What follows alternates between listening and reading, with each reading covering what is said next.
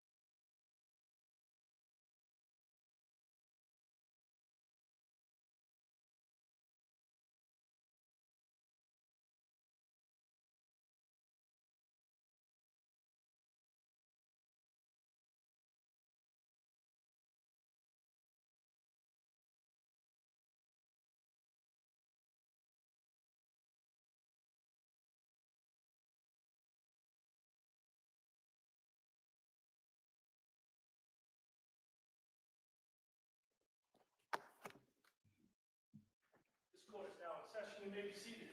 Good morning, Your Honor. May I proceed? Yes, please. Your Honor, before the court today, we have the matter of Commonwealth versus Lindsay Clancy. Ms. Clancy is present. She is represented by Attorney Kevin Reddington, and the Commonwealth is represented by Assistant District Attorney Jennifer Sprague and Assistant District Attorney Shannon Buckingham. All right. Well, good morning, everyone. Good morning, counsel. Good morning.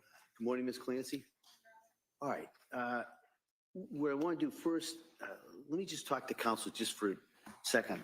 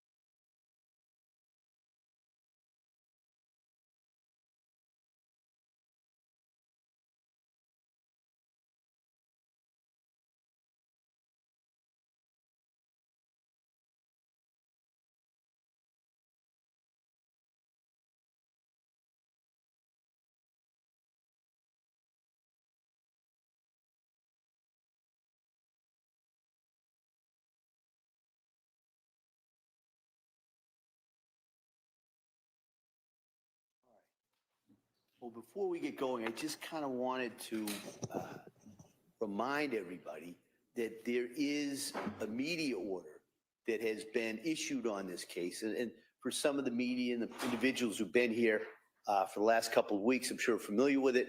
But I know there's a constant people coming in and out. So I just want to remind everyone that there is a specific media order that's been issued on this case, and everybody is presumed to have reviewed it and agree to it. So if there are any violations or problems with that, we'll have to deal with it. But I just kind of wanted to remind everybody, especially people who may have just come into the courtroom recently. So if you have any questions about what that order is, you can speak to any of the court officers. They have a copy of it. We can get a copy of it to everybody who needs to see it and review it. All right. And with that, what we'll do is we're going to go, the defendant, excuse me, had filed a motion for addition to the witness list, to add to the witness list regarding a Ms. Thorndike. So what I'm going to do first, I'll hear from the defendant, then I'll hear from the Commonwealth. Thank you. Mr. Reddington. Thank you. Your Honor, basically, as the motion speaks for itself, there is a woman, her name is Emily Thorndike, who's a LACSW here in Massachusetts. She owns and is an independent operator of her own clinical social work establishment called Wise Mind Therapy. Your Honor has her resume. She graduated from Dover Sherburne High School, received a Bachelor of Arts in Sociology from Hartwick College, master's degree from BC, 2019, is licensed in Massachusetts. And interestingly enough, she did work at the McLean Hospital in the very short-term unit that the doctor was testifying that Lindsay was in for 5 days in January of 22 into 23. She worked for 5 years as a mental health specialist from May of 2014 to May of 2019. She was a clinical social worker manager of that unit from 2019, 2021. So she's basically got about 7 years and 7 months of experience working in that unit for a majority of that period of time, full-time employee, and then for 1 year as a supervisor. She left, as the court is aware from the motion. I vetted her out. I obviously would be concerned if there's any so-called axe to grind, if you will, any lawsuits pending. Were you fired? Did you have any difficulties? Any claims for harassment, hostile workplace? Absolutely nothing. She has friends that are still employees that still work at McLean. And I do not know this woman. I have literally never met her. Her involvement in this case came about after one of the prosecutors, I don't recall which, made it out on direct examination that McLean is some kind of a 5-star institution where the doctors, the psychiatrists, the psychotherapists, the counselors were all banging into each other in the hallway trying to interview Ms. Clancy, who was just blithely refusing care and treatment, which is not the case. Patrick testified as to his observations. The court is aware that Patrick's testimony clearly in all fours landed on the fact that it was clear to him that there was no staff that was available other than kids behind plexiglass on their cell phones. She colored, she took walks. There was no therapy. She didn't speak to any therapists or counselors. So now the jury is left with that image that McLean is purportedly some kind of a 5-star hospital because they're affiliated, quote unquote, with Harvard, which you from your practice, I'm sure, as I know from my practice, is as far from the truth as can be possible, in my opinion. But it doesn't matter what my opinion is. I could cross-examine somebody till the cows come home. It doesn't matter. This woman posted a video on TikTok, which, much like yourself, I'm sure, I hardly know what TikTok is, but I received an email from one of the very, very active people in the community of TikTok saying, look, you got to check this video out. So I did. This is about a week ago, maybe longer now. When I saw her video saying that she could not stand for, and I quote, the lies and the misrepresentations from that witness stand about McLean Hospital, I then said to my private investigator, Bob Jones, I said, Bob, I can't find this woman because she had a pseudonym name or whatever. He went, we wrote, he called her, left messages. She never got back to us for like 3 days. He went to her house. He sat out in front of her driveway. She came home from work. They interacted. He waved, didn't want to scare her.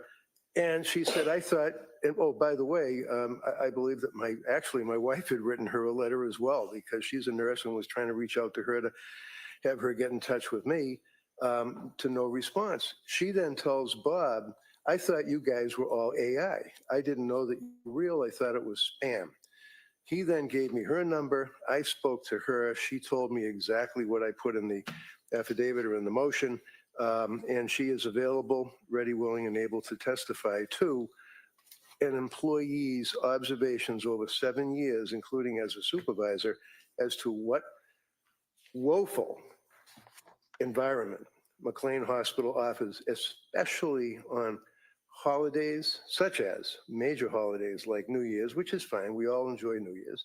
But nevertheless, New Year's, the day after, that weekend, Monday, nobody was there. And I think it's important to rebut the inference that was created through the examination by the DA. All right, Mr. Brady, let me ask you this, and I'm going to ask the Commonwealth kind of the same thing. What's the relevance? What's the argument for the relevance of what McLean's was, at least because she wasn't there for about a year, if I looked at the motion. Is that correct? No, that's all right.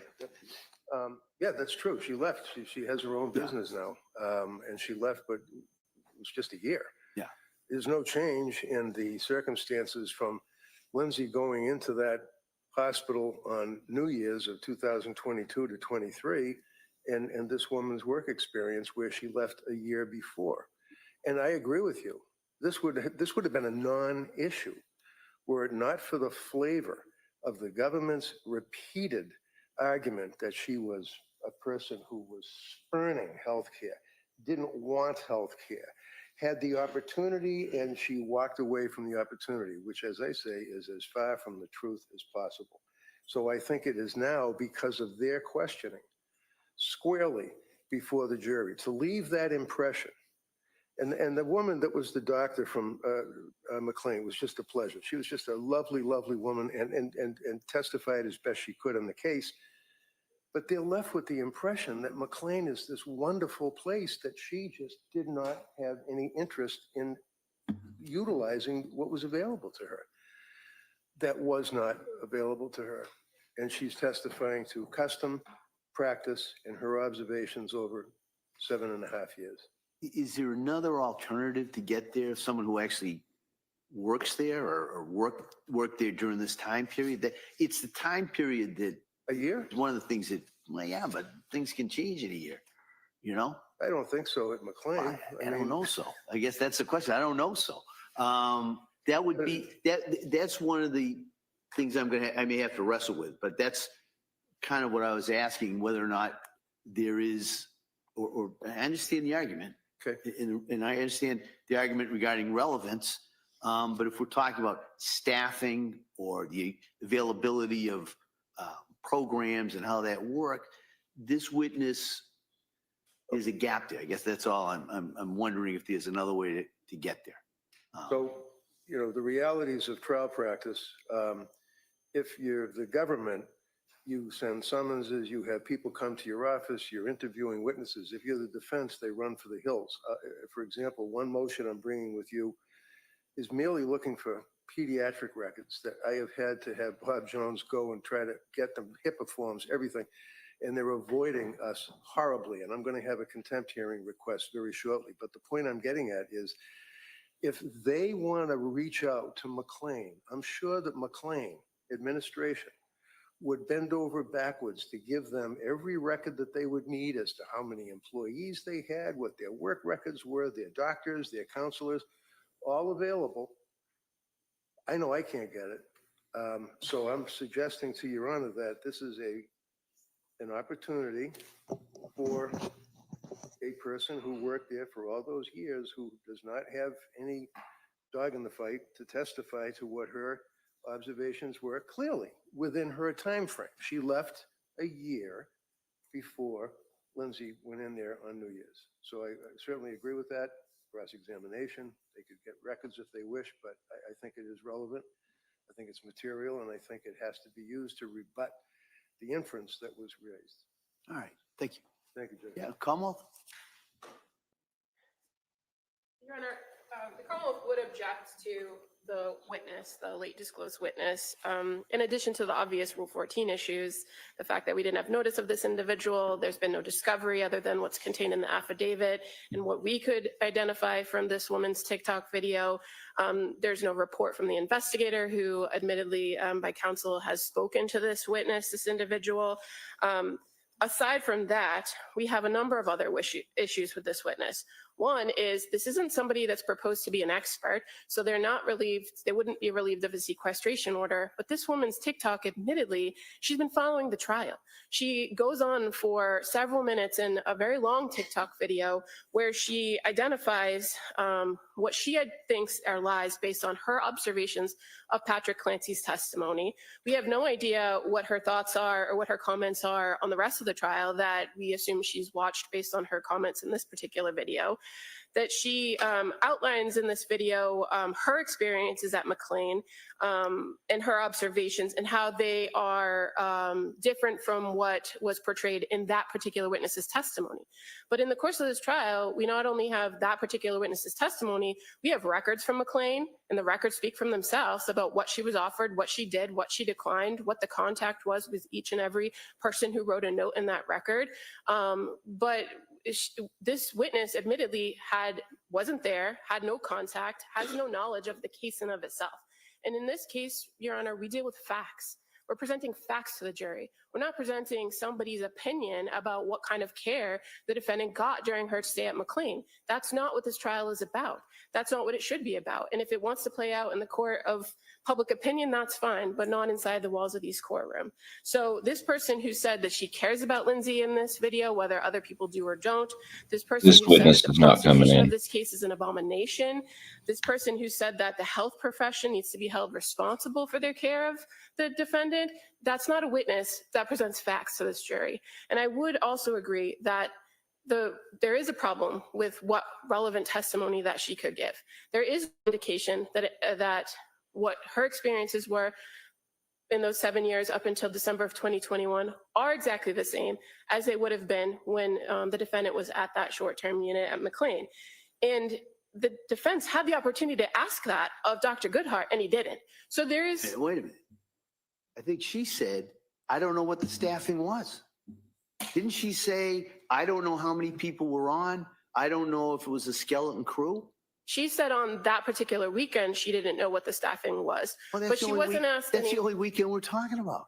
Right, but now he wants to make this an issue about the practices and the common practice of the hospital, but that was not a question that was asked of her, nor would Your Honor necessarily have permitted it where he was trying to tailor the testimony to the exchanges with the defendant. So to then have the witness available to answer those questions that was at the facility during that time period, and then not take that opportunity and offer this subsequent witness and call it a rebuttal witness, it's not a fair line of examination. It's not a fair line of rebuttal where she wasn't there during the time period. So we would object for all of those reasons. I mean, just so everybody knows where I'm going, I can't imagine that that witness would be allowed to give her, in a sense, review of McLean's. If it's 5-star and she may say it's 2-star, you know, this is not TripAdvisor. I wouldn't allow that.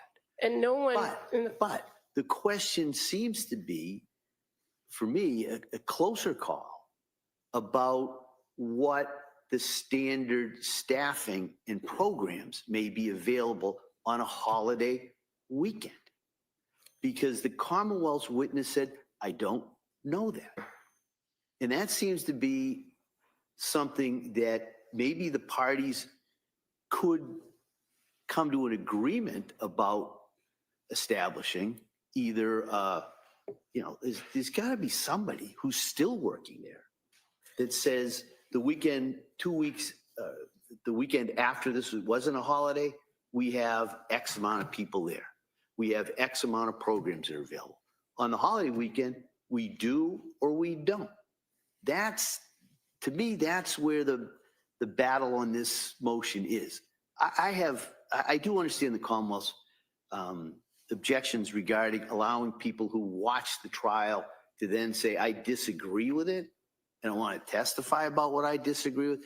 That's troubling, but I'm talking about the facts on this thing. And that's if it was anything other than those kind of facts, and this witness had not worked there, I'm not sure we'd even be having this hearing. And I would suggest that counsel indicated that in trial practice that people are reluctant to give information to the defense. But there are avenues, procedural avenues that he could pursue to get that information involving the court or involving subpoenas, in which there's been no indication that he's actually tried to do. And again, I would suggest to the court that we have the McLean records from that time period in evidence, and they are the best evidence of the contact that people there, staff that were there that day, had, or those 4 days, had with the defendant on that day. So from the perspective of if there's missing information, there are avenues he could pursue if he wants to rebut it. I would suggest that this person's testimony is not relevant because they weren't there. And I would agree that the better option, if defense wants to present this as a rebuttal, would be from somebody that is there, but he doesn't have that. And so for those reasons, this motion should be denied. And you don't have to commit to this at all, but it seems to me that it would be a very simple solution. You don't have to get the staffing records or somebody at McLean's who can testify to this.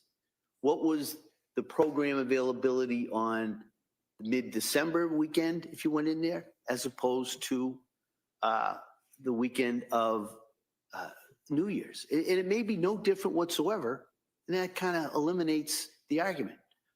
So I think probably the best way to deal with this is to maybe have a voir dire of this witness in regards to what, so then the record's clear too. But it also allows the parties to consider while we're setting this up, maybe there's another way to do it, a lesser alternative, so to speak, that would reduce the prejudice to both parties. So again, I don't know how a voir dire of this particular witness, who clearly wasn't there and didn't have contact with the facility during that time period, would answer Your Honor's questions. But I do agree. Maybe we can find out. I can ask the questions and we could see. I understand the problem that I kind of had as the case was going. The individual that was probably, you would anticipate, could talk about the staffing, the difference of a holiday weekend and a non-holiday weekend, said she wasn't aware of that. So, well, I don't know that she said she wasn't aware of the difference. She said she wasn't aware of who was there on that weekend because she wasn't working that weekend. So I think there's a slight distinction in that. But again, the witness was available. Counsel could have crossed her on that, subject to any sort of objection, and we could have addressed it at that time when the witness was on the stand. But again, that witness is under summons, and if counsel wants to recall her, he can. There are avenues that he could pursue if he wants to pursue this line of rebuttal that's short of calling this particular witness that's been proposed, is the point that the Commonwealth wishes to express. So I'm going to take this under advisement. I want to review it. But I'm inclined, just so everybody can kind of maybe make some idea where we may go with this, I'm inclined to have a voir dire, this witness or some other witness. So maybe the defendant can get somebody who hasn't watched the trial, because I do understand there's an issue regarding sequestration, but that may be a function of a trial like this that's being broadcast.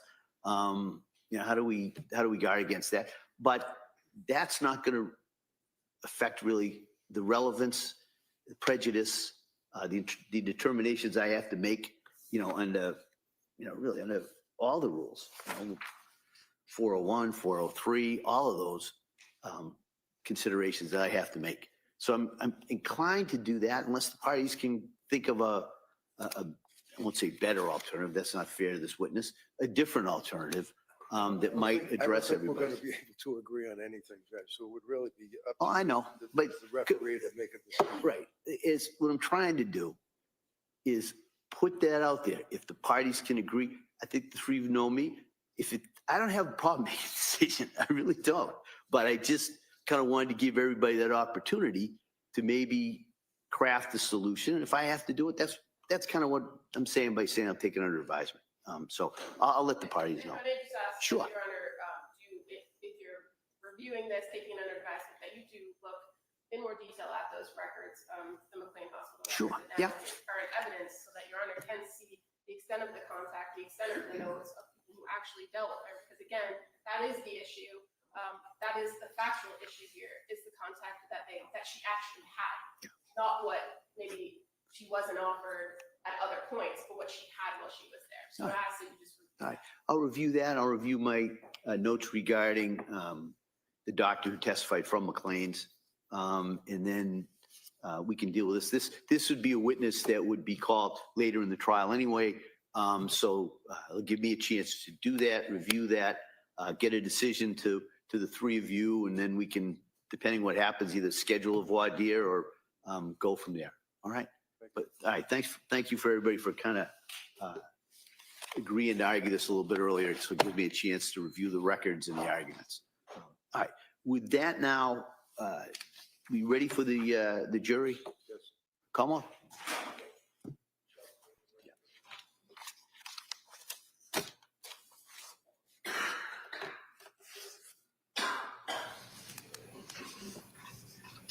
Let's get back to it, y'all. Shouldn't let her in. She's been watching the trial. Let's get back to it, y'all. Shouldn't let her in.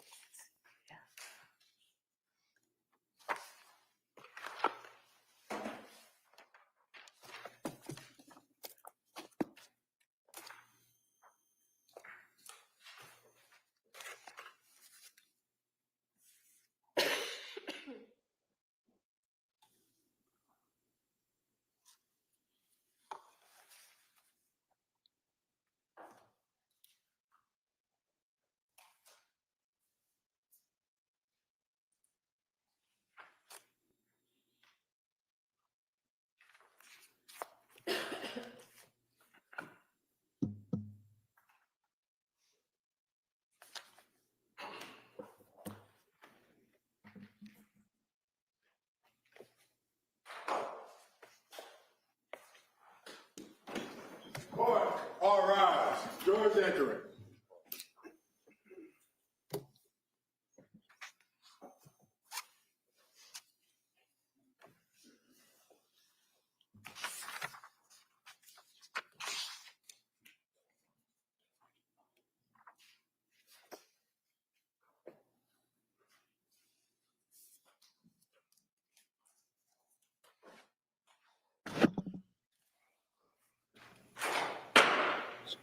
Crazy to look at a person who did something like that. Yea, all persons having anything to do before the Honorable William Sullivan, Justice of the Superior Court, now sitting in Plymouth, within and for the Commonwealth.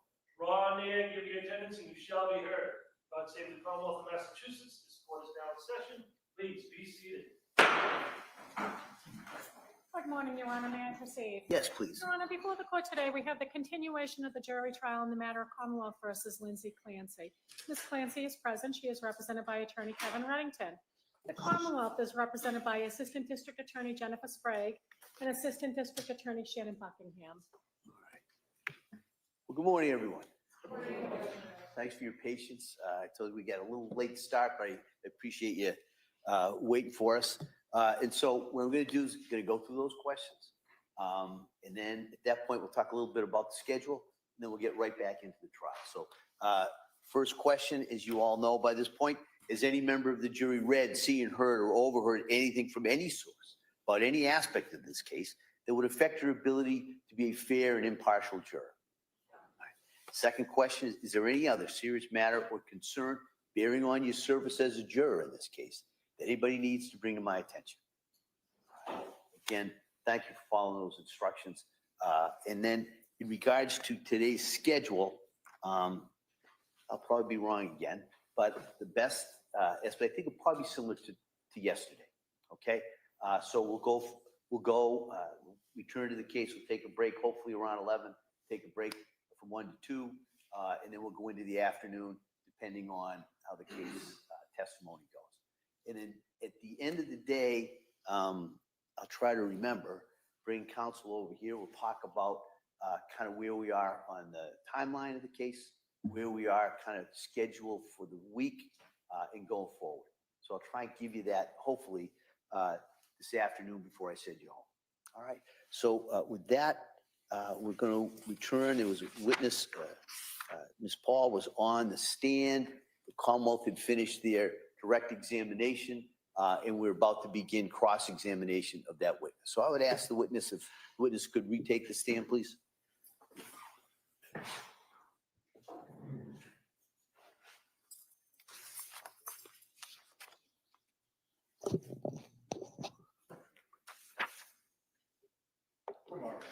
Good morning. Do you solemnly swear that the testimony of the evidence you give will be the truth and nothing but the truth?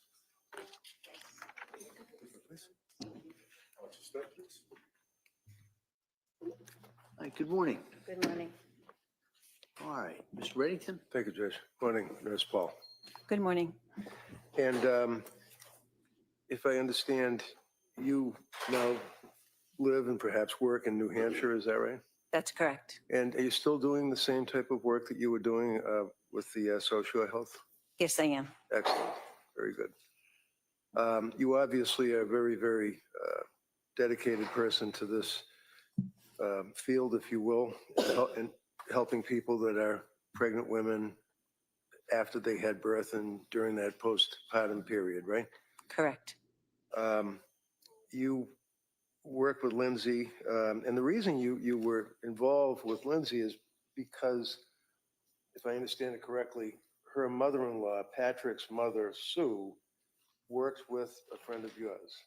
Correct. So basically, Sue asked her friend if she could reach out and have you kind of step in and help out. That's correct. And then that's what you did. Yes. And you stepped up and you treated this woman, obviously, with care and professionalism, in my opinion. Thank you.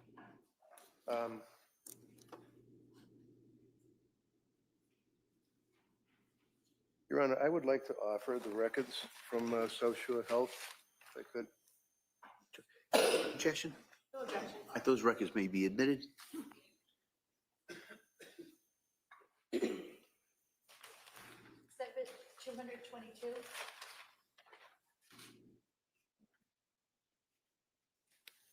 And in the course of your treatment of Lindsay, actually, you went so far as to give you a cell phone, if I'm correct. Is that right? She did have my cell phone because I called her on my day off. Yes, sir. Okay. I don't have any other questions, Judge. Thank you very much for your care. All right. Counsel, anything further? No, All right, thank you. May step down. Thank you.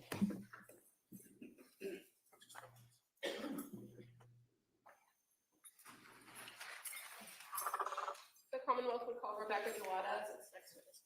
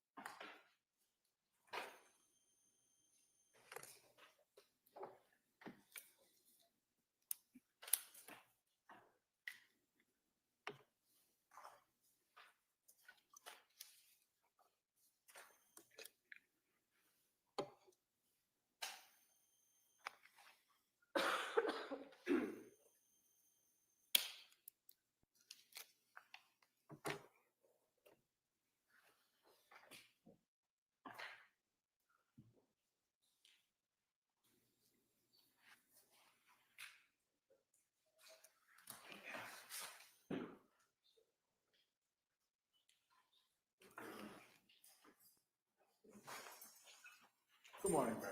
Stop right there and raise your right hand to the clerk, please. Do you solemnly swear that the testimony in the evidence you shall give will be the truth, the Thank you. You may have a seat. Watch your step, please. Hey, good morning. I'm going to ask you to keep your voice up and speak into that microphone, all right? Okay, thank you, Your Honor. Yes. Attorney Buckingham, please. Thank you. Good morning. Good morning. Could you please tell the jurors your first and last name? Rebecca Gelada. And how do you spell your last name for the record? Jollota. And what do you do for work? I'm a psychiatric nurse practitioner.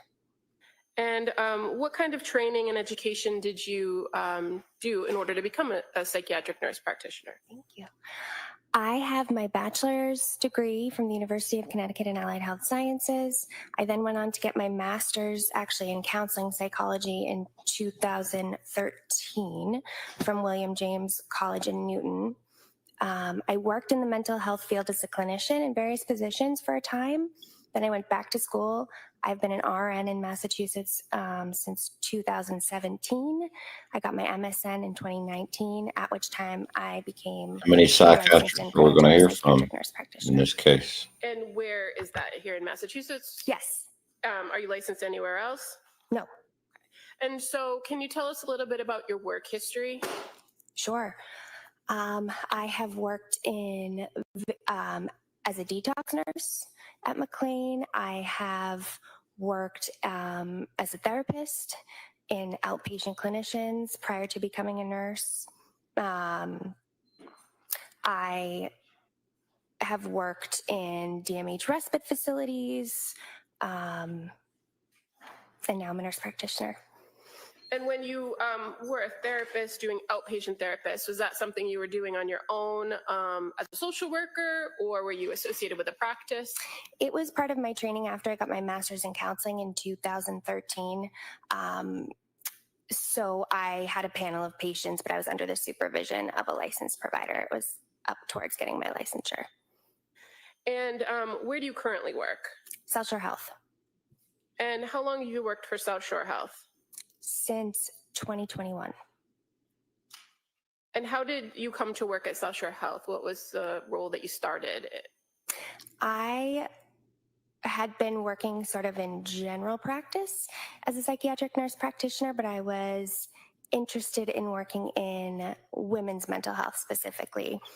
And at that point, I was getting training to become, more specialized in it. And when a job opportunity became available, I applied for it.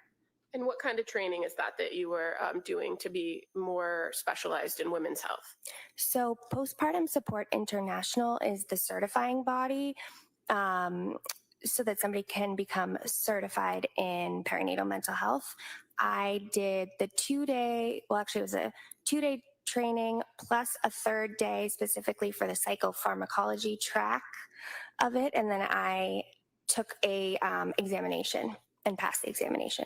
And so are you certified by the Postpartum Support International? I am. Now, as far as the South Shore Perinatal Behavioral Health Clinic, how did you become affiliated with that? That was the job I applied to in 2021. Okay. And so when you came to the clinic, who was running the clinic or who was the director? Julie Paul. And as far as the clinic itself, what is the clinic's, what's the patient base, or who does the clinic service? So we specialize in working with women who are pregnant and postpartum up to 2 years after the birth of their most recent baby. We offer medication management. We have a clinician on staff to do counseling. We have a few nurses that work in our program. We work with moms for any range of psychiatric disorders, including addiction. And when we talk about the range of psychiatric disorders in women who are postpartum, what are we talking about? Postpartum depression, anxiety, postpartum psychosis, bipolar disorder, panic disorder, obsessive compulsive disorder. And so you mentioned postpartum psychosis. Have you Yes. yourself had the experience of treating women with postpartum psychosis? I have, yes. And how many patients approximately over the course of the last 5 years? Approximately 5. And how about postpartum depression and postpartum anxiety? Hundreds. And in the range of services that the clinic offers and the work that you do you oftentimes collaborate with other community providers to offer additional referrals or services to patients if they need it? We do. And how about when somebody appears before you and you believe they need a higher level of care than what you can offer? Do you have relationships with hospitalization programs, or are you able to make referrals to people for those services? Yes. Is that pretty common practice? Yes. And you mentioned that one of the services or one of the things offered to patients at the clinic is medication management. Yes. Is that a big part of what you do as a psychiatric nurse practitioner? It is. And what kind of training do you receive in order to be a prescriber? So, in order to be a prescriber, it's part of my master's in nursing. So, you take courses like in advanced pharmacology, advanced health assessment, pathophysiology. It's part of the coursework of my degree. And then you actually have to take a certification exam and you have to pass the exam. You have to go on and get a DEA license, a Massachusetts controlled substance license. You have to go on and get your advanced practice registered nursing license. So it's education and certification and licensure. And so you've done the education, Mhm. you did the certification, and do you have all the licensures that you just described here I in do. Massachusetts? I do.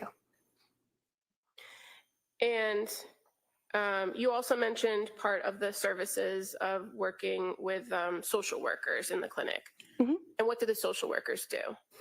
They provide short-term counseling to patients, again, because we specialize in up to 2 years postpartum. They could be available to provide counseling during that phase.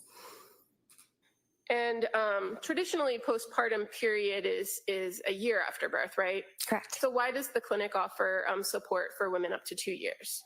We do acknowledge that while the highest risk period is the first 3 months postpartum, some women can struggle later on in the first year. They may have symptoms that emerge 9, 10 months in. So we want to really be able to cover them and treat them if that happens and get them stable.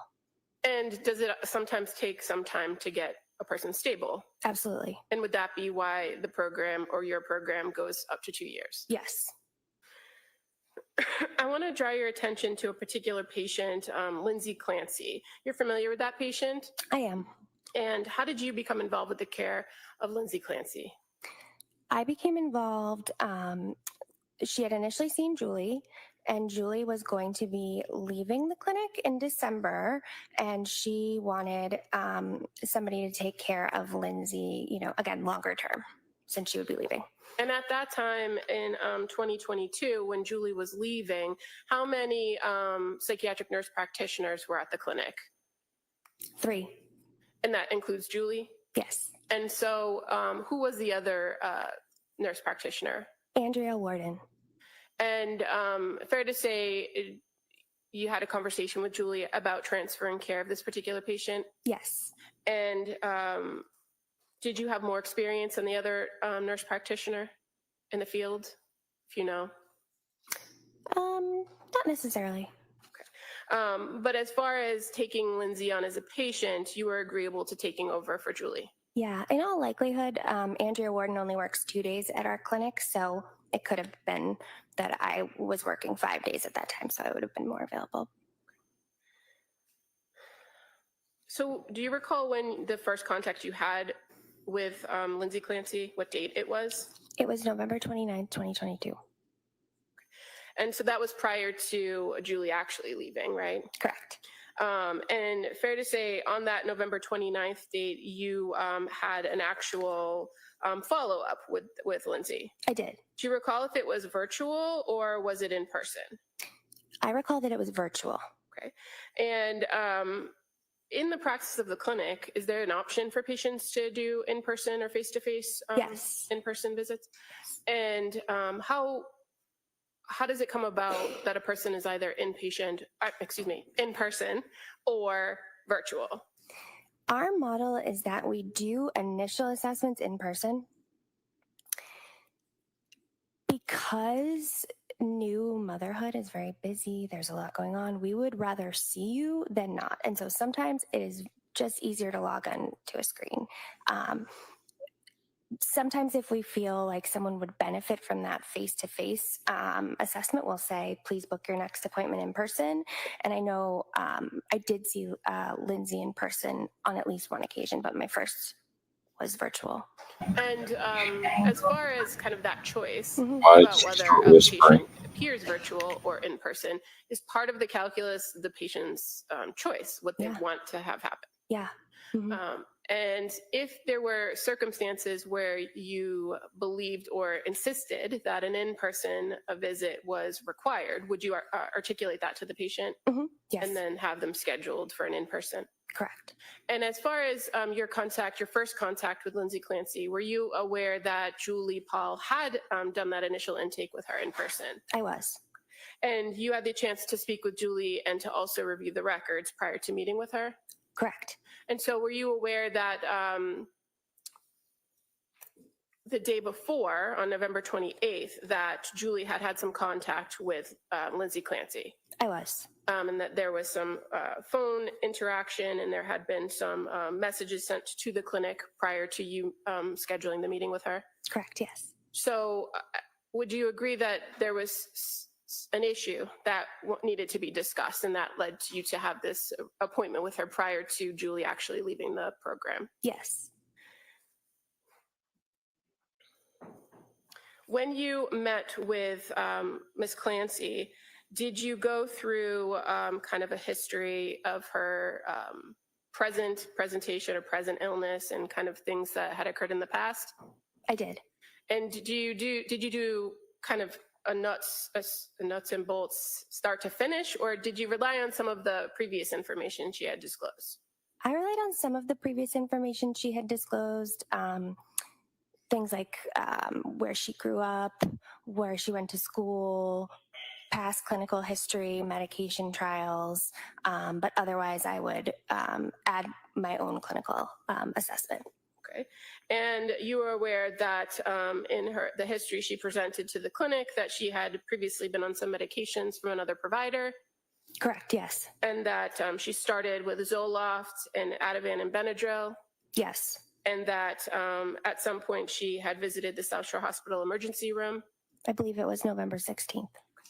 And as a clinic that's associated with the South Shore Health System, do you have access to those records to review I do. when you're dealing with a patient? I do, yeah. And so you're aware that when she went to the ER on November 16th, that they prescribed her trazodone? I am. And that she was reporting significant sleep issues at that time? I was aware.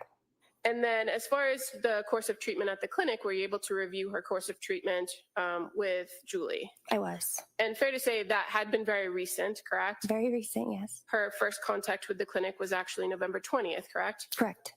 So you were aware that Julie had originally prescribed Prozac and had already changed the medication plan? Yes, I was aware. So in this meeting on November 29th, what was Lindsay reporting to you as the issues? Would I be able to refer to my note, Your Honor? Sure. I know most of it by memory, but just. So she had been taking mirtazapine, Remron, at that point for 4 nights. So I believe she started it on November 25th. I was then seeing her on November 29th. She wasn't yet appreciating much difference from mood, anxiety, or insomnia. She would say, you know, I'm able to fall asleep for 2 hours, then I'm up for 3 hours in the middle of the night. And finding herself like in those 3 hours needing to take an Ativan to help her fall back asleep. Now, when she said not appreciating much difference after taking it for 4 nights, in your training experience, is that something that you would normally see with that type of medication? Yes, I wasn't surprised by that. And for something like mirtazapine, or what's referred to as Remeron, right? Remeron, yeah. What class of drug is that? It is a noradrenergic specific serotonin antidepressant. So it's slightly different than an SSRI. It does work on serotonin. It also works on the noradrenergic part is alpha receptors, which is what our body, those are the receptors that our body responds to adrenaline. So it should help kind of calm you down. And it also works on histamine receptors, which is why it can make people sleepy. So for Remeron, the fact that it has a calming effect on somebody with anxiety, it's sometimes a good fit, right? Correct, yeah. And for somebody who might be complaining of sleep issues, it also has that secondary component that could help. Yeah, it is a good choice for somebody who's having depression with prominent anxiety, insomnia, decreased appetite, because it can also increase appetite, which sometimes we want to happen. And based on your view of her course of treatment with the clinic, those were issues that had arisen, right? Mm-hmm. Yeah, I had noticed she had lost weight when she had gone to her PCP on October 20th. I believe she weighed like 130 pounds. On the 16th, when she went to the ED, she weighed 124 pounds, and they had done a pretty good medical workup on her with labs and everything. And she had reported like decreased appetite. So that was the clinical picture, and of course, not sleeping and very anxious. Okay, and so with a medication like Remeron or mirtazapine, does it take time to work or to see results? Yes. And typically, what's the time frame for that drug? I usually tell patients 4 to 6 weeks at a given dose is really going to give us a good idea of what that dose is going to do. You may start to see improvements in the first 2 weeks, but full clinical benefit can take a month, sometimes 8 weeks. And you were aware prior to her coming to this follow-up appointment with you that she had been reporting after taking the Remeron, feeling disoriented, forgetful, not feeling connected to the body, and anxious about whether she would actually sleep. Correct. And so were you aware that on November 28th that one of the nurses actually advised her to increase the Remeron? I was. And in addition to the medication, there was also the recommendation that she add some cognitive behavioral therapy to her treatment plan. Yes. And at that point on November 29th, by November 29th, were you aware of whether she had met with the social worker at the clinic? She had not. So did you have any indication that she had been engaging in some sort of cognitive behavioral or psychotherapy? No. Now, in relation to the medication piece of this follow-up, did you have any conversations with her about the concerns with the Remeron and what to do about that? Yes, I did. I explained to her that it takes time to work, that it has only been 4 days.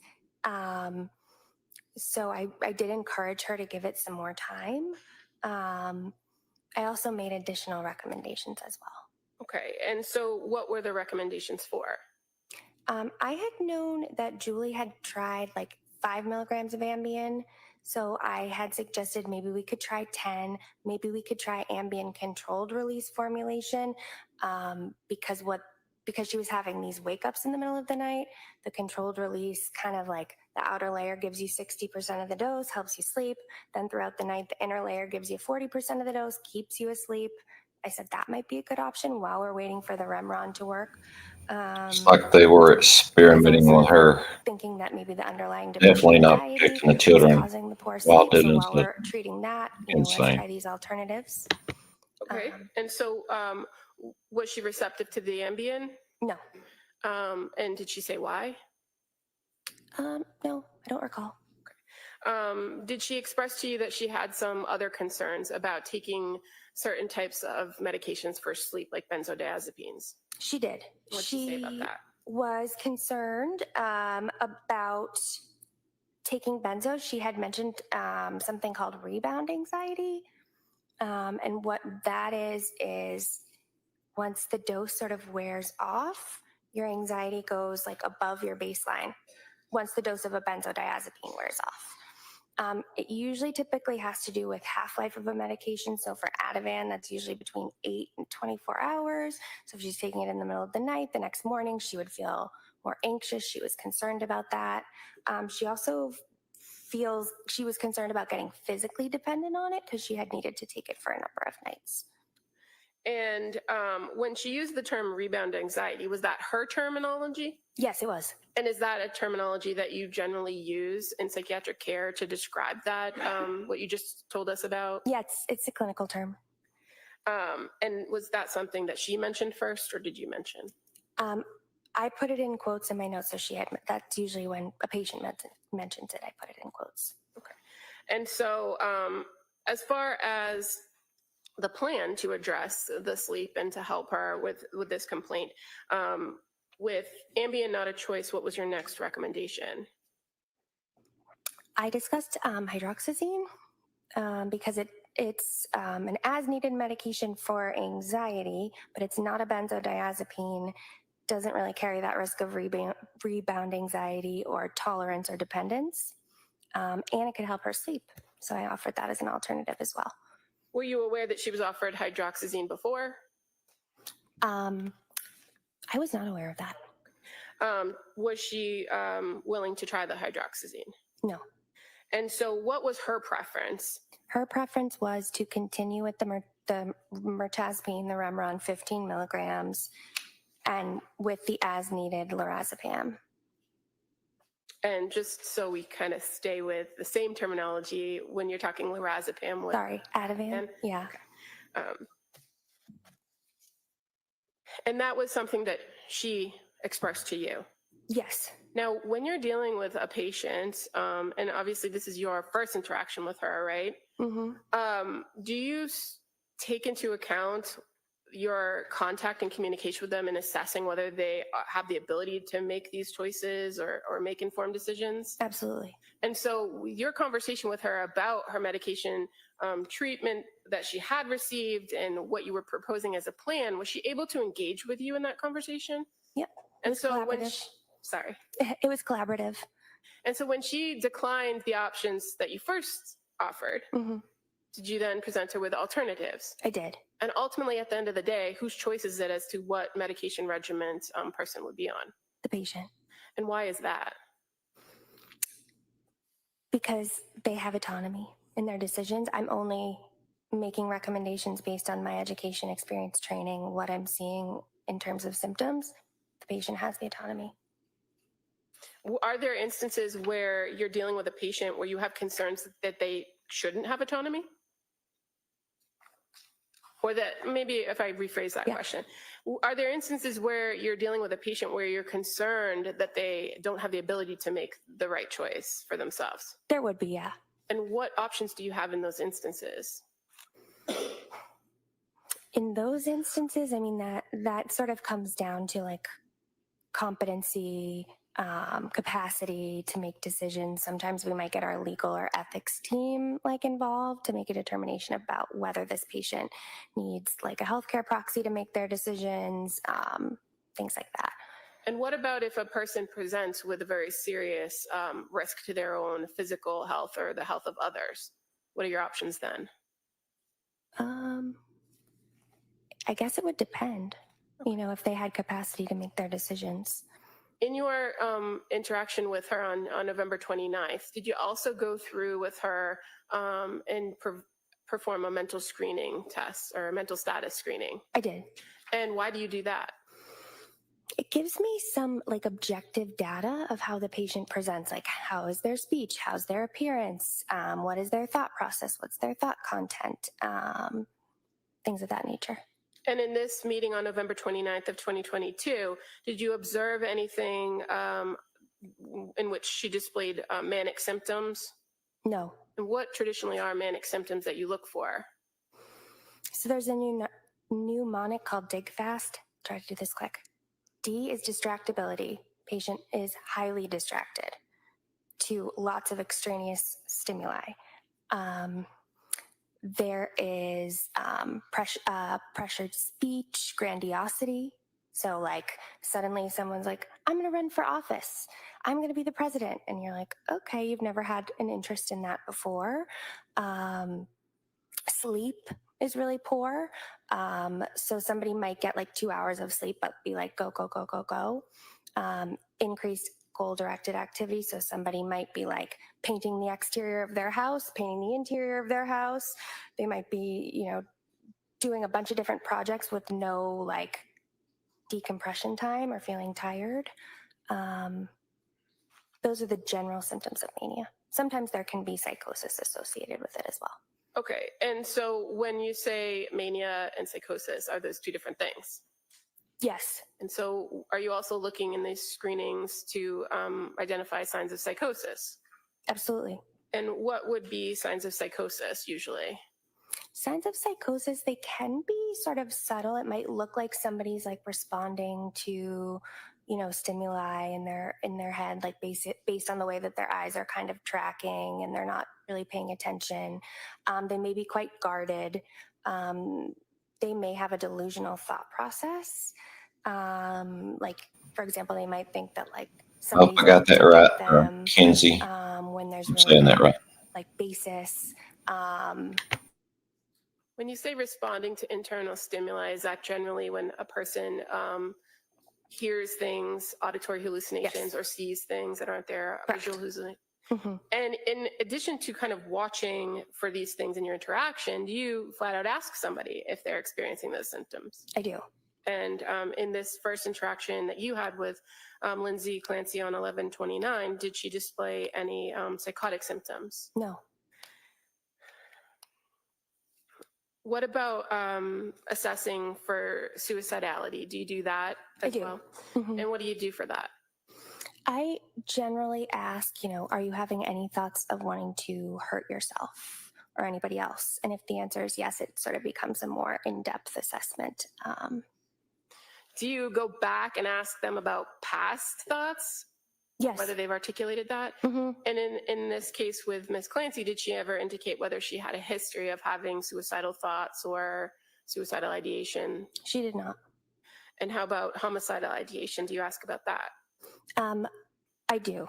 And in this instance, did she indicate whether she had any homicidal ideation or thoughts of harming other people? No. And as far as your observations of her presentation, like her mood and physically how she Man, presented, welcome did in, anything everybody. stand out Good to morning. you as far as any of that? She seemed anxious. Okay. That's what I remember. Okay, so as far as mood, So I couldn't hear that. Sorry, if you can finish your answer. Sure. You done with that? Yeah, I'm done. Okay. All right. so as far as mood, you noted her to be anxious, right? Yes. And you also look at a person's affect. Mm-hmm. And did you? You're gonna have to answer Oh. yes or no. Yes. Sorry. You observed her affect to be consistent with her mood, which you identified as anxious, right? Mm-hmm. And you examined somebody Yes. for their Sorry. that's okay thought process, right? Right. And what did you observe her thought process to be? I observed her thought process to be linear, meaning you could follow it, her train of thought easily, and goal directed. She understood that she was there to be assessed for treatment. Seemed to be her goal. And do you also perform other screenings like the generalized anxiety depression scale and the Edinburgh scale? I do. And did you do that for Lindsay Clancy on November 29th? I did. And what were the results of those screens? Her Edinburgh, so the Edinburgh scale is out of 30. She was 17. What does that mean? Moderate to severe symptoms, postpartum depression. Now, with that particular screening tool that you can use, is it fair to say that with postpartum women, it often fluctuates? It can. The patient is asked about the previous 7 days. And as far as the generalized anxiety depression scale, what were the results of that screen? May I look? 14 out of a total of 21. And so what does that mean? That would mean moderately severe anxiety.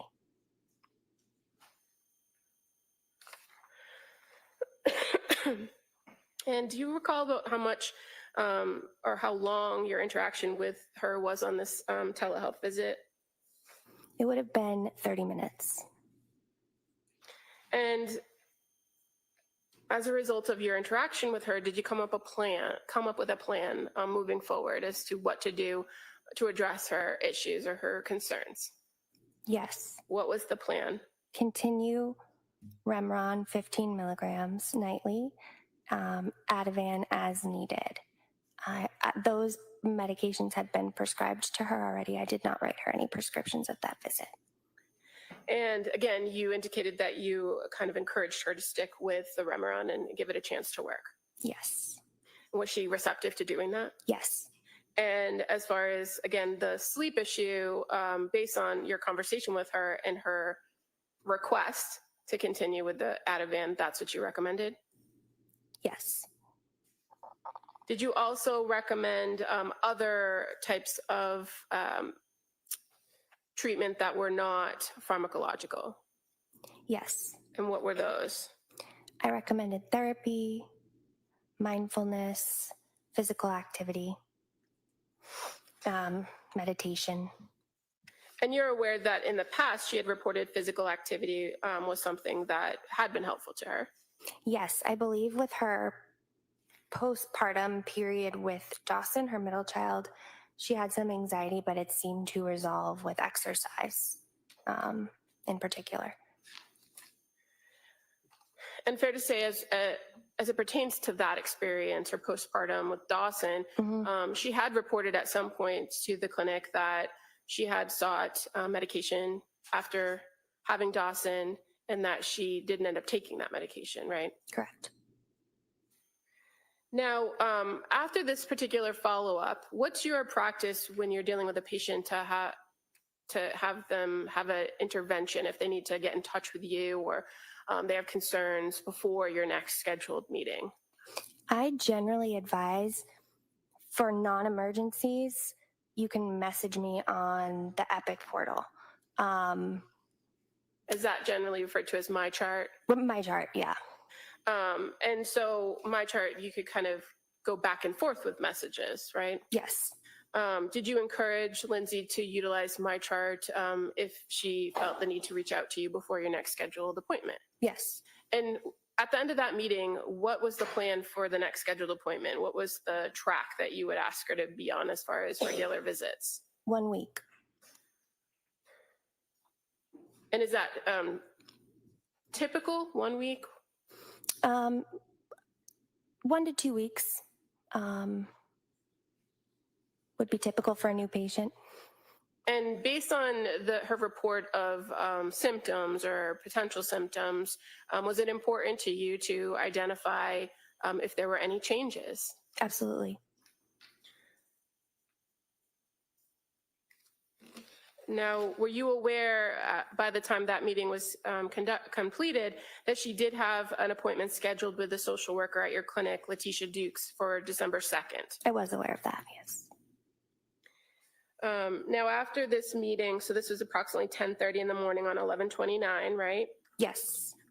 Did you have communication or contact with Lindsay Clancy on November 30th? I did.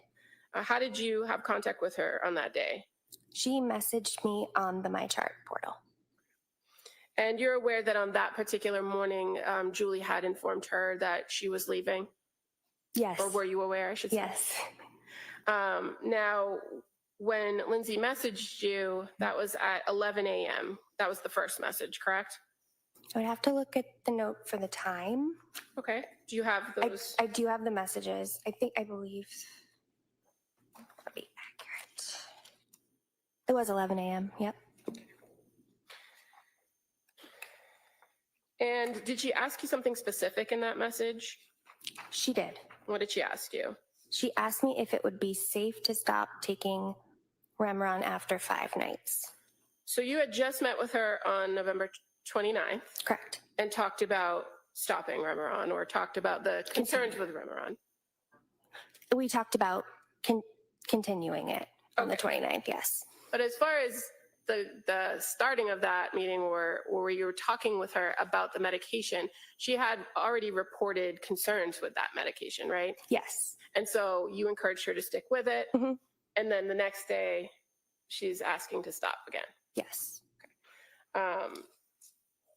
Do you recall that in that message, she indicated that in the course of that night, that the depression, she felt like the depression was much, much worse and not helping her sleep, and that she only got 2 hours?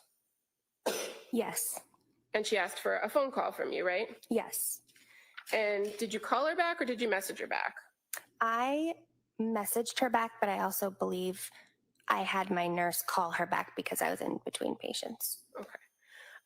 And so when you messaged her back, what did you ask her about to address that concern about stopping the Remeron after 5 nights? I asked her what symptoms of depression did she notice was worsening, And why did you do that? because she had mentioned that she felt that she was more depressed. She was attributing it to the medication. But in her original message, did she give you any detail about what was Oh, worse? yeah, no, she did not. Sorry. Is it important to you to know what symptoms are worse so that you know how to advise the patient? Absolutely. And did you again express to her a concern with stopping that particular medication after the short period of time she had been on it? Yes, I shared with her that from what I understood, there had been really short medication trials since October, a short course of the Zoloft, a short course of Trazodone, and now what would be a short course of the Remeron. And I reiterated that sometimes it can take 4 to 6 weeks before these treatments start to work. And you also knew from Julie Paul that she had only taken Prozac for approximately 4 days. Correct. So even though you gave her that information and encouraged her to stay with it, did you suggest an alternative? I did. And why did you suggest an alternative? At this point, I'm trying to establish a therapeutic relationship with her as a patient. So I had met with her on the 29th. She's concerned about the mirtazapine. I'm kind of asking her to hang with me on it and give it a chance. But then the next day she's asking me again that she really doesn't like it. So at this point, I'm trying to kind of give her an alternative to establish a collaborative therapeutic relationship. And at the end of the day, if you prescribe a medication and the patient doesn't want to take it, Right. You don't know if they're going to take it, right? Exactly. So what was the alternative you suggested? I had suggested Prozac again, just because I had known that she had taken it in like 2012 whenever she was in nursing school, and she was able to take it for a year, and she tolerated it okay. So I was kind of thinking maybe we could try to get you to retrial it, and it would be helpful. And in making that recommendation to potentially restart it, had you reviewed the notes from Julie Paul in which the defendant, or Lindsay Clancy, indicated that when she took the Prozac, she felt disconnected, and that she was concerned about that, and that Julie had told her to stop it? Yes. But you still felt that it was worth giving it another try? And did you suggest anything else to pair with the Prozac to help sleep? I did. What did you suggest? I recommended Seroquel, 25 milligrams. And now Seroquel, is that a drug that you're familiar with? I am. And in your practice, especially dealing with women's health, perinatal issues, what would a low dose of Seroquel accomplish for a woman postpartum? To get them to sleep. And you are aware that Seroquel at higher doses could be used to treat other types of mental illnesses. Yes. But in this circumstance and with this recommendation, what was the purpose of the Seroquel? So at this stage, my awareness was that she had tried a first line option, which would be the benzodiazepine. The second line options are usually what we call the sedating antidepressants like trazodone, Remeron. So this would be more like a third line option to try. And is that because trazodone she reported didn't help her? Didn't help. And she didn't like the feeling on Remeron? Right.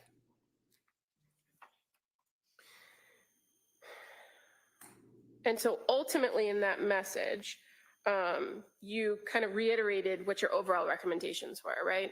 Yes. And it was to continue with the Remeron for another 10 days, Mm-hmm.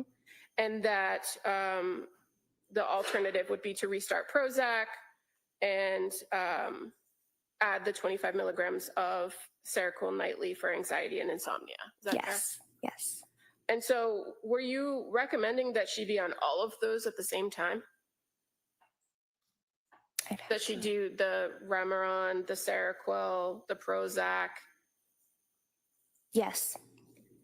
And in your experience in psychiatric care and prescribing medication, is it a common practice to pair low doses or doses of particular types of medications together to effectively manage a person's symptoms? Mm-hmm. At this clinical juncture, my thought was the combination of Remeron with the Prozac to treat the depression with prominent anxiety, the Seroquel to help alleviate the sleep. And you're also addressing the concern of benzodiazepine dependency, right? Correct. Did you encourage her to do something to help you to kind of manage her treatment track going forward? Yes. What did you encourage her to do? I had noticed that Lindsay was attributing a lot of her symptoms to her medication. And so I attached to the My Chart message 2 different mood charts. And what those one was daily, one is weekly. What it is it asks the patient each day to rate their mood from like 0 to 3. Good mood, bad mood, normal mood. It asks about like, did you take your medications? What doses? What were they? Check the box. How many hours a night did you sleep? What's your anxiety level? What's irritability? And what I wanted from that was, because it had all those parameters about mood and then also the medication, did you take it? We'd be able to track over time what the progression was. Was it getting worse since we started the medication? Was it actually getting better? I just wanted more data. And were you aware that she was actually tracking those things herself? No. Now, you continued to have some back and forth messages with her throughout the course of the day on November 30th, correct? Correct. So we have, she reached out to you at 11. Mm-hmm. You responded to her at 11:52. Yes. There's another message from her at 12:15, right? Yes. And just going back for a second, when you were asking her about worsening symptoms, did you ask specifically about suicidal symptoms? I did. And why those, if she was expressing some depression and sleep issues? Suicidal thoughts can be a symptom of depression, and I just wanted to make sure I assessed that one because of its severity. And is that something that's important to do before you make a recommendation to change a medication? Yes. Now, when she responded at 12:15, did she tell you anything about the suicidal thoughts, or if she was having any?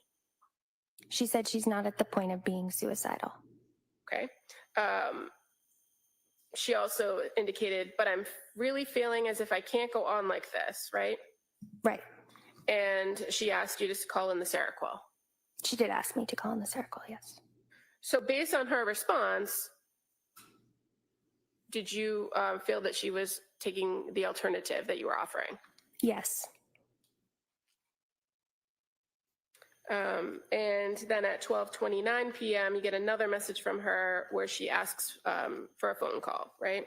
Yes. And again, at that point, did you have a phone call with her? Or did you continue to interact with her on the MyChart portal? I interacted with her on the MyChart between patients, and I had my nurse give her a call. And again, you said in between patients. So did you have the opportunity to pick up the phone and call? I did not. And is that one of the benefits of the messaging portal, that you can get back to somebody quicker? Yes. So when, before you were able to respond, did she send you some additional messages on MyChart, if you remember? Or if you could look at your notes. Okay.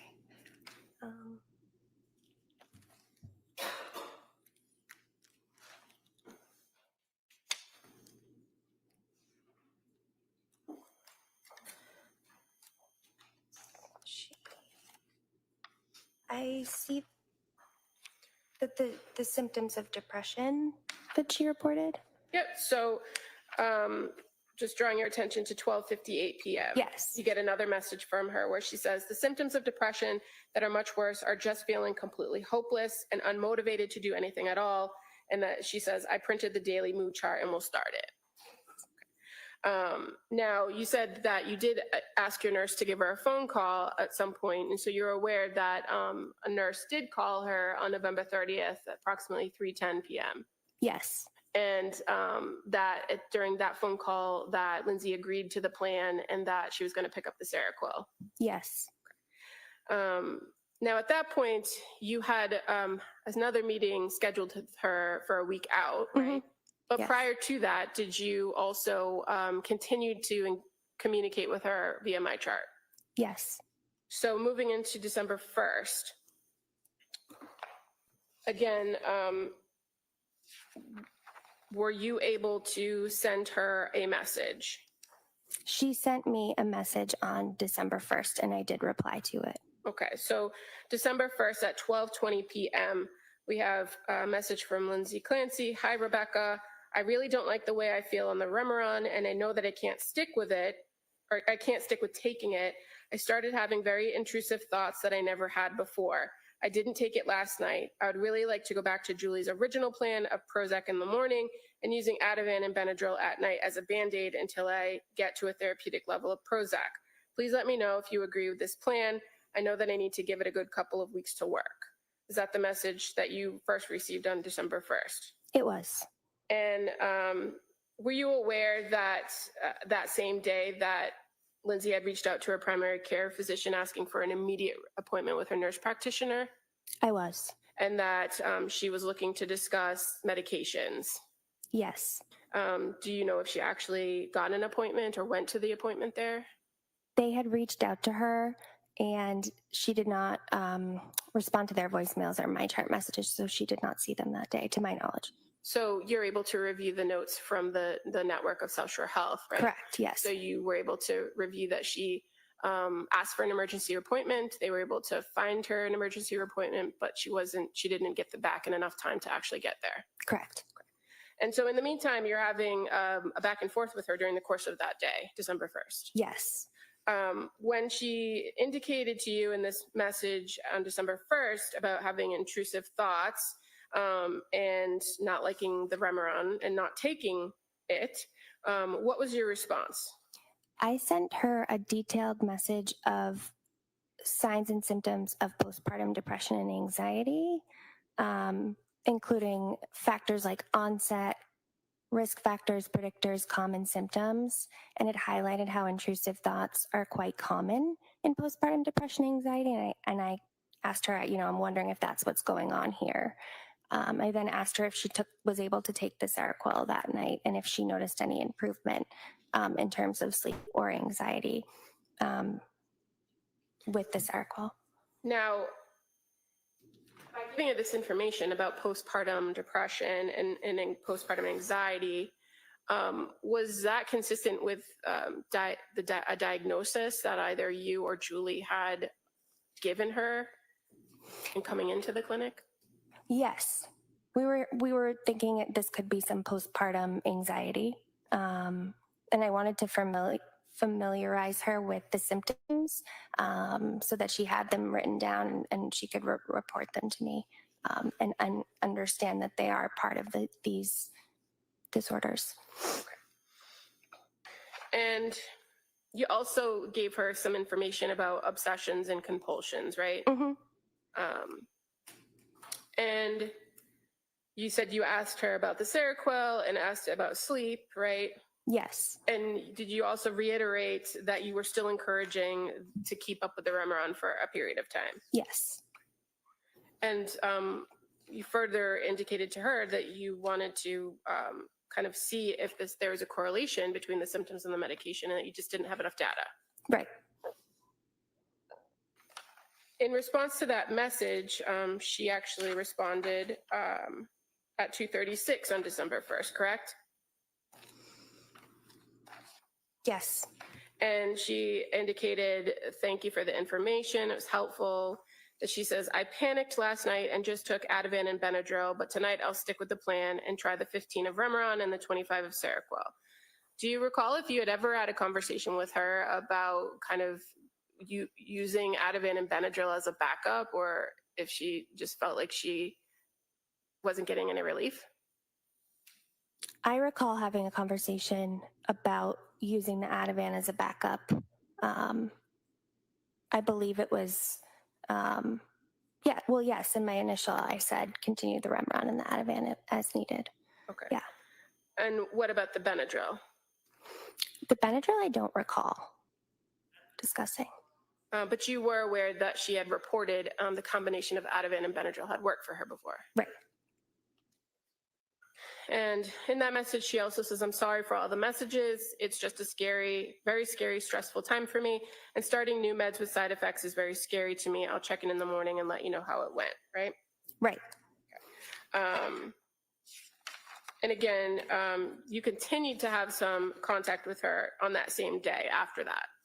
I believe I responded to that, reassuring her that it's understandable to have fears, concerns about starting medications, and I sent her a detailed description of common question and answers I get from patients about medications, things like what to expect, how long does it take to work, what are common side effects,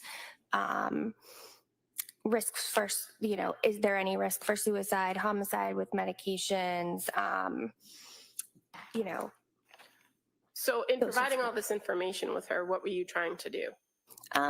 Provide information because she had said it was so scary starting medication. So I wanted her to be equipped with understanding and, what to expect possibly. And based on your interactions with her and your review of Julie Paul's interactions with her, this was a person that was very receptive to taking information, right? Yes. And as her role as a nurse, she was not afraid to ask questions. Is that fair to say? No. Yes. She was not afraid.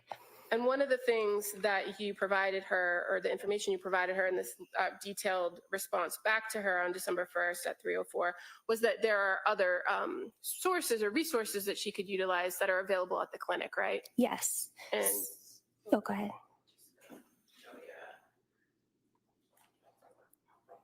These two books, Exhibit 148. Yep.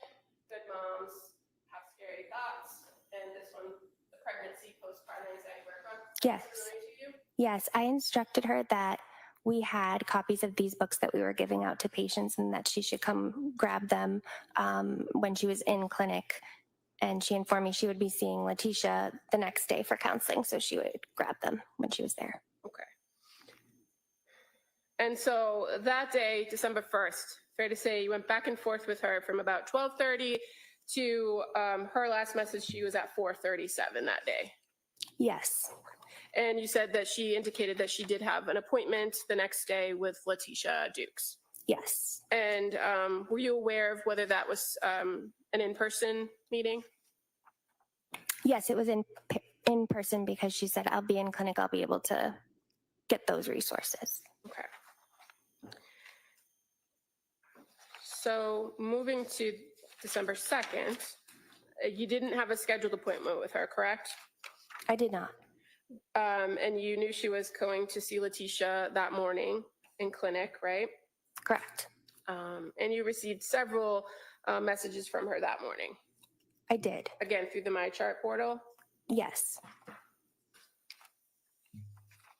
beginning at 7:51 a.m., where she sends you a message saying, "Hi, Rebecca. I took the 15 Remeron and 25 Seroquel. I woke up at 12 with horribly intrusive thoughts of wanting it to be all over. I took 1 milligram Ativan and went back to sleep, and the thoughts went away. Now that I have the Ativan on board, I really need to explore the option that I'm addicted to Ativan. I have a therapy appointment with Letitia in your office. I would really like to speak with someone in the substance use clinic to explore the option." Do you recall getting that message? I do. And did you respond to that message? I did. I am credentialed at Cellshare Health and Addiction Medicine, so I felt that I could be that person to discuss those concerns with her. Just discuss the substance use Yes. concerns? Mhm. And so, and you're aware that the social workers can also screen for those as well. Yes. So at 8:51 on December 2nd, you respond to her, right? I did. And what do you tell her about the concern she just expressed in her 7:51 message? I fully appreciate and understand the concern for benzo tolerance. It's not something I want to happen to my patients ever. That being said, there's a place for benzodiazepines, especially at the beginning and acute phase of treatment and getting someone stable. And then we would always pull back slowly. I think another thing to try tonight would be to take 50 milligrams of Seroquel, the 2 tablets, and see if that works better. The intrusive thoughts are part of postpartum depression, anxiety, very painful to think and experience, but I want to reassure you that it's not uncommon and mean nothing about who you are as a mother. Let me know what you think. And so the recommendation from 25 to 50 milligrams of Seroquel, is that still within the range for treatment for insomnia? Yes. So would you characterize that as a low dose, a high dose? A low dose. And as far as her statement about intrusive thoughts, fair to say your response doesn't ask her more specifics about those thoughts, right? No. But you reiterate to her, just as you had in the lengthy messages where you provided information, that intrusive thoughts are pretty common. Correct. Now, did she respond to that message? She did. And so at 9:04 on December 2nd, there's a response from Lindsay Clancy. "I'm willing to try anything. I just keep coming back to the feeling that I'm dependent on Ativan after my 2.5 weeks of taking it daily with Benadryl, following the bad reaction to Zoloft. I feel addicted to it, and I feel like I'm not being heard that is a possibility. I feel like we are throwing all these different meds at my insomnia when the root cause is Ativan dependence. I don't feel any of the anxious thoughts I had before. I feel completely numb." So you got that message from her at 9:04, correct? I did. And what was your concern when you got that message, or did you have any concern? I wouldn't say I had concern. I just wanted to, again, provide her some information about what I thought might be happening. Based on your training and experience as a psychiatric nurse. Sorry, she didn't finish her answer, please. Okay, yep. Go ahead. I was finished. Okay, well, she's finished. All right, next question. Based on your training and experience as a psychiatric nurse, and you said you had some experience with substance use, did you feel that there was a dependency issue or an addiction issue with Ativan? I did not. Is it fairly common that Ativan is going to make somebody feel better if they're feeling anxious? Yes. That's why you take it, right? Yes. And that's why you take it as needed. Is that fair to say? Yes. So in your response to her at 9:37, do you make clear to her the difference between dependence and addiction? I do. Okay. And as far as benzodiazepines go, there's a real concern for dependence and addiction in the fields. Is that fair to say? Yes. But based on taking it for 2.5 weeks, taking it to address actual symptoms of anxiety, did you have a concern of dependence? No. And so did you articulate to her that anything about that concept of dependence versus addiction? What did you say? I said, I wonder if you fear you're becoming dependent on the benzodiazepines, and there's a subtle difference between dependence and addiction. With addiction, there's a change in behavior caused by biochemical changes in the brain after continued substance abuse. The substance use becomes the main priority of the person with the substance use disorder, regardless of the harm it causes to themselves or others. With dependence, we're referring to physical dependence on a substance characterized by symptoms of characterized by symptoms of tolerance and withdrawal. Benzodiazepine withdrawal is similar to alcohol withdrawal symptoms. We would be seeing things like elevated vital signs, high blood pressure, tachycardia, diaphoresis, mild alteration of mental status, initially with a possibility of perceptual disturbances, delirium, dysphoria, and tremors. Did the insomnia predate the Ativan use? I hear your concerns about the benzos. So my recommendation is do not take them every night. Down so I far. recommend taking only every other night, and then we will not refill it. And so what's diaphoresis? Sweating. Okay. And in the fields of prescribing psychiatric medications, do you often have to deal with physical dependency and then addressing it later? I wouldn't say often. Is there a way to address that Absolutely, yeah. And so that wasn't a concern of yours regarding Ativan, was it? Not at that time. And what about her statement about not being heard? Did you see that in her message? Where she says, I feel like I'm not being heard about addiction. That being a possibility. As a psychiatric nurse practitioner dealing in psychiatric medicine, is it important to you when a patient tells you that I don't feel I'm heard? Yes. And do you take that in consideration when addressing them and continuing to build that relationship? Yes. And so in this case with the defendant, with Lindsay Clancy, did that change your approach with her at all? It's why I sent the message that I did, trying to explain what addiction versus dependence and tolerance is. And I wanted to reassure her that we will try to have you take these less frequently, and we don't need to continue them moving forward.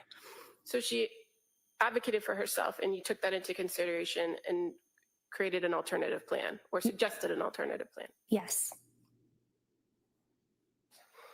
Did your care of her change at all when she told you she wasn't being heard? I wouldn't say it changed. You treated her as you would any other patient, right? Correct.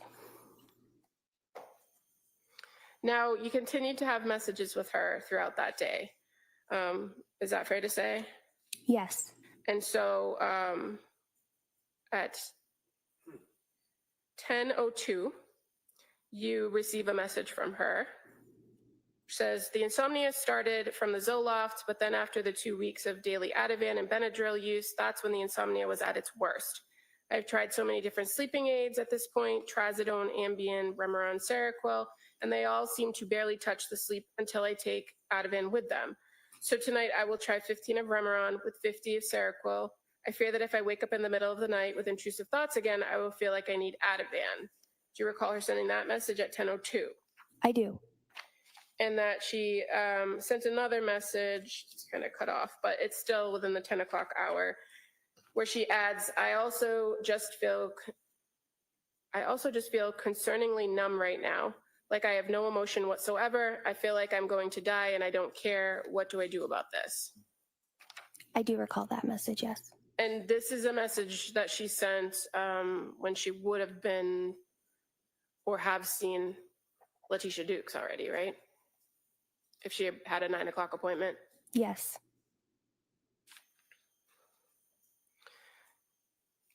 When she sent that message to you, did you respond back to her at 11:35? I did. And with the fact that she talked about being numb and having no emotions, feel like I'm going to die and don't care, what did you do?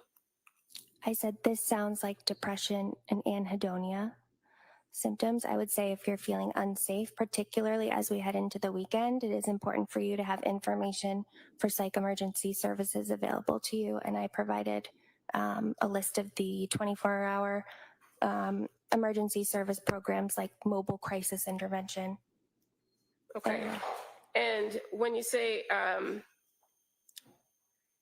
anhedonia, excuse me if I mispronounced that, what does that mean? Anhedonia is a symptom of depression where people are unable to feel pleasure. You might describe it as feeling numb. They're unable to look forward to things. And in her message where she says, I feel like I'm going to die and I don't care, did you take that as a suicidal thought or suicidal ideation? No. And so did you tell her to go to the ER right away? No. Did you have concerns that she needed to get a higher level of care at that moment when she sent that message? My concern about that statement was that I wanted her to have access to resources if it escalated or if it worsened. So I made sure she had it. Okay. And fair to say you also at the end of that message indicate, are you able to get rest or reach out to your support system so that you can be helpful, so they can be helpful to you right now, and that this is hugely important? I did say that, yes. And 11:41 a.m. she responds, yes, I have support. My parents are here to help. And again, this is 12:02. Does this sound like side effects to Remeron or Seroquel? I have never felt anything like this before. And then 11:57, she sends another message. Do you think over time these symptoms will go away over time? 12:04, another message from her. Is there any chance you could give me a call to discuss when you have a minute? At 12:10 p.m., and just to confirm, your recommendation for tonight is 15 Remeron, 50 Seroquel, and avoid Ativan even if I'm not sleeping. So you got those messages in succession, right? I did. And were you able to eventually respond to her with a phone call? I responded to the message at 12 p.m. I wrote it down for her. And again, in your response to her, did you reiterate that these are pretty common signs of depression, and that what she was expressing to you wasn't uncommon in women with postpartum depression? Correct. I said it sounds more like depression than side effects. It's not uncommon for me to hear, I've never felt anything like this before, or I just don't feel like myself. All of this sounds like postpartum depression. And did you further try to give her some encouraging words? Mm-hmm. I shared a passage from a book called This Isn't What I Expected. And is that book kind of centered around postpartum depression? Yes. And did you also tell her this is going to get better? I said, even though they feel terrible, remember that they're symptoms of an illness that is very real and very treatable. This is going to get better. And after that message on 12:12, did you in fact send her another message? I did. And fair to say that next message was to kind of address the concern about her question, what to take. Yes. And you confirmed to take 15 milligrams Remeron, 10 milligrams Prozac, and 50 milligrams Seroquel. Yes. And that taking Ativan every other day might help. I said, I would say taking Ativan every other day might help you to see you are not addicted, as one cannot be addicted to something they don't take every day, but we can also decide to let me be concerned about whether you have a problem with the Ativan and simply take it nightly for now. And if I have concerns about your use of it, I will make them apparent to you. My primary concern at this time is that you sleep. And if that means taking the Ativan for middle of the night wake-ups, that is what it means. I'm confident we can safely and successfully get you off Ativan in the near future. And then I also go on to make recommendations about if she does have trouble in the middle of the night, certain sleep hygiene techniques that she could do, like getting out of bed and doing something non-stimulating, and then go back down to try to sleep again when you feel drowsy. So an alternative as to medication intervention. Yeah. And then at 1:40 p.m., she responds, thank you. I'll stick with that plan. I really hope it works and to feel like myself soon. Right? Yes. And then at 2:35, you respond, we will follow you closely. We have lots of alternatives. If this for some reason isn't the combination, we'll find one that gets you back to feeling like yourself. I did say that, yes. In all your treatment of women, the women that you've treated with postpartum depression, is this common that you have to kind of trial different plans in order to find the right one? Yes. All right, Ms. Buckingham, it's 11 o'clock. Why don't we take the morning recess at this time? All right, Thank you. so we'll take the break. Court, all rise. Judge, kindly close the notebooks. This is on the stairs, please. This way.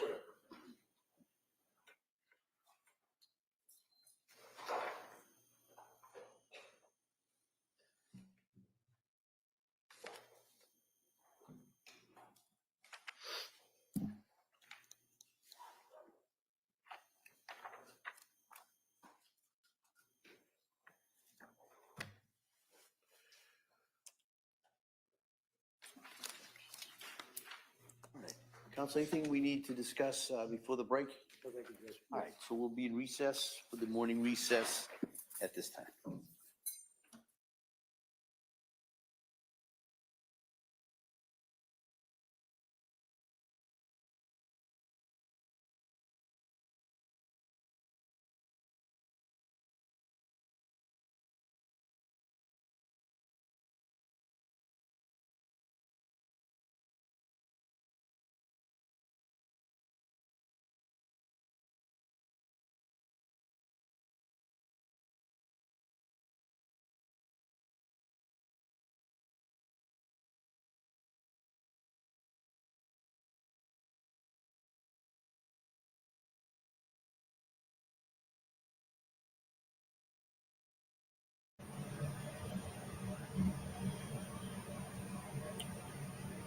Right, all right. What are we thinking, folks?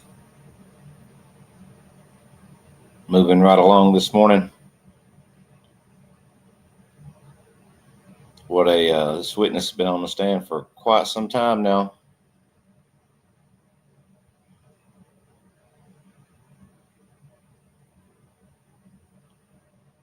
Push up.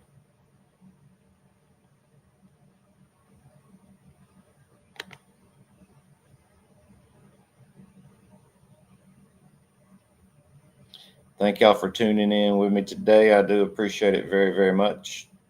As we go over this case, I'm running on just a few hours sleep, so I'm a little tired. It may sound a little tired. Hopefully the sound's coming through, though.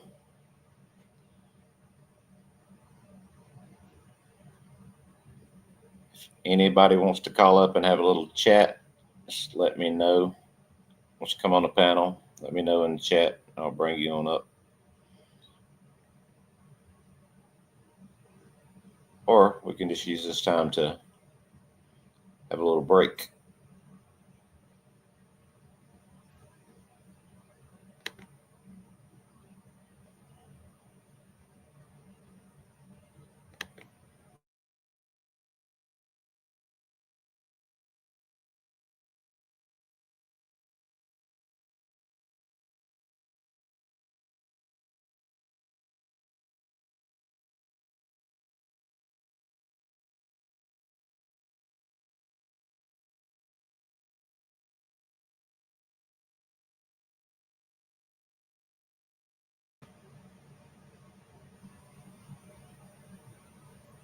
Is it just me, or does she look really, really scary right there in that picture they got?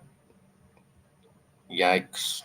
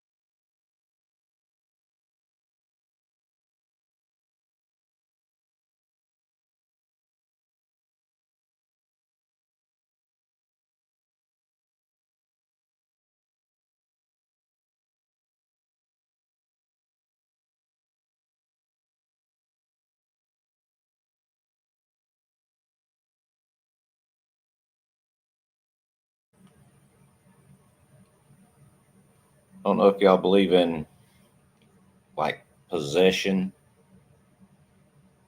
like demonic possession and that kind of thing, but I mean, the whole what she did to the children and then jumping out a window and that look on her face right there is just looks like some kind of demonic thing to me. Allegedly, in my opinion, so on and so forth.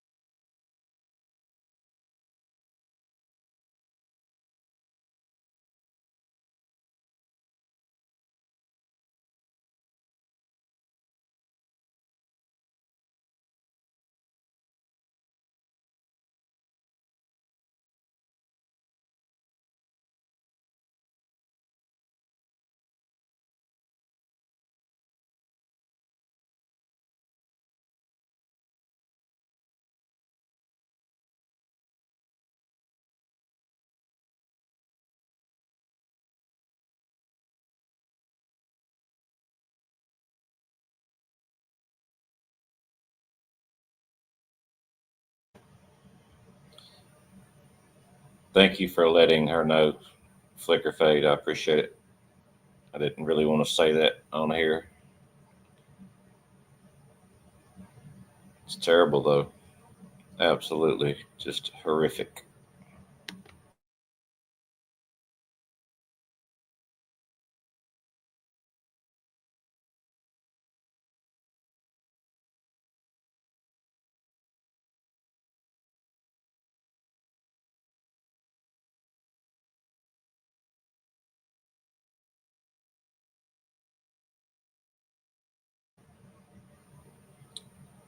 I think it's important to remember Cora, 5 years old, Dawson, 3 years old, and Callan, 8 months old, were the three children.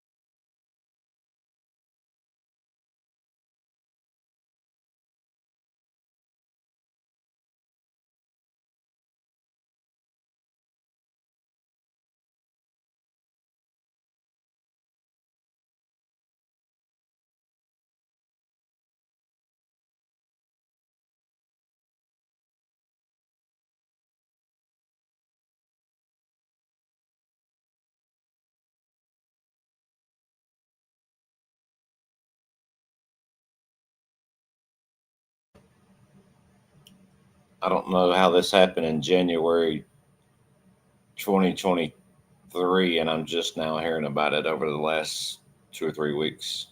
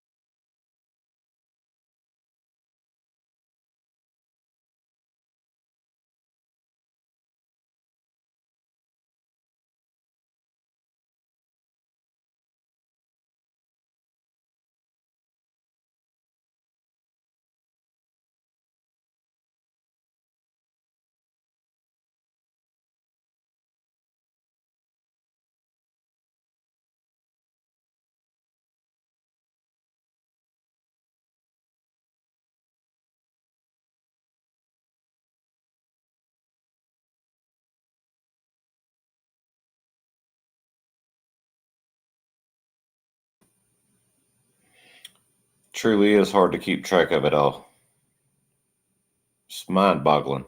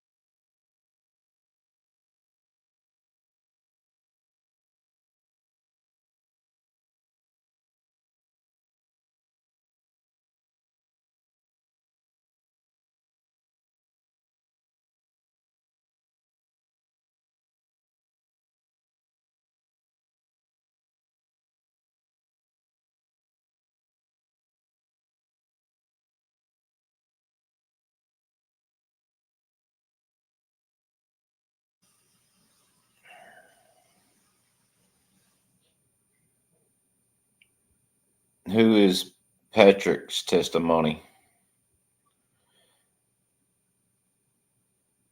I'm guessing that's the husband.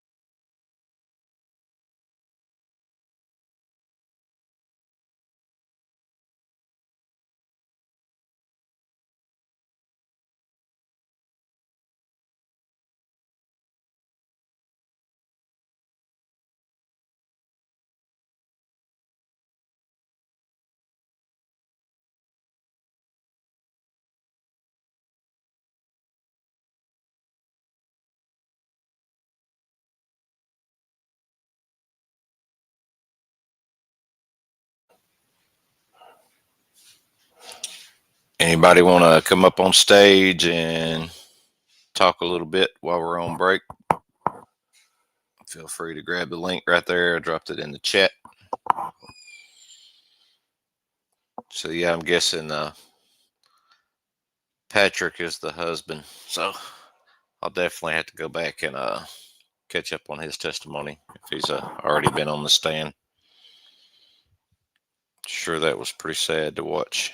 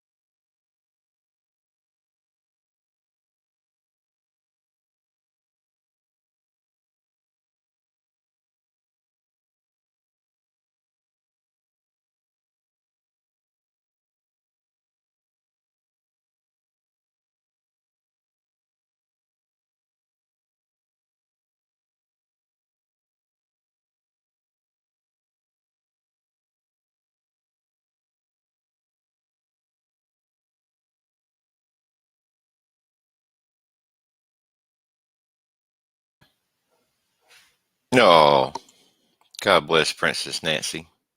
I remember hearing her on the phone.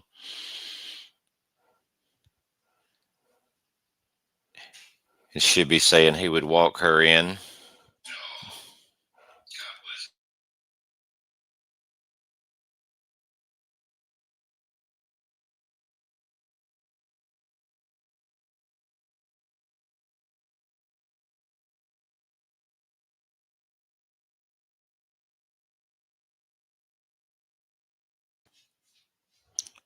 Sorry about that echo. Sometimes I forget to mute the TV before I start talking.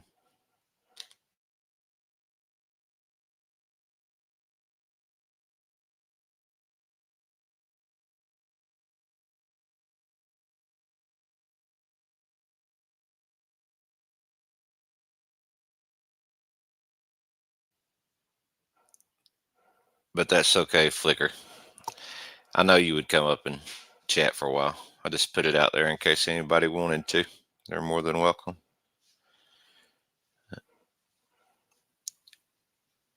Nobody has to right now. It's all good this morning. All good.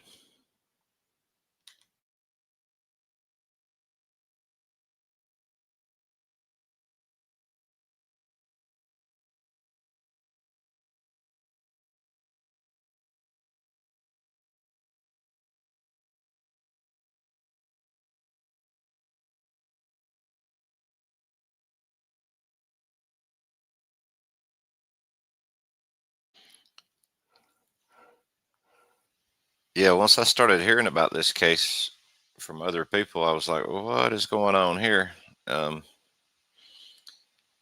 Couldn't believe the attempted unaliving of herself. And she was unsuccessful with that, but she was very successful with the other. And then jumping out the window and paralyzing herself. I mean, I'm not laughing because it's a terrible situation, but man, that's something like right out of that Exorcist movie or something. But maybe she's planning on jumping out of the window and not being hurt that bad.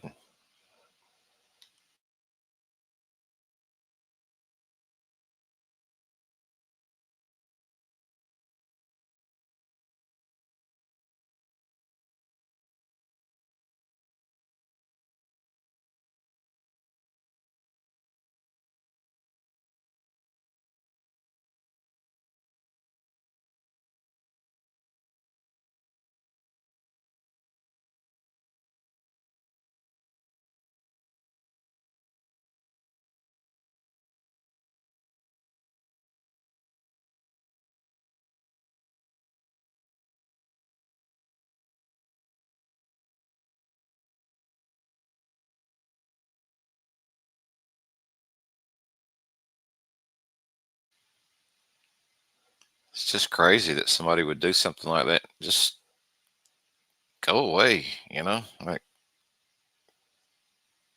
run off with some dude or something and give up your kids to your husband, give up custody and just go do whatever it is you need to do. But to take their lives and stuff, I mean, what in the world, lady?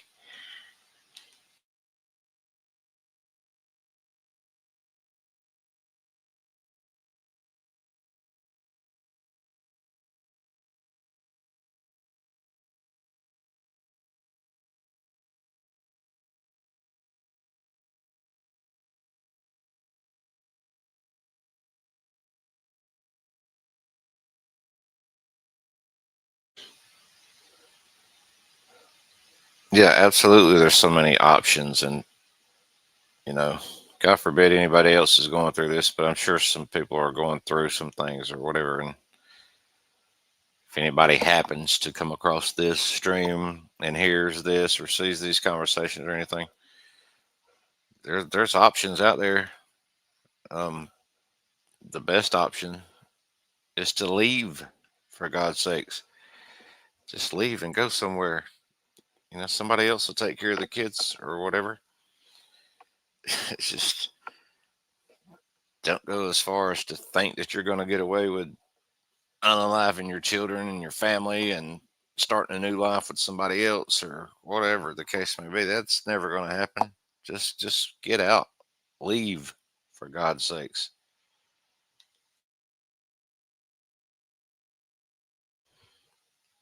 Definitely check yourself into a hospital or just go somewhere and be a sorry piece of crap or something. I mean, it's going to be a better option than they're gone.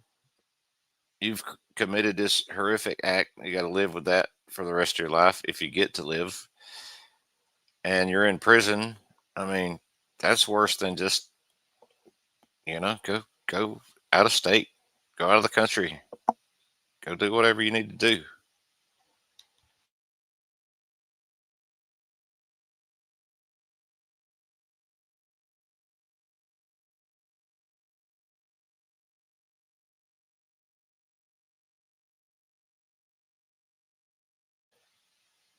I mean, are you that worried that society is not going to accept you because you walked away, or you think they're going to accept that instead? No, it's ridiculous. Just get out of the relationship and get away from the kids. If you're feeling that type of way, just get away.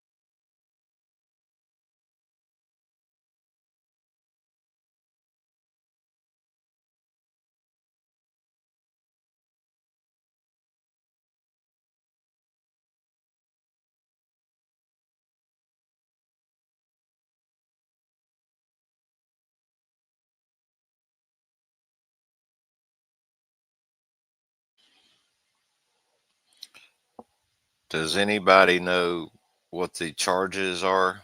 Are there any lesser, like involuntary, first degree, second degree, that type of thing? I haven't even looked into this yet that much.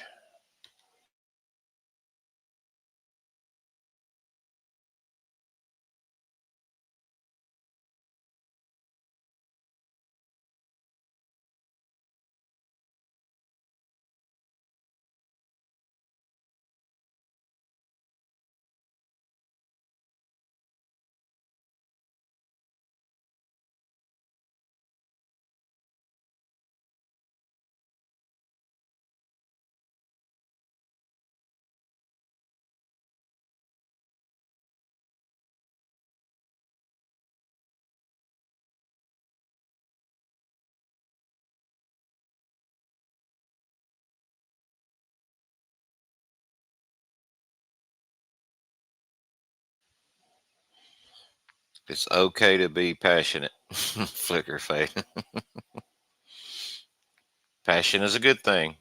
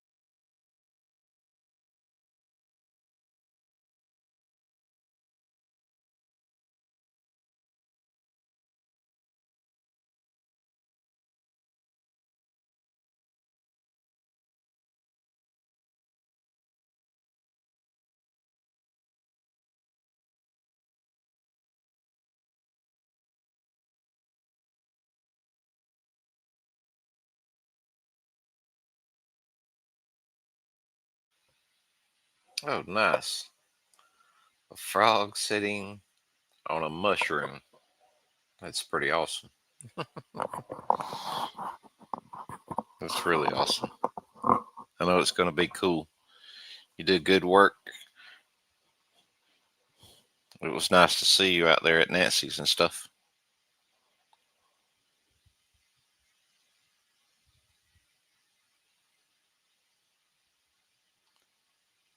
Wow, so he's super emotionless, huh?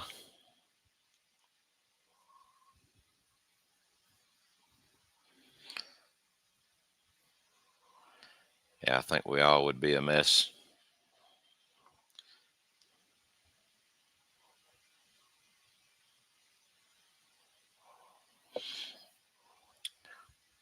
Oh, nice, Flicker. When you get finished there, you can come redecorate mine and the rest of my house. It needs a lot of work here, but we'll get there though.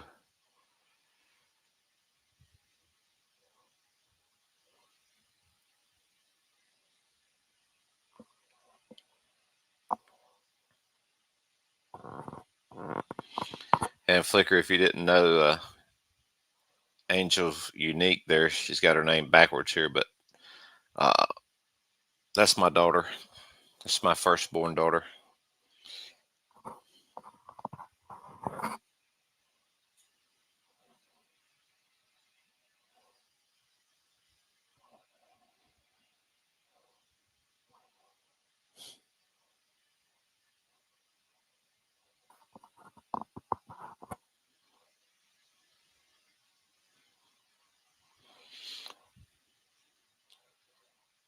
They do court a little different there in Massachusetts. Yeah, a little bit later start. Hmm.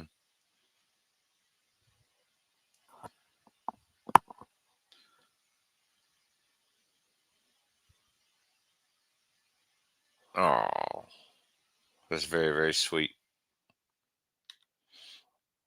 Just go ahead and put that comment on the screen.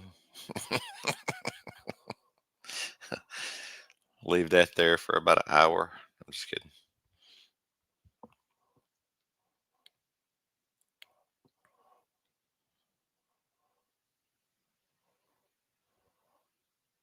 Thank you for the kind words, Flicker. I appreciate that.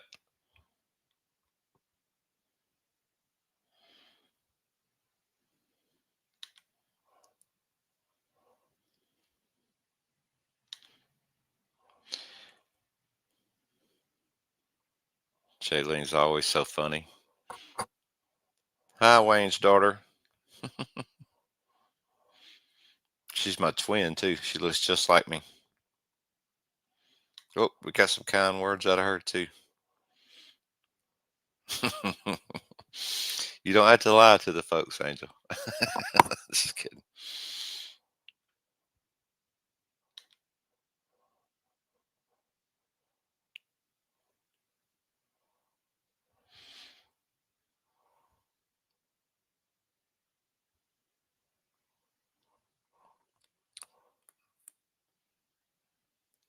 Flicker, I think you're a nice person. Maybe I'm reading that wrong.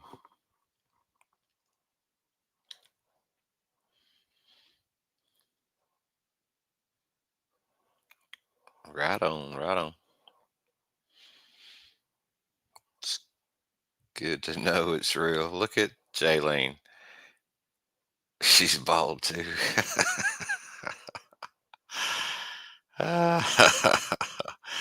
Lady, you're a mess. I see movement in the courtroom. And by the way, I'm not For the executive session, you may be seated. keep my hair short. We do appreciate you still in row. Yes. Thank you. All right, we all set for the jury? Take my bald stuff off camera now. Jaylene, you're a trip.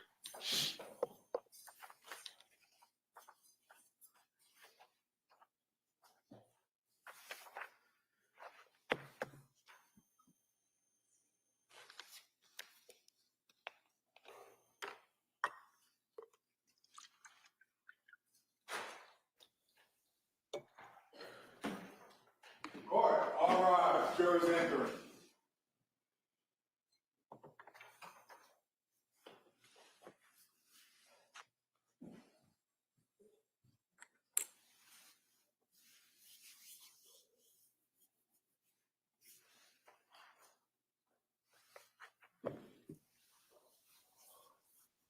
I had to hop in and talk every once in a while, y'all, for the fair use and all that kind of thing. But This court's now in forgive session. me. Please be seated. Y'all can all have a For the record, we return back to the matter. Y'all can have a seat now. Clancy, all parties are present, including the 18 jurors. All right. Can we bug in, please? Thank you. Nurse Gelato, when we broke, we were talking about your interactions via my chart with Lindsay Clancy on December 2nd of 2022, right? Yes. And so the last one on December 2nd at 2:35 p.m. was from you to her. And then on December 3rd, do you recall that a my chart message was sent on that day at 7:24 p.m.? I do. And you were able to review that message some point after it was sent? I was. And she reports to you basically that she didn't want to wait to let you know some things that were fresh in her mind. And it says, last night I didn't take Ativan. My dose had been the night before at 1 a.m., only slept about 4 hours at the beginning of the night, about 9:30 to 1:45. Then I dozed off for maybe another 45 minutes from 4:30 to 5. Today, all day, I had horrible, intrusive thoughts and felt deeply depressed. I finally took a 0.5 of Ativan at 6 p.m. and now the thoughts are gone and I feel good. You recall receiving that message? I do. Okay. And fair to say there was no more communication between you and her until December 6th. Correct. I believe December 3rd was a Saturday. And you actually were out of the office on the 5th with sickness. I was. But you were aware that Lindsay Clancy did reach out to the office on December 5th. Yes. And that the nurse was able to respond to her to let her know that you were out sick, right? Yes. And Lindsay Clancy responds at 8:30 a.m. that day that that she would just reschedule. Lindsay reaches out to the nurse and says that's fine, she'll reschedule, and that she in fact changed her appointment with Letitia Dukes to a virtual appointment for that day, for December 5th. Yes. So on the 6th, when you return, did you have a scheduled meeting with Lindsay Clancy? Yes. And on this particular meeting on December 6th of 2022, do Do you recall if that was an in-person or a virtual visit? It was an office visit Okay. in person.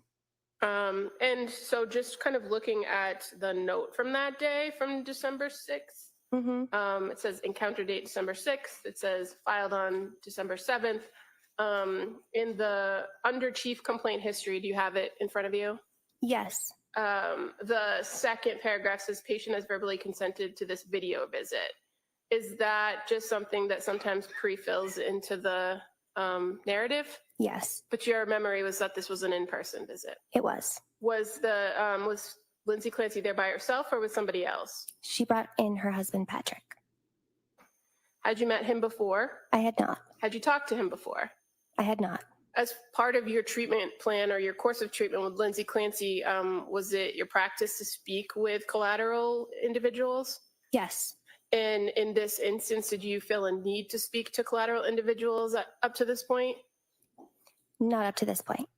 If you did, would you have requested that of her? Yes, And do you need her express permission to do that? I do. So on this particular day, she presented with her husband, Patrick, correct? Correct. And was there anything different about your approach to the meeting than your previous meetings with her? No. You still go through history, you go through how she's doing now, you do your mental status exam, you do your screenings, right? Yes. And so first, just let's talk quickly about the screenings. The Edinburgh screen, what was her score on this day when she came in? Do you remember? 21. And the GAD-7, fair to say that screen was a 19. Yes. So would you say that it was pretty consistent with the last time that you saw her? Objection. What's your objection? My objection is that that's not right. He's now got a 21 Edinburgh scale. Prior testimony was not anywhere near 21. It's deteriorated. Well, I'm gonna allow that question. On cross-examination, you can certainly explore the basis of what her opinion was. So I'm gonna allow that question. Go ahead, Como. Well, let me ask you about that score of 21. It's 21 out of how much? 30. So in what range is that? Moderate severe. Okay. And on your previous encounter with her on, or your actual telehealth on November 29th, you reported that the score was 17 and that's moderate. Moderate. Yep. And then on the GAD-7, on this particular day on December 6th, it was 19, right? Yes. And on the previous visit, it was 14. Yes. Okay. So as far as your observations of her on December 6th,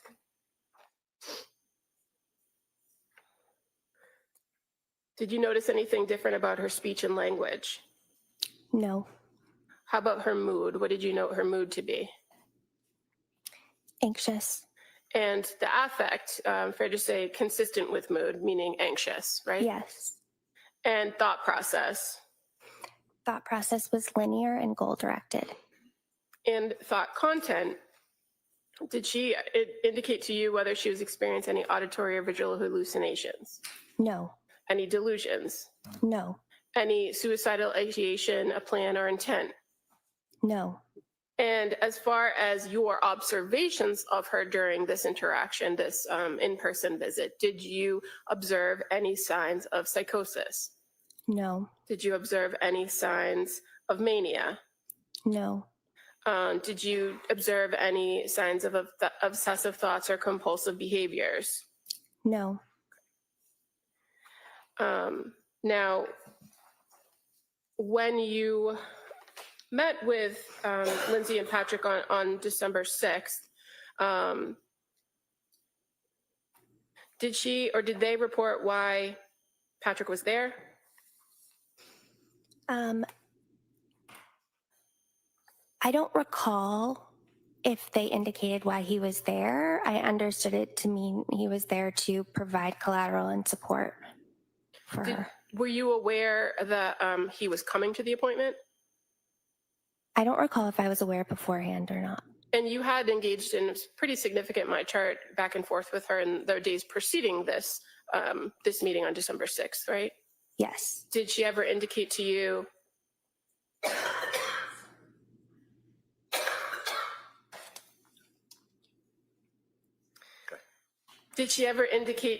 in those messages that she wished to bring him along to one of the visits? No.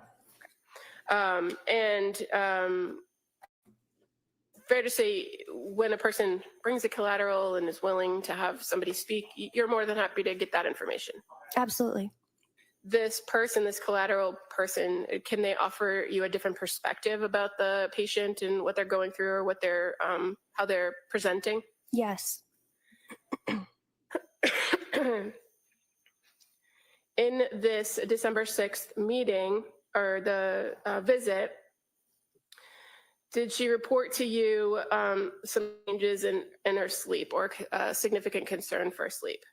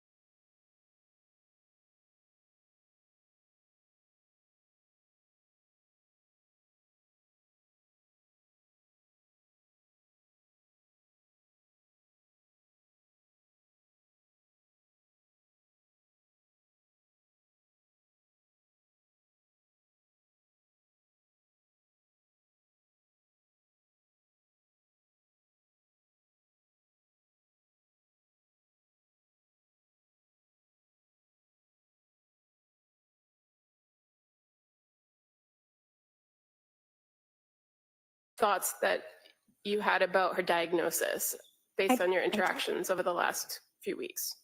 I did. And what was that? I discussed with her and her husband the possibility of potentially an underlying bipolar disorder. I based this on several factors, one of them being that she had such what we call an activating response to the Zoloft. It's unusual for somebody to describe taking Zoloft and then going 48 hours without sleep and not being tired. So that raised my clinical suspicion a bit. And she had been, I would say, having difficulty tolerating other antidepressant medications that we had been trying to have her take since then. And so again, I'm wondering if it's because potentially there might be an underlying, what we call mood disorder, bipolar disorder. And as far as the information that you had about her past psychiatric history, were there any indicators to you about manic episodes? No.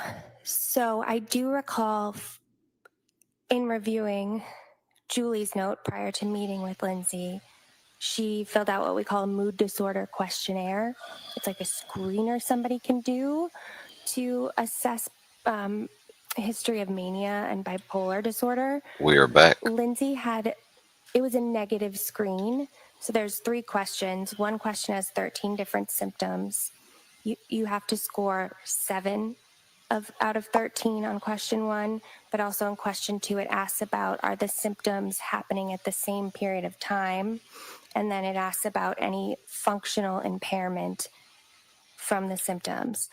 So I recall the 3 symptoms she did endorse were not sleeping for that period of time with the Zoloft and not feeling tired, having racing thoughts, and trouble concentrating. None of the other symptoms did she endorse. They did occur at the same period of time. And I don't want to be inaccurate, so I can't remember what she said for functional impairment, but I believe it was minor impairment. Okay, and so the fact that those were reported, but ultimately the full screen revealed negative for potential mania. I did also consider, though, that the MDQ is less specific when it comes to bipolar 2 or bipolar not otherwise specified. There's bipolar 1 and bipolar 2. Both have mania symptoms as part of the diagnosis. Bipolar 1 is usually more severe in that it's typically, a patient might be hospitalized or it causes greater functional impairment. Bipolar 2, it's a shorter duration and typically less functional impairment. And as far as determining diagnostically whether somebody might be presenting with bipolar disorder, is there a particular tool you use in your trade to try to assess that?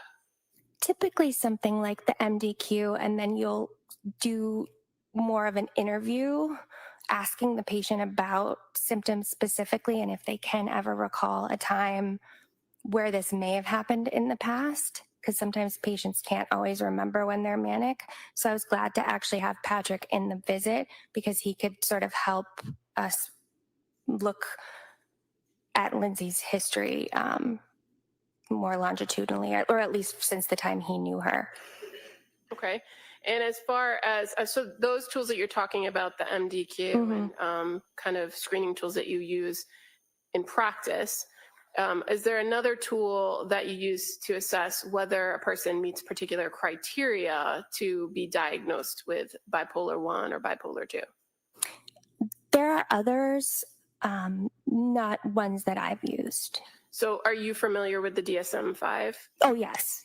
Okay, so while that's not the end-all be-all, it is a guide that tells you specific criteria, how to determine if episodes are manic or depressive, right, when it comes to bipolar. Yes. The difference between mania and hypomania. Yes. And so while you noted that there were some concerns reported, did what was reported to you rise to the level of diagnostic criteria for bipolar disorder? Not at that time.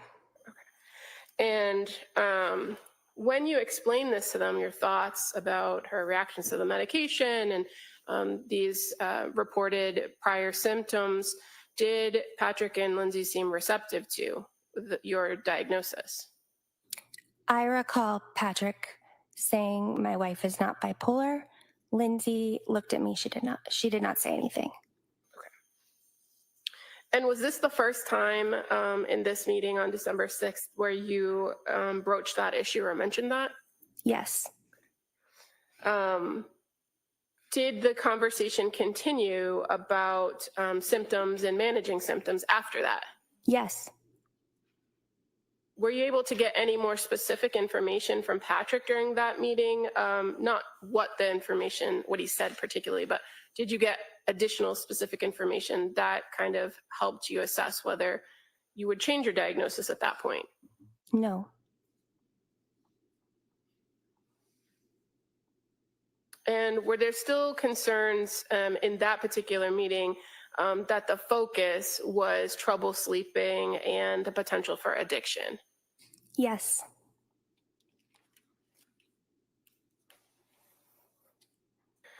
As far as recommendations, did you talk about what's called tapering medication? Yes. And what were your recommendations regarding tapering? So we talked about her concerns about the benzos. And we decided to come up with a plan to taper off of them. And the last that had been reported to you via the MyChart messages was that she tried not taking it at all, ended up having horrible thoughts and felt deeply depressed, then took it and felt better, right? So was it realistic to recommend completely stopping? No. So what is a taper? Like, why do you recommend tapers? I recommend tapers to slowly get somebody off of something. And tapers can be useful because we might have somebody at a dose and they might say, oh, I'm too anxious to stop this, or I'm not ready to step down to another level, and we can kind of keep them on it longer. But at this point, since I had met her on November 29th and throughout the MyChart messages, there was multiple concerns voiced about benzodiazepines.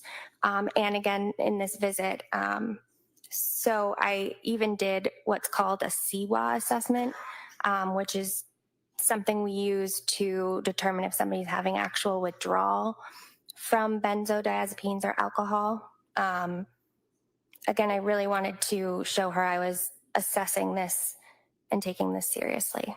When you say CWA assessment, is that an acronym for something? Yes. So it's What are the letters, just for the record? CIW, CIWA. CIWA. Okay. And did you, when you do that assessment, does it give you some sort of score? It does. Ask the questions. And what was her score when you did that CIWA assessment? 1. And what does that mean? Minimal to no withdrawal. The only symptoms she reported was anxiety. Her blood pressure was normal. Her pulse was normal. She had no nausea, no vomiting, no tremor, no tactile disturbances. People in withdrawal from benzos or alcohol will sometimes feel like there's bugs crawling or pins and needles. Auditory disturbances, so hearing things, seeing things. No sweats, no headache. She was oriented.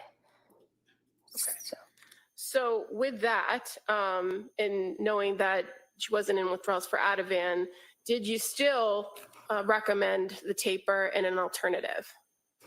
I did. What was that? I recommended Valium.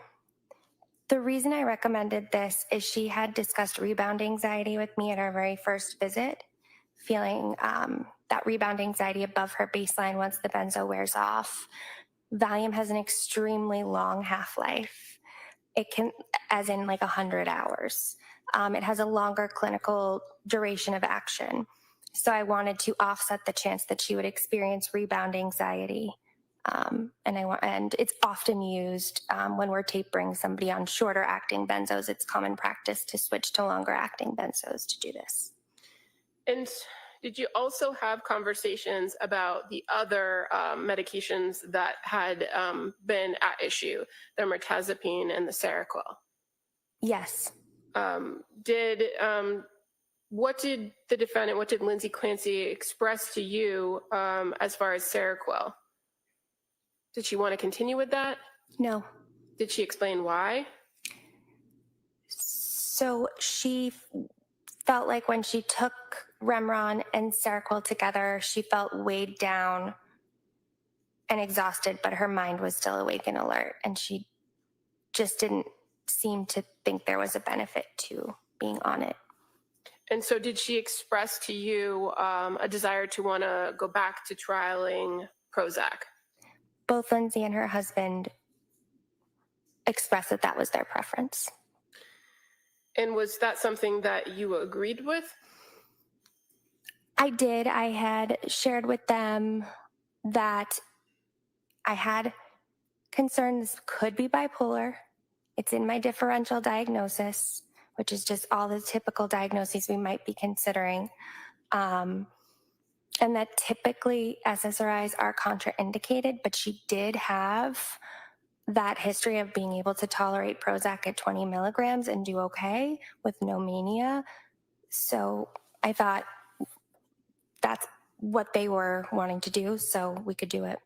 We could try it. When you say contraindication, Okay, sorry. what does that mean? It means typically not something you would want to do if you were sure somebody had bipolar disorder, because if you put somebody on just an SSRI or like Prozac, like Zoloft, it can create a scenario where people are flipping back and forth between manic symptoms and depressed symptoms, or they're called rapid cycling. It's not that antidepressants or SSRIs are never prescribed in bipolar disorder, but you often would want to have a mood stabilizer on board at the same time. And so,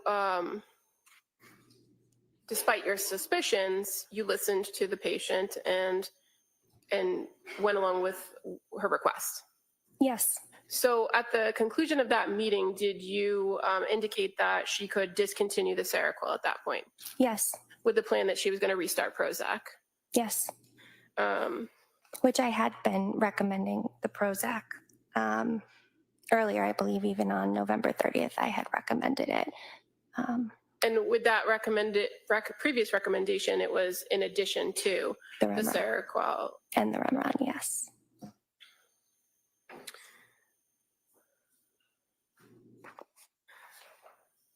So after this meeting on December 6th,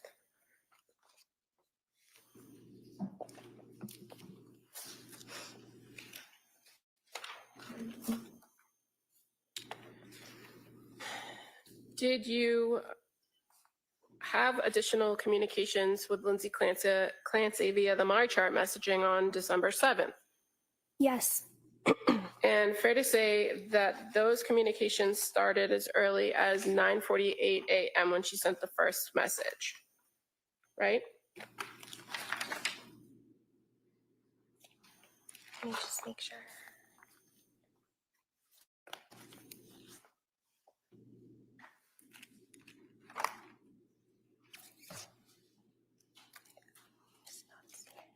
Oh, yes. Yes. So on December 7th at 9:48 a.m., she sends a message saying, "Hi, Rebecca, last night did not go well at all. I took the Valium and melatonin and slept only slept from 9 to 1. Then around 2, I got desperate and took 25 milligrams of Benadryl and only slept about 1 more hour. What can I do? I really need help."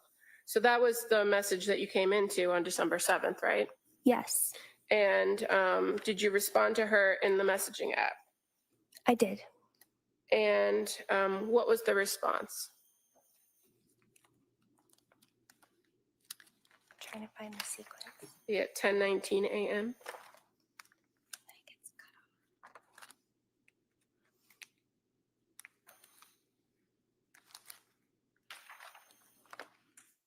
Okay.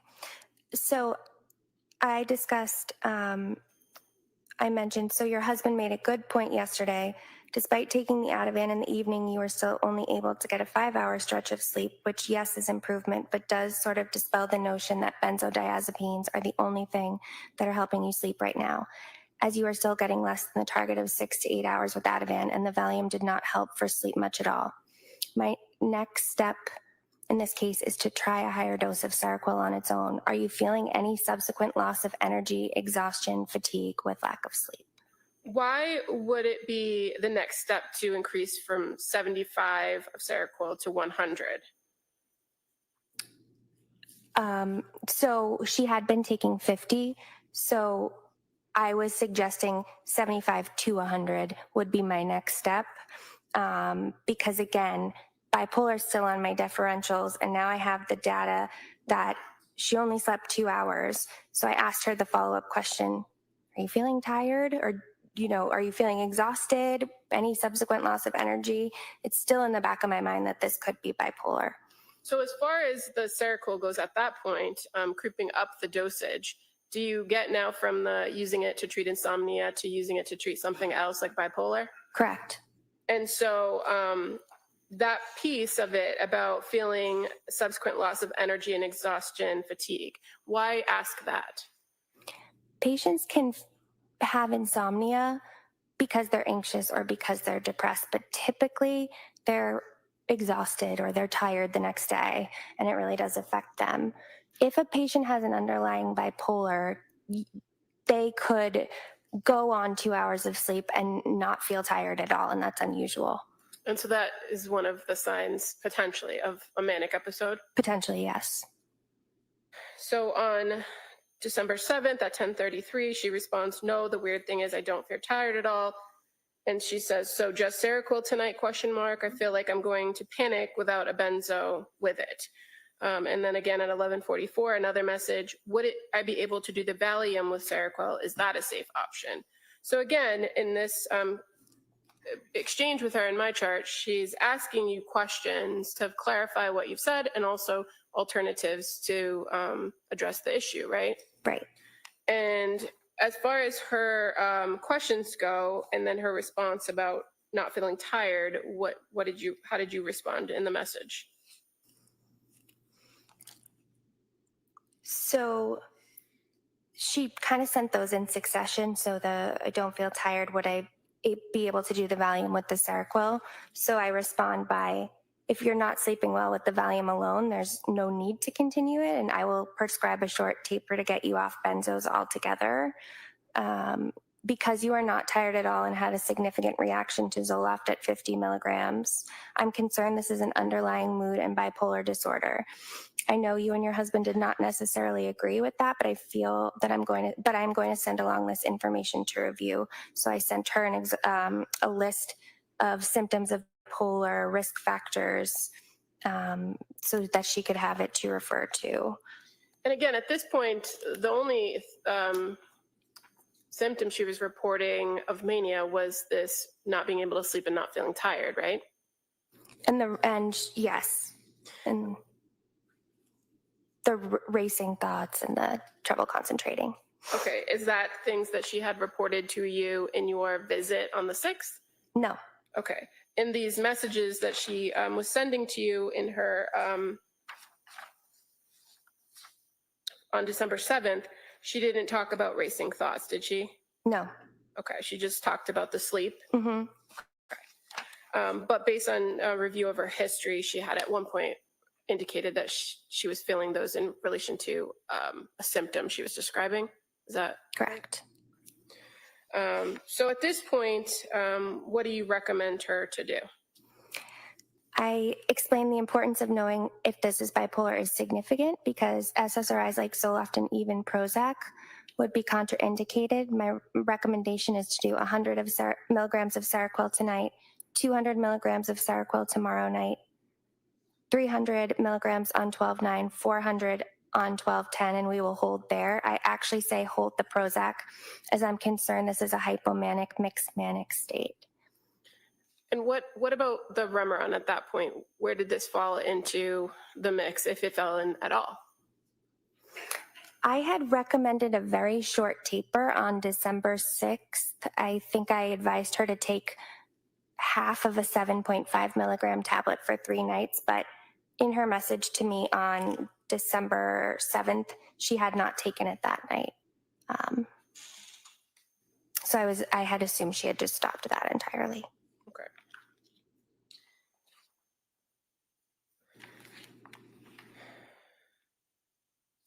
Now, after you sent that message at 12:32, did she respond at 2:53, indicating that she would stick with that plan and that she said she needed a refill on the Seroquel because she only had 30 25 milligram tablets? She did say that. There were actually a few earlier messages as well that day. I provided an alternative. One as an option, it quickly came into my mind, oh, we're thinking about Prozac we could add Zyprexa on board because there's actually a combination pill of Prozac, Zyprexa. The brand name is Symbyax, and it's for bipolar. And I said, for our purposes, we can prescribe them separately and take them both for the same effect. And I asked her to let me know which one she would prefer. And she responded, I think I would like to do the Seroquel with the Valium taper. Okay, so that suggested alternative actually was on at 12:37. Correct. And then at 1 o'clock, she elects that she'd like to do the Seroquel with the Valium and asks for you to call in the Valium and the Seroquel. Yes. So that's on December 7th, right? Yes. On December 8th, at 6:35 a.m., she sends you a message saying, did well last night, need Valium, feeling panicky, don't know if ready to taper as quickly as planned. Yes. Kind of paraphrasing, but. Yeah, she exclaimed, I actually did really well last night with the Valium and Seroquel. I mostly slept from 9 to 5 with a few wake ups, but was able to go back to sleep. She was concerned that she felt like she needed to take the Valium around 5 p.m. because she was feeling panicky. I feel really dependent on it. Can I taper any slower? And what was your response to her request for a slower taper? I said, I'm hesitant to taper any slower. Remember, Valium has a really long half-life, 100 hours, so you will have some on board in your system throughout the weekend. And why were you hesitant to taper any slower? I felt like she was anxious about being dependent on it, and so I was trying to facilitate the process of tapering her off, and I was clinically thinking we could cover her symptoms of anxiety as we titrated the Seroquel, because Seroquel actually has several clinical trials that show it has really good efficacy for anxiety. And this conversation about the request to taper, that actually goes into December 9th of 2022, correct? Yes. And in her response to your indicating you were hesitant to taper, she indicates that she took the 5 milligrams of Valium and that she didn't have any left and that she was afraid that she was going to take Ativan. Correct. And had you recommended to take Ativan as an alternative or in lieu of Valium? No.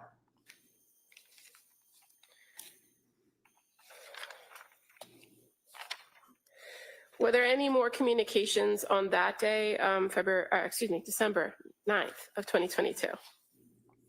Yes. What were they? Later that afternoon, Lindsay and her husband called. Okay. And so did you, fair to say they called the clinic, leave a message, and then you called them back? Yes. And when you called them back, what was the nature of that conversation? What did you guys talk about? Her symptoms, we discussed that the plan was to taper the Valium over the weekend, but they both agreed that Lindsay's symptoms were too acute.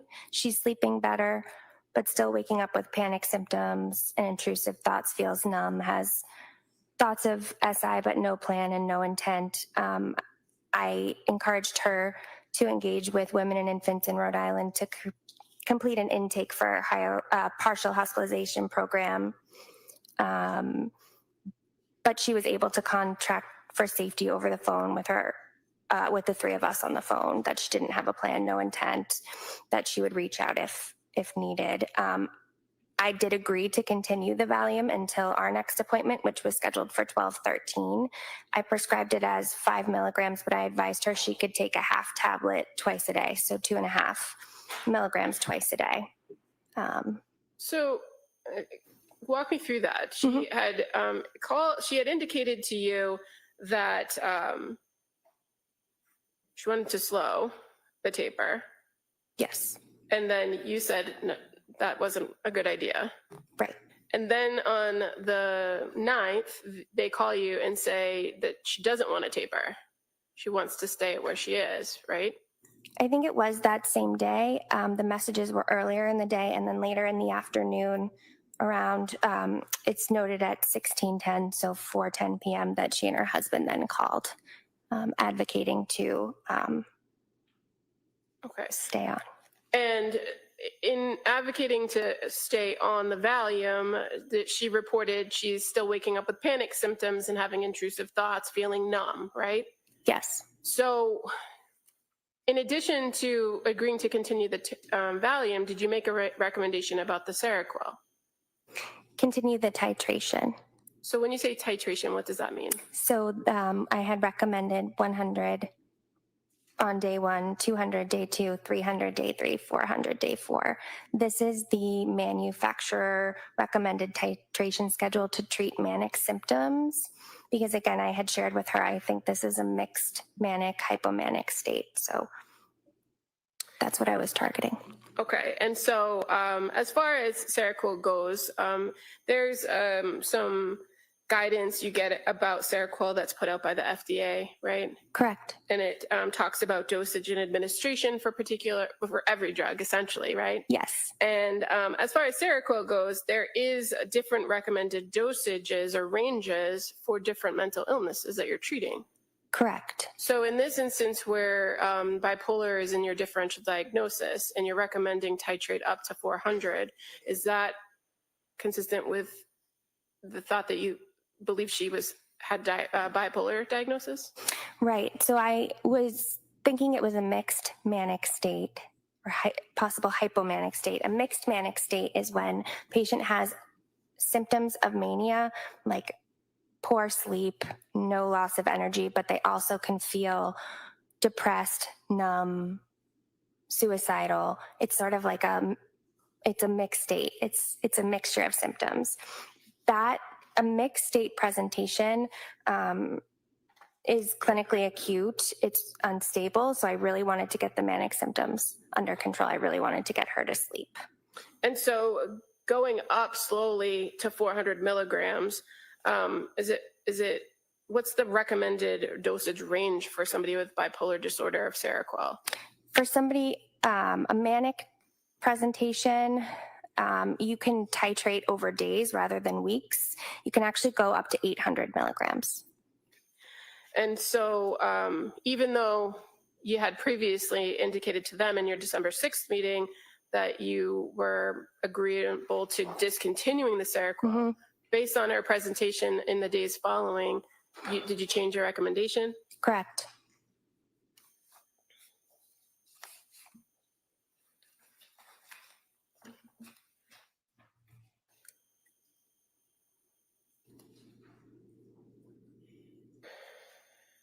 And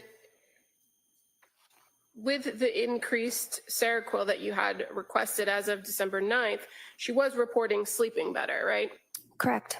And that had been something that had been a recurring concern in your interactions with her, sleep? Yes, my understanding was that she had been sleeping poorly since October. And was there, when you say you were recommending partial hospitalization during that phone call, did you give a particular place in which you would recommend her to try to seek treatment? Women and infants. And that's in Rhode Island? Rhode Island. And are you familiar with whether they have particular perinatal or postpartum programs there? They specialize.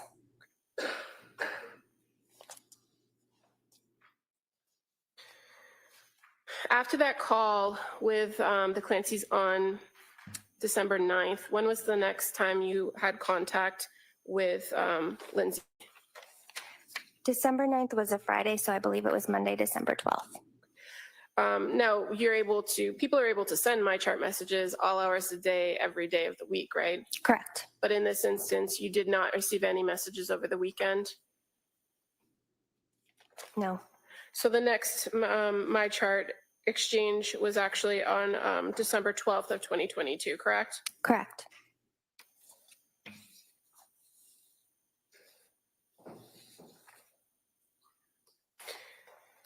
Now, on December 12th, do you recall who initiated the contact via my chart? Lindsay? And at 1:59 p.m., she sent a message to you saying, I've been noticing on my Apple Watch that my heart rate has been fluctuating more than usual, It has been going from 56 to 136 within a matter of minutes. I'm wondering if this is a side effect of the Seroquel and if there's anything I should do about it. Thanks, Lindsay. Do you remember getting that message? I do. And again, at that point, as of December 12th, you had recommended the titration plan going up to 400, right? Yes. So by that Monday, where should she have been if she was following your instructions? 400 milligrams.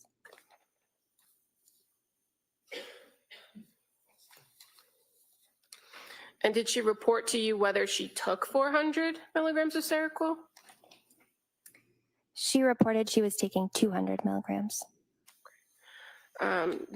Did she say why? No. But your recommendation was that she should have been up to 400 at that point. At that point, yes. As far as the concerns about the fluctuating heart rate, were you able to address that with her in a response?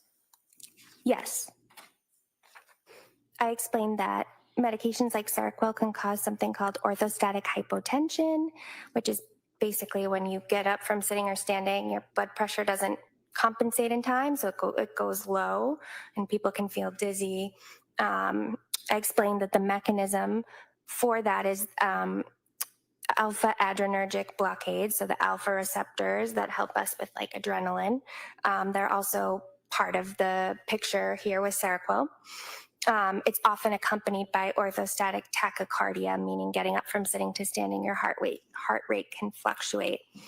I said both can be common in the first days of medication exposure or when the dose is being increased. It's generally benign, meaning non-harmful, and self-limiting, meaning it goes away on its own over time. I also advise it sometimes necessitates slowing a dose titration or dividing a dose into like 2 or 3 smaller doses. Okay. And so with this response and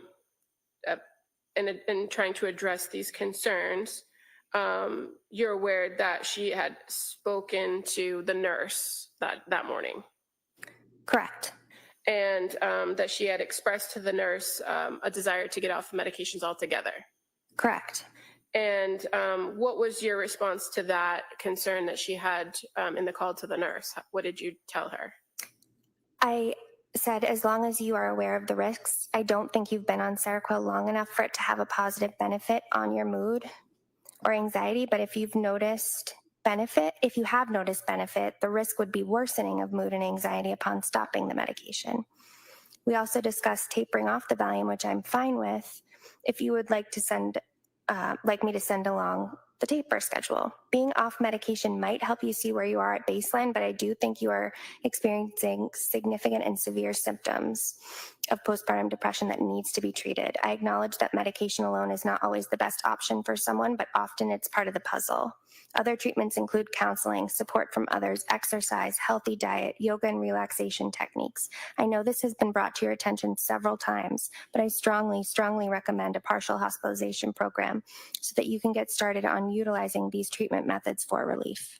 And you were aware at this point, as of December 12th, that she had met with Letitia Dukes at least once, right? At least once, yes. She had been given referrals for CBT or cognitive behavioral therapy programs out in the community, in her community, right? Yes. There have been other recommendations for her to obtain a partial hospitalization program at that point. Yes. Now, anything about these exchanges that made you concerned that you had to kind of raise the level, meaning call her in for another meeting or make any sort of recommendations for inpatient hospitalization? Not at this junction. And why is that? She wasn't reporting any acute safety concerns in these messages at this point. It's just physical side effects. Physical side effects, yes.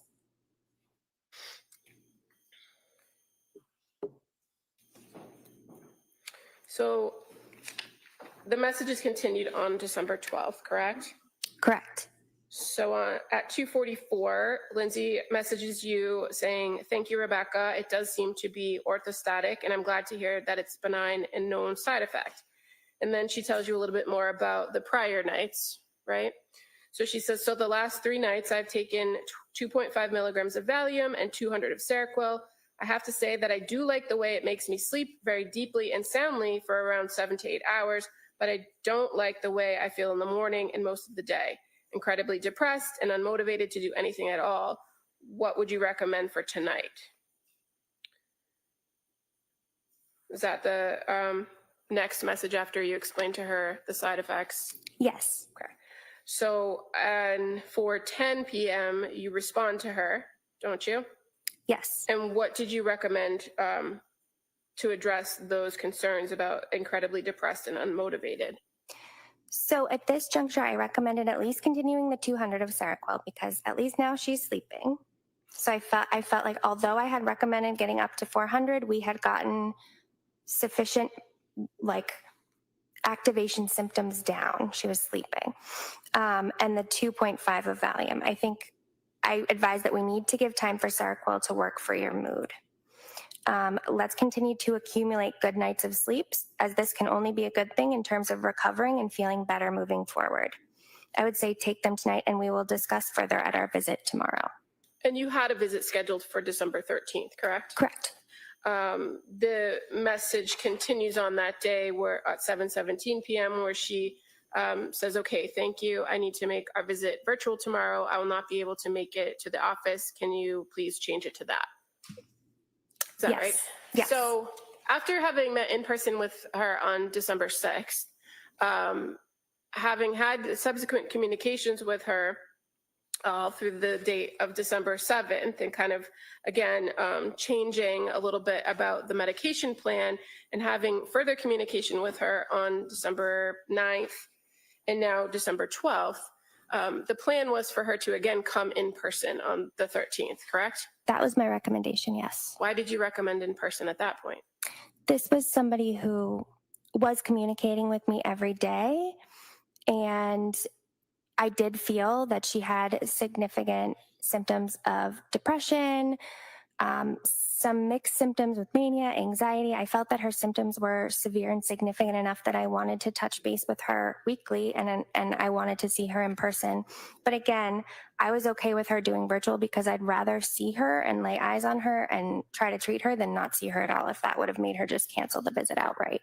Because generally you do the same thing whether you're in person or virtual, right? As Right. far as getting the history, going through symptoms, asking how they're feeling, doing the mental status exam, right? Mm-hmm.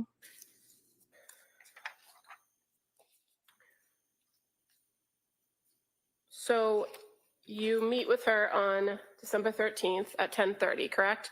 Correct. And now this is a virtual at her request. Yes. And do you revisit with her kind of the recent events and the timeline of the changes that you've gone through the MyChart messaging?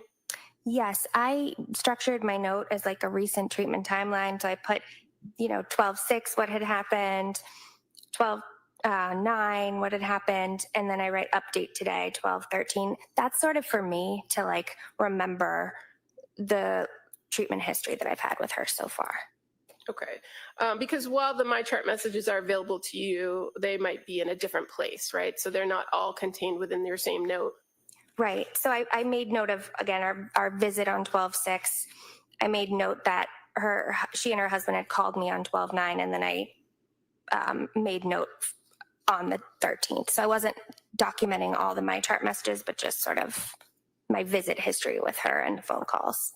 Okay. And so when you saw her in this virtual visit on December 13th, was she reporting improvement in her sleep? Yes. And how was she sleeping during that time period? 7 to 9 hours. Okay. And that was holding at 200 on the Seroquel? Correct. And was she taking anything else daily? Valium, 2.5 just once daily at night. Okay. And while she reported sleeping better, she still had significant symptoms of depression, right?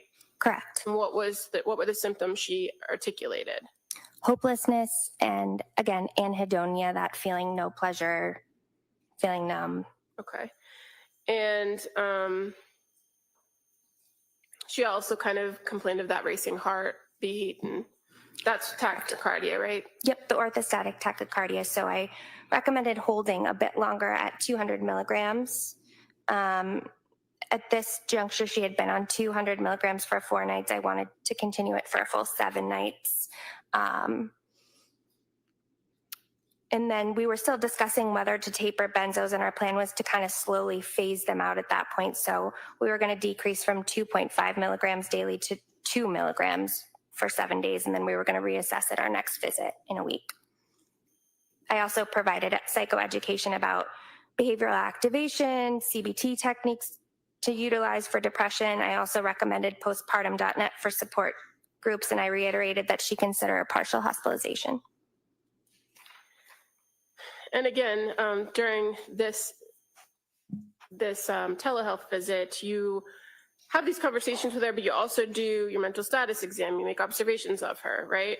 Yes. Did you observe any signs of mania? No. Did you observe any signs of psychosis? No. Did she articulate to you any suicidal ideation?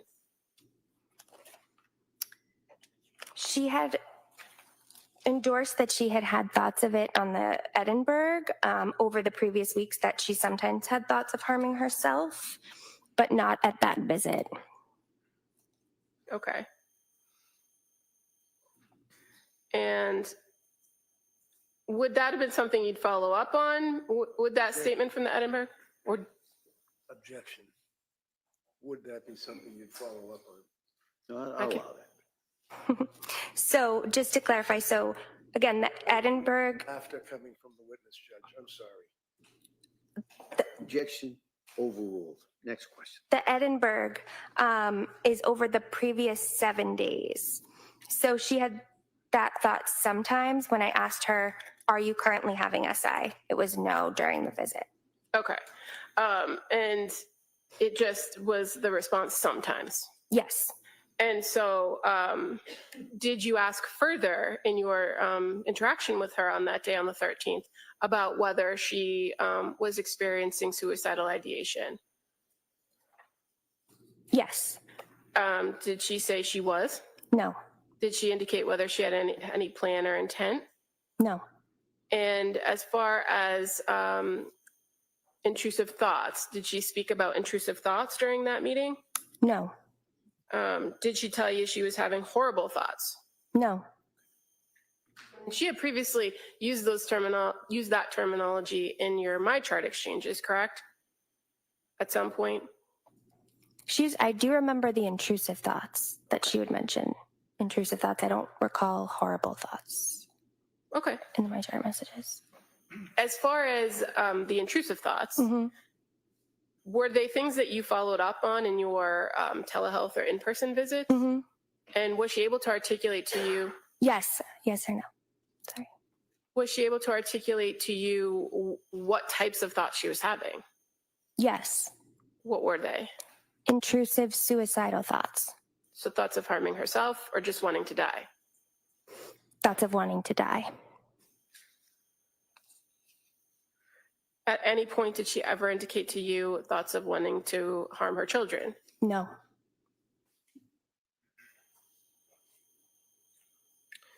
So at the conclusion of this visit on December 13th, what was the plan? The plan was to continue Seroquel 200 milligrams and Valium 2 milligrams. Okay. And again, in this December 13th meeting, did you also indicate to her that she should engage with other services like support groups or partial hospitalization programs or CBT? I did.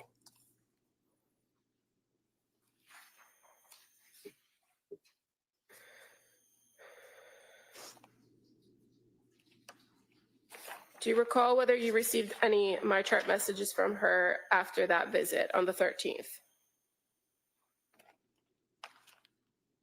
I did.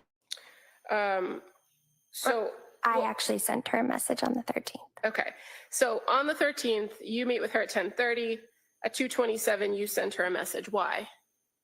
I wanted to send along some more ideas and information on what she could do to help herself feel better.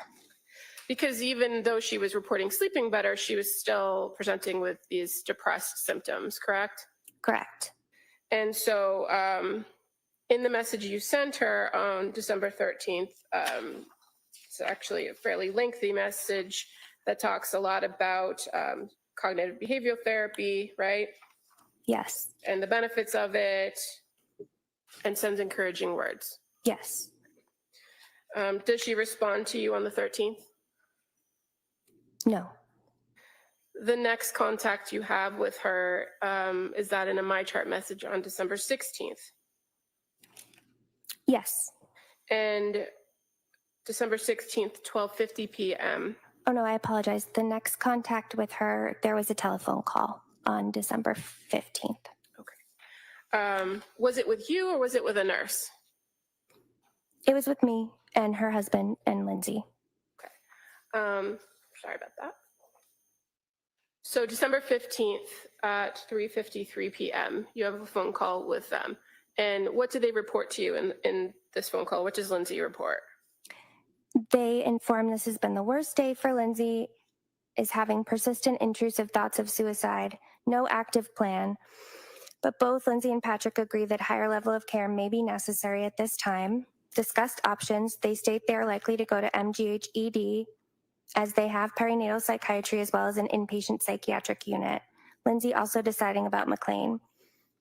This writer advised that they keep us posted and sign a ROI, release of information, so that we can communicate with treatment providers at higher level of care. Lindsay verbalized understanding and agreement. So on this phone call that you had with them on 12:15, what prompted the recommendation that they go to the emergency department?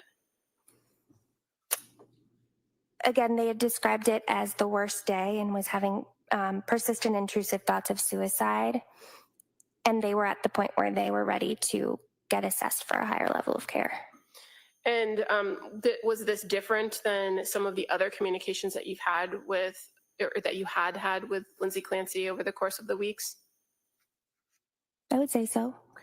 And so you talked to them about the process of going to the emergency department and the potential for going to McLean for inpatient? I recall advising them that if they were to go to their nearest ER, which would either be BI Plymouth or South Shore Health, the process would be that they would get evaluated. But if they were determined to need to go to a higher level of care or an inpatient psych, those facilities did not have inpatient psych units. So they may be sitting there waiting for a bed at any first opening in the state, which could be, up in Amesbury or Newburyport. But that if they were to go somewhere like MGH has a unit called Blake 11, which is a psychiatry unit, and oftentimes they prioritize admissions from their own emergency department. MGH and McLean are also combined under the umbrella of what's now MGB. So sometimes if somebody presents to MGH ED and there's no beds at Blake 11, they might reach out to McLean and try to get them in to McLean.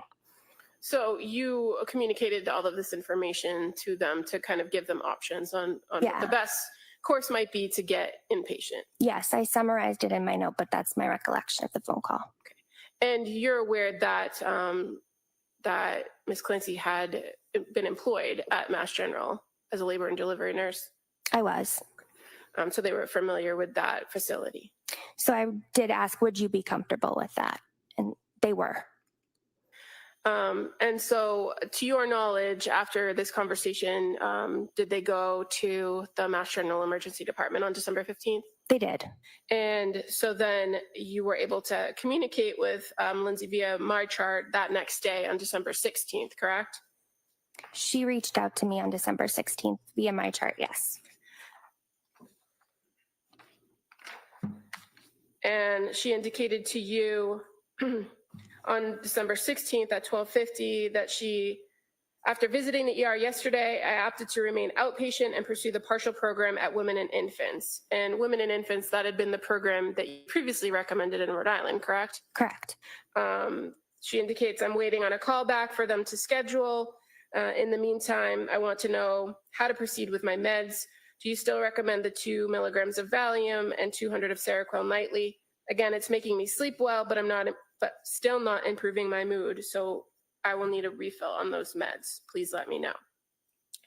So in this particular message, she indicates to you that she was waiting to schedule with women and infants, correct? Correct. Were you aware that prior to that, Letitia Dukes had already initiated the referral process for women and infants? Yes. And so on this particular message, she's kind of updating you, but also asking you if she should stay on the same track for her medication. Yes. And what was your response? So December 16th at 1:14. I said, "Hi, Lindsay. I know Letitia may have called you yesterday about information about women and infants, so I hope you were able to connect with her. Target dose for Seroquel treating depression is 300 milligrams, so we can increase it to 300 milligrams if you are willing. Yes, continue the volume. Let me know what you think." And why at this point did you recommend increasing now to the 300 after having recommended staying at 200 for the Seroquel? The FDA recommended dose for treating depression, bipolar depression, with Seroquel is 300 milligrams.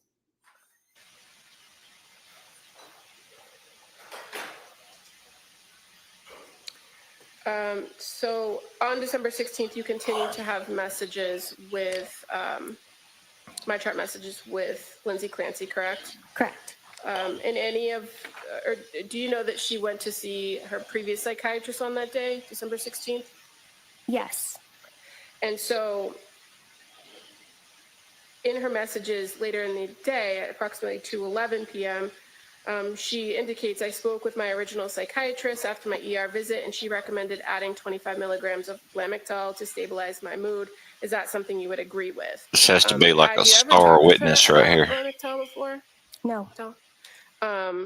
Is it a drug that you kind of commonly recommend for people? I do. And was it something that you thought could be a good fit for this patient? Yes. And so in your response to her at 2:26 p.m., do you further talk about using it as a mood stabilizer? Yes. I state absolutely lamotrigine works well for mood stabilization and depression. I talked to her about the side effects of it. I'm fair to say those side effects are like rash and skin changes, fever. Can we find out what the witness feels the side effects are rather than counsel? Well, why don't we let the question be, what was she told? All right. I think that's the proper question. So why don't you ask what was told or what was said or messaged to the defendant? Can you tell us what you messaged her the side effects were? So I recommended it needs to be a slow titration, meaning titration, increasing the dose due to risk of SJS, which means Stevens-Johnson syndrome, which can be a very serious rash that somebody can get. There's a higher risk of it if somebody takes Lamictal, which is why the FDA recommends such a slow titration, 25 milligrams for 2 weeks, 50 milligrams for 2 weeks, 100 milligrams. You can't really go quick with it. But I also specified it can cause a benign rash as a side effect. So any skin changes you notice, you want to be sure are not accompanied by things like fever, malaise, pharyngitis, swollen lymph nodes. Also watch for a rash that is purpuric or tender. Benign rash would be spotty, non-confluent, non-tender, and no systemic features like fever. Otherwise, I find this medication to be quite well tolerated. Take with food to minimize any risk of GI, such as nausea. I will send this to your I can send this to your pharmacy along with the dose change in Seroquel. Any luck with hearing back from women and infants? So the Lamictal, am I saying that correctly? Lamictal.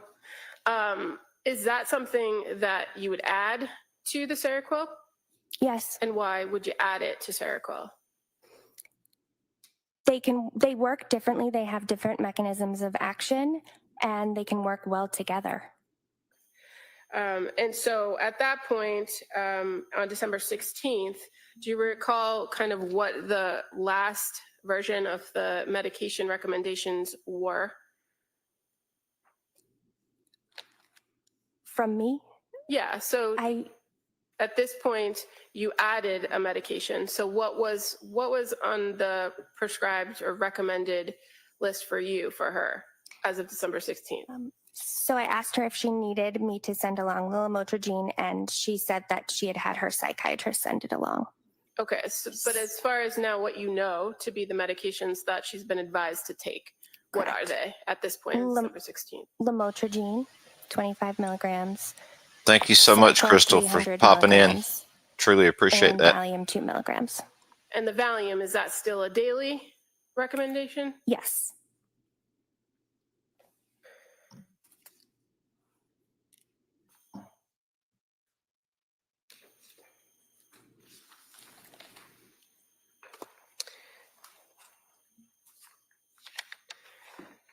At the end of that message that you just read, you asked her if there was any luck with hearing back from women and infants, correct? Correct. Did she respond to you in a message about what was happening with the women and infants? The next message at 2:33? In 2:33, she said, unfortunately missed the call this morning from women and infants, but I did request them to call back. I'm hoping they do so today. And you said that you'd also learned in this exchange that her other psychiatrist had already called in the lamotrigine prescription. Correct. And then, did you have any further communication with her on 12/16?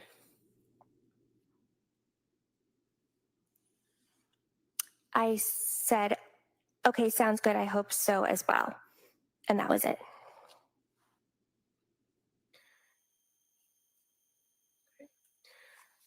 When's the next time you spoke with her? 12/16 was a Friday, so I spoke to her on Monday, December 19th. And again, did you speak with her via the MyChart messaging, or did you speak to her on the phone? MyChart messaging.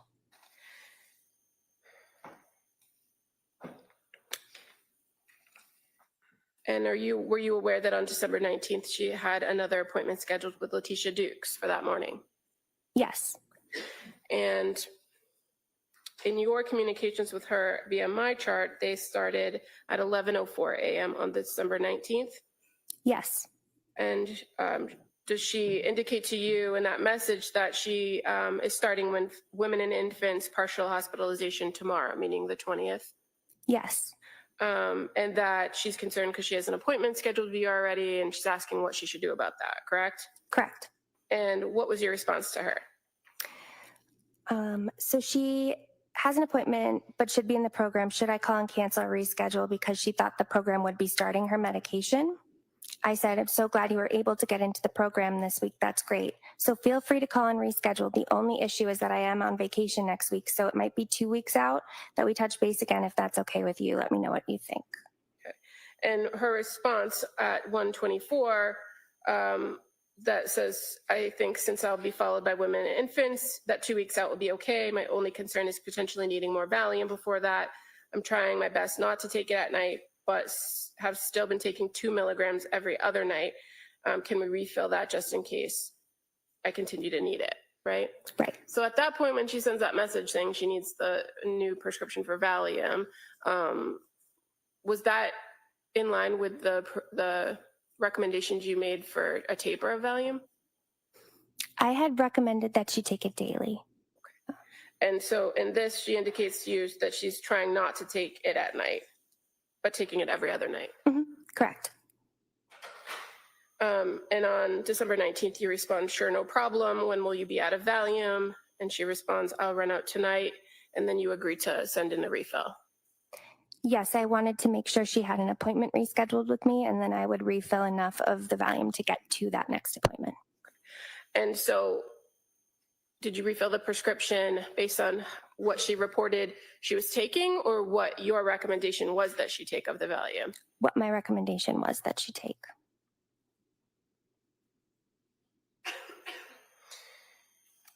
And so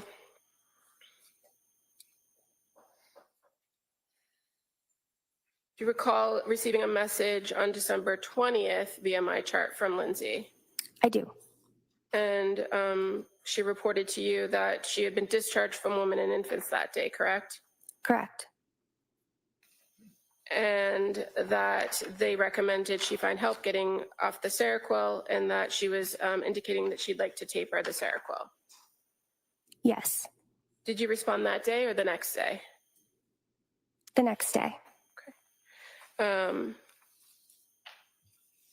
Her message came in at 8:05 p.m., so I responded the next morning. okay, 10:57. Yes. And what were your thoughts about her report that she was discharged and the recommendation for tapering the Seroquel, or getting off the Seroquel, I should say? I said I'm not opposed to that. However, I'm concerned she discharged you, as I do feel you could benefit from the groups and added support separate even from medication changes. In fact, if we're not going the medication route, I think groups and therapy are the treatment needed, as I feel the intrusive thoughts you've been having are nonetheless concerning, and I know they've caused you considerable distress. I'm also on vacation next week, so I'm hesitant to start a taper when I am not available to you for questions and concerns. Again, I'm open to starting a taper, but I want to be available to you as it happens. You mentioned you are connected to your previous psychiatrist. Would that be someone to consult as well? And so when you sent this message at 10:57, were you opposed to the idea of tapering the Seroquel? I understood that it was helping her to sleep, and I also understood that she felt as though she was still depressed, and she wanted to come off of it. And in this correspondence back and forth on the 21st, was there any conversation about the lamotrigine and whether she took it as a mood stabilizer? No. As far as coming off medication, was that something that you thought might be a good option for her? As I had expressed to her, I was hesitant. It could be done, but she would need a lot of what I would recommend to be group support, therapy, other types of treatment. At that point, based on your interactions with her through the clinic, through all the messages, through the meetings that you've had, were you aware of whether she was getting any other support, like groups, other than Letitia Dukes and yourself? No. And this partial. I apologize. Is she aware or no, she wasn't? She just said Okay, no. sure. If you could just Are you aware of whether she was? I was aware it was recommended. I was not aware that she was interacting with any groups. And the South Shore Perinatal Behavioral Program, you have groups that are offered through the clinic, correct? At that time, we did, yes. And if she was attending groups through the clinic, would that be something that you would have access to or be noted in her records? Yes. And as far as your communications with her, did she report to you that she was attending any sort of groups or therapy at other places in the community? No. The only person you were aware of that she was communicating with was her previous psychiatrist, correct? Correct. And that's why you made that recommendation to consult with her? Correct. And what's your concern, or what was your concern for not being available to her while you were on vacation with a taper? I wanted to be there to evaluate if the taper was going okay, if she was suddenly having a hard time sleeping again. So maybe I could recommend that we go back up, or, just to reassure her, to be there for her while this was happening. In your prior communications with her, she was very communicative with you about symptoms, about issues, about concerns, correct? Correct. And if you're on vacation, are you responding to my chat messages? No. There would be someone that would respond. It would have been my nurse, and they would have consulted with the two other, and Julie, I believe her last day was the 22nd, but they would have consulted with the other NP there, but I would not be available, no. And you were invested in this patient's care, weren't you? Yes. So on December 21st, after you made that recommendation that she not start the taper while you weren't available or consult with her psychiatrist, other psychiatrist, did you get a response from her at 3:57?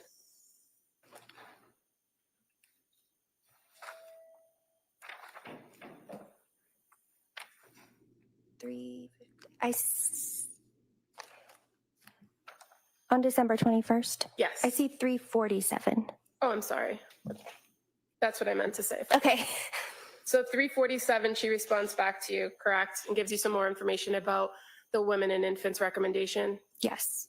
And it reads, the psychiatrist at Women and Infants recommended a more general mental health, PHP, partial hospitalization program, right? Correct. Such as the one at McLean, which I'm open to. I'm also looking to schedule with a CBT therapist in Duxbury. My other therapist does have appointments this and next week, so I can follow up with her too. How would you recommend starting the taper? I will need smaller pills, as the ones I have now are all 300 milligrams. Right? That's her response. Yes, she says her other psychiatrist does have appointments. And in the meantime, she had also sent an email to the clinic. You aware? I'm not aware. Okay. Do you know if she spoke with the nurse at some point on the 21st? Yes, I asked my nurse to call to, again, go over the risks of tapering, which could include worsening of mood, worsening of sleep, verify that this was really something she wanted to move forward with, remind her that I wouldn't be there. Okay. And on December 21st, 2022 at 4:26 p.m., you respond to her in the MyChart message, right? Right. And you had expressed reluctance for the taper, but ultimately, did you provide her a plan for taper? Right. I said, I know Nicole reached out to you and she relayed that you would like to proceed with the taper. I'm sending as 100 milligram tablets, 200 milligrams, 2 tablets for 4 nights, 100 milligrams, 1 tablet for 4 nights, 50 milligram tabs, half tablets times 4 nights, then off. Let me know if any issues. And is that a standard or slow taper off of Seroquel being at a 300 milligram dose? Considering the fact that she had only been taking it for a few weeks, yes. If she had been on it for months, I would have done a slower taper. And in addition to giving her that plan, you also had the nurse provide her with some information about DBT groups, correct? Correct. And what's DBT? Dialectical behavioral therapy. And how's that different from cognitive behavioral therapy? Dialectical behavioral therapy, there's certain tenets to it, like emotion regulation, distress tolerance, interpersonal communication. There's a lot of skills to it. It's a very skills-based treatment. So we had recommended that as an additional support. And the next time you had contact with the Clancys, when was that? After December 21st?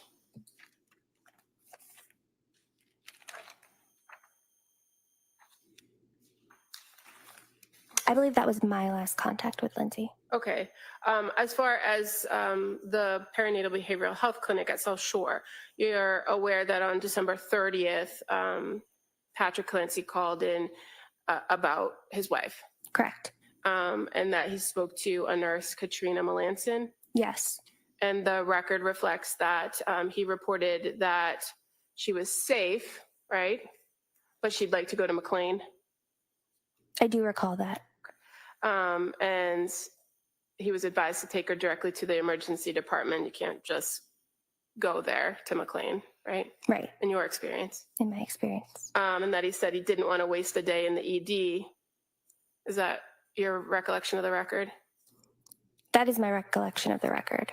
And that he was looking just to get the bed that was offered the last time on December 15th. Yes. And it's fair to say that that's not how the process works?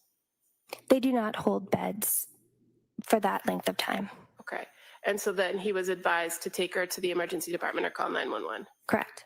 And was that the last contact that the South Shore Perinatal Behavioral Health Clinic had with Lindsay Clancy? Yes. you were never advised or got any messages from her after she went to McLean, did you? No, we did check. Okay.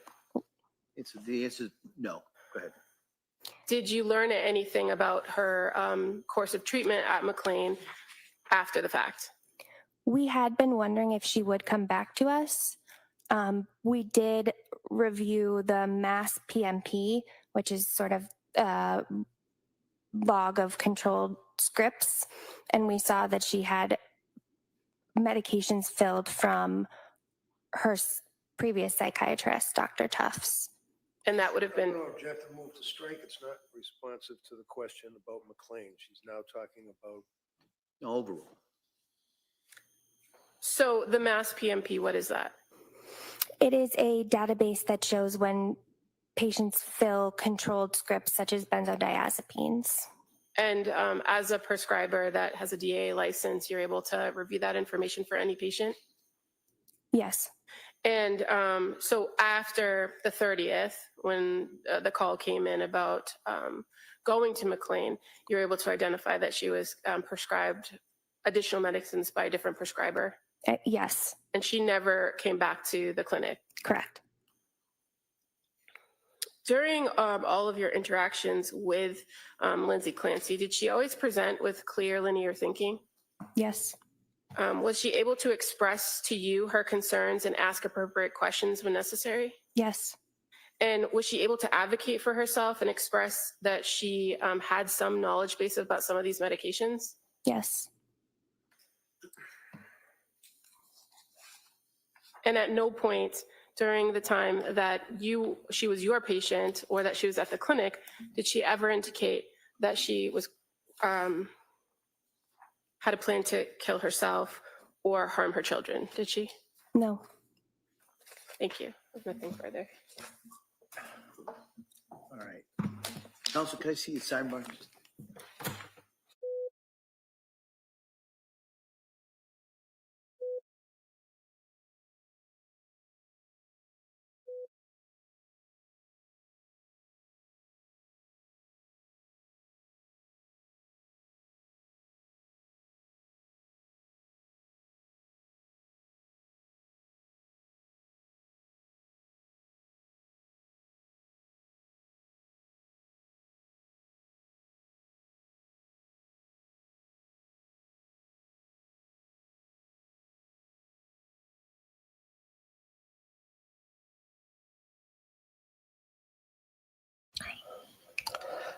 Sidebar sounds so funny in Massachusetts, yeah. Can you see for the sidebar? Until around 2 o'clock, same instructions. Comes an explanation from the judge. Talking about this case. I hope everybody has a nice little break here. We'll see you back here right around 2 o'clock. Okay? Court, all rise. Judge, notebooks placed on the desk, please. This way. That's from Angela, so just so you know, I might have to do something because they won't let me do it. Okay.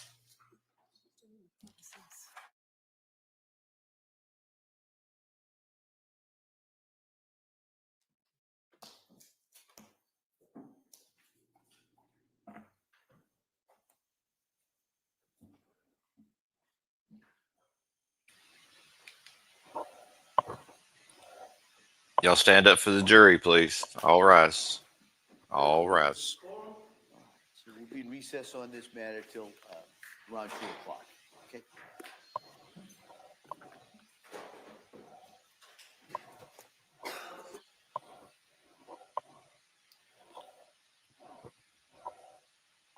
In recess until 2 o'clock Eastern. That's 1 hour. 1 hour.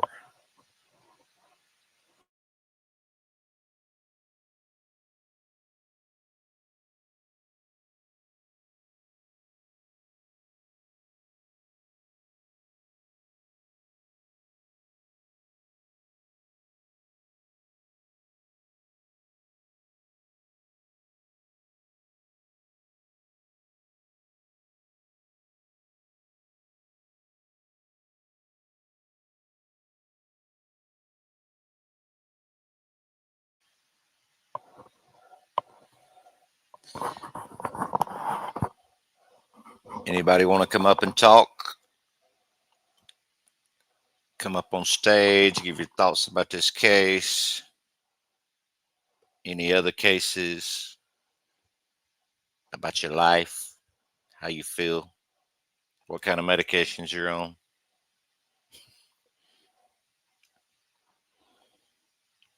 The link is in the chat. Come chop it up, as Adam says, if you want to.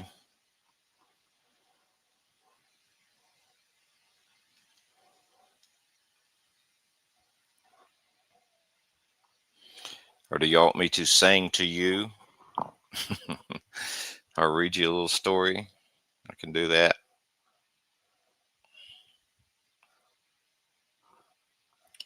Or we can all go have some lunch.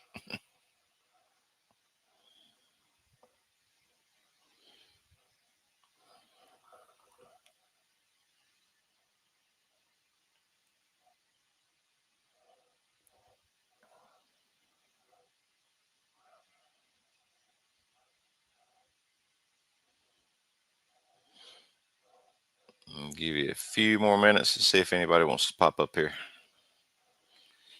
Otherwise, I'm going to go find another video to watch during lunchtime.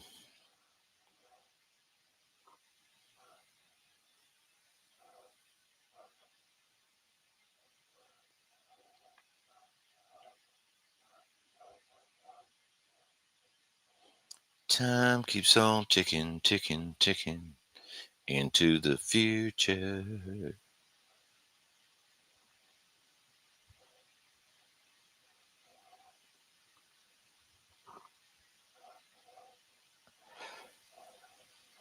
Let's see if we could go find that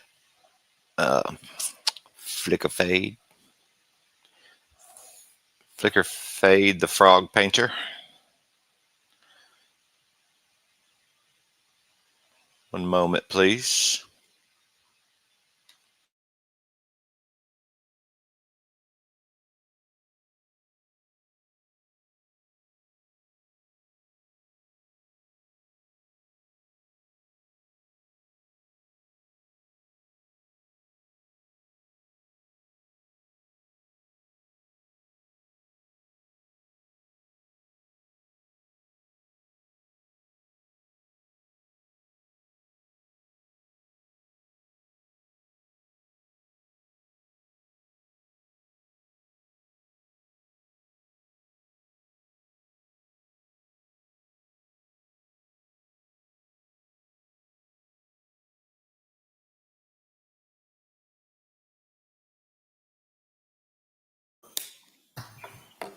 Good morning, sir. Can you stop right there? Raise your right hand to the clerk, please. Good morning. Do you solemnly swear that the testimony in the evidence you shall give before and in the jury, the matter now pending between the Commonwealth and the defendant, the fact shall be the truth, the whole truth, and nothing but the truth, so help you God? Thank you. You may have a seat, sir. All right, good morning, sir. I'm going to ask you to speak into that microphone. You can be seated if you'd like, if you're more comfortable. Okay? All right, Commonwealth, please. Your Honor. Good morning. Can you please state and spell your name for the record? Yeah, my name's Patrick Clancy. It's PATRICKCLANCY. And what is your date of birth? June 15th, 1988, What city do you live in now? New York. Hey, can you guys hear that good? Just pausing it for a brief second. Put a 1 in the chat if you can hear it good.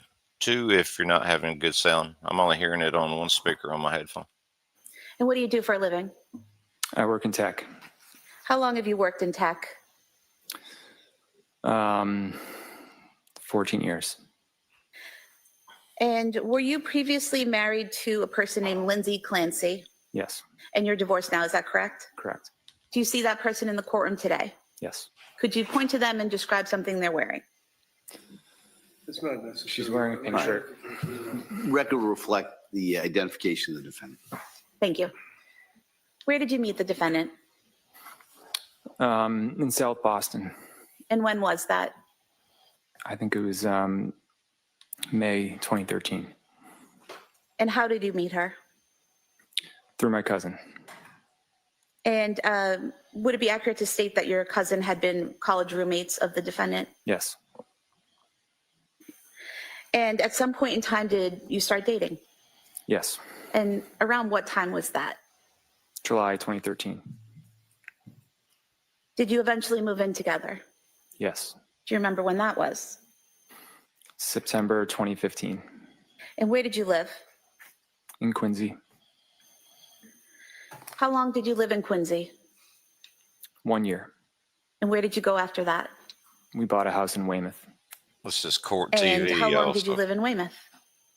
2 years. I'm a little more skeptical. Did you eventually of get court married? TV. Yes. And when was that? December As far as copyrights 2016. go. And was that while you were living in Weymouth? Yes. Maybe pausing. Did you have your first child when you were living in Weymouth? Yes. And what was her name? Cora. And what was her date of birth? December 24th, 2017.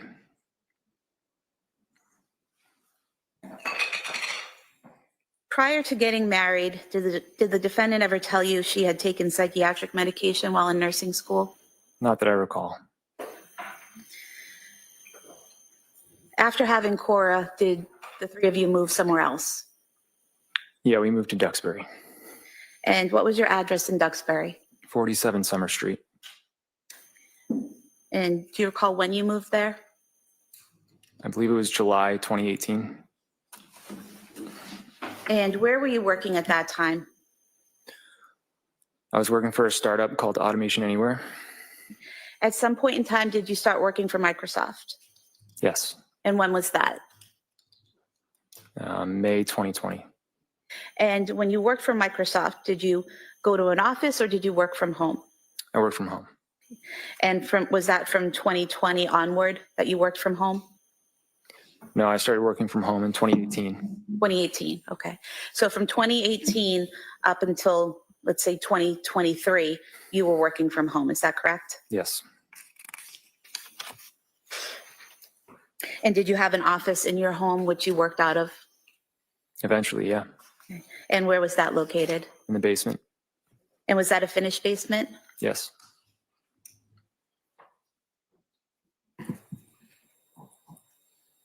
Going back to after Cora was born, do you recall the defendant having any physical issues after the birth? Yeah. And what were those?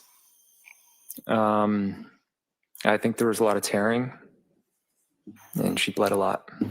Did it take her a while to recover physically? I would say so, yeah. Did she have maternity leave at that time? Yes.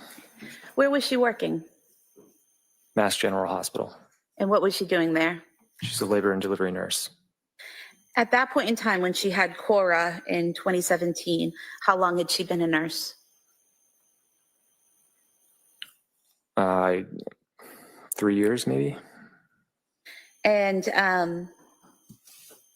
do you recall how long her maternity leave was with Cora? That was the shortest of the three. I want to say it was 10 or 11 weeks. And did you have paternity leave at that time? Yeah, I had 2 weeks. 2 weeks, okay. When you went back after the 2 weeks back to work in the home, were there any issues that you noticed the defendant having? Yeah, I'm sorry. I just want to correct an earlier statement. I was working for Pegasystems when Cora was born. Okay. And then eventually you worked for Microsoft? Yeah. Okay. And so after the 2 weeks of your paternity leave, the defendant was still on maternity leave, correct? Yes. Okay. And did she have to take any psychiatric medications at that time? Not that I know of. She had a lot of anxiety, but Okay. So you're saying that she had some anxiety at that time. Is that correct? yeah. How did that manifest, or how did you know that? She just really struggled with the date of going back to work. So immediately after having Cora, as she healed physically, what was her mood like when you're both on leave? It was great. It was good. Good. Okay. I mean, relatively, yeah. And so did the anxiety start as it became closer in time to when she had to go back to work? Yes. How many shifts was she working at that time? Before Cora was born, she was working at least 40 hours, maybe more. After she went back to work, it was, I think, initially just one. One shift? Yeah. And was that a 12-hour shift? It was per diem. Per diem. And then she eventually did 2 shifts. Okay. I think it was 20 weeks. After 20 weeks, she moved to 2 shifts? I'm sorry, it was 20 hours a week. 20 hours a week, okay. And so from the time she worked her way back up to 20 hours a week at work until she had your next child, did it remain that 20 hours per week that she worked? Pretty much, yeah. Okay. And did you have any assistance in the home during that time after she went back to work? A nanny or a babysitter? Yeah, we had babysitters. We had a babysitter who came probably 12 hours a week. And did that typically happen after your wife had a shift, that the nanny or the babysitter would be there? Yeah, so she could sleep. Did the defendant work overnights? Yeah. And how long did you have that nanny or babysitter for? Several years. Do you remember her name? We called her Miss Jen Miss Jen? Do you remember her last name? Shanahan. And then you had a second child, is that correct? Yes, And what was their name? Dawson. And what was Dawson's date of birth? September 30th, 2019. And was Miss Jen still helping out in the home at that time? Yeah. And what was Dawson's delivery like? Pretty traumatic. How so? He was in I think a breech position. So he came out in I guess I don't know much about it, but not an ideal way. And it caused just significant bruising and tearing. So again, did the defendant with this second pregnancy have some pain and difficulty physically healing from the birth? Yeah, much more so than Cora. Okay. And was she on maternity leave at that time? Yes. How many weeks leave did she have at that time? I don't recall, but I think it was more than the traditional 12. I want to say it was 13 or 14, maybe more.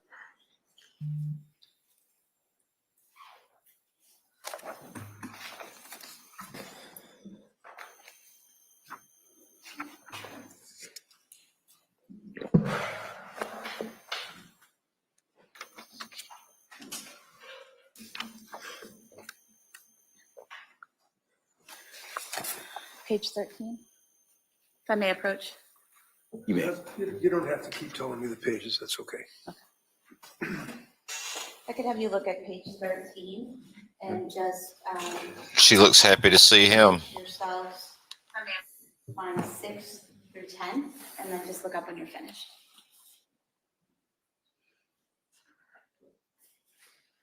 Thank you. Does that refresh your memory as to how much maternity leave the defendant had after Dawson's birth? Yeah, And what was it? 18. 18 weeks? Mhm. Is that correct? I believe so. Okay. And, after dealing with the physical pain of birth and starting to heal, how was her demeanor and experience during that maternity leave? I think it was fine at first. It was always when she had to go back to work, that's when she struggled. So, Okay. So that was a pattern that you saw after Yeah. the baby, maternity leave was good, and then she'd struggle going back to work? she just had a really hard time being separated from them. What was the plan for how many shifts she would work or how many hours she would work after Dawson was born? I believe it was the same thing. And in terms of Ms. Shanahan, the babysitter, you had mentioned before that she was there about 12 hours a week. Did that stay consistent after Dawson's birth, or was it more or less? Probably consistent.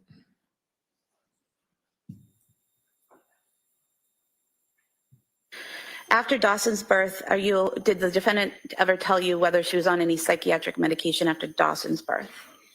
No. Did she seek treatment or tell you she sought treatment after Dawson's birth? Yeah, she got a therapist for a short period of time, but it didn't last very long Did she tell you that at the time or later? at the time. Okay. And did she have any psychiatric hospitalizations or commitments at that time? No. What about after Cora's birth? Any psychiatric hospitalizations or treatment? Quick pause, y'all. Just Court TV. Shout out to Court TV. They do good coverage, especially now without so many commercials and pausing and then going back into the courtroom and that type of thing. But so, yeah, he looks extremely happy to be there, and she looked like she was happy to see him. And if I was that lawyer when she touched me on the arm, I probably would have jumped out of my chair. So we're going to pause it a little bit as we go along because this is definitely Court TV and not Law Channel, the Law Channel. Y'all know what I'm talking about. Okay, back to it. No. Law and crime, by the way. Was there a time after Dawson's birth where she wanted to declutter your garage? Maybe at some point. Okay. Yeah. And did you assist her with that? Yeah. Okay. And how was that done? We had a lot of stuff to throw away. And I think we sold some stuff on Facebook Marketplace. We just had a lot of stuff. So did the two of you go through the items in the garage and organize it into what you would keep, what you would throw away, and what you would sell? Yes. Okay. And so it was very organized? I would say so, yeah. And you finished the project, is that correct? It was always ongoing. Now, eventually you had your third child, correct? Yeah. And what was their name? Callan. And what was his date of birth? May 26th, 2022. Can you describe that delivery for us? It was great. From what I could tell, it was relatively quick. It was during the day. We were both smiling after, and I don't think there was as much physical trauma. Nothing compared to what happened with Cora or Dawson, is that correct? Correct. Did the defendant have maternity leave after Callan's birth? Yeah. And how long was that leave? She never went back. How long was it planned for initially? I want to say 18 weeks. And were you on paternity leave as well? Yes. And how long was your paternity leave? 12 weeks. So with Callan being born on May 26, 2022, the two of you were home with the children that summer on leave. Is that correct? Yeah.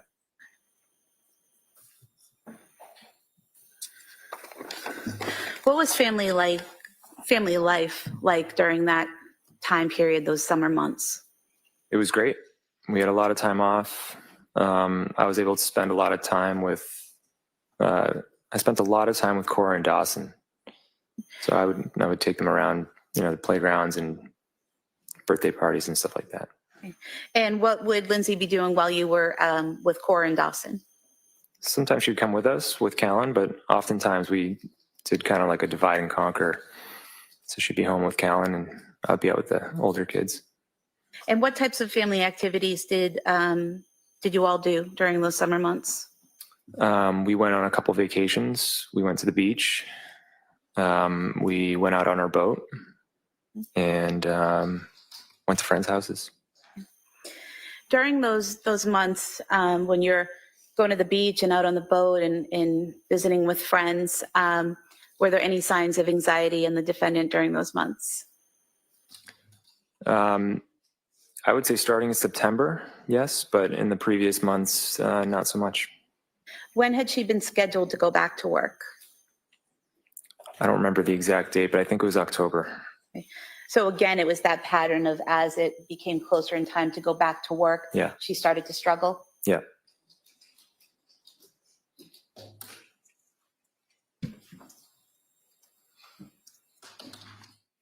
During the times when she would get anxious, when it was time to go back to work and she would start being anxious, did you ever have any difficulty understanding her when she spoke?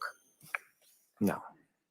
And did she ever exhibit any behavior that made you concerned enough to call a doctor or want to commit her?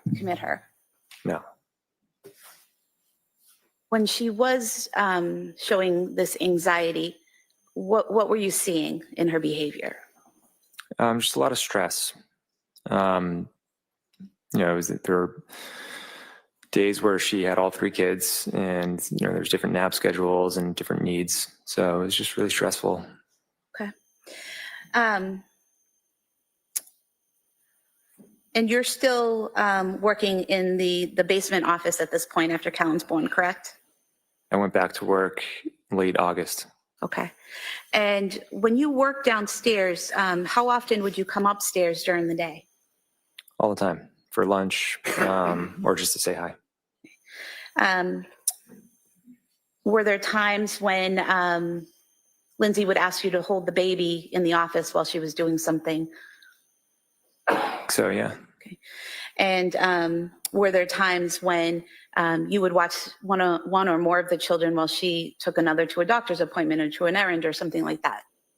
Yeah, if it worked out with the schedule, yeah. Okay. What was the plan in terms of how many shifts or hours she was going to work after Callan? I believe the plan was 2 shifts per week, but there was a lot of flexibility. She could have done really anything. Do you recall saying previously that you were going to start off with 1 shift and hopefully move to 2?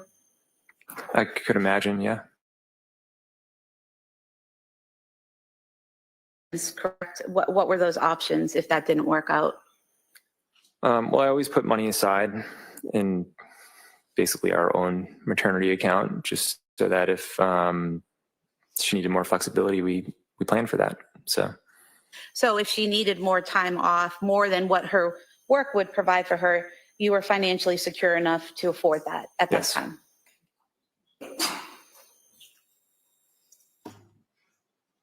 During this time, in the fall of 2022, were Cora and Dawson attending preschool? yes, And where was that? Learning Sprouts, And where is the Learning Sprouts located? Duxbury. How often were they attending Learning Sprouts? Full days Monday, Wednesday, Friday, and a half day on Thursday. And what was a full day? What hours? I think it was 9 to 4. 9 a.m. to 4 p.m.? I think so, yeah. And what was a half day? Like 9 to 12:30. I think they might have had some days where they started early. I can't remember. But basically all day, working hours all day, Monday, Wednesday, Friday, and then the mornings on Thursday. Is that right? Right.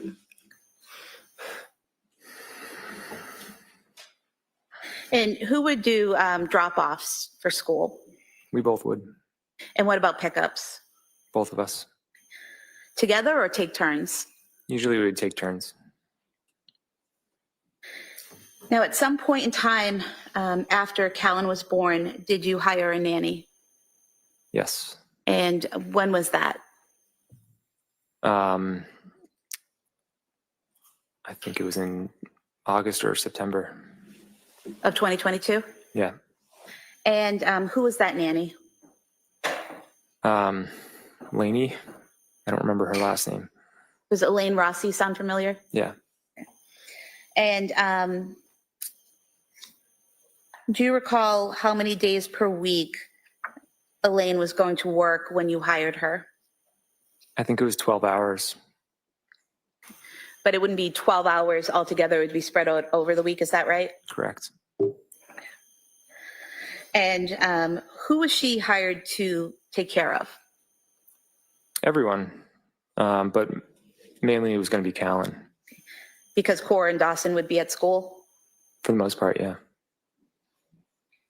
And what was the plan for when Elaine would work? It was at that same type of after Lindsay worked shifts or something different? Yeah, the goal was after Lindsay would work, I mean, she never went back to work, but I think we wanted to get her just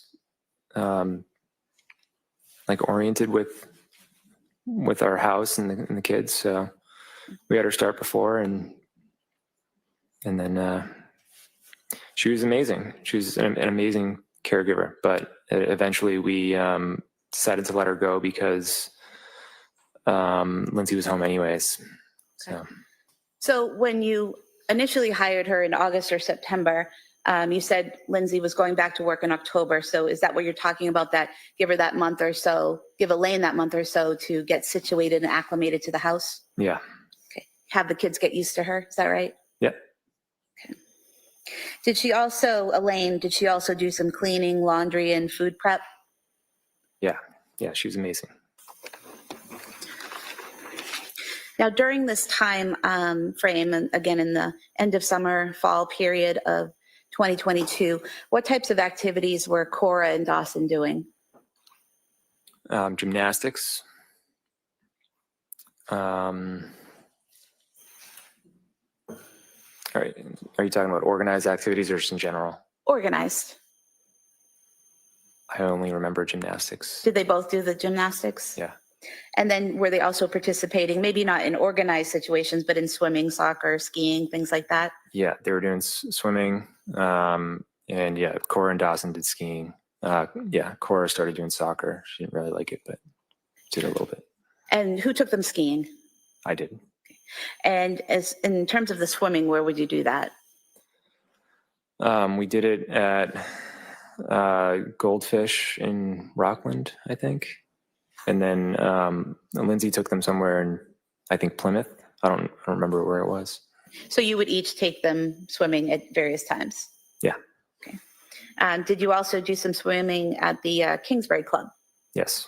And what is the Kingsbury Club? It's like a gym with a pool, and they had childcare, so sometimes they would hang out in the kids' room and we would go work out. And is that in Duxbury? It's on the Kingston-Duxbury line. I'm not entirely sure, but yeah. Okay. And so you could drop the kids off at the daycare portion and go work out or swim or something like that? Yeah, or we could go with them and go swimming. Okay. Did Lindsay work out? Yes. She was very health conscious? I think so. And were you aware that she had been an athlete in both high school and college? Yes. Do you recall what she did? Competitive cheerleading. Now, when you were together, what type of exercise would she do, or did she prefer? She did a lot of running. She did the Peloton, and she did, there's like some program called Beachbody, I think. Do you recall when she started Beachbody? Maybe in the spring of 2022. I'm not sure. So right before having Callan, would that be accurate? Probably, yeah.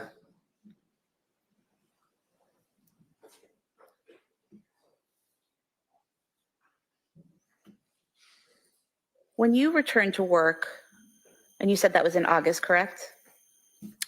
Yes. What was the defendant's demeanor when you returned to work? Increased anxiety and definitely, stressed out. Do you recall describing her as slightly stressed but in good spirits? Yeah. And when she was stressed out, when she was showing some anxiety, how did that manifest? I don't really know how to describe it. I guess it's just any way you can tell that somebody's stressed out. And I don't know, she would say, I'm not looking forward to going back to work. I remember once she said it's just so unnatural to be separated from your newborn, stuff like that. So she didn't want to go back to work? Is that what you're saying? I think she did. It was just a really difficult transition for her. And do you recall attending a wedding on September 17th, 2022? Yeah. And where was that wedding? New Hampshire. Was it just you and Lindsay that went, or did the whole family go? We brought Kellen. And when you were at that wedding, do you recall having a conversation with Lindsay about medication? Yes. What did she say to you? We were walking downtown and she said, I think I'm going to start taking Zoloft. And did she tell you why she wanted to start taking Zoloft? She said, I think it's really going to help with my anxiety and with going back to work. And did she tell you how she was going to go about getting Zoloft? Yeah, I asked her, how are you going to get Zoloft? It's a prescription. And she said, usually just ask the doctor and they'll give it to you. And did she tell you that she was going to see a psychiatrist? Yeah, I believe so. And when she did that, did she tell you who she was going to see? No. Did you eventually learn the name of the person who she went to see? Months later, yeah. Okay. And who was that? Jennifer Tufts. Okay. And did Lindsay tell you when she started seeing Dr. Jennifer Tufts? No. Did you learn, or strike that, did Lindsay tell you when she received the medication and when she started it? No. I mean, I should correct that. It's not exactly. Well, let me just ask a question first. Sure. Did you have a conversation with Lindsay about the medication she was on? Eventually, yeah, but I didn't know the start date. Okay. And so when did this conversation take place, this eventual conversation? Probably the end of October. Okay. And at that point, what did Lindsay tell you about the medication and how she was taking it?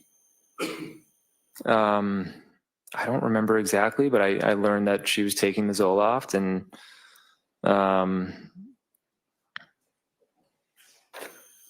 I don't remember really too much about it after that. She was just taking it, and we were seeing how it went. And did you notice any changes in her physically during that time frame that she was on it and you weren't aware she was on it? At the time, no, I don't think I did. And did you notice any changes in her emotionally during that time when she was on it, but you weren't aware she was on it? Yeah, she wasn't really improving. She just kind of seemed to be gradually becoming more in like a depressed state.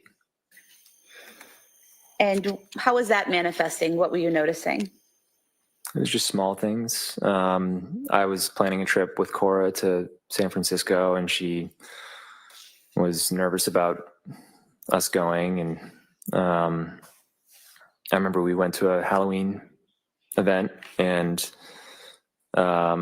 just leading up to it, I remember it just kind of seemed like she didn't want to go for some reason. Okay.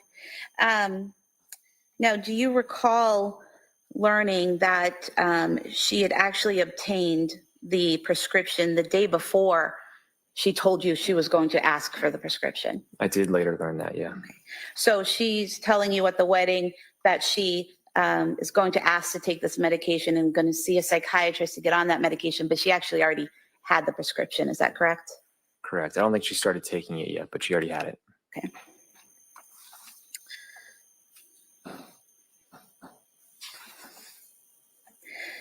And did Lindsay tell you how long she took the medication for? She may have. I don't remember the exact time frame. I just remember she took it for a period of time, and then her sleep started to suffer, so she stopped taking it. And did she tell you whether or not she spoke to her provider, her doctor, about the troubles she was having? I believe so, yeah. Okay. And did Lindsay tell you that she was advised to double the dose of the Zoloft? She may have. I don't remember. Page 31. You could look at lines 20 to 22 and then just look up when you're Sure. finished.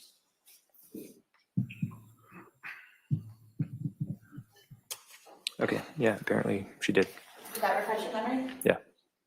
And so did Lindsay tell you that she was supposed to double the dose? I guess she did, yeah.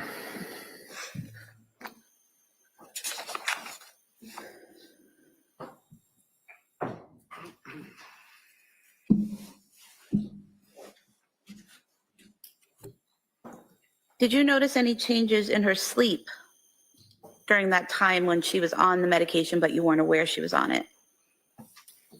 Eventually, yeah. When was that? I don't remember the exact dates. But she just, one night she said, do you mind? She started it by saying, I'm not mad or anything, but do you mind sleeping in the basement? And letting me just sleep in our room with Callan. And then you can take the monitors down in the basement. And if Cora and Dawson get up, you can get up with them. She said, I've just been having a lot of trouble sleeping. And I'm hoping that like if there's less in and out, then there'll be less disruption. Okay. Had you noticed prior to her telling you this that she was up a lot or having trouble sleeping, like physically seeing her awake? No, not that I recall. And did you in fact start sleeping in the basement for a period of time? I think I did it for like 2 nights, and then she actually went down in the basement. Okay, so then you went back up to your bedroom to sleep, is that correct? Yeah. And how long did Lindsay sleep in the basement for after that? Maybe a couple of weeks. And so during that time frame, was she telling you that she was still having trouble sleeping? Yes. But you weren't actually down there watching her sleep. You're getting this information from her, correct? Correct.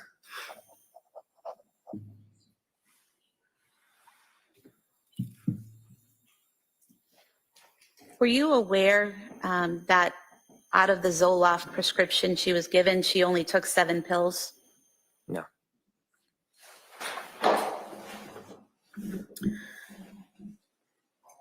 After you had the conversation with Lindsay where she said she was going to double the dose of Zoloft, did you notice any difference in her demeanor or behavior? I would say yes. I don't know if I connected it with the doubling of her Zoloft, but over that period of time, she just kept getting worse and worse. And what period of time was that? What month are we in? Mid-October to the end of December. Okay, so she got the prescription in September, started taking it in October, took 7 pills, but was having difficulty in December. Is that what you're saying? Yes. From this medication? Yep. Well, I don't know which medication it was from, but yeah. Okay. At some point in time, did Lindsay switch providers? Yes. And why did she do that? Because whatever she was doing with Jennifer Tufts, it wasn't working. She was only getting worse. And she thought that it would be better if she worked with, I guess, more of like a perinatal psychiatrist. And did she get a referral or a recommendation of where to go? I think so, yeah. Do you know who gave her that recommendation? It might have been my mother. And your mother's a nurse at South Shore Hospital, correct? Yeah. Does she also do labor and delivery work? Yes. Okay. And so do you know which provider or which office she recommended?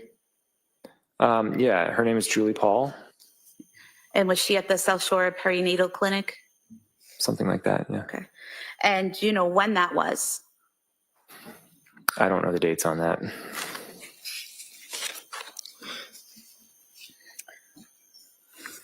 Do you recall saying previously that it was towards the end of November? Yeah, that sounds accurate, yeah. Okay. And you said she initially saw someone named Julie Paul, is that correct? Correct. Okay. And do you know how long she saw Julie Paul at that facility? I think it was only 4 or 5 days. And were you aware that Julie Paul left that office? Yes. And do you know who Lindsay saw after Julie Paul? Rebecca Gelata. And was Rebecca Gelata a nurse practitioner? Yes. Were you aware that she also saw a licensed social worker therapist named Letitia Dukes while she was at the South Shore Perinatal Clinic? I don't recall Letitia Dukes, but it's possible. So Lindsay never told you that she had therapy sessions with a person named Letitia Dukes during that time frame? I don't remember any therapy sessions now. Okay. After switching to Julie Paul and then Rebecca Gelada, did Lindsay start coming home with different prescription bottles? Yes. Okay. And were some of these medications that she came home with, were some of them during the time she was with Dr. Tufts? I think some of them were, yeah. And some of them were while she was with Julie Paul, is that correct? Correct. And then some while she was with nurse practitioner Gelada, is that correct? Yes. Okay. And would it be accurate to state that you provided the district attorney's office with a printout from CVS Pharmacy of all the prescriptions that were filled for Lindsay from September through January, September 2022 through January of 2023? Yes. Any objection? No, of course not. I'd ask her to be a bit of a Sure, one. yeah. In members of the jury, one of the things I forgot to tell you is anything that's entered as an exhibit, you'll have with you in the deliberating room when you're deliberating. So you'll have a chance to go over that as well. So you'll have anything that's marked as an exhibit. Okay? Thank you. Now, while she was taking these medications, the various pills, were you always with her watching and monitoring exactly what she took? Not always, no.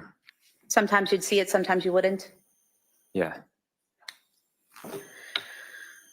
Directing your attention to February 6th, 2023, did you go to the district attorney's office and or have your attorney go there and provide a bag of prescription medication that had belonged to Lindsay?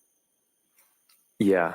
I think the police took a bag of prescription medications that night, the night my kids passed away. Mm-hmm.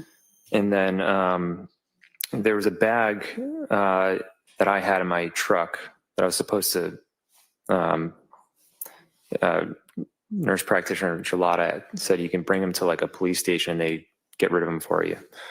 But I never got around to it. And where had you stored those in your truck? In the center console. It's like underneath the center console that opens. You have one of those center consoles that open up, but then there's another larger Correct. compartment below it? Yeah. So was it your plan to bring these to a location where they could be properly disposed? Yeah, I didn't want to just throw them in the trash, so. And these were all medications that had been prescribed in the past to Lindsay, but she was no longer taking, correct? Right.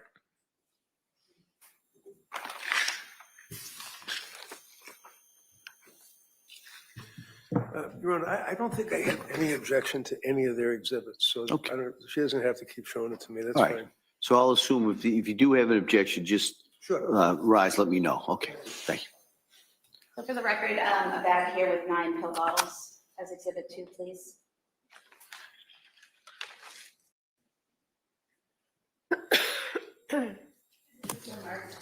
Thank you.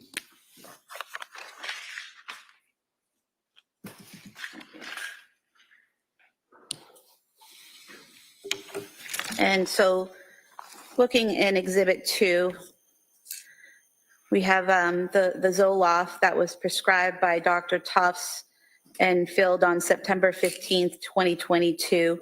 And I think I asked you earlier, you weren't aware that only 7 pills were taken out of this, correct? That's correct. Okay. And then there's another prescription in here for Ativan that was filled on October 26, 2022. Were you aware that only 6 pills were taken out of that bottle? Can you say the date again? October 26, 2022. And how many did it start with? See.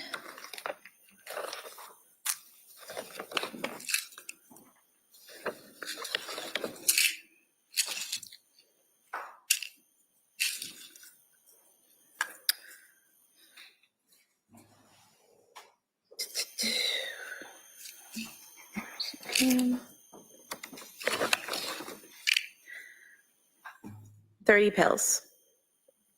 Okay. I mean, I don't have those exact numbers on how many she took, but there were adjustments made on the dosage of the Ativan. Mhm. So that aligns with But what the question happened. was, were you aware that only 6 pills were taken out of this prescription? No, but I think the context is important. Okay. Were you aware that there was a prescription for buspirone or Buspar filled on October 26, 2022, in which only 2 pills were taken out of the 30 that were prescribed? I found out about the Buspar later, and I didn't know about the number of pills taken. And then were you aware that there was a prescription for hydroxynine, prescription filled on October 26, 2022 for 30 pills, and that only 3 pills were taken out of this bottle? Which Hydroxynine? Yeah, what is that? I believe it's in some type of, similar to an antihistamine, like Benadryl or something like that. Oh, okay. I don't really recall much about that drug. Okay. And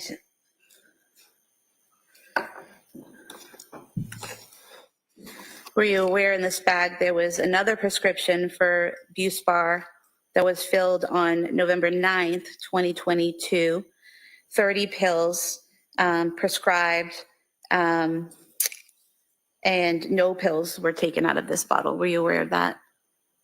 I wasn't keeping track of the number of pills taken out of each bottle, Okay. so. And then just ask you about one more, the trazodone prescribed on November 16th, 2022 by a doctor from South Shore Hospital, 30 pills. Were you aware that only 7.5 pills were taken out of this prescription? No. So there were a lot of pills prescribed, but not a lot of pills taken, correct? Is that comprehensive of all the pills that were prescribed? These are the pills that you brought into the police station. So out of these, Out of those, yeah, it's possible that not a lot were taken. Quick pause, y'all. That's a lot of pills. That's way too many pills for anybody to be taking. It's just totally ridiculous. And that's what they do, is throw pills at the problem. Unfortunately, that's their answer for everything. You know, never mind the natural remedies and that type of thing. So it's pretty sad. It's how it works in society these days.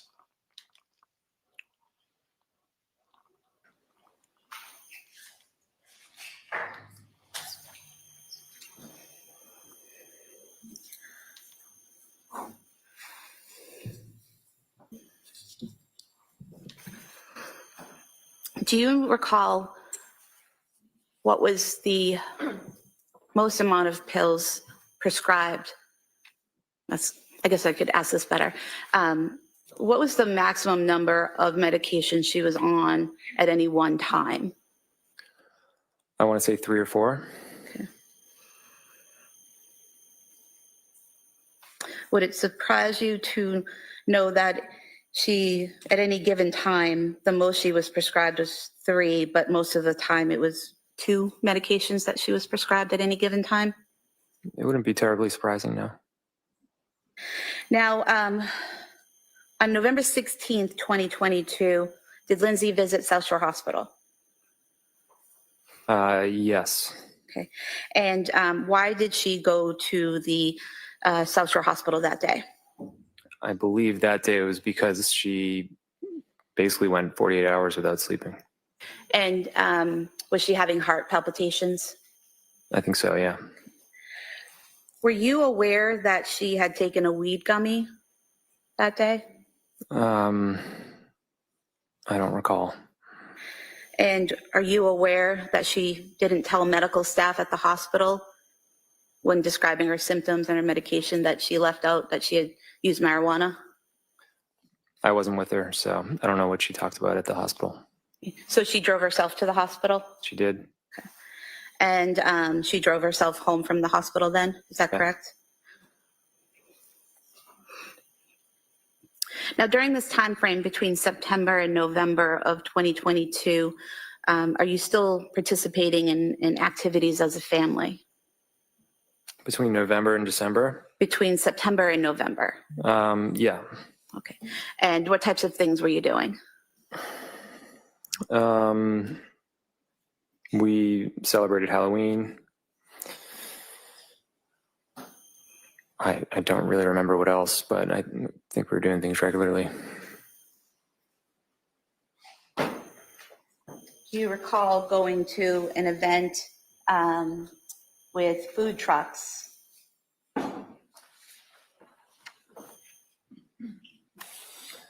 Yeah. And do you recall going to an event in November where there were trains to ride with the kids? Yeah.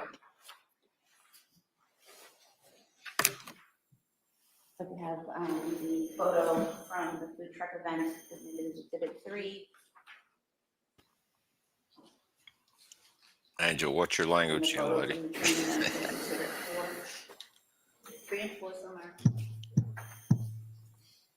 Can I publish? You may.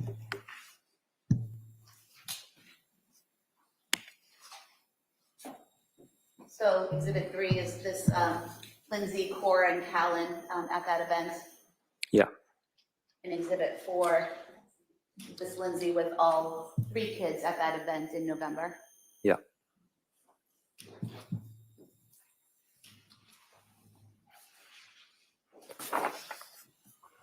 Awesome, Michelle. I'm glad you're still here. Say hello to my daughter. That's unique. Did you have Angel is plans my for daughter. Thanksgiving that year?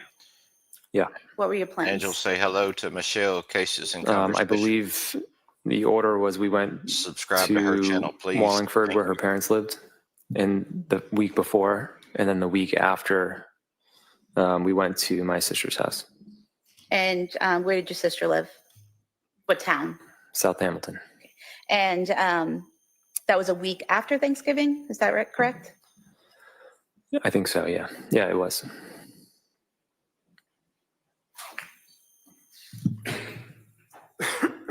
And is this a photo from Thanksgiving at your sister's house? Yes. I could have this photo marked as exhibit 5, I believe. All right, that may be marked. 5. We are all besties now. We love each other. Showing you what's been marked. Exhibit 5. Is this Lindsay here on the left? Yes. And are those your sisters in the photo with her? That's one of my sisters and my sister-in-law. Okay.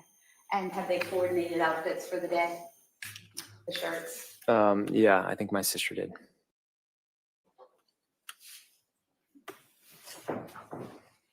What was Lindsay's demeanor that day? She was in rough shape. Rough shape? Yeah. How so? She wasn't talking much. She had low energy. She was really depressed.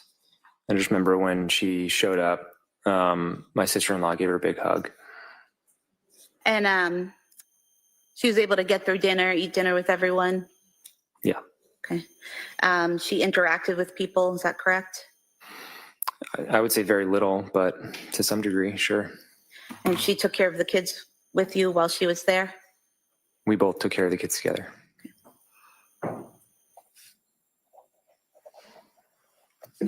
You mentioned earlier that your wedding anniversary is in December, is that correct? Yeah. Okay. Do you recall going out for your anniversary on December 3rd, 2022, going into Boston? No, we didn't go out. You don't recall arranging for a massage for Lindsay and then going to the Omni Parker house and going out to dinner that night? No, December 3rd, 2022, we stayed home. You stayed home, okay.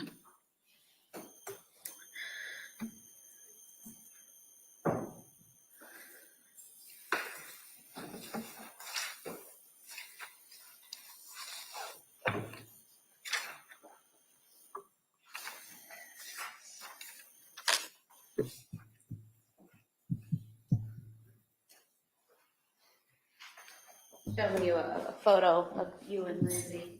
Do you recognize this photo? Yeah. And when was that taken? I'm not really sure. It wasn't taken on December 3rd when you were out celebrating your anniversary? In 2022? Yes. No. No, we wanted to go out, but we canceled because she wasn't feeling well. So we stayed home. We got takeout. Okay. Did you also, on November 26th, 2022, go out as a family to get a Christmas tree? Yes. Well, probably. I don't know. But yeah, around that time, yes. Okay.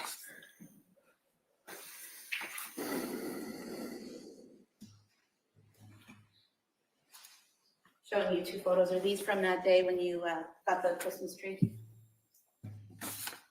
Yeah, that looks accurate.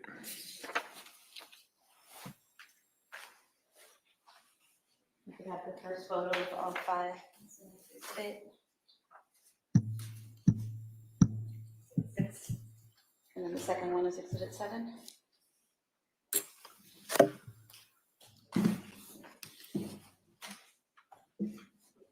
Exhibit 7.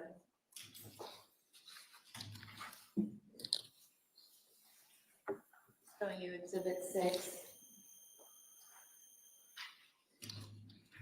This is all of you at the tree farm. Yeah. And Exhibit 7, those are the kids. Yes.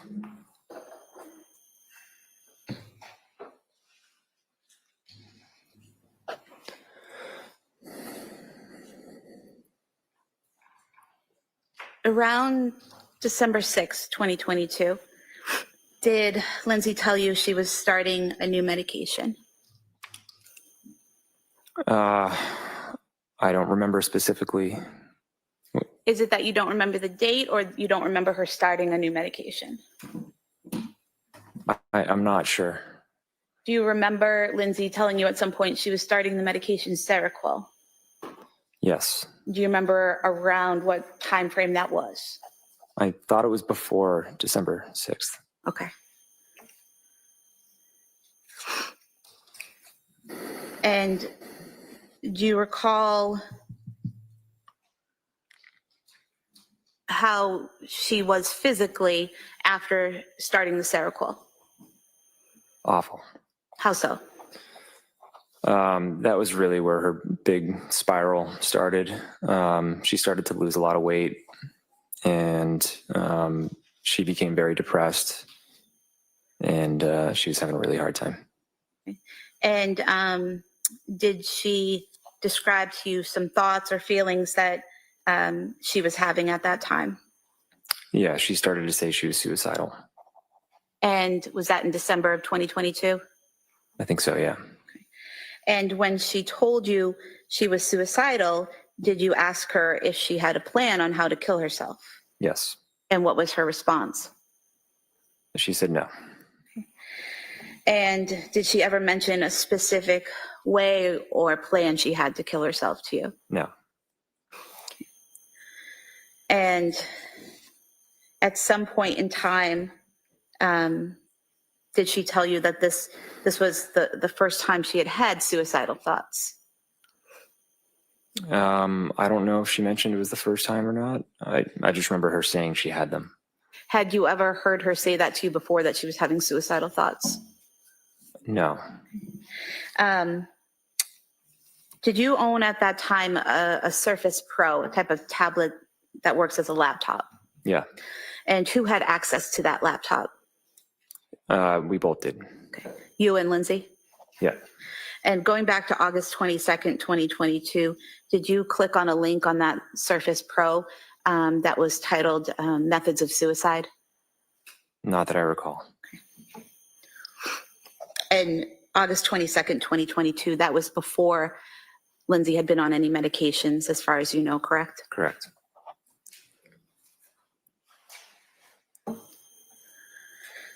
Going back to December, she's told you that she's having these thoughts. What's your reaction when she tells you that she's having these suicidal thoughts? I just wanted to support her. I asked those questions back to her, and her mother was coming up pretty regularly anyways. So we let them know, and we just try to be supportive. Did she also tell you at that time, at the beginning of December, that she was having some other intrusive thoughts? Yeah. Is that how she described them or how you described them, intrusive thoughts? I would say both. Okay. And when she told you that she was having intrusive thoughts, did you ask her what they were? Yeah. And what was her response? She described thoughts of hurting the kids or them having some sort of ailment. So like she was very worried that Cora had, whenever she had a stomach ache, she became overly worried that she was, like had like a liver problem or something much more dramatic than it was. Okay. But going back to that first part, she said she had thoughts of harming the kids. Is that correct? Yeah. And did she tell you whether or not she had specific thoughts of how she would harm the kids? No. And she didn't describe that as hearing this external voice telling her to harm the kids, correct? Correct. She told you she was having intrusive thoughts herself of harming the children, correct? Correct. And did you ask her how she was going to harm the kids? I didn't ask it in that way. It was the same thing. I said, do you have a plan, and is it disturbing to you? And she said no, and then she said yes. And let me go back for a minute there. You said, do you have a plan? And she said no. What was the second part of the question? I said, do you find it disturbing? Okay. And she said yes. And she described it as really the way she was describing it as something that might happen to the kids. So it was more something might happen than she might do something. Is that correct? Yeah. And did she tell you how long she had those thoughts for? She didn't give a duration. And how many times did she tell you this, that she had thoughts of harming the kids? A couple times. And was that a couple times over the course of a night or two in December? Yeah. And as a result of her telling you this, that she had thoughts of harming the kids, what did you do? Her parents came up, and I think I asked her at some point, do you feel like you need to be kept away from them? And she said no. And then, it was very confusing because a minute later she was making them lunch or playing with them or, getting them ready for bed or whatever it was. So it was confusing in that she wasn't physically harming them at the time, but had these thoughts. Is that what you're saying? Right. I never saw Lindsay harm the kids. And did you also, as a result of these statements, suggest an appointment with nurse practitioner Gelada? It wasn't as a result of these statements. That appointment was set up because we were at her parents' house in Wallingford for Thanksgiving, and she just described how she was feeling on the medication, and she felt that she was addicted to them. Was that the benzodiazepines that she thought she was addicted to? Primarily, and then she was taking Seroquel at the same time, and she might have been taking Trazodone or Remeron. I'm not sure. Okay. Do you recall testifying previously that I called her parents to come up to? Another brief pause. Keeping an eye on the courtroom. They're not back from lunch yet. So when they get back live, we'll go back inside the courtroom. Until then, keep listening to this guy here. To stay with us. And I told her that I asked her who her doctor was because I was very concerned at this point. She was prescribed 10 different medications in just over 2 months. So it didn't make sense to me. And then you said, so after her parents came up, she said, I have a remote meeting with Rebecca Gelada. And you said, no, it has to be in person. Yeah, I felt like it had to be in person because I just felt like there was a disconnect. I felt like we could figure it out, whatever was going on. Mm-hmm. So it seemed like most of her telehealth appointments were pretty quick, and there just wasn't like a lot of attention. And Were you present for these telehealth visits? only a few of them, Okay. and they were after that meeting with Gelada. Okay. And that appointment in person with Gelada was December 6th, 2022. Is that correct? That sounds correct. So the thought of harming the kids was after Thanksgiving, but before December 6th. Is that correct? That sounds correct. Were you concerned for the kids' safety at that time? No, I wasn't, And why not? because she wasn't showing any intention of harming the kids. And she told you she didn't have a plan. Is that correct? Correct.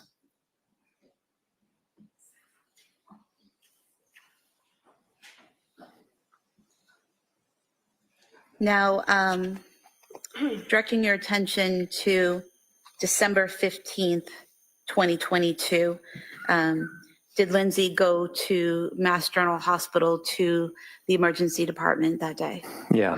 Okay. And why was that?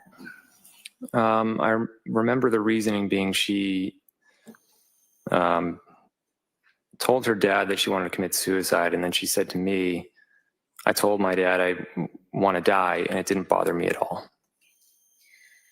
And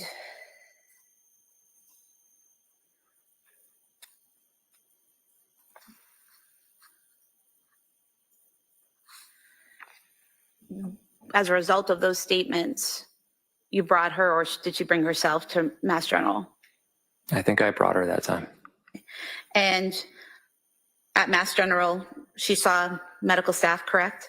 Yeah. Okay. And did they recommend to her some type of admission to McLean Hospital? I remember there was one doctor who was in favor of that, and there were two others who were more in favor of a day program. Okay. And did they give you information about a specific day program? Yeah, it was women and infants in Providence.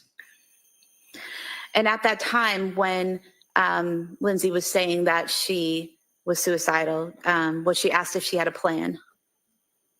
By the doctors. Or by you? I was always checking in with her, and she never told me that she had a plan. I'm not sure what the doctors asked her. Okay. And after being at Mass General on December 15th, did she go to Women and Infants Hospital in Rhode Island to attempt to get into their postpartum program? She was already in. She went in as scheduled. Okay. And but she didn't remain in, correct? She was just there for a day? Correct. Okay. And did she go by herself? Did you go with her? I dropped her off, and then I took Dawson skiing. Okay. And at some point in time, did Lindsay reach out to you to say she wasn't staying at the program and to come pick her up? She actually said that the providers at that program suggested to her that she call me and have her come get picked up, and then that I should go in and meet with the providers. Okay. And then after you picked her up, she was no longer in the program at that point, correct? At Rhode Island Women and Children's, right? Well, we discussed it with the doctors, and their recommendation was that the program wasn't right for her. Right. And so you guys returned home, is that correct? Yes. Okay. And during this time frame in December, Lindsay's still working out at the Kingsbury Club, correct? That might be true. I don't recall exactly, but yeah.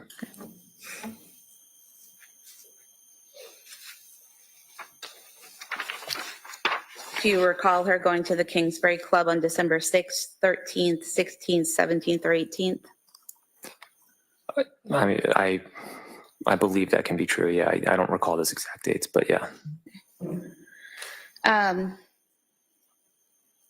At this time when she's saying that she's feeling suicidal, she's telling you she doesn't have a plan, correct? Mm-hmm. She's no longer saying she has any thoughts of harming the children, correct? Correct. She's still bringing the children to doctor's appointments during that time, right? Yeah. Do you recall her bringing Callan and Dawson to the doctors on December 2nd when they weren't feeling well? Yeah, And then she was able to call the doctor's office on December 27th and make an appointment for Callan and Cora when they weren't feeling well. Do you remember that? yeah. And take them to the doctor, I believe with you, correct? Maybe, I don't know. And then on December 30th, she was able to take Callan to the doctor that day as well and interact with the staff. Is that correct? Probably. Then you returned to Mass General Hospital, the emergency department, on December 31st. Is that correct? Yes. And why did you go back on the 31st? Because she was still talking about thoughts of suicide, and I was exhausted. I said, I think it's time to go to McLean, and we didn't have a diagnosis, so we just didn't really know what was wrong. And I think for me, I was hoping that McLean could really evaluate her and try to figure out the best path forward. Okay, so the path to getting to McLean was to go to the emergency department at Mass General and be referred to McLean. Is that correct? Yes.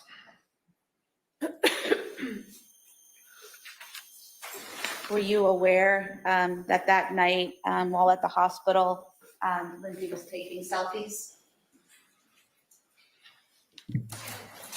No. All right, guys, we're going to go back into the courtroom.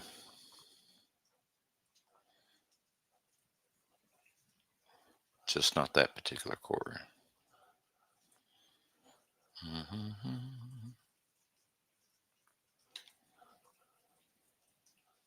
Relates to bipolar and related disorders is not an awful lot, but there's like probably 15 pages of single space typing. Sorry, y'all.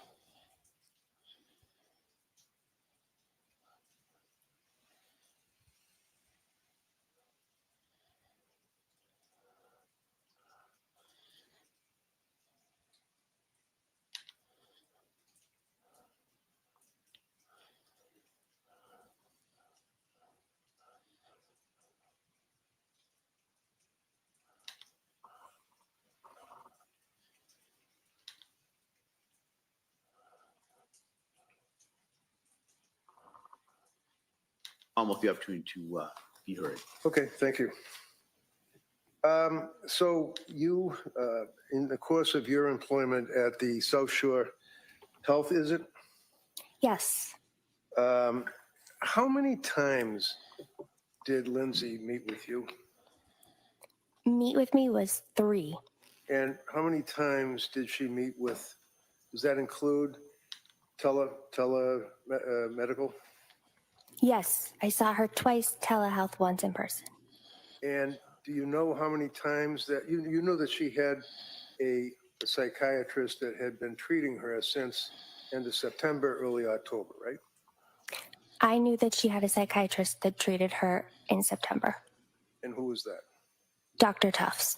And did you know that she continued to see Dr. Tufts through October, November, December, the same time that she was reaching out to you guys for help too? I was aware she took the Zoloft in October. I was not aware she was still seeing Dr. Tufts in November. And I knew she called her in December. You would agree with me that young woman came to you people for help, right? Yes. Okay. And she was very, very forthright. In other words, if you wanted her to sign a HIPAA form, she'd sign it, right? Right. And she would answer your questions to your perspective in an honest fashion. Yes. She didn't really hide anything. Nope. She told you all about the medications that she had been on and her fears and concerns about the medications, right? Correct. She described for you, as District Attorney brought out, what she felt her symptomology was, including suicidal ideation, worrying about suicide, feeling heavy, lethargic, you can't get out of bed, all of that stuff, right? Correct? Correct. And one of the things that you had left us with towards the end of your testimony is the fact that you were very willing, if you will, to work in tandem with other providers. In other words, you were concerned about being able to get information from other providers that had been dealing with her, treating her, right? I'm not sure I understand the question. Did you talk to Tufts? No, Did you ever get access to Tufts medical records? no, Do you know how many times she saw Dr. Tufts? I do not. Would it surprise you if I told you that she saw Dr. Tufts 14 times in the time frame of October or the end of September, October, November, December, and then January, 4 months? Yes, And that's 14 times plus the 3 that she saw you. Is that right?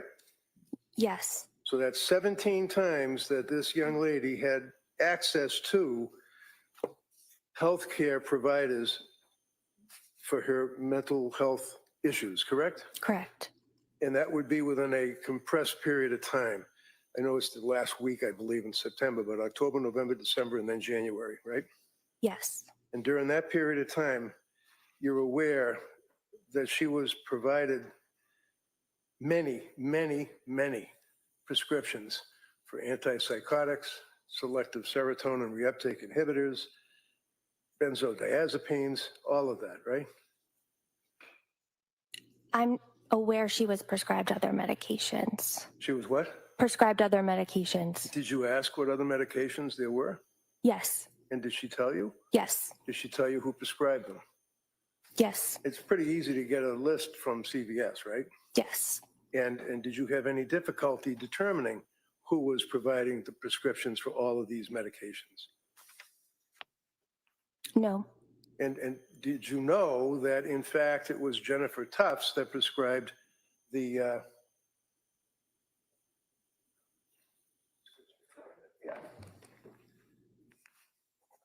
sertraline, September 15th of 2022, 30 count, 25 milligrams, was Jennifer Tufts. You knew that? I did. You know that Jennifer Tufts on October 21st, 7 count of lorazepam. You know that? I did. And 5 days later, Jennifer Tufts prescribed on October 26th hydroxyzine, 25 milligrams with a 30 count. Did you know that? I did not know that. Did you know that on the same day, Tufts prescribed 30 count of lorazepam? Did you know that? I would have known that, yes, I was in- checking the PMP for controlled substances, yes. You do recall that you checked with it? Yes, When you download, do you download that information and kind of put it in the file, save the file? no, So is this your memory that you believe that you checked with PMP? I do routinely check the PMP. You might routinely check, but did you check? Yes, yes, I did. You don't download it, you don't keep it with the medical records, right? It's a box you can click in the medical record and you can check that you reviewed it. Okay. Is it in your medical record that you reviewed it? I'm not sure how it would have gotten printed out. It doesn't like go into my note, but it is a box that I would have Brought to a checked it. box in the computer? Yes, Okay. October 26th, buspirone, 5 milligrams, 30 count, same day by Tufts. You knew that? buspirone. Yeah. I was not sure that it was Dr. Tufts that had recommended the buspirone. Okay, so if I suggest to you that the prescriptions that we have in evidence on the chart indicates that on October 26th, Dr. Tufts prescribed a 30 count of buspirone, would that either refresh your memory or would you accept that as being a medical history? I would accept that. And what is buspirone? It is a medication used to treat anxiety. Okay, and lorazepam, what is that? Benzodiazepine. And hydroxyzine, what is that? It is an antihistamine medication. And lorazepam, again, prescribed on October 21st as well as 26th by Tufts. That's the same thing you just told us what lorazepam is, right? Yes. Sertraline, of course, is Prozac, is that right? Zoloft. Prozac, they're both SSRIs, right? Yes. So From October 21st up through November 9th, she was prescribed all of this group of drugs until she saw a Kavon Izadapana, Izadpanah. Do you know who that person is? They work in the emergency department at South Shore Health? All right. And that would have been on November 16th when she went into the emergency department, right? Yes. Prescribed trazodone, 50 milligrams, right? Yes. And then she started to consult with your clinic around the 25th of November. That would be around Thanksgiving or so, correct? November 25? I believe her first visit with Julia was November 21st. Okay. So What I'm saying is that it was around that time in November that she started to consult with your clinic, correct? Correct. You know that she was referred to your clinic by her mother-in-law, Pat's mother, who was a labor and delivery nurse. Yes, I am aware. Referred her to Julie Paul, who kind of stepped in for a very short period of time to try to help out, right? Yes. And then Julie left, went to New Hampshire to continue her work, and you picked up on November 30th of 22. Is that right? November 29th. On November 30th of 22, you wrote a script for quietapine, 30 count. Is that right? Yes. And what is quietapine? Seroquel. You also, a week later, wrote a script for diazepam, 5 milligrams. Is that correct? Correct. And then the next day, you wrote a script for, December 6th, you wrote a script for diazepam, 5 milligrams, right? Correct. December 7th, you wrote a script for diazepam, 5 milligrams, right? Correct. December 7th, again, you wrote a script for quietapine, 30 count, right? I would need to check my. You can look at anything you want. If Okay. you have your records, feel free, please. Okay. That's a lot of drugs, y'all. You said Yeah, it would December. be December 7th. And I'm looking at quietapine, 30 count, 100 milligrams.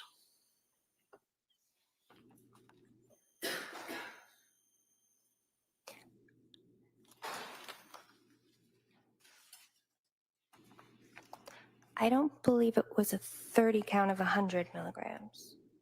Do you remember writing quietapine script for 100 milligrams? I do. I believe the quantity was 22. 22. Okay. So on December 7th of 22, you wrote a script for quietapine, and forgive me, I'm sorry, what is that again? Seroquel. Seroquel, for 100 milligrams, right? Yes. And why did you write the script on November 30th for quietapine, 25 milligrams, and then about a week later increase it to 100 milligrams? On November 30th, I had anticipated utilizing it over a 4-week course of treatment for sleep and anxiety. But her clinical symptoms, presentations changed, and we opted to use it for mood stabilization. And who's we? Me. Okay.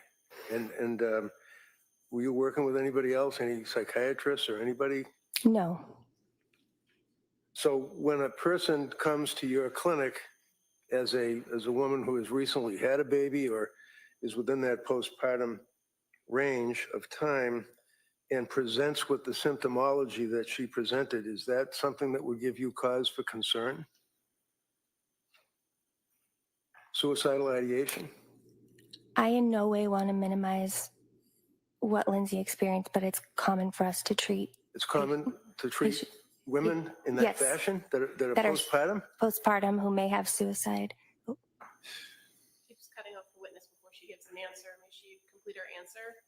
Sure. As I've said before, let's only talk one at a time. You finish your answer, and then we'll go to the question. Go ahead. Her symptoms were serious, and it's not uncommon for me to treat women with serious symptoms in the postpartum period. Okay. 2 days later, you prescribed 8 count, 5 milligrams of diazepam. Is that right? 2 days from December 7th? Yeah, it was December 9th. December 9th. Yes.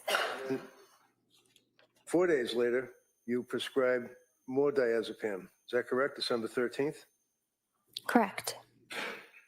That would have been 2 milligrams. Yes. And then jump ahead to December 19th, you prescribed 14 count 2 milligrams of diazepam. Is that correct? Correct. And then December 19th, you prescribed 300 milligrams of quetiapine, 30 count, right? Correct.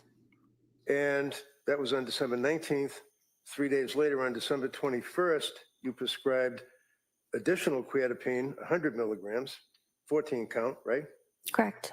And then 1 day later, you prescribed more quetiapine, 25 milligrams of 14 count, right? Correct. As far as your prescriptions continued on, if we can jump ahead, you continued to treat her. And on January 13th, you prescribed 2 milligrams of diazepam, 7 count, right? That would be on January 13th. I did not prescribe that on January 13th. All right, if I suggest to you that Rebecca Gelada has a script for January 13th of diazepam, that doesn't refresh your memory? Would it Right. would it have been a script that I had sent previously that hadn't been filled at the original date? Well, I believe the records would indicate that. We'll make a note of it. January 13th, diazepam. How about January 16th? Do you recall prescribing diazepam to her, 2 milligrams, 3 count? No. Diazepam on the 19th of January, 2 milligrams, 14 count. No. No? So you're not able to prescribe medications, somebody else can't use your name, right? Right. And you have the DEA license to prescribe medications, correct? Correct. Now, one of the things that you went through was a lot of, obviously, it's a little confusing with the names of the various drugs. And the district attorney said to you blithely, she said, well, she's a nurse, so she knows what those drug names mean. Do you recall that question? I do. Yeah. And you just said, yeah, right? Mm-hmm. So you're assuming that a woman who gets her RN at the age of 24 in a 1-year program and then works for 7 years as a labor and delivery nurse is familiar with these names and what they are, what drugs they are? She seemed to be familiar with them. Yes, she understood. Right. Did you know that she was Googling 60, 70, 100 times a night what benzodiazepines are, what Seroquel is, what all of these medications are? I did not know that. Did you ever ask her where she acquired what appeared to be, apparently to you, her ability to know what these medications are? I'm sorry, I don't understand the question. Well, you wouldn't know the medications that a labor and delivery nurse uses when they're helping a woman who's giving birth, would you? Not necessarily.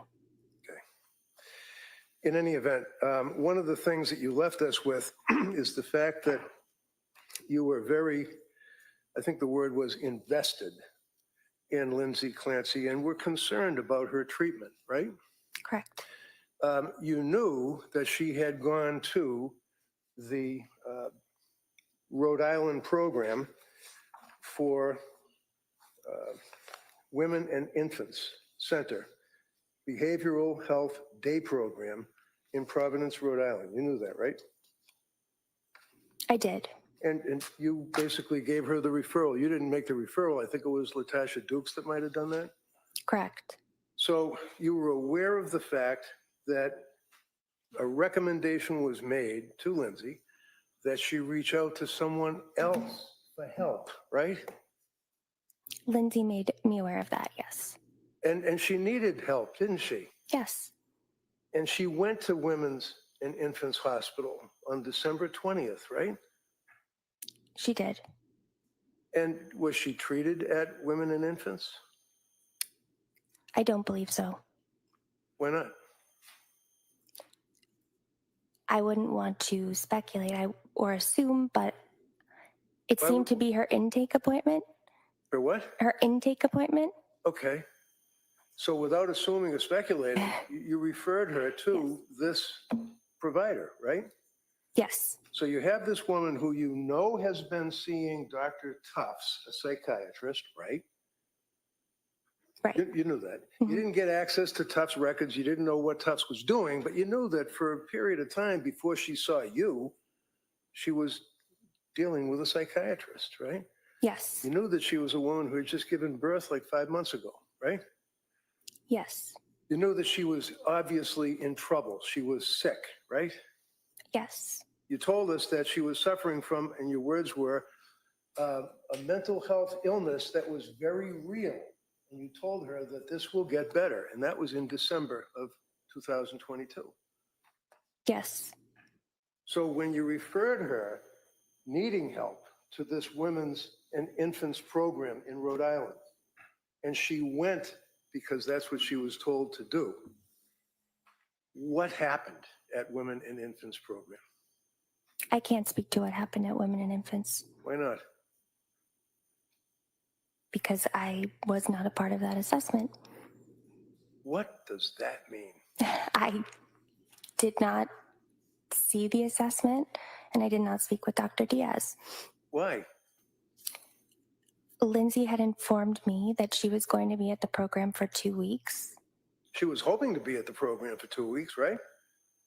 She told me she was going to be at the program for 2 weeks. But she was turned away after about 8 hours of sitting there in an assessment and sitting in a group session. And she was turned away because of their concern that she was suffering from, well, let me ask you, what was their diagnosis? He said, what does that mean? You ever find out? I have not. Does it matter to you as a treating person that I think your words were is invested in Lindsay Clancy's care at that time? Did it matter to you why she didn't get accepted into the program? It did. Why was it? I do not know their diagnosis. Did you know that she had been diagnosed? You have different diagnoses, right? Like general anxiety disorder or general anxiety, GAD. And then you have, is it a differential? Is that what it's called? Mm-hmm. What does that Yes.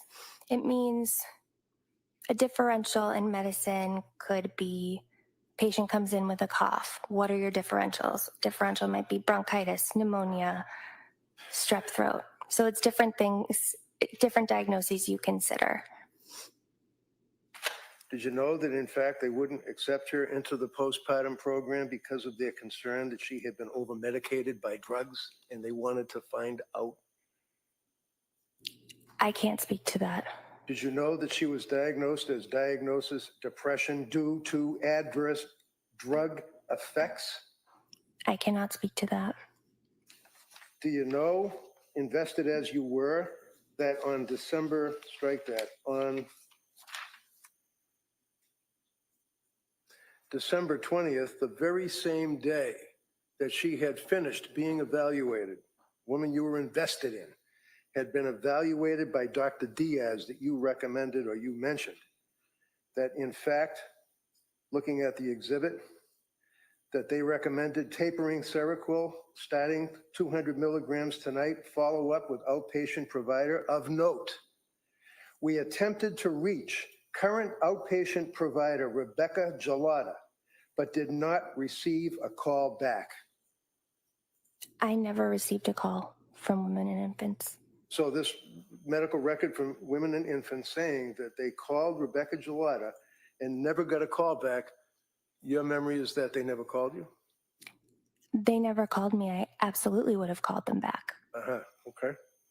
Well, regardless, you never talked to anybody from Women and Infants, did you?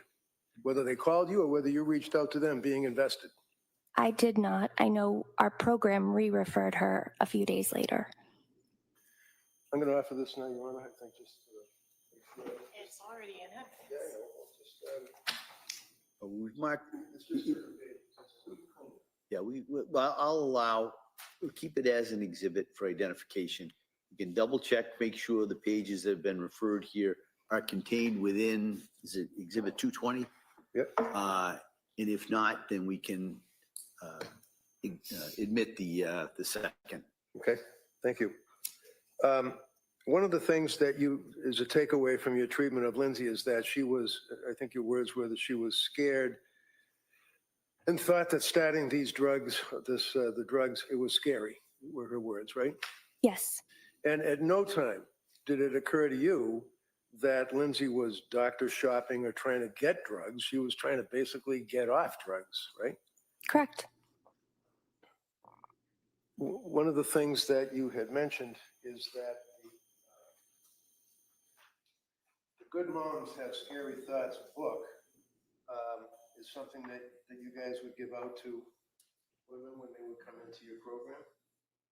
Yes. And hopefully it would be a good source for them to read things and maybe get some comfort from it, right? Yes. This is not, in your opinion, something that is indicative of like being a smoking gun.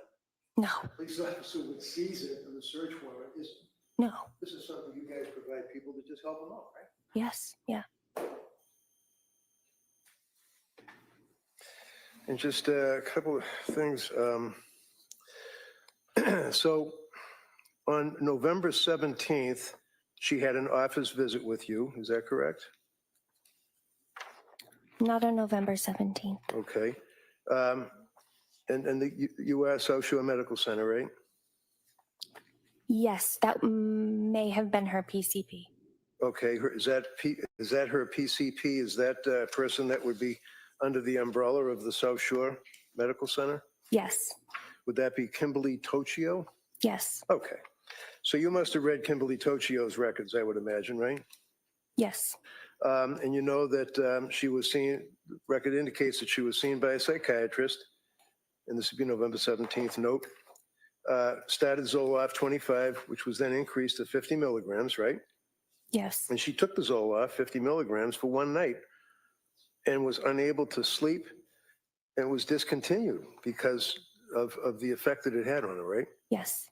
Now, one of the things that you had mentioned is that it's important to determine, and you did have thoughts of possibility that she was bipolar. Is that correct? Correct. And one of the things that is contraindicated to someone who does suffer from bipolar, whether it's 1 or bipolar 2, is that you do not place them on a selective serotonin reuptake inhibitor drug, such as Prozac or Zoloft, right?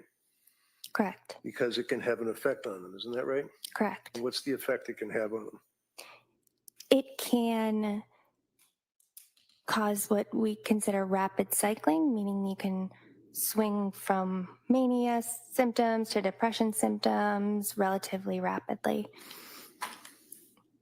On November 21st, did she have a meeting with you all? If you recall, looking at the records, did she meet with Julie Paul? If you Yeah. know? Yes. Okay. And she gave Julie a history of what she had been going through. Is that correct? Correct. And in that history and in her talks with Julie, she had disclosed the fact that one of the things that she did in November was took a marijuana gummy, one gummy to try to sleep, right? Correct.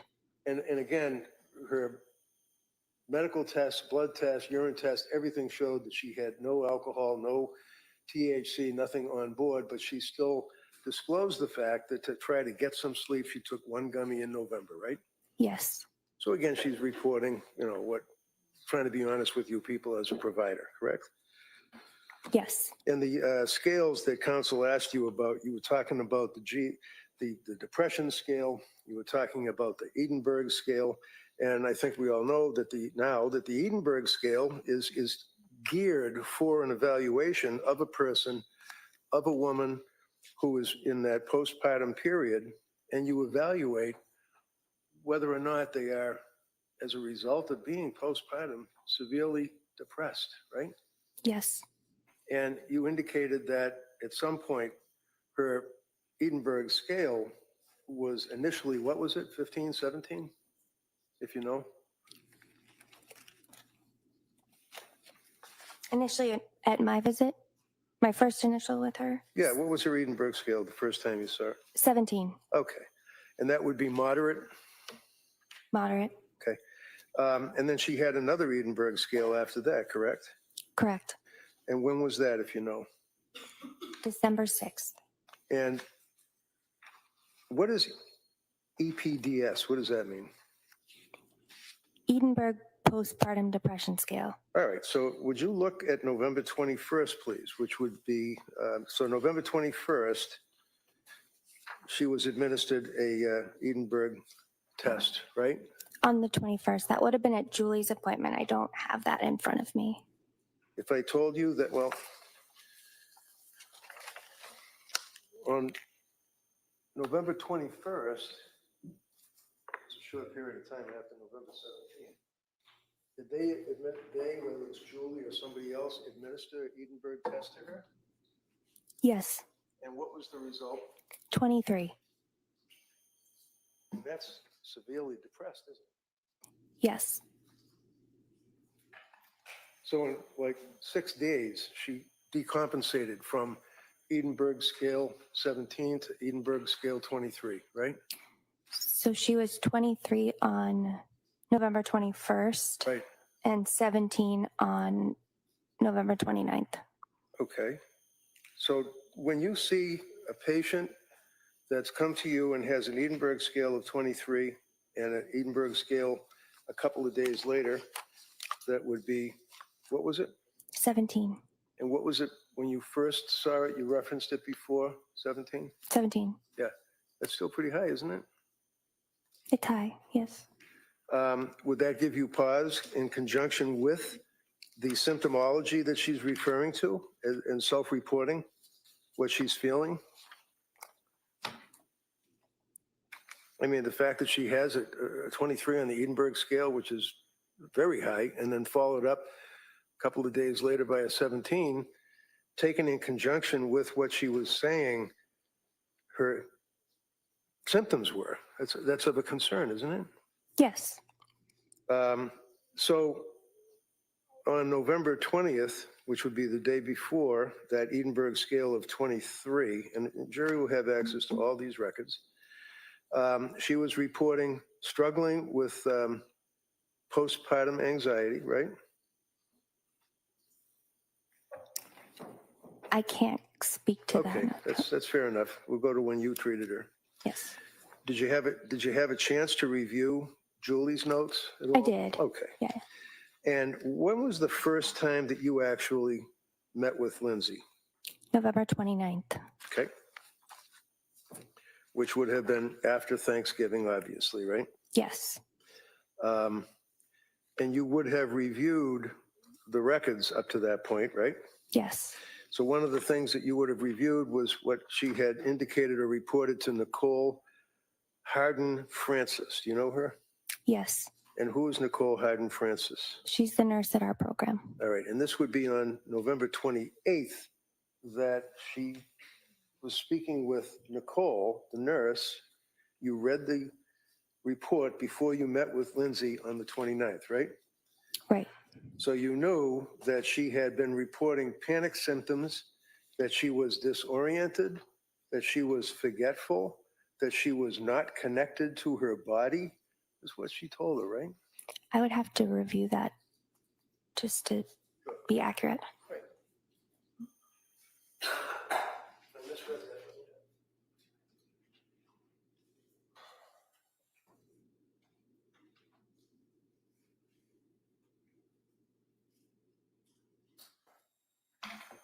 That's correct. Okay.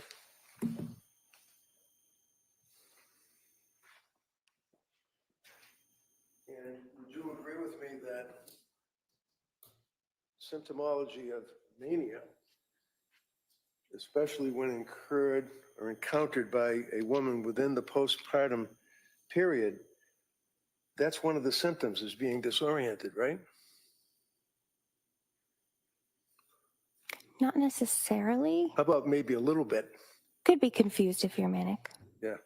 How about forgetful? That's an issue, isn't it?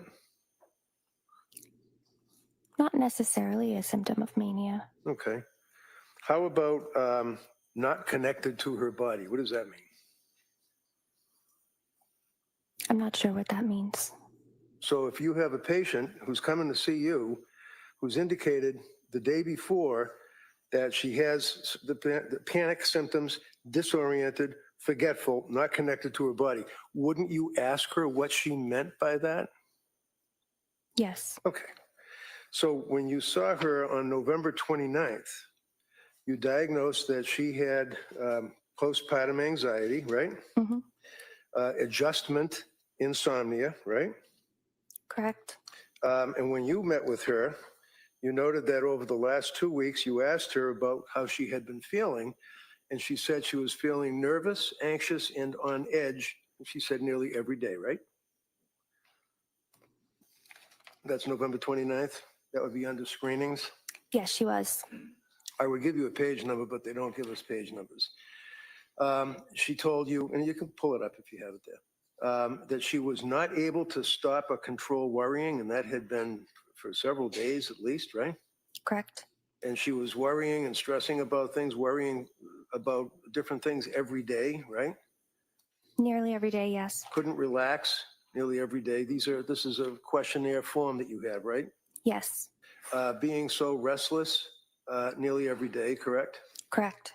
Asked if she was annoyed or irritable, and she said not at all, sure, like she didn't believe that she was a person that would be irritable or angry with people, right? Yes. And then feeling afraid as if something awful might happen, and she got that GAD-7 score of 14. Is that correct? Correct. So what does a GAD score of 14 tell you on November 29th? Moderate anxiety. And then you ask about in the last 7 days, trying to get a history. She denied, definitely not so much now, that she was able to laugh or see the funny side of things, right? Right. And that she was asked, is she looking forward with enjoyment to things? And she responded, hardly at all, right? Yes. Blaming herself when things go wrong. She says, yeah, some of the time. Yep. Yes. Anxious and worried for no good reason. Yes, correct? Yes. Scared and panicky for no good reason. Yes, correct? Yes. Then they asked if she felt sad or miserable, if she was a miserable person, and she said, no, not at all, right? Right. Did she indicate that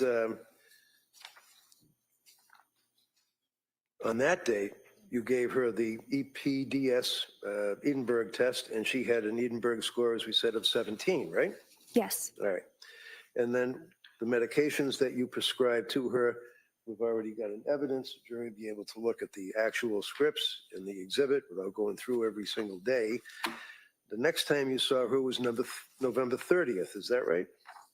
I messaged with her on November 30th. Yes. Okay.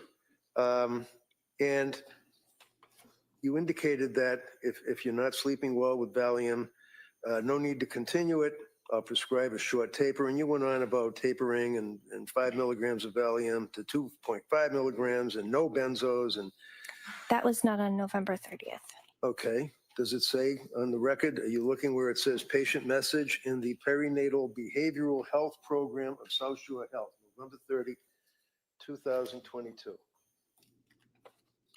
Yes, I'm looking at the messages. Okay.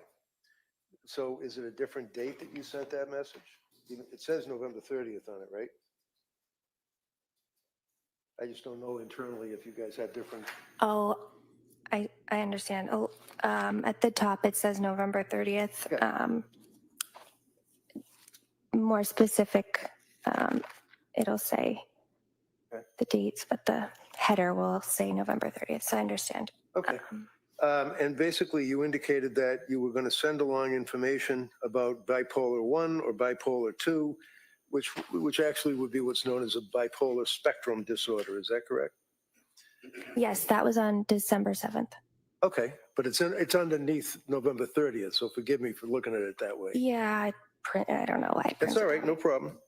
So one of the things with the mania that you refer to and that you talk about is excessive activity. Is that it? Excessive cleaning sometimes, right? Sometimes. Excessive exercise. Sometimes. Did you know that after she had Callan, that within a matter of a couple of weeks, that she ran a 5K? No, I did not know that. And that nobody wanted her to, including Pat, but she just had to get out there and run and did. Objection. Overall. You know that? I did not. Is that something that would be important to know? I mean, as far as whether or not a person is in that manic stage where it's post-delivery, and that's a significant artifact, if you will, of of exercising, right? It would have been something I would have considered. Okay. And as I said, you were pretty much the only one that actually considered bipolar spectrum disorder of all the doctors that she had seen. You know that, right?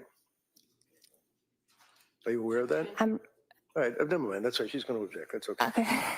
okay. So the symptoms that you noted were mania. It says mania characterized by exaggerated excitement, hyperactivity, and racing scattered thoughts, right? Yeah. So what is, go ahead. Was that from my note? I'm looking at the same thing that we've been looking at, which is, Oh, the information I sent her on bipolar. yeah, it says, Yes. hi, Lindsay, and then your note, right? Mhm. Your Honor, if I may suggest maybe showing the witness what he's referring to. She so has that it in they don't- front of her. I think I understand what he's referencing, but So- thank you. If the witness has a problem in regards to that and you need to look at some, just let me know. Okay. All right. Thank you. Thank you. If you move ahead to, I think the message portal or whatever it's called, on November 30th, it's captioned "Stopping Remeron." And then Yes. okay, you're with me. And it says, no, this would go to the fact that she was still not sleeping. It was a huge problem for her, right? Yes. And she told you in her message thing, no, the weird thing is I don't feel tired at all. Correct. And that's one of the things that you had told us earlier is a symptom, correct? Correct. A person that is not getting sleep but doesn't feel tired. Correct. What is a symptom of? It's a symptom of mania that we look for. Okay. And when we looked for that mania, did you notice that? And did you factor that into your diagnoses? Yes. Okay. How many times, if you recall, did Pat come with his wife to meet with you? Was it 3? He came to a visit once. I believe I spoke with him and Lindsay on the phone twice. Would you agree with me that, as counsel asked, did he get permission to be there? And you indicated no, that you would welcome the third-party contact, right? Correct. And did it appear to you that he was very, very invested in her care and was very scared and worried? Yes. And he was complaining about the fact that he believed, that they believed that she was being over-medicated, right? I believe he was concerned about her symptoms. He felt that they started once she started being medicated initially. Right, because she indicated that when she first started taking the SSRI back in October, I believe, that she ended up having it increased Mm-hmm. and then had a period of almost 2 days where there was no sleep whatsoever. That was one of the instances, right? Yes. She also, counsel had asked you, and you did not recall her saying horrible, intrusive thoughts. So if you would just look at November 30th patient message. It says, hi, Rebecca. This is one big And it mess. begins, I don't expect you to answer this until Monday. Should at least made her turn in her other medications that they discontinued her use I for. see that. Okay. And then she says Full stop on that. She basically only slept for about 4 hours at the beginning of the night, 9:30, and then dozed off for 45 minutes and said, today, all day, I had horrible, intrusive thoughts and deeply depressed, right? Yes. So when was the next time that you saw her after she sent that message on November 30th? I would have seen her on December 6th. She had sent this message, I believe, on December 3rd, and I saw her on the 6th. So on December 3rd, and again, it would be the way that they print this thing out. It has a date of November 30th, but then underneath it, it would be a different date of December 3rd. Is that right? Yes. Okay. And when you, as an invested nurse practitioner, receive a message from a woman who is postpartum, who has been through what she's been through and the symptomology that she explained and the doctors that she's seen, not two very good results, you'd be concerned when you see a person saying, I have horrible intrusive thoughts, right? Yes. All right. So as a result of seeing on December 3rd that Lindsay Clancy, with her history, had been telling you that she had horrible intrusive thoughts, what did you do? Did you call her? She had told me that she took the Ativan and now the thoughts were gone and she had felt good. So But I did speak to her about it. Yeah, but she told you At her that next in the, appointment. she told you that in her message, Right. that she had today, all day, I had horrible intrusive thoughts, deeply depressed. I finally took 0.5 of Ativan at 6 p.m. And the thoughts are gone, is what she told you, right? Yes. Did you ever bother to ask? I don't know. I mean, would you ask the patient what the horrible intrusive thoughts were? I would have, yes. Did you? Yes. What did she say? She described them as thoughts of not wanting to be here. How about, did she ever describe to you that she was hearing voices? No. How many people have you treated for postpartum psychosis? 5. And of those 5 people, did they hear voices?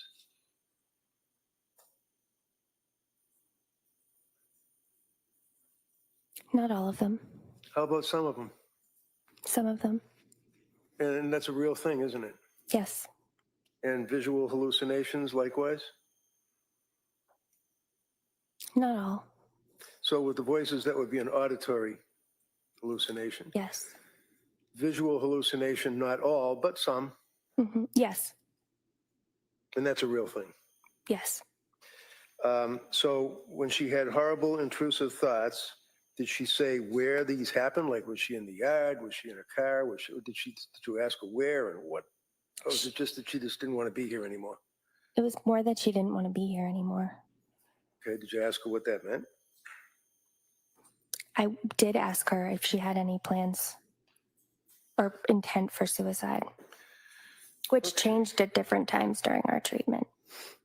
So on December 2nd, you have received you sent a note to Lindsay and said it, meaning what she was telling you in a prior communication, it sounds more like depression than side effects. That would be of drugs, right? Correct. It is not uncommon for me to hear, and then you quote, I have never felt anything like this before, end quote, or quote, I just don't feel like myself. All of this sounds like postpartum depression. Is that correct? Correct. All right. So she was expressing all of the symptomology of depression, what you believe would have been side effects, and you indicated that at this point, while you're working through it, this sounds like postpartum depression, right? Correct. And what would the symptomology of, what does postpartum depression mean, and what is its effect on a patient?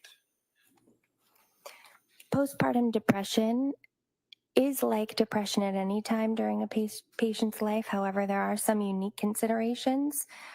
It's typically occurs in the first 3 months after a person has a baby, but it can happen at any point in the first year. The considerations that are a little bit different than regular major depressive disorder are that there are significant hormone fluctuations that a person undergoes when they deliver a baby. Sometimes they breastfeed and they wean from breastfeeding, and that can set off additional hormone shifts.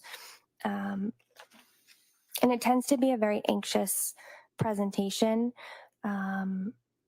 And obsessive thoughts can occur with greater regularity in postpartum depression than they would with major depression outside of the postpartum period. So as a result of this information, you prescribed medication to her? After I sent her the information on the postpartum, would this still be December 2nd? Looking at the form that you have, it would be, yes, but I don't know if it's another date that there's a message underneath it. So let's look at the record where it says that on December 7th. 7th, Yes. okay. And that's where you talked about bipolar spectrum disorder, right? Yes, And that's where you talked about how people would have these feelings of goal-directed activity, overly talkative, racing thoughts, need for sleep, things of that nature, right? yes, What was the end result of that? Did you prescribe medication for her? I did. And what was it? Seroquel. One of the things that you had mentioned is that you provided a mood chart, I think. Is that what you said, a mood chart? Is this it?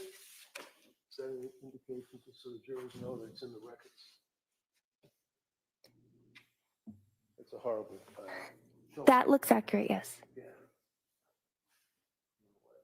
Yeah, there it is, right there. See on the very top, it says mood chart?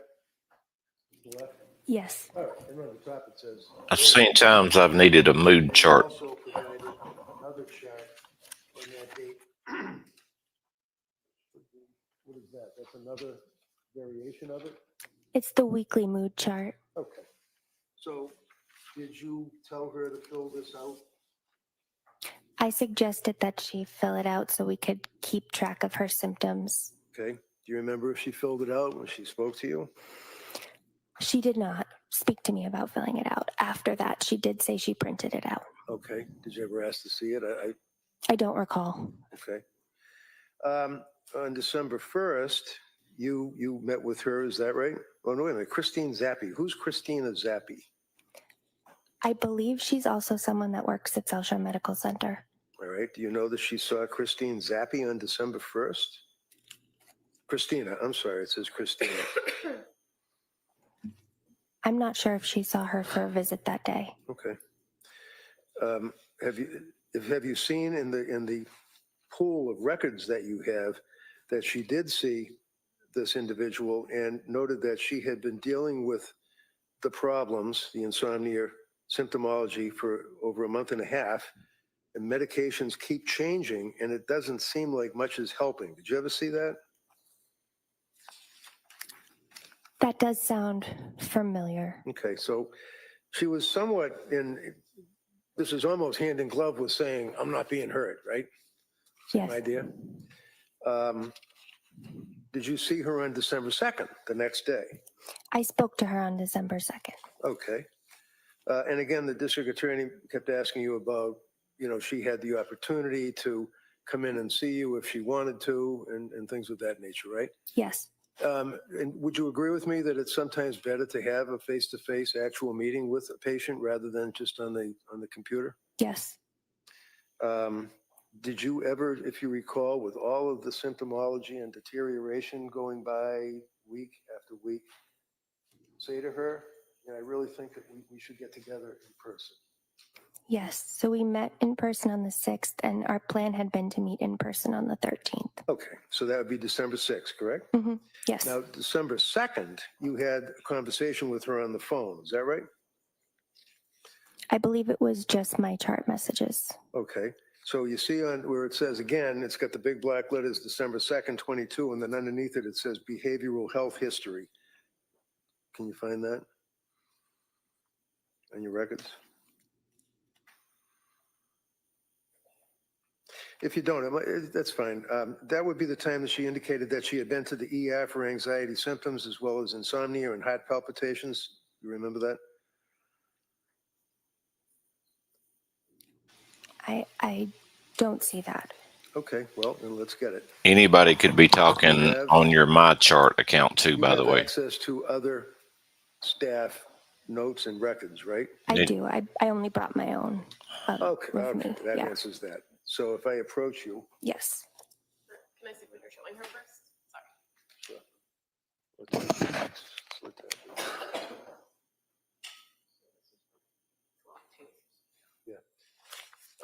Latasha Dukes. Who's Latasha Dukes?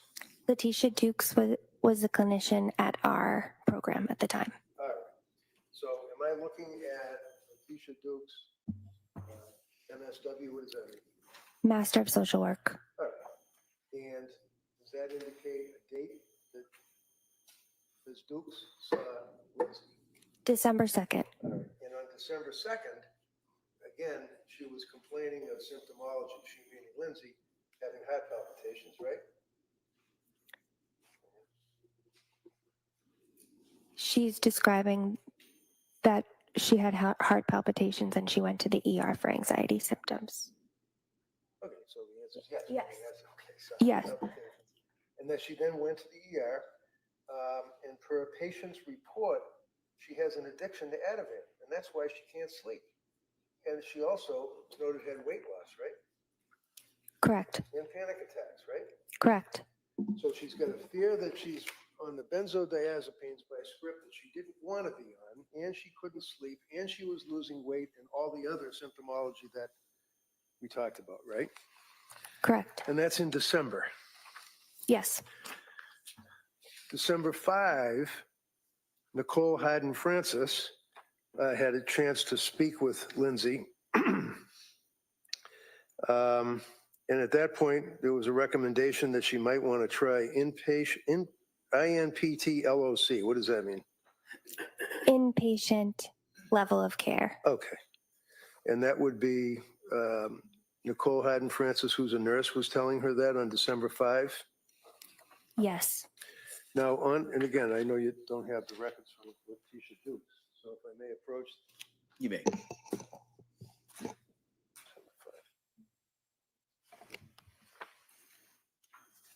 On December 5, and you correct me if I'm reading this wrong, this would be Letitia Dukes, December 5, right?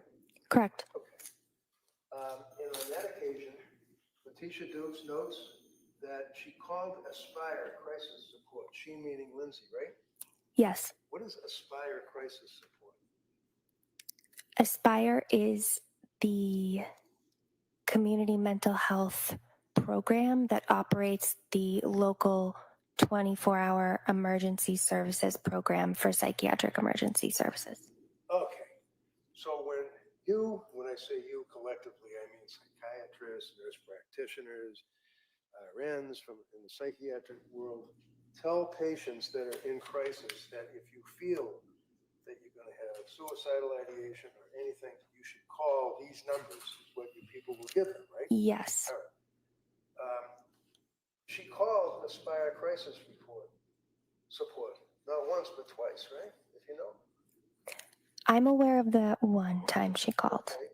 But she was not given any help at all by Aspire, whoever they are, right? I'm not aware of that. Well, it says right in the records from Letitia that she met with an Aspire clinician virtually and was told that she did not meet the criteria for inpatient treatment due to not having an SI plan. Watch him when he gets close. He gets aggressive.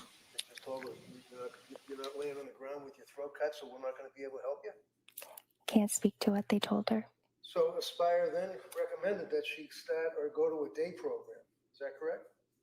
That's correct. And the clinician said that he, from Aspire, would be sending the patient resources, right? Correct. But they never did they? If you know. I don't know.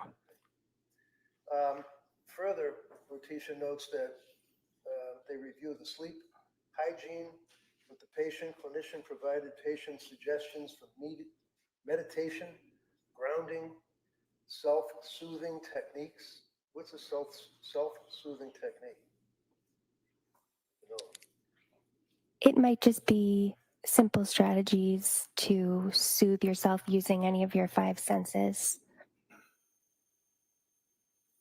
And she notes, and again, this is on December 5th, that Pat, patient's husband, joined the visit, reporting that her anxiety had become significantly worse since starting the psychiatric medications. Did I say that? That is what that says. Okay. And in fact, when you spoke to Pat, he had told you that, in his quotation, or his words would be, it was 10,000 times worse since she started this medication, right? If you know. I don't recall him using that phrase. But he was upset about the medication, wasn't he? I would say he was concerned. Do you recall that he said that you're turning her into a zombie? I do not recall that he said that. So would you say to the jury that he was concerned or he was pissed off about the medication and what it was doing to his wife? Objection, that's an answer. No, overall. I would say he was concerned. Concerned? Okay. Did anybody address his concerns? That day, Any day? I would say that day, I collaborated with them to take her off certain medications. Okay. December 6th, you had a meeting with I say he was pissed off. She's diagnosed I vote postpartum anxiety, pissed right? off. Her EPDS score, as a result of being administered the Edinburgh test, was at that time a 21, right? That would be underneath office visit and perinatal behavioral health, above assessment and recommendations. Correct. And 21, how would you grade that? Severe. Severe what? Severe signs of postpartum depression. Do you know that she had lost over 15 pounds by that point? I was aware she had lost some weight. I was not aware that it was 15 pounds. Okay. So then there was another patient message on December 7th where she again was expressing concern about the drugs, and you indicated, either way, I continue to recommend the Valium taper, right? Correct. There was a period of time that she indicated that she wanted to get off the medication and get off the drugs, and you indicated, as you told us, that you were on vacation that week, right? Yes. You basically told her to tough it out and just hit me up when I come back from vacation, right? No. Did you tell her to call you when you came back from vacation? No, I asked that she try to hold off and wait for me to come back from vacation for the taper. She had wanted to taper it sooner. All right. Do you have somebody that covers for you if you're on vacation? Yes. Does somebody cover? She said that she was going to follow up with her other psychiatrist for the taper, but she did reach out to our program while I was on vacation. Sorry, I couldn't understand you. I'm sorry. I know that she said that she had an appointment with her psychiatrist who would work on the taper with her. And I do know that she was in contact with other providers at our program, including Letitia Dukes, while I was on vacation. And Letitia Dukes is a social worker, is that right? Yes. Okay. December 9th, there was another telephone encounter, it's called, right?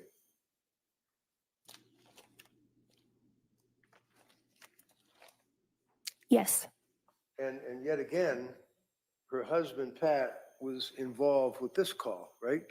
Yes. So does this put Patrick up to around 4 times, maybe 5 times, that he had been involved either in person with your business or on the telephone or on the telemetry or whatever it is, computer? I spoke with him on the phone twice. He was in one of our visits on December 6th, and it appears he was in the visit with Letitia as well. So this would be a Rebecca Gelada telephone Yes. encounter on December 9th, right?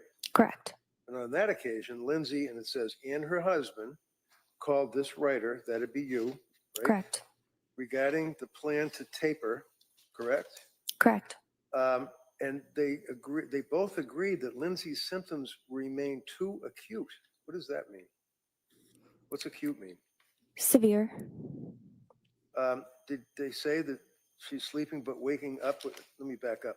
Was he telling you all of this while she sat there? She wasn't saying much in that conversation, was she? I don't recall who was saying more than the other person. Do you recall that she indicated that she wanted her husband to be involved to speak for her because she was really decompensating, right? She wasn't self-reporting and self-advocating too well for herself at that point, was she? I just know she did have her husband on the call, and he did speak on the call. They indicated that she was waking up with panic symptoms, right? Correct. What panic symptoms? What does that mean? Panic symptoms can be this sudden rush of intense. That's not what can be. What did she tell you, or what did her husband tell you? Her Panic symptoms. Panic symptoms. What were they? Panic symptoms are racing heart, intense fear. Those are panic symptoms. Sudden rushes of intense anxiety that seem to come out of nowhere. Okay. Is that something that you learn in school, or is that in a book? Is it in the DSM, or what? So we all have our own opinion as to what panic symptoms might be, but from a medical standpoint. Those are what panic symptoms are. Would you agree that Patrick, in this conversation, also indicated that she was having intrusive thoughts yet again? right? Correct. What were the intrusive thoughts that she was having when she wakes up with panic symptoms? I don't recall the specific intrusive thoughts. I recall asking about safety and that she did identify having thoughts of suicide. Well, Patrick told you that she has thoughts of suicide, right? Lindsay as well. Okay, so I'm asking you, what you, as an invested healthcare provider, told this woman to advise her what your investigation revealed. If you have a patient tell you, I'm having intrusive thoughts, what were they? I recall that they were intrusive suicidal thoughts. And is this a frequent theme that you noted? I don't know if it was a frequent theme that I noted, but I know that it was documented several times throughout her course of treatment with providers in my program. So at this point, with all the providers of your program and her indications, as well as her husband's, about the number of times that she had suicidal ideation, did you prescribe more drugs for her? At this occasion, I prescribed Valium. You bumped her up to Seroquel to 400 milligrams, didn't you? Yes. Did that help? How'd that work out? At 200 milligrams, she was able to sleep. So I felt that the manic symptoms in her mixed presentation were alleviated at 200. He said, how'd that work out? So on December 12th, she sent you one of those messages. Thank you, Rebecca. December 12th. She says, for the last 3 nights, I've taken 2.5 milligrams of Valium and 200 of Seroquel. I have to say, I do like the way it makes me sleep deeply and soundly for about 7 or 8 hours. I don't like the way I feel in the morning. That you read that to the jury for the DA, right? Yes. But then the rest of the sentence is incredibly depressed and unmotivated to do anything at all. Do you remember her saying that? Yes. Now, you'd agree with me that that's one of the observations that you make or symptomology of a person that's suffering significantly from postpartum anxiety, depression. She's incredibly depressed and unmotivated to do anything, right? What does that mean? What does she mean by that? Does this lady feel any guilt? I'm not sure I understand the question. When she says that she's unmotivated, She could have done more. and is incredibly depressed, was she able to go shopping? Could she get in a car and drive? Did you know that she stopped driving? I was not aware of that. On December 12th, she saw Letitia Dukes. Patients reporting thoughts of SI, suicidal ideation, but no plan. She contacted Crisis over the weekend and will be starting a PHP in Norwell. What does that mean? Partial hospitalization program? Look at that look. And that's because, yet again, she's reporting the suicidal ideation, correct? Correct. And there's a difference between suicidal ideation and having thoughts of suicide, right?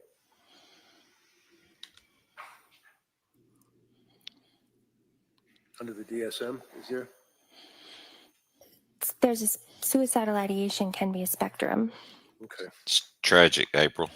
On December 13th, telemedicine in the perinatal behavioral unit.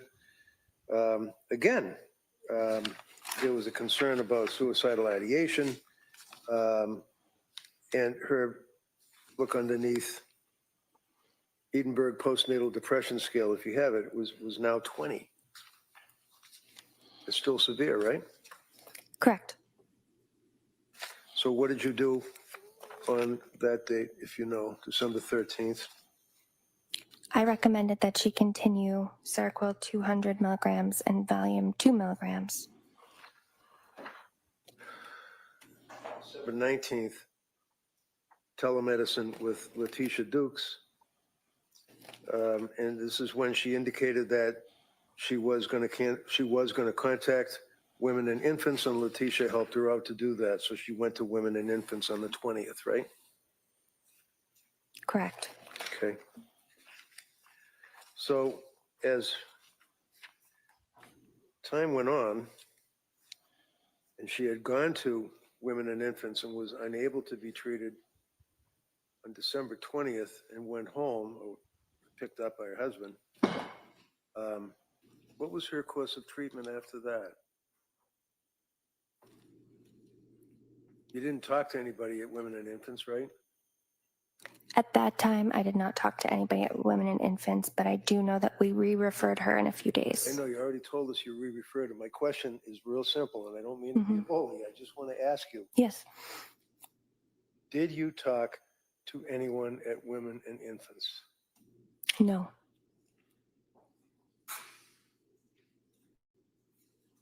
So Uh-oh. as I read the record, there's an Uh-oh. exhibit, Women and Infants, December 20th, differential diagnosis, concern about medications, reaches out to Rebecca Gelada, no return call from Gelada. You don't recall that. You don't know what happened to her after that, do you? Other than going to McLean. I know that she went to McLean. Right. Do you know when she went into McLean? At the end of December, early January. Okay. Did you review the McLean records? Because you have access to them, right? I do not have access to them. You don't. I don't. So if you're treating a person for all of the stuff that we've talked about, and it's now apparent that things have decompensated so bad that they have voluntarily admitted her to a locked ward in a mental institution, is it important to Rebecca Gelada to find out what the diagnosis and treatment was of their patient? Yes. Did you find out? I did not. Oh my goodness. Uh-oh.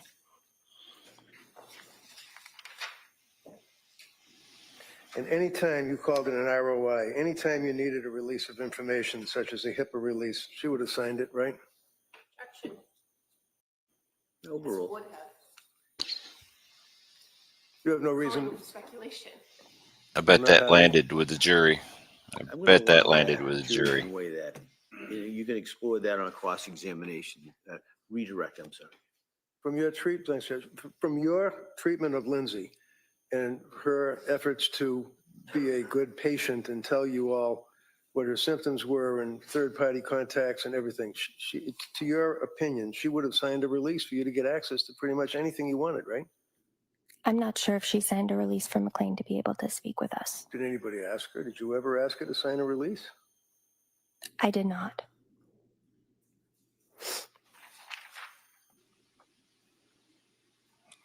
He's making some headway with this witness, y'all. Just from my perspective. I've watched a lot of these jury trials. That's all I had, Your Honor. Leave you too, Angel.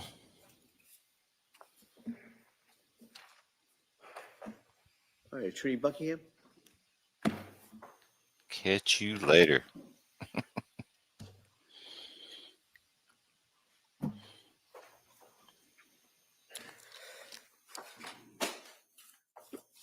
Mr. Lotta, Lindsay Clancy was only a patient at the South Shore Perinatal Behavioral Health Clinic between November 20th and December 13th. Fair to say? Meaning November 20th is the first contact she had with Julie Paul, right? Yes. And December 13th is the last time that you met with her. Can she rehabilitate the witness? And she came to that clinic not from a referral from somebody like Jennifer Tufts, correct? Correct. And so your information about her contact with that psychiatrist is limited to what she shared with you. Correct. And she never offered to you that maybe you should talk to her, did she? I love you too, Angel. Now, you've also been asked about providing all the different medications.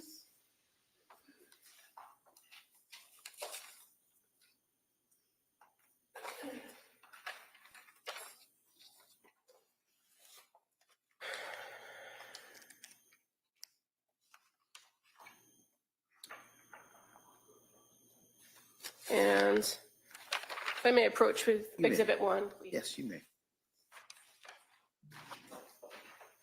I'm going to show you the second page there. I know it's kind of small, but take your time to take a look at it.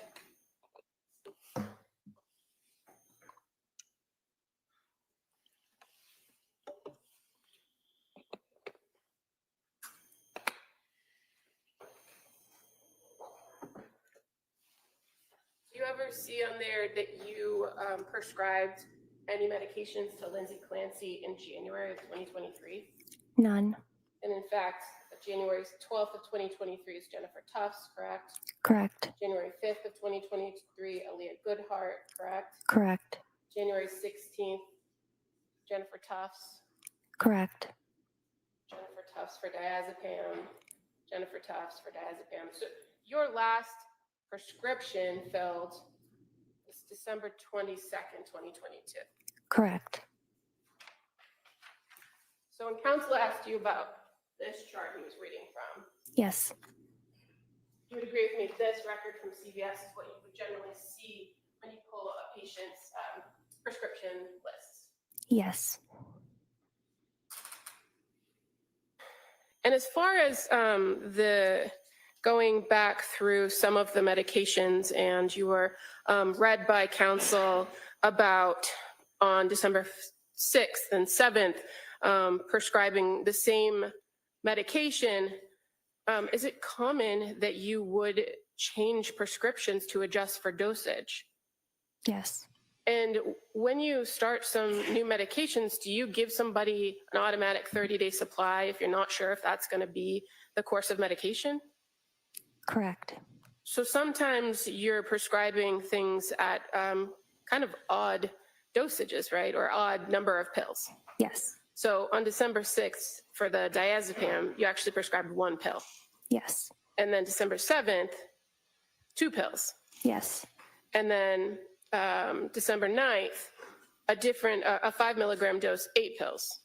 Yes. And then on December 30th, I think it is, 2 milligram dose, 7 pills. Yes. And then the Seroquel as well. On November 30th, when you first prescribed that at that low 25 milligram dose for insomnia, she was given 30 pills. Yes. And then when you changed the plan as of December 7th, you had to give her a new prescription for a higher dose, didn't you? Yes. So that's the 100 milligrams at 22 pills. Correct. Now, when you adjust the dosages or adjust the number of pills, do you give specific instructions on how to take the medication going forward? Yes. Do you expect the patient to follow those instructions and disregard the previous prescriptions? Yes.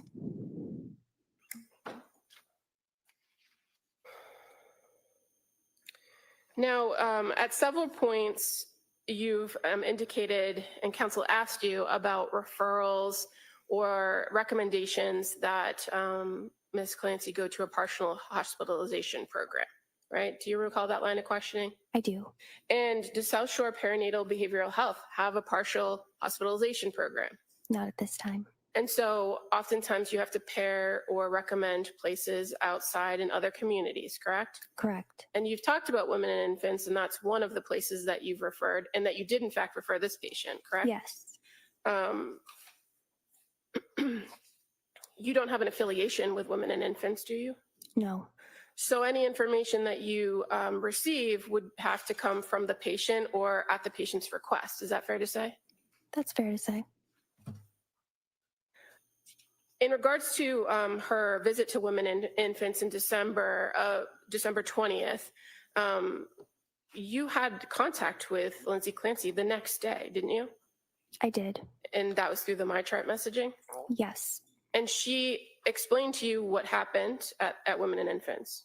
Yes. She gave you details about what they told her, that she wasn't going to benefit from the groups, and that when she told them about her medication history or medication issues, that they believed that she should come off Seroquel.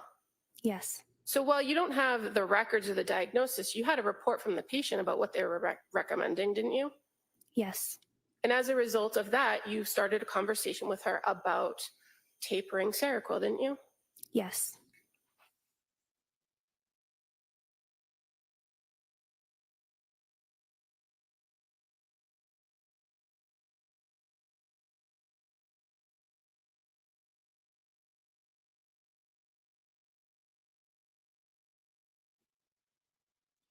Were you talking to her about postpartum depression? Let me double check, please. Sorry about that.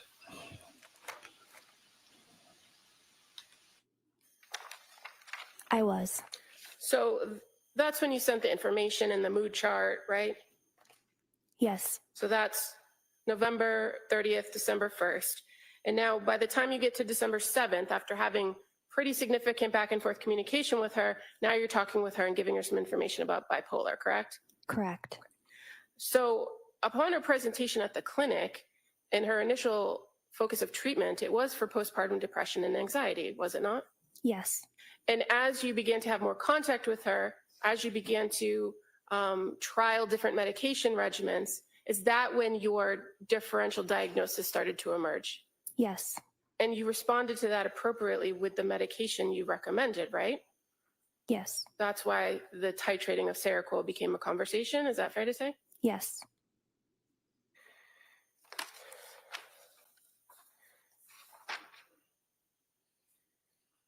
And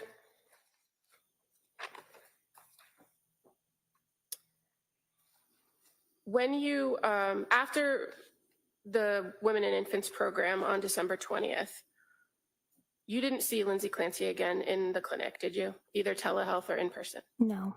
And the only contact you had with her was through the messages about the plan for tapering, correct? Correct. And She has to be getting tired. She's been on the while you stand were all going day. to be away and not available to her, you still gave her a plan and a prescription to assist with tapering, didn't you? I did. Was your clinic or your colleagues still available for her if she needed it? Yes. Did she reach out? I believe that either she or Patrick did reach out on December 30th.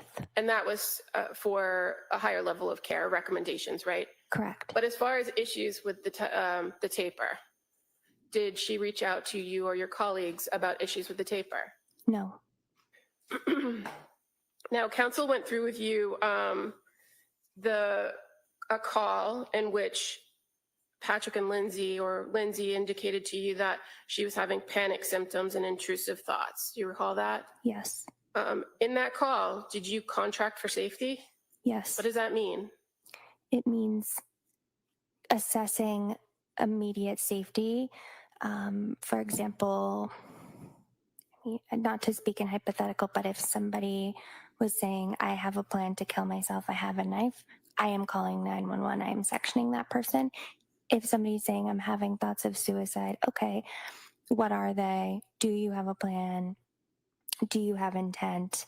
What I recall from Lindsay is she was having thoughts of suicide. She did not disclose a plan, no intent, and her husband was aware of this as well. He was on the call. And in fact, in any of the times that you met with or had messages with Lindsay Clancy and she talked about intrusive thoughts or suicidal thoughts, did she ever articulate that she ever had a plan? No. Or that she ever actually had any intent of completing the act? No. And you're aware that she did have support in the way of her husband and her family, didn't you? I was aware of that. And again, intrusive thoughts, when a person tells you, a postpartum mom tells you they're having intrusive thoughts in your training experience, in the times that you've treated moms with postpartum depression or anxiety or even psychosis, that's a fairly common complaint, right? Yes. And again, the depressed and unmotivated, fairly common to hear those from new moms. Yes. And in your experience in treating individuals with postpartum psychosis, whether they hear voices or not, did you ever have any concerns based on your contact with Lindsay Clancy that she was suffering from postpartum psychosis? I did not. I have nothing further. Well, it appears as though she was, doesn't it? Objection. Hold on, why don't we do this? Why don't you get over there, Mr. Rankin, if you can, go ahead, let me ask you a question. I will. All right. Anything further? All right, you can step down, thank you. Thank you. All right. Counsel, could I see you over sidebar?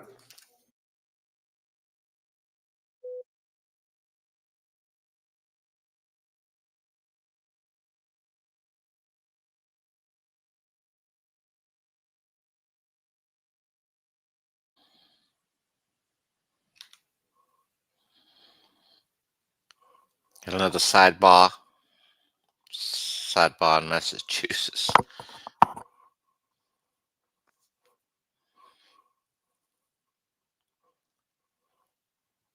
Just going to release the witness and call it a day.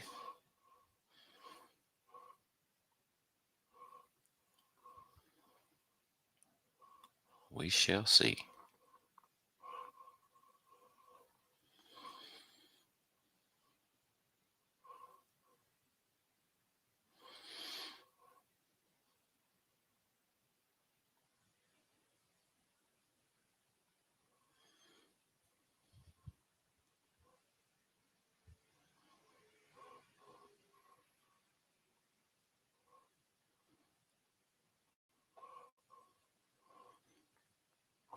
It's been a pretty good trial. Not a lot of fireworks, but some fireworks.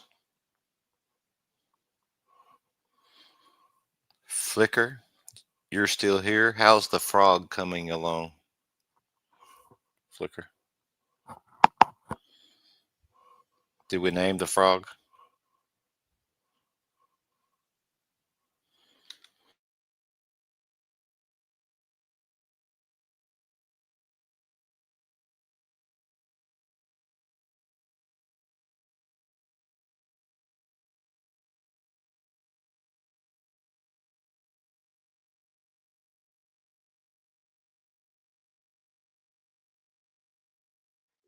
Looks like I finally got one prediction about how the day was going to go, pretty close. Done with the We're going to frog. break for the day at this point.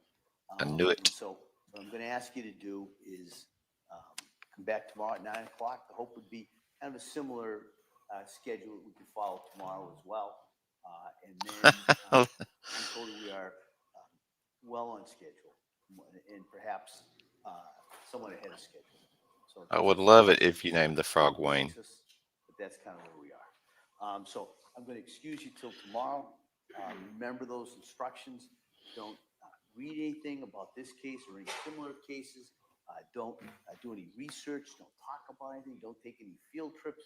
Don't have driving by any certain places. And put this out of your head till tomorrow. Remember, All right? no field trips. It's been a long day. I appreciate it. So I hope you have a nice evening and come back here tomorrow morning. We'll pretty much follow the same type schedule. So again, my thanks. I hope you have a great evening. We'll see you tomorrow. Court, all rise. Judge, close the notebook, please. Everybody stand up for the jury, please. Flicker's already standing up, cleaning. Thank you so much, April. I appreciate it. Thanks for coming in and spending so much time with us today. Greatly appreciate that. It was awesome. Thank you for all your comments and staying engaged. Do appreciate it. Members have exited the quorum. This court's in session. All right. Counsel, anything we need to address before we recess till tomorrow? Thank you. All right, so this court will be in recess on this case till tomorrow, 9 o'clock. Thank you. Court, all rise. Jaylene is done.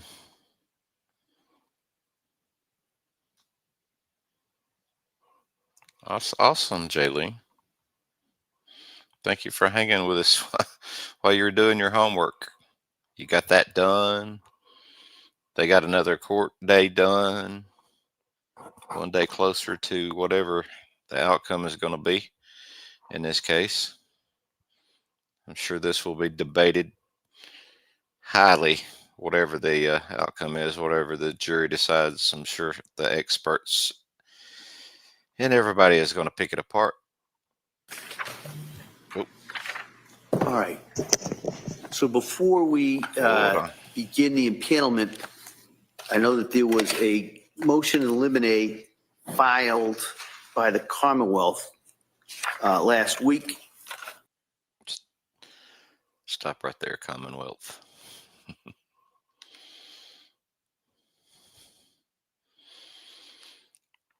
So, without further ado, see if Doug wants to come up and talk for a minute. Doug, you want to come up and talk for a minute, bud? Or are you good?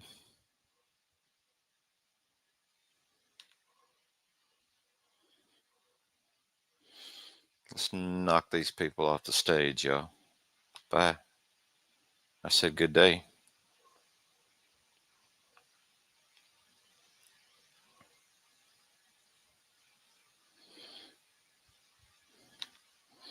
All right, all right.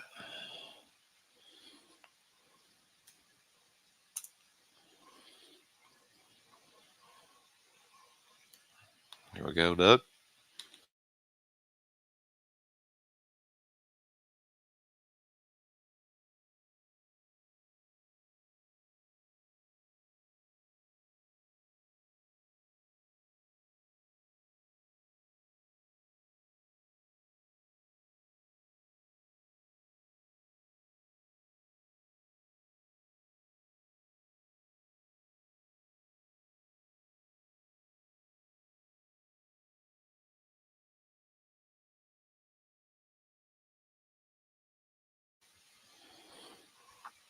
April said she will stay for Doug.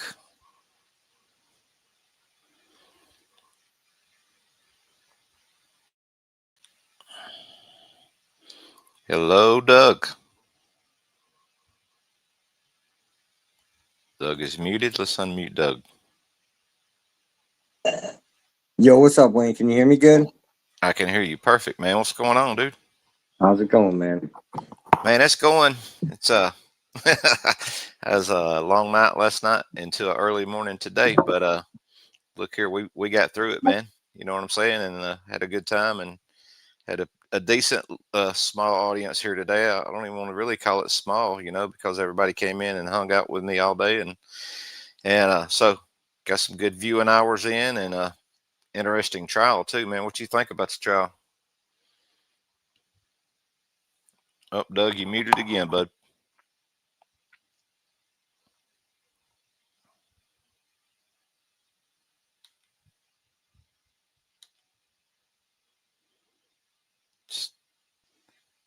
Hey, Wayne. Oh, Work, so I was just saying hi to her real quick. oh, My you're bad. good. You're good. You So what were you unmuted it, and saying? I muted you at the same time. Oh, I was just saying, what do you think about this trial going on, man? It's crazy. Like, I've been back and forth. I watched the first witness, so I feel like that witness went for the defense, but this witness went for the prosecution, but today's witness went for the defense. I don't know. Were you watching that, or did you watch Patrick? No, we watched Patrick during lunch, but we've been watching the Okay. live coverage all day. So yeah, that basically it's been the one witness, man, and yeah, it kind of did go for the defense. You know, he kind of caught her with her mouth open a couple of times there, especially there at the last, you know. Yeah. And so I think some of that landed with the jury as far as what she would normally do and what she didn't do for her, you know, as far as getting her the help and getting her an eye to eye and then being on vacation and that kind of thing. I was like, uh-oh, you know, Yeah. the jury's going to be a little bit sympathetic to that, but I still don't think they're going to let her walk. You know what I mean? No. No, but I Have you, think the defense like theory is the postpartum psychosis. So it's really whether it's going to land on that and qualify her or not. Going to say if she went for is going to spend the rest of her life in jail or in a hospital. like a mental hospital, right? Yeah, I have to agree with that, man. It's she ain't gonna never, you know, like be out and free or anything again. So it's just kind of depends on what's worse. You know, some people would say the mental hospital is worse than jail. Yeah, but I mean, there's also some people that think that other people may have had their hand in this in some way, shape, or form, which Right. was alluded to. There's now mentions about Patrick, and he should be a little nervous about when he comes back on the stand. You think he'll be back on the stand? Oh, most likely. I would imagine so. Let's welcome Angel up to the stage. What's going on, Angel? What's going on? What's going on, Doug? What's up, Angel Eyes? How you doing? Good, man. Good. How are you? I'm doing great. Good, good. What do you think so far, Angel? How's the trial coming along in your eyes? Oh man, I'm so confused about this trial. I'm like, now I'm thinking it might be something to do with Patrick. I think maybe he has something to do with this. Yeah, some So- people think that way. There's about 3 camps. There's the camp that think Patrick had something to do with it, and at least should be, partially to blame for this. Then there's a camp that's it's all about her. She did it, and she deserves to go away forever and rot. And then there's the camp that's in the middle. That's as the witnesses come up on the stand and they give testimony and stuff, kind of getting a little bit of the tennis effect going on, the back and forth. Oh, well, maybe. So I'm still So trying to we're learn about the case. yeah. Go ahead, Ed. So where's Doug at it with the case? Because I know he follows it about as much as I do. Yeah, I think he was about like me there. Was well, I'm just calling balls and strikes. I'm not like giving you my full-fledged opinion on the matter. But I think that the defense, he landed some blows with that psychiatrist. Is that what she was, I guess, today? As far as Yeah. what she normally would do and what she didn't do, and being on vacation, and then all the different medications, and I think at least if you prescribe somebody something new and tell them to discontinue the other medication before you give them the new drugs, you should probably get the other ones away from them, especially when they got kids and stuff. And I've seen overdoses in my life up close and personal. I mean, I've seen overdoses, and it was the same situation. Does anybody else, you or Doug, think that she was way over medicated to begin with? I think she was, but I've seen doctor shopping and stuff before in my life too. When people get addictions and stuff, they go from doctor to doctor, and the doctor will prescribe something that they don't even really care about, but they'll go ahead and take that just to get, like, I've seen them get Xanaxes, Klonopins, Roxycontins, that type of thing, and those were the kind of pills that they wanted. One thing, they wanted to get high. The other thing is they wanted to sleep when they wanted to sleep. And the third thing is, and I don't know if it comes into play here, but they wanted to sell those particular pills. So, Yeah. was she doctor hopping? Was she, taking what she wanted to take? And did she mix a cocktail together that day that caused her to do what she did? And if that's the case, then she's got to be liable. And if I was the prosecution, I would kind of go down that road pretty hard. I would say, they were trying to help her, but she was shopping around for different doctors. She was taking what she wanted, when she wanted, and that kind of thing, and try to, if that's what you're trying to do as prosecutor, that's what I would go hard after that, Yeah, and, but to me, it seems like they were trying to keep her in like a zombie state. To me, that's the way I kind of took this.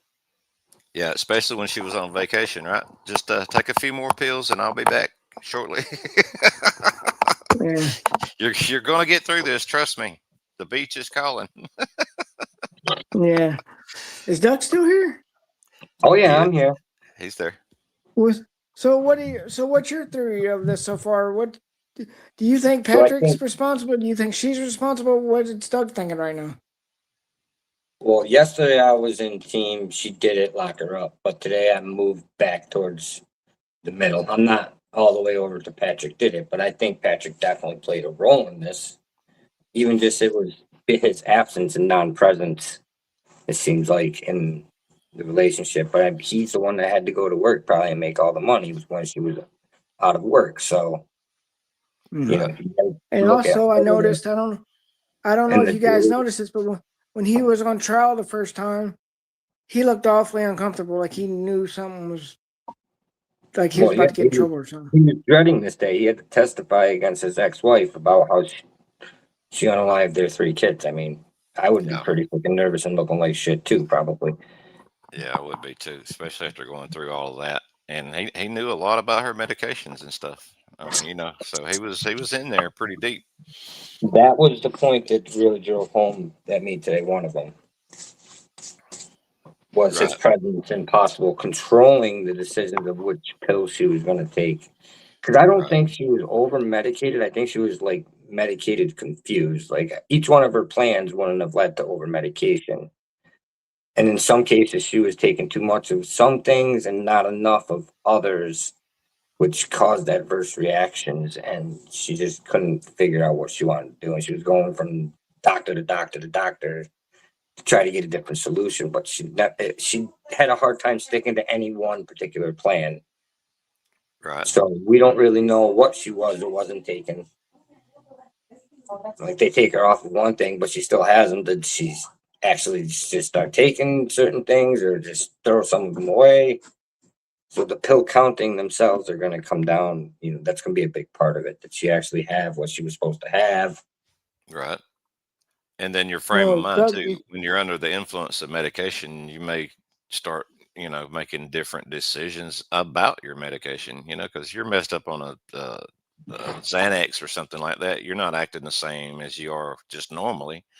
So you might say, yeah, give me one of those other ones or something, and if he didn't go along with the doctor's plan and he was administering the medication, he may be a little bit of liability going on with him as well. That's right. Yeah, and the defense alluded to Patrick already. It's going to come back. He's coming back on the stand. I can almost guarantee it. He'll be called again. Yeah, by the defense, you think? Absolutely. Doug, let me ask you a question, right? Do you think that when the theory that she was trying to get off all that medication is a good theory? Do you think that I think she really liked some particular ones and didn't like other ones. But in order to not get the certain side effects from the ones you like, you had to take the ones you didn't like, so you didn't get the onset of symptoms that you don't want, because they need to be taken in tandem. It's a team effort. All the pills need to be taken in tandem with each other to counteract. Like, you need to have the mood stabilizer, but then you add in the benzos for the sleep and the anxiety and the panic, and the Seroquel to kind of try to keep you asleep. And then it just changed. They changed different versions of it from doctor to doctor to doctor. Yeah, I just wanted to throw that theory out there because I thought maybe you would have a good theory on that. So that's why I wanted to ask you that. Now, I do say that us as Americans are overprescribed medication. It seems to be in the medical field, their answer for everything is here's another pill for that. Here's another pill for that. Here's another pill for that.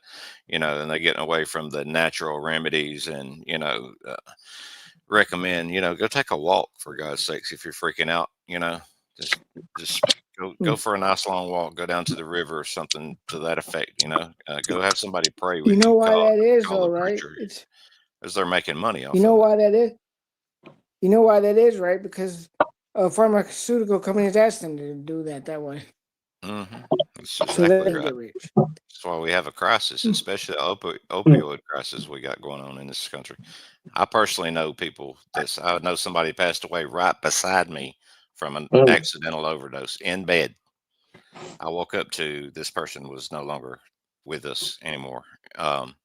And I had friends that were into the Roxycontins and that kind of thing and OD'd. And I found one of my buddy went to buy some from a particular person and went to sleep on his couch. And that was the last place that that's where he took his last breath when law enforcement come looking for him.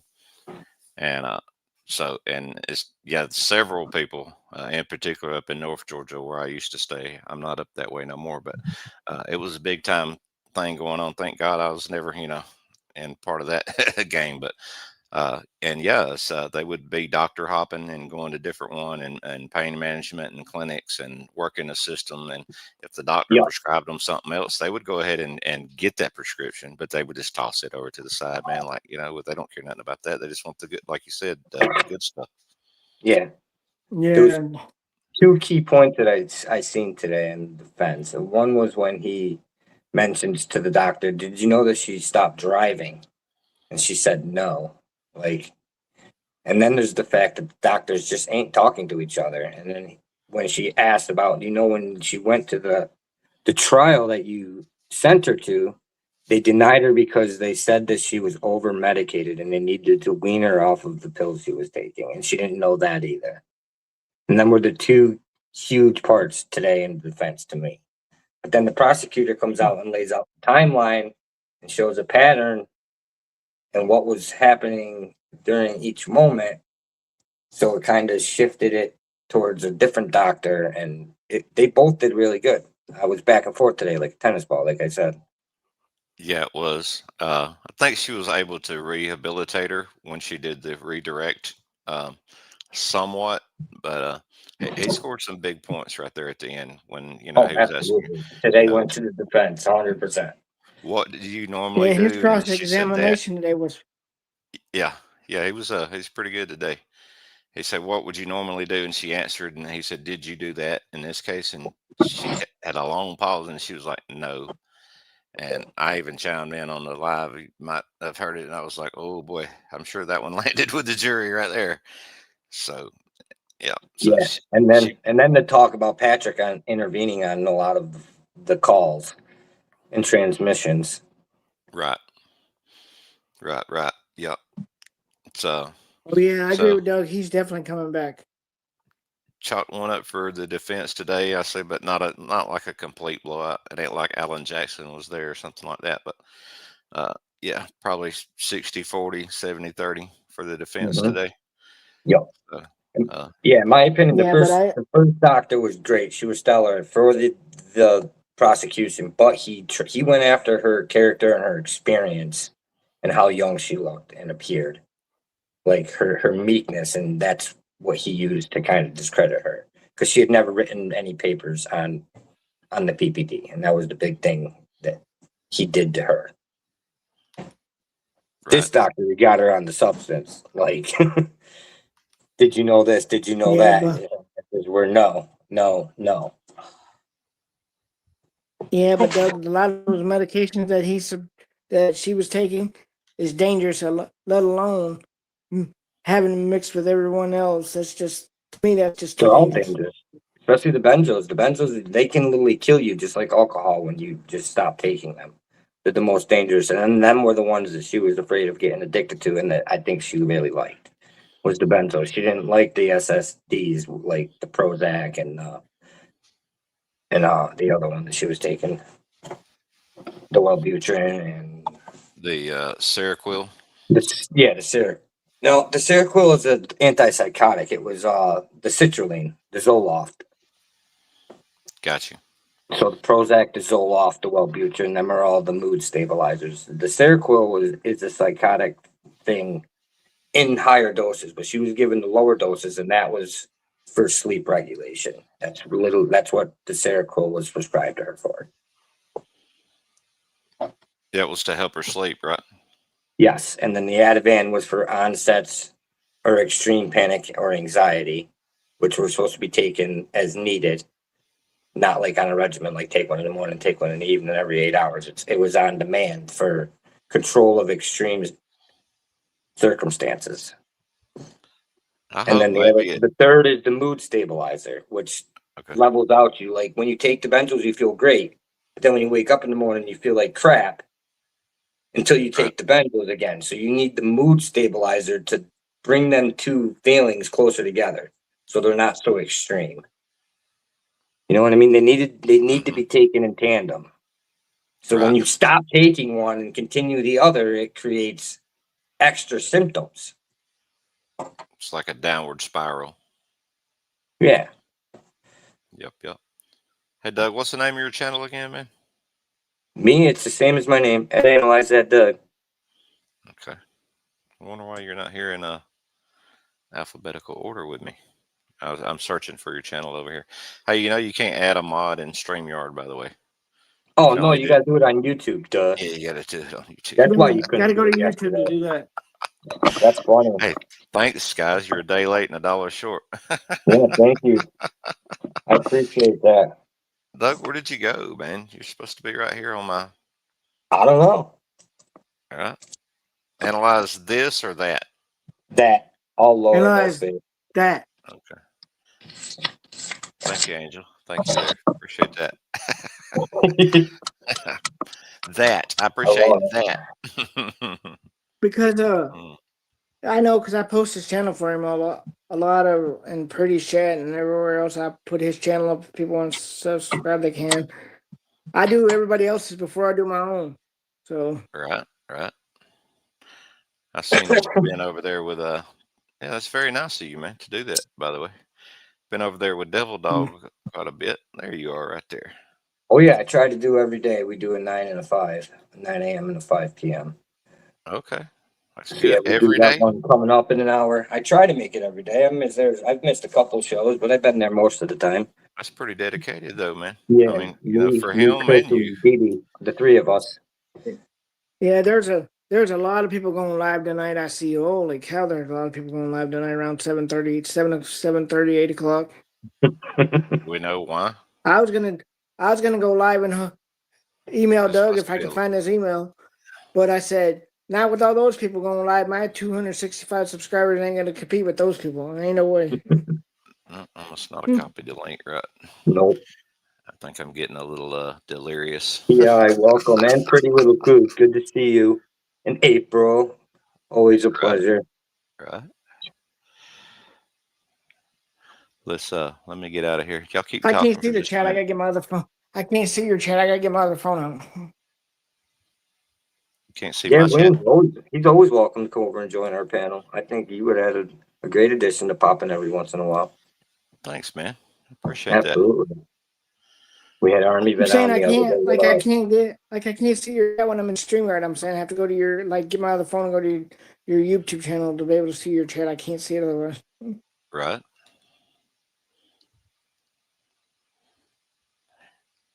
They So need I to think fix that so you could see people's chats and StreamYard, but it doesn't. yes, I'm with you. They need to do that, and it'd be, all somebody got to do is click on the name. You know what I mean? And then bam, you can subscribe to them right there on the spot. Mm-hmm. Yeah. So I think in So- alphabetical order, you're in as Doug. So you're in the D's instead of A for whatever reason. Okay. So That makes sense. So I take a trial's over because it's already on to tomorrow with her. So apparently today's trial is over with. Yep. It usually ends before 4 o'clock. This judge is he likes his dinner time. He sure does. He got started late this morning. Then he had a nice break and then a nice lunch. And then, yeah, he was like, oh, it's after 3, time to go. He's thinking they ain't never going to get done with this witness. Right. Is it over? No, just the cross on the second doctor. Right. I think there's one more doctor they're going to be calling too. So we had Tufts and then we had, what's her name today? And then I think there's a third doctor, possibly even a fourth. Yeah, that's what it is, Doug. You're in as Doug. How do you say the last name? Leducer? Leducer. Yep, Leducer. Gotcha. So if you're trying to look yourself up alphabetically, then that's what. Yeah. All right, let's try this one more time, y'all. And if anybody's still in the chat and anybody's listening, please sub up to Doug. Good guy. We need to get him on up there. I believe this is going to do it this time. Bam. We'll show it on the screen if we can. Look at that. Thanks, I think Ray. I'm already subscribed to Doug. I'm pretty sure I am. Always Let me check. appreciate it. Need to double check, Angel, make sure. Yeah, you're Right. welcome, man. It says We help I each am, other out. so- That's what we do, y'all. Most definitely do Hey, that. he's got enough to go live now. He's at 52. Mm-hmm. How about that, man? He does. I don't think I'm going to do it live for a little bit yet, though. Yeah, you can do some shorts and stuff like that, and then Yeah. I did will like eventually go live. I'm not ready to yet. I want to get better internet and right. maybe a laptop or something. I can't do it on just my phone. So I'm just going I to do just took off panels. to the dollar store, man. I just went live and put it on my little dash holder right there, and I just took off to the dollar store. Yeah.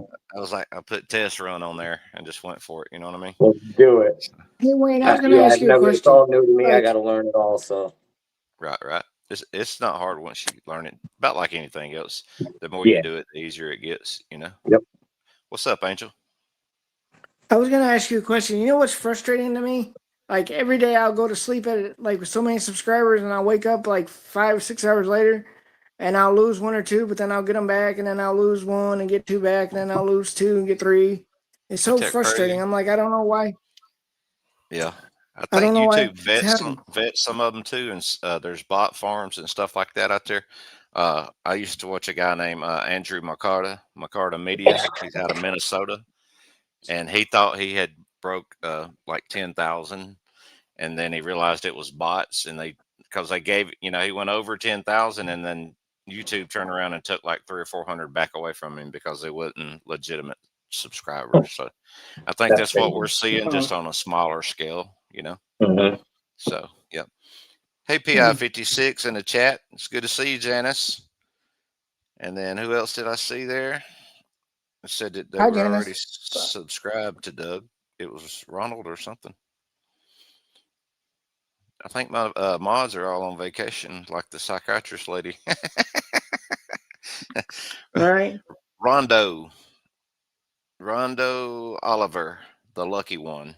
Okay, what a name that is, y'all. Cool name.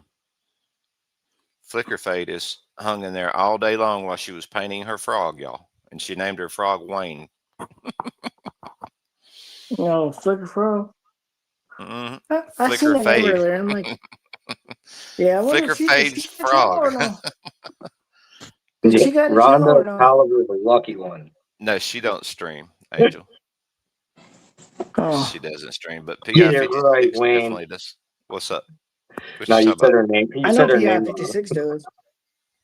No, PI56 does for sure. 56 Yeah, I know. does. Yeah, I know she does. Yeah, we're gonna collaborate one I've of been these on days. hers Yeah. before. The near Yeah, future. PI is great. She's awesome. Yeah, Janice is awesome for sure. Did y'all hear about the people that came and tried to take pictures of the inside of her house? And she was actually in a chat, and she was telling us about it, and we told her to call the police, and she did. And then one of the people wound up getting arrested. It's crazy. What Yep, the yep. hell? Yeah, it was crazy, man. We'll have to get her to tell the story again when she's on. That is crazy to me. Like, And you can come up here wow. and chew it up a little bit too if you want to. PI. Let me drop that link down there one more time, y'all. Let her come on if she wants to pop on here. Yeah. I've used up all my StreamYard hours. I'm actually over, but they said they wouldn't interrupt my live streams. So this is like a borrowed time. So when I get done using it today, I won't be able to live stream no more until tomorrow. It refreshes again tomorrow. Let's keep it going. Oh. Might as well, right? I was only up till like 3 something last night with Adam over there at Patriot Pride. We were having a nice powwow last night. He was wanting to Okay, try out Janice, the link's some new in stuff. That's right. the link's in It's the right chat, there. Janice, if you want to pop on with us.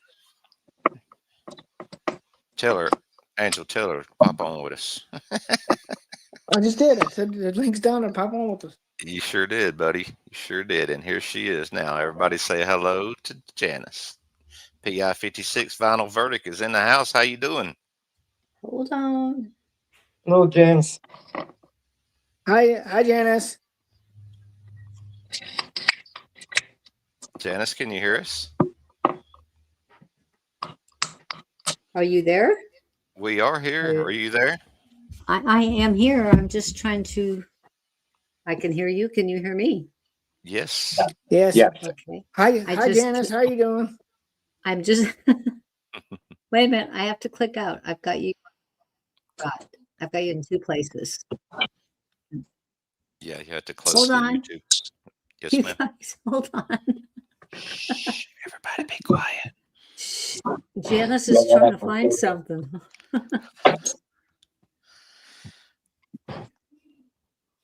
So how is everybody until I get my little situation going here? I'm great. Fantastic. I don't know about them two, but I'm perfect. Well, I'm glad to hear that. That's how much love Angel has for us. Yeah, I wonder about some of them sometimes. Right. Hey, Wayne, I didn't say I didn't like you. I was just saying I'm great. I don't know about you because I can't answer for you guys. You have to answer for yourself. I know. I was just messing with you, bud. Hey, if y'all don't mind, can you talk for just a minute amongst yourselves? And I need to step away for just a minute, and I'll be right back if that's okay. All right, man. Sure. We got that. No problem. What else? You got any more questions, Angel? Ask a question. No questions? Well, do you what else? Where do you think this trial is going to ultimately end up, Doug? Like, do you think it's going to end up where she's going to be held reliable, or are they going to hold Patrick reliable, or are they going to get them both? Where do you think this is heading? I want to hear what Janice says first. But Janice is having some technical issues, but I Oh, you're definitely, still not I will okay. definitely answer that question in just a second. I'm not sure what's going on here. I'm gonna honestly say I don't know yet. I need to wait to see the rest of the evidence. Like I said, I've been back and forth already.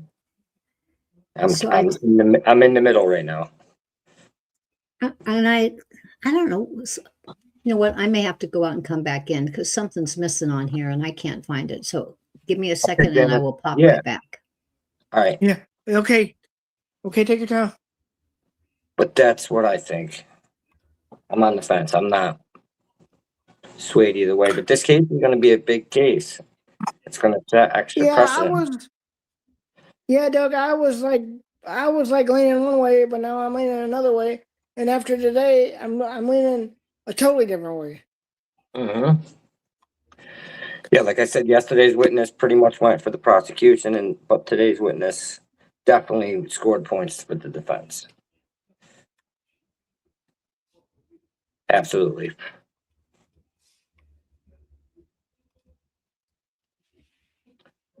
Yeah. We'll wait to see So, who tomorrow. I don't even know who's scheduled for tomorrow as a witness, but like somebody told me this trial scheduled for 6 weeks, and I said 6 weeks. That seems like an awful long trial because the recent trials that I know of never went no 6 weeks. I don't understand how this one's going to go 6 weeks. there's so many witnesses. So many. I think it's around 30 witnesses called. Yeah, but don't they? What happens if they don't call them all? Then they're not going to go 6 weeks, right? Well, if they don't call them all, but if they're in the docket for presentation, then they can be called at any minute by either side. Like, and you get one last time to do it.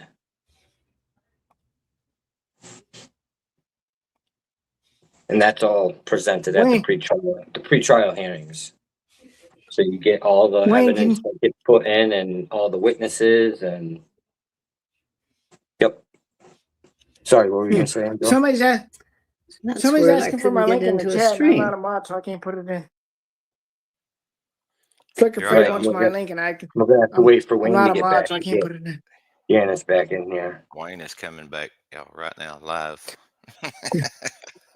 Hey, Live and in Wayne, person. Flicker Fade We wants are my back. We are back. Wayne. What up, Ash? Flicker Fade wants my link to my channel, and I'm not a mod. I can't put it in. Copy So- that. We're going to get on it right now, doggone it. Here we go. We are all over this. We are all over Oh, it, Rhythm y'all. and Clues is in their chat. Hi, Oh, yeah? Ash. What's going on, Ash? Can he see the link? Would he like to come up and holler at us from the UK? I can ask him. Come on up, Ash. It'd be cool if he did. He said, Flicker Fade said, she said I always get muted. Always gets muted. That's what she said. She's like, I always get muted with a smiley face or laughing face. She said her mom's name is Nancy, by the way. She said she was sleeping earlier. It is? 265. Here you come, Angel. You're coming on, buddy. Okay. Yes, sir, He's you are. putting it on for you, Flicker Fade. Just a second. He's getting it up for you. Here it comes right Yeah, here. I got that note. I got the notification that you got that I only got like 6 hours of stream time left. Oh, did you? Yeah, that's fine. They said they wouldn't cut me off midstream, so I was like, okay, I appreciate that. But it renews tomorrow, so that's good. Yeah, I got to be careful because mine don't renew to the 29th. Oh boy. Because I found out what happened to it. Did I tell you? They changed my account from a paid account to a free account. Now I'm trying to call them and I don't know how to get hold of them because they ain't got no phone number. Of course they don't. You're welcome, Flicker Fade. She said she subbed for you, Angel. Thank you, Flicker Fade. Oh. I'm going to bring PI 56 back in here, y'all. It's not letting me in. Hello? I know, but I can't get in for some reason. You're in. I can hear you. But Janice, Okay, I hear you guys. You hear us? We hear you too. Okay, I guess they just don't want my image up there today. Maybe it don't want your image up there today. They won't let me put my back. And this is They ought to be a ashamed of themselves. And I'm noticing on my TV that the names are not showing again today either. And I've went in there and changed that, and the names are supposed to be showing up, but for some reason they're still not showing up. Well, my Well, logo I has have a angel paid- eyes on it, so I can see that part. Well, my prescription is a paid prescription, and it tells me log in and to enter your background. It's like I didn't even have to do that before when I had my free one. So I don't know what it's doing. I can't I even don't put know. an avatar up there. Nothing. How about sound effects? Do they work? Yeah.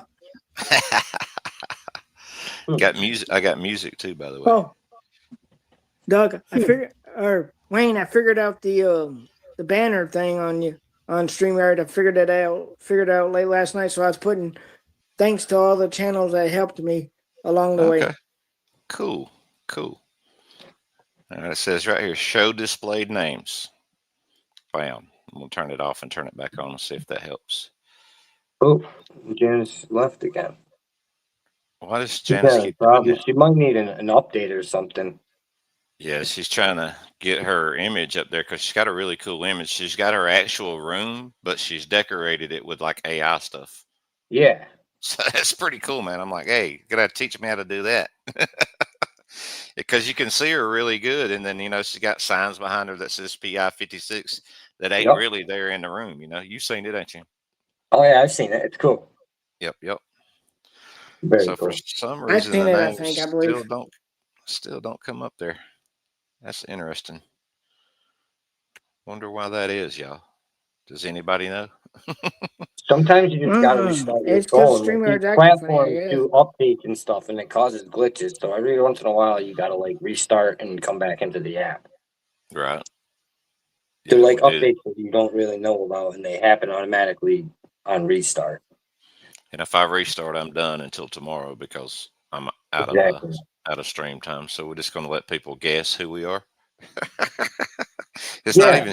not even showing my name up there for some odd reason. And it did We all know earlier. you, Bruce Wayne. You're Nobody Batman. knows. That's right. Thank you. Thank you. I'm glad somebody finally recognized that. Bruce is Batman. I was going by Bruce for a while. Then we got what do they call him? Taiwan Tucson. Yeah.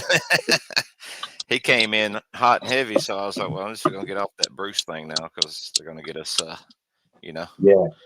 gonna get us That's confused. funny.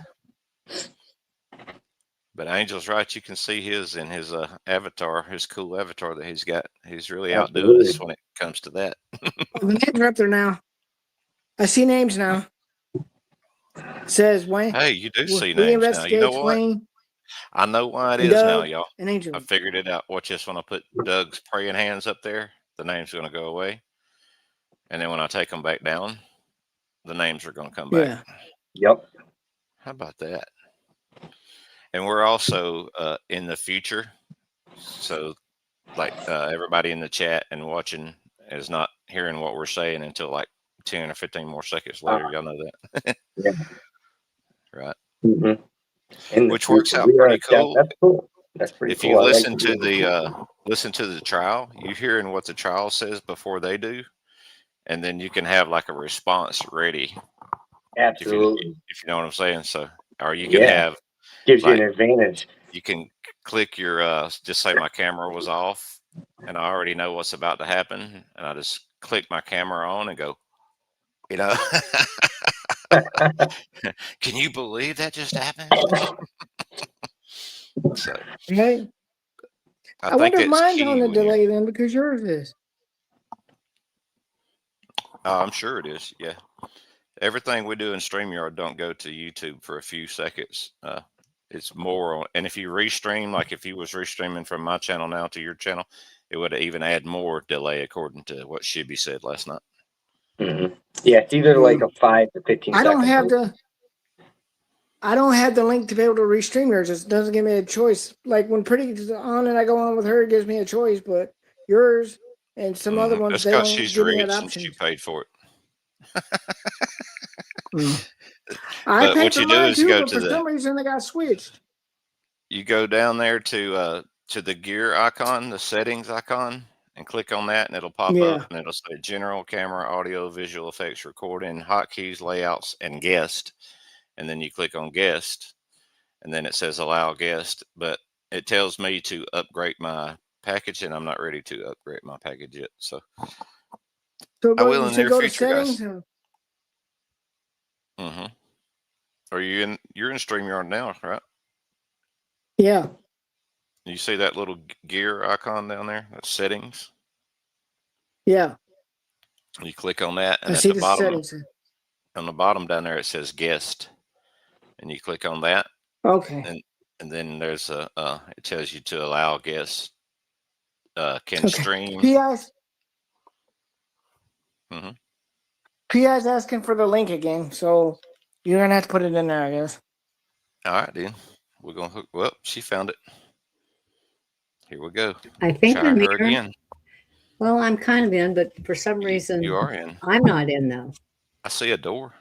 Yeah, I No. see the icon, the avatar's back. But I'm not in it. Where are Well, you? maybe if I turn my camera on. Hello, stupid. There Oh we my are. God. Don't call yourself that. Hi. You're not allowed to call yourself that on this channel. That's one strike, ma'am. Oh my gosh. I can't believe I did that. Well, that's just preparing me for tomorrow's live I'm doing again. So there's always something new to learn. That's a cool setup you got going on there. You're gonna have to That's make me one. oh, I'd love to. I love doing them. I have fun with it. I have my At little table back here, so but my recliner kind of that's what I sit in. I don't sit on a desk chair, What, so it's it kind of blends in and then it goes out. But do, yeah, I got you my know little what? desk back here with It's my doing that because you magnifying don't have a glasses. green screen. If you had a Yeah, green yeah, screen, it wouldn't do that. I know it. I know. I bought one because it was worth it because my arm, if I put it up, half my arm disappeared.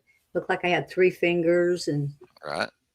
so, no, I love designing them. I have 3 now. I have this is my daylight.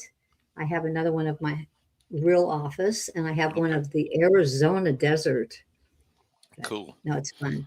I like did to not take my I have the background one in Streamlabs, not StreamYard. Captain Kev uses Streamlabs. So there's a beach one there, and I can set my recliner out on the beach and talk to him. I've seen you in that one. See me do that? You know I have. Yes. That's my favorite. I know we've been in so many different places. It's hard to keep up where everybody is and where they've been.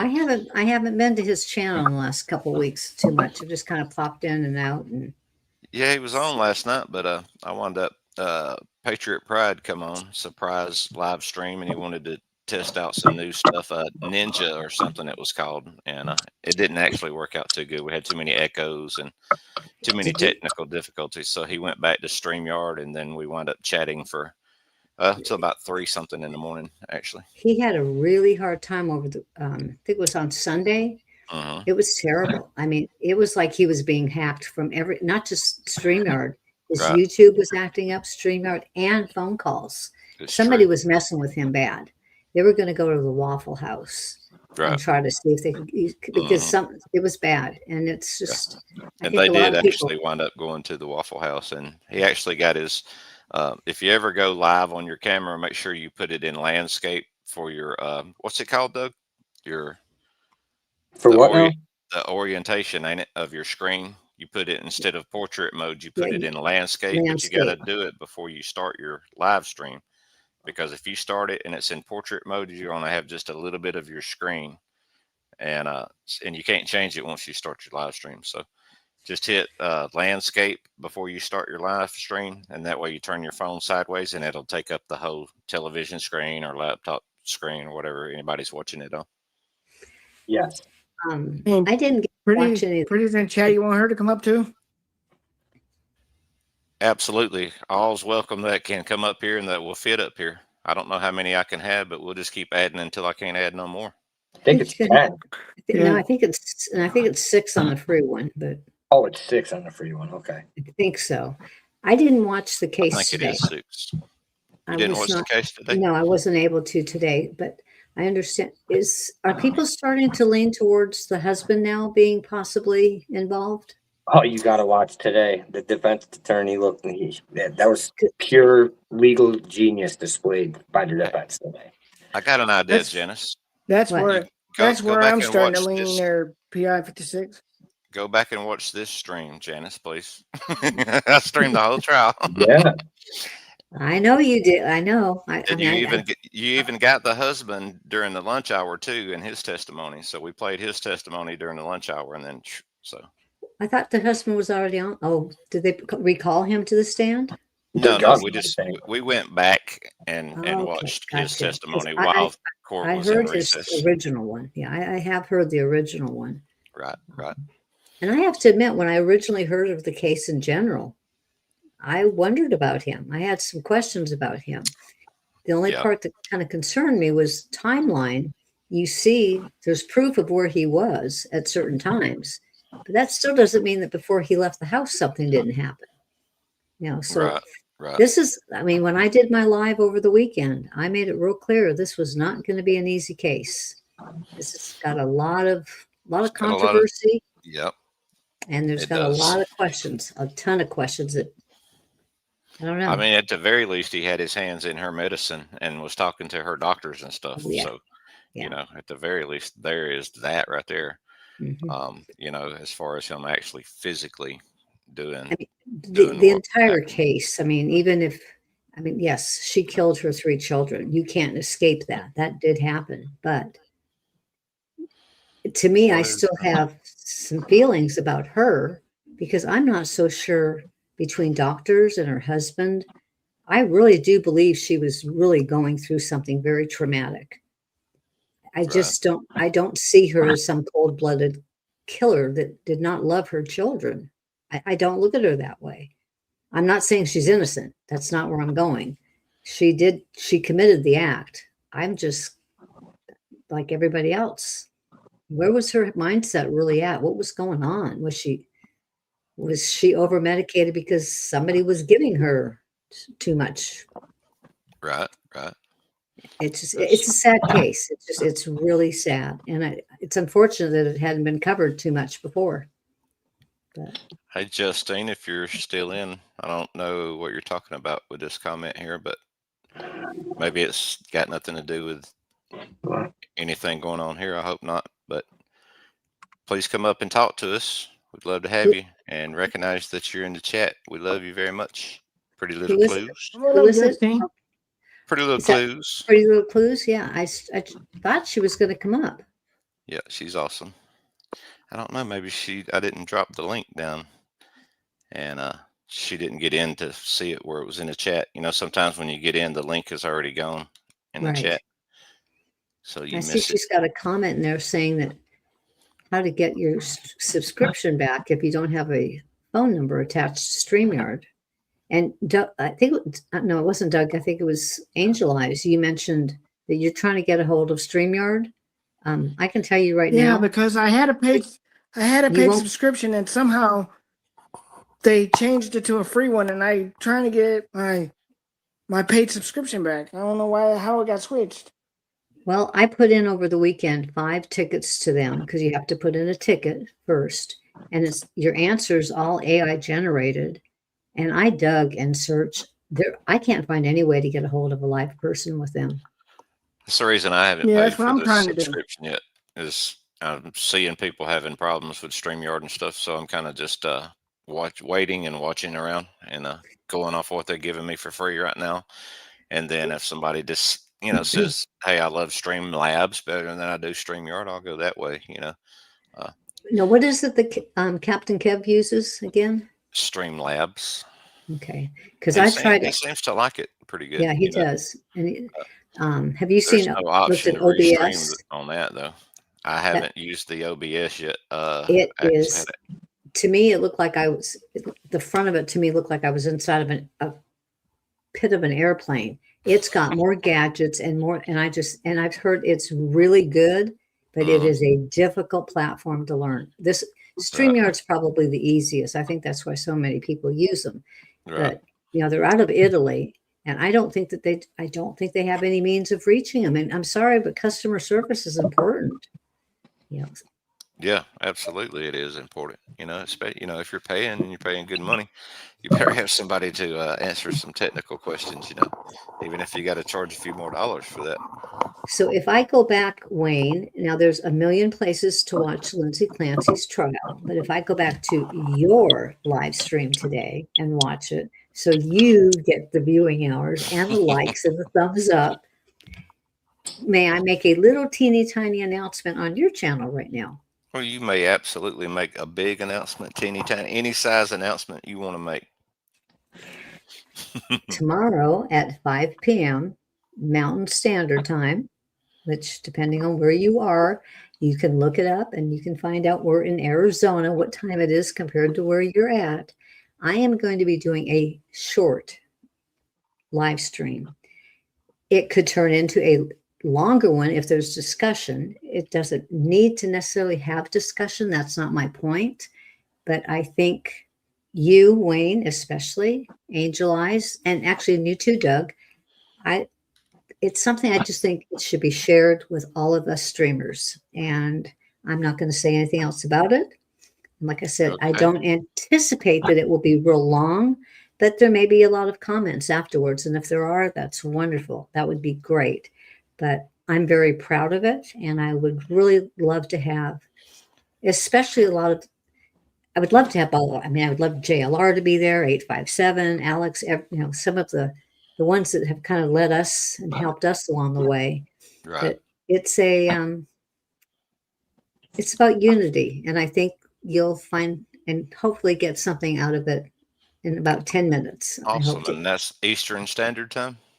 Well, I'm in Arizona, so for me, it's Mountain Standard Time. We don't change our clocks all year, but you're in Georgia, so you're 3 hours difference for me right now. Yeah, Right it'll be now, eight for So us. it'll be eight my time? 8 o'clock Yep. your time. I can do that. Eastern. I'll Yeah. be back on the night schedule tomorrow. All right. Well, Had to get up early I here. appreciate it. I had to get up at well, I didn't have to, but I did get up at 8 my time this morning, which was 5 your time. So, and that was Right. after being awake here until 4-ish. So, Yeah, did you spend your evening on the Captain Kev show? No, I spent my evening with Patriot Oh, Pride. Patriot Pride, that's right. Mhm. They're wonderful. I love They their. are wonderful. I really enjoy watching them. Absolutely. And they're Georgia boys too, so Oh, I do. You I gotta betcha. help support, the locals. Charity starts at home, so it starts right here at my house and works its way out. Yeah. And Most definitely. And Angel, this won't be like the last time that you came in. Anything on this stream tomorrow, you're welcome. Actually, I'm inviting I don't know how many people that you can, if you know how you have the option of letting people stream while you're streaming so they get the views as well. That little feature that they have. Uh-huh. Yep. Yeah, I know what you're talking about. So they can re-record it on their channel or whatever. That option will be available because it's nothing private. I want anybody that if you want to restream it and stream it as we're doing it, so it's live on your channel, you're welcome to do that because we all need the hours right now and we need to be supportive of each other. We're not against each other. We're needing to work together. So anybody that comes in tomorrow, I'm going to hit, I think it's called re-recording button I'm seeing it on my side over here. And I think if I hit re-recording, that means other people you'll see it pop up on your screen if you go into your StreamYard and it will record live to your channel then. And it's just as if you were doing the live stream. You get the views, you get the time. And right. Yeah, we were talking about that earlier. You can turn it on by going down and hitting the gear icon. It's the settings, and then the settings will pop up and you go down to the bottom where it says guest and you just check the box that says guests can stream this to their own destination. Now see, when I click on my gearbox, I get more of the things with your microphone, videos. That's up top too. You got general, camera, audio, visual effects. Is that before you go into the studio? No, it's actually when you're in the studio. See, I'm not seeing that. And I'm in the studio. Yeah, because I'm not seeing that either, so I don't know. You're not seeing guest at the bottom? Mm-mm. When you click on that, No, I see, the only thing I see is a microphone and audio. That's what I see. on your gear icon at the very Yep. bottom. So maybe you have to be, you have to be the one streaming it to be able to see what I'm seeing right here. Oh, Yeah. okay. Yeah. So That's when right, you're because streaming it, yeah, all that'll pop up, and then you'll see guest at the bottom, and then over to the right hand side there'll be a little box that you check that says guests can stream this to their own destinations. Yeah. And then that'll give them the option when they come in on stage, it'll say it right up there, stream to your audience, and you just hit that, Okay. and boom.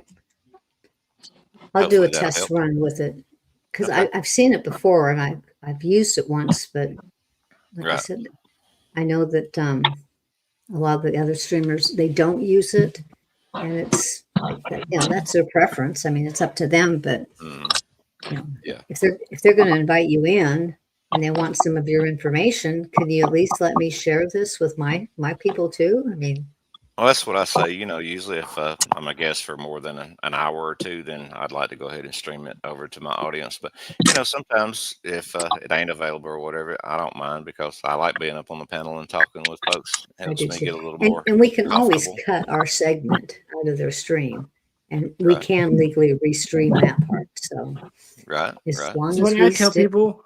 Yeah, that's what I tell people if they want to like download it to theirs. I don't know why my option's not available. So I told Pretty the other day if she wanted to go ahead and download it and put it on hers, she could do that. Right. I don't know where her and Ash went. I hope they didn't get offended or something because I didn't see, them in the chat or anything like that in a timely fashion. But if I did, I didn't mean to ignore anybody or look over anybody. I just had a lot going on because I ain't got any mods right here right now. So I'm sharing channels by myself, and I'm entertaining guests by myself, and adding to the stage and taking off the stage all by myself.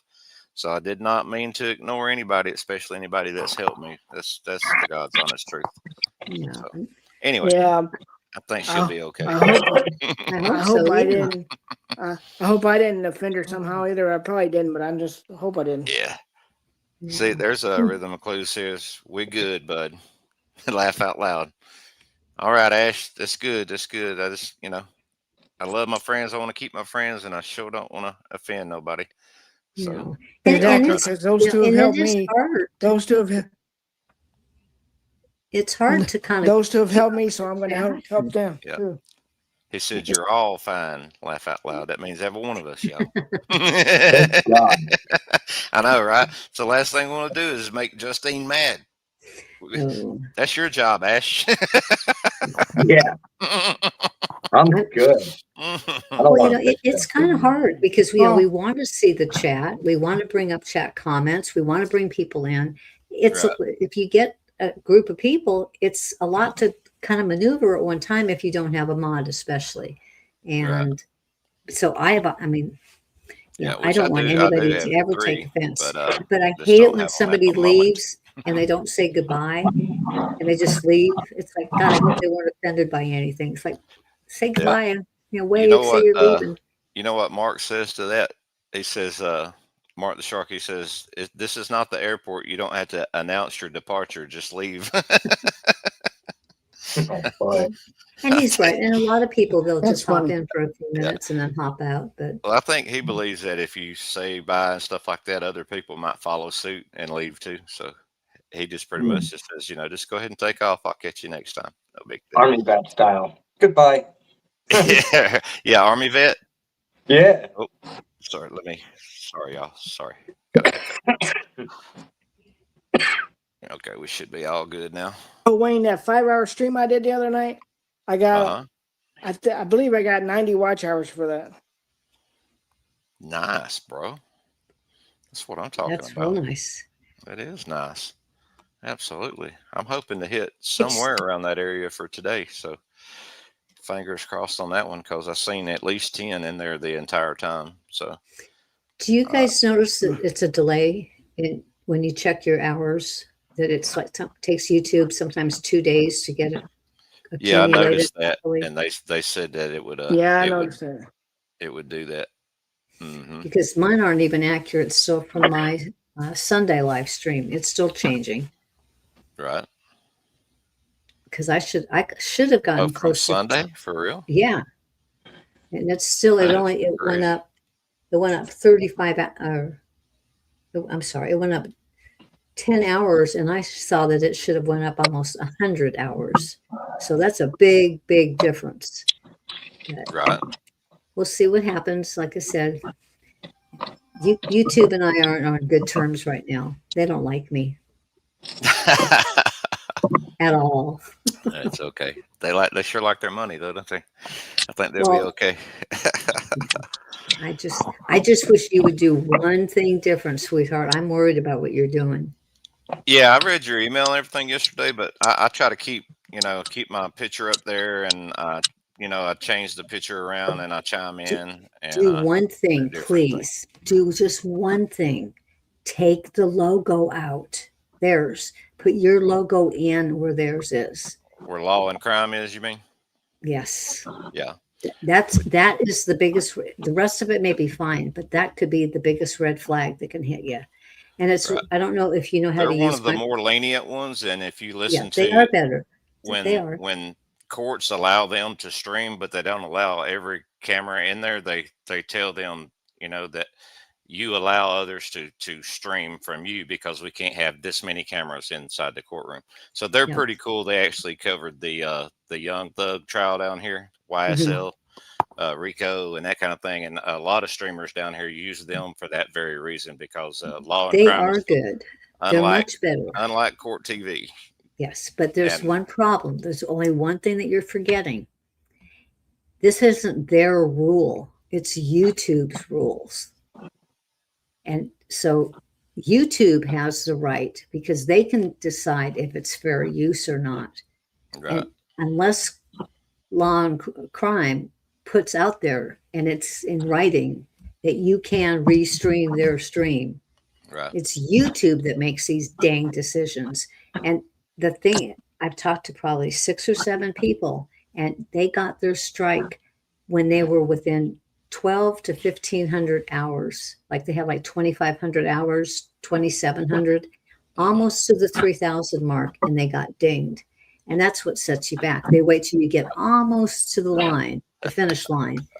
But Right. I found a way. I mean, Microsoft Designer, it's super easy. You put your picture up. It's got a little box at the top that says erase, and it's literally an eraser, and it covers this little area you want. It takes it out. It leaves a nice clean background, and boom, put your logo right in it. And that's it. You've edited the picture then. And You may have to give me a refresher course on that, because I'm running on about 3 hours sleep. So tomorrow, 8 o'clock my time, we might want to refresh up on that again. Let's say everybody say hello to Brenda Walsh coming in. Hello, Brenda. Welcome. Hi, Brenda. She was up late last night too. She says hello to everybody. Sorry she's late, and she gave me 5 stars. Yay! She knows I like to get the 5 stars. That's very cool. Yeah, That's really cool. I was watching her. I was watching you guys last night for a little while until my eyelids said, "That's enough. I'm closing." Yeah, and I didn't say hello. There she is right now. I was just getting ready to say I did not notice that Rhonda was in, and so I wanted to say hello to Rhonda because I know she recently subbed to my channel. I thank you very much, Oh Rhonda. yeah, thanks, Rhonda. I got your sub, by the way. I appreciate you. Right on, Yep. right on. Rhonda Yep. Tolliver says watermark. I have a watermark, but it's a tiny watermark. I can make it bigger though. So, yep. But maybe they'll be cool. Like I said, there was a lot of streamers in Atlanta that covered the Young Thug Rico trial from gavel to gavel, actually, and they kept that there. But you got to keep yourself in the picture, though. Oh yeah. Kind of thing, and then you move yourself around, make yourself bigger, and then you chime in, say a few words over the top It's of yeah. them. So, All it is just saying a few little words can Yeah. keep you safe, and Yeah. it's unfortunate because what we think of is if you're putting it out there on the media, to me that's become public. But in the eyes of the copyright industry and YouTube, that's not public anymore. And it's like, I I highly can't even, disagree with them, but oh, I just, well, I was talking to, I it think is public too. well, it's public, but it's not ours. We don't own it. It's just like I mentioned the other day, I was on a channel. Savannah Guthrie's name, actually, if you put it in something saying Savannah Guthrie, she has a copyright on her I got a name. strike for that being on Alex's channel, and he showed the Hoda Savannah The Hoda. interview. and Yep. they tried to strike me, and Did you then fight it? I fought it and I won. So Yeah. because they didn't never respond. Yeah. And as big as they are, I don't think they're going to respond to everybody who says no, no, They no, sure no. responded to mine. Yeah, well, see, it's a difference if it's through They their come after you, algorithm. PI. They thought you was a real private investigator, which you are, right? Well, I have been. Hmm. The reason I think with mine was not because of computer technology or an algorithm. It was a human strike. And what had Right. happened was whoever owned the copyright to that material sold it. The person that owned it, they didn't give a crap what you did with it. It was common. Could be common. What is it called? I just forgot the word. Anyway, you could use it. Then they sold it, the copyright, to Be another back in company. 1 second, guy. Be right back. Go ahead. Okay. And then the other company that they sold it to, their copyrights were different. They did not want it shared. So 4 weeks later, after having a completely clean download, all of a sudden it doesn't, no warning, nothing. You get up one morning and it's like, we've removed this and you have a strike for 90 days, go through copyright school, which I did immediately. And in 90 days, it will be off. And I still have probably 40 days left. And they don't push your content through as much when you have a strike either. I mean, I went from getting 200, 300 views on certain videos down to 12 and 15. So it hurts. Those strikes are not fun. No. And I don't think it's fair because I honestly believe when it comes to media, if something's out on the news, now if the police give a news conference, you can definitely cover that. That is public.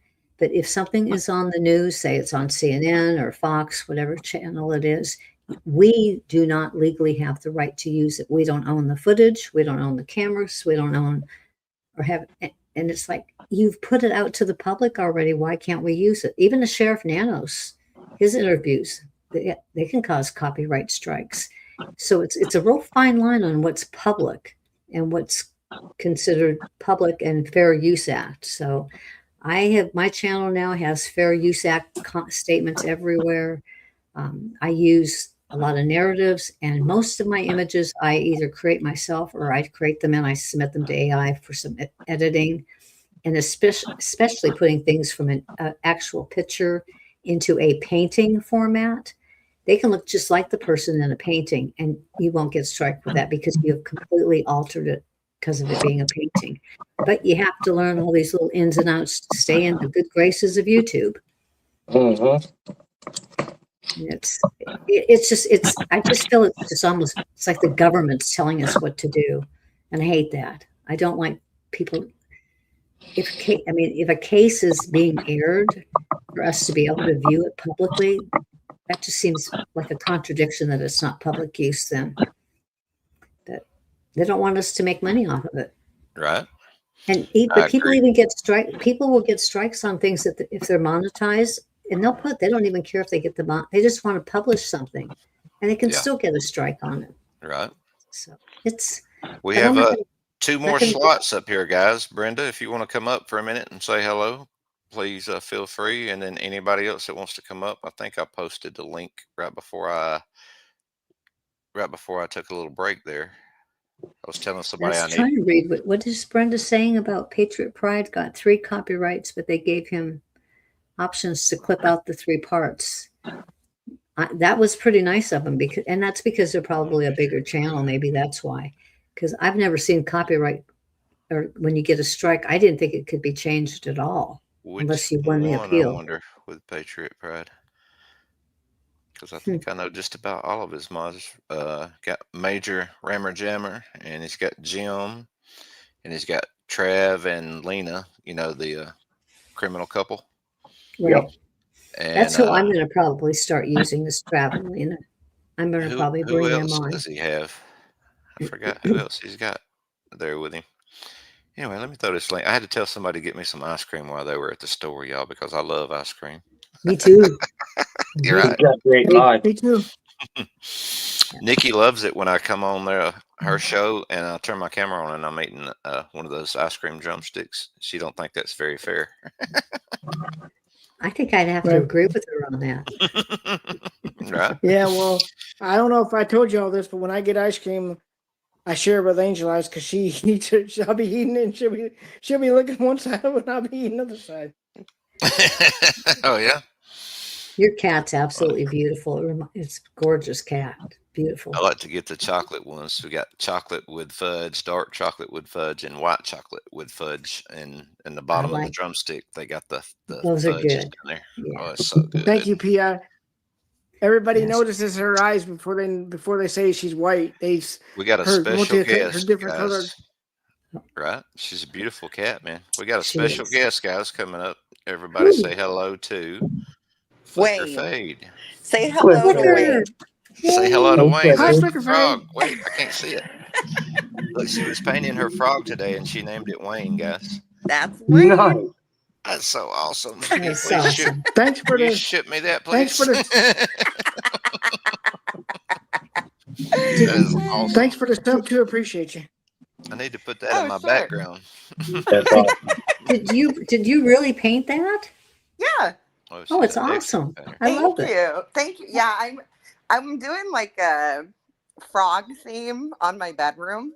I'm gonna do frogs and mushrooms. So Nice. That's Nice. sweet. I love it. That So was cool. great. Such a And good artist. thank Definitely. you. Yeah, I don't go buy decor. I just make it. I'm So sure you know everybody on stage here, right? Doug and Angel Eyes and Pi yeah, I sure do. and then this Yep. guy named Wayne over here. Yeah. I know Wayne. I know Wayne. I don't actually, Ti. I don't think I've ever had the chance to talk to you or we Doug. haven't. I've seen No, Flicker. I've never talked to Flicker. I know who you are, though. Yeah, I know who Love she the is work. too, and I see you all the time, and always say hi. But we've never been on the same stage at the same time, and I don't think we've never spoke before. But so No. it's nice. Welcome. Absolutely, it is. Absolutely I nice to first saw finally her at meet you up here, Nancy's Flicker. house.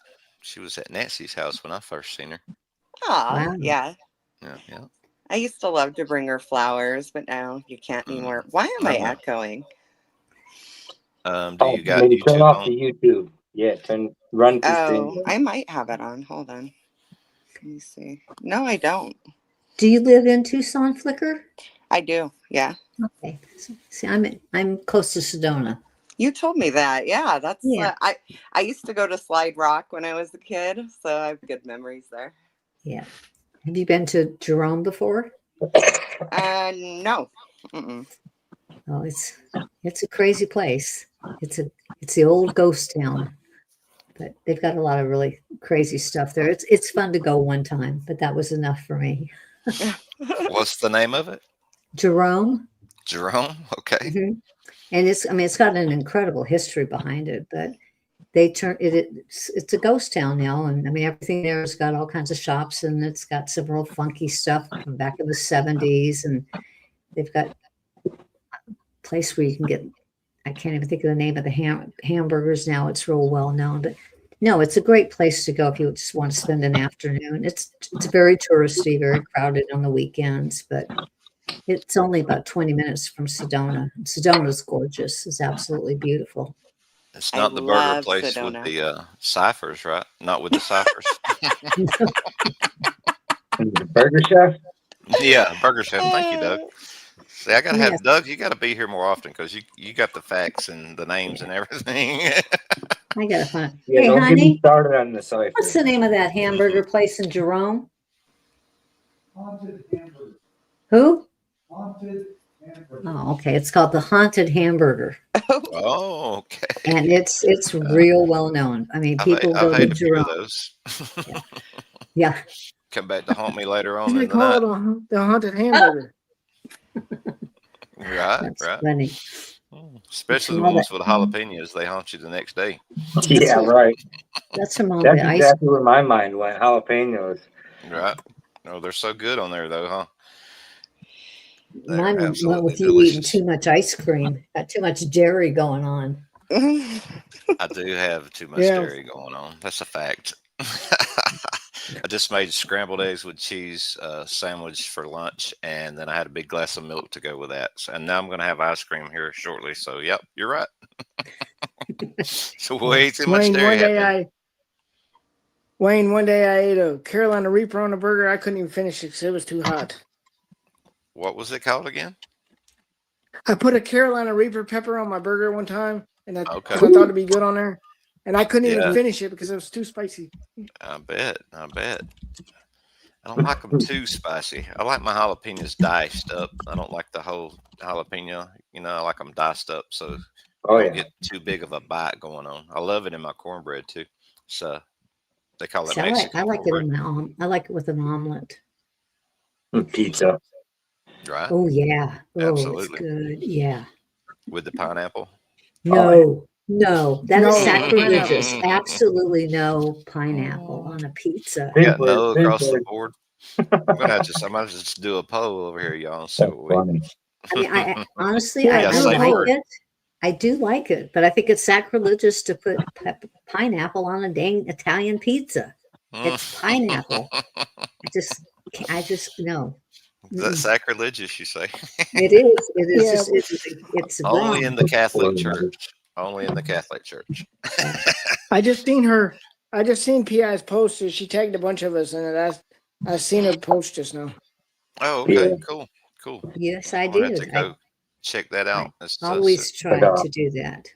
Wayne, I do unfortunately. I got to dip out. I got the prior panel Yep, with yep. Dog at You're 5. gonna run So over Devil Dog. Yeah, it's it all was good, great brother. talking with you all today. It was great Yeah, to see you too. Nice to meet you. Nice to meet everybody. Yeah, Yeah. I'm gonna dip out too because I gotta eat. Okay, Thanks for If fellas. you having me guys on, get a Wayne. chance, You're pop welcome. by Thanks for PI coming up. 56 tomorrow if you get a I chance. appreciate it, fellas. It's We'll nice see to y'all see over I'll be here you. there. sometime tonight. I'll be Bye, there. Doug. Thank you, Wayne. Yep, Thank thank you, you. Doug. Bye. Thank you, Angela. I gotta Bye, dip too. everybody. Bye, guys. Bye bye. And now it's just me and the ladies. Ooh. It's the way I wanted it in the first place. No, Flicker, just kidding. Flicker, I think I that's think his those guys plan. were ever getting out of here. That was his plan all along. Didn't think it was ever going to leave. I'm just kidding. Oh. Just kidding. I didn't see that analyze. I didn't know that analyze that Doug was in here. Yeah, he was. Well, there he is. Later, Hi, chatters. hi, He Doug. says. I know, and I Yep, didn't even everybody notice should him. I'm sorry. sub up to Doug and let's get him on up there. He did get above 50 now, so he can go live. So that's good. I wonder what Rhythm and Clues. She says, PI 56. Hey, good to see you. LOL. Oh, no way. I wonder if that's about the pineapple. I don't like pineapple in pizza. A lot of people don't. I'm Sicilian, so. Well, yeah. yeah. So you can understand. It's sacrilegious. It's destroying a good pizza. My God, can you imagine going to Sicily and saying, "I want a pizza," and can you put some pineapple on it? They would tell you, "Get the heck, go next door over to what do you call it? Domino's or something. Pizza Hut." Uh-oh, what happened to her? She dropped down, but There she back up. Bring her right back up. Yeah. Hello?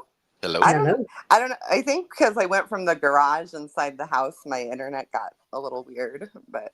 Right. Yeah. Well, you only dropped off for like the minimum, like 2 seconds or something. I've never seen anybody come back that fast before. Oh. This is amazing. Brent is telling Did you us get whiplash? Mom, are you going to say hi to Wayne? Hi, Wayne.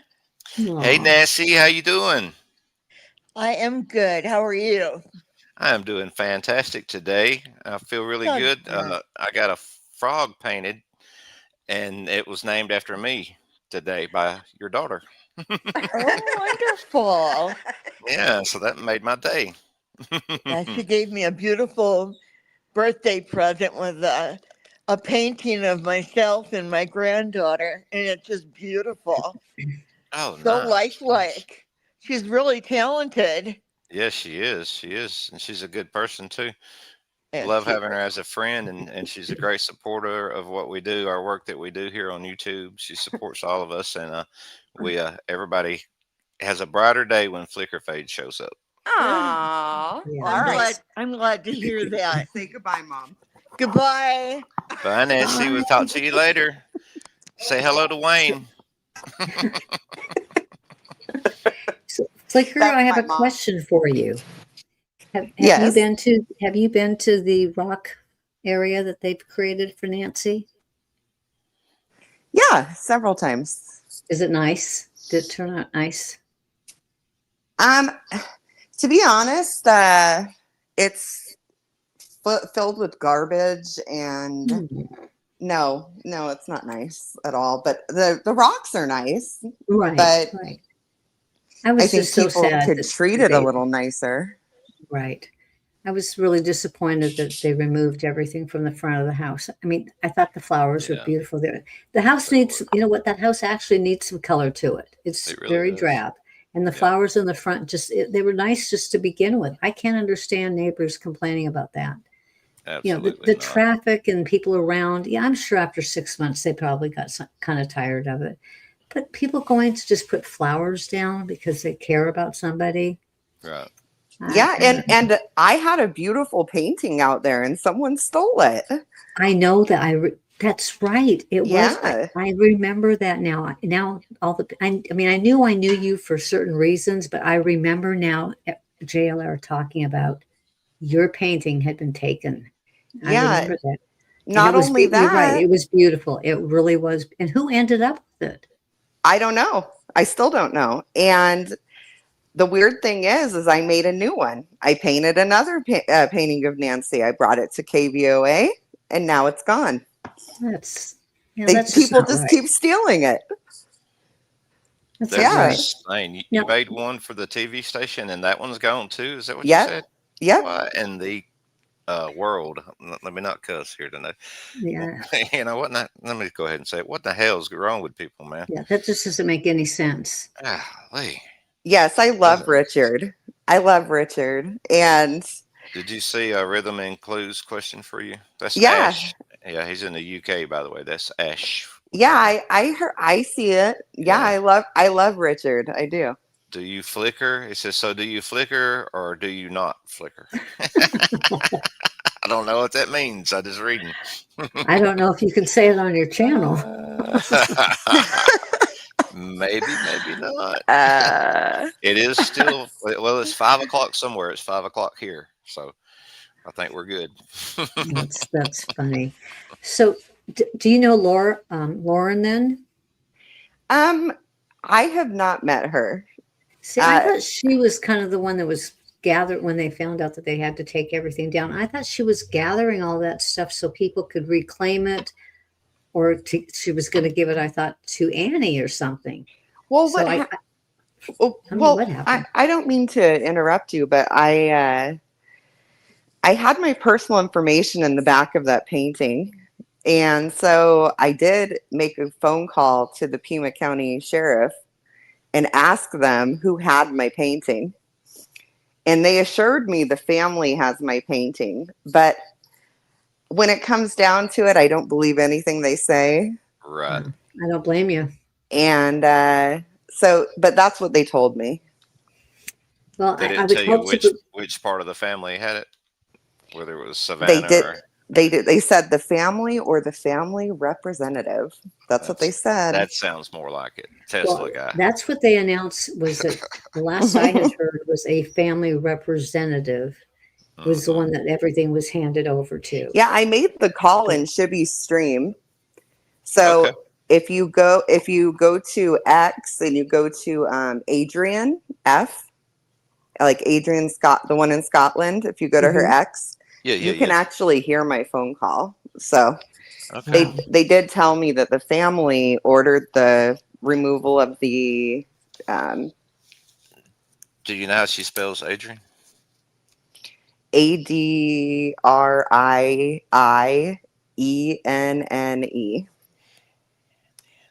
Okay, she's on X, and it's Adrian what now? You know what? I can't actually look. I'll put it in the chat when I leave StreamYard, because if I leave here, then I'll. I got you. Yeah, I want to go see that though. I want to hear that phone call. Yeah, I know Tesla guy's got everything, and he's did whatever he wanted to do with it, because he don't seem to be the friendliest of a fella, Right. I mean, there's only 2 on the panel, but we do have people in the chat. If this was your family member, Would you have a problem with people?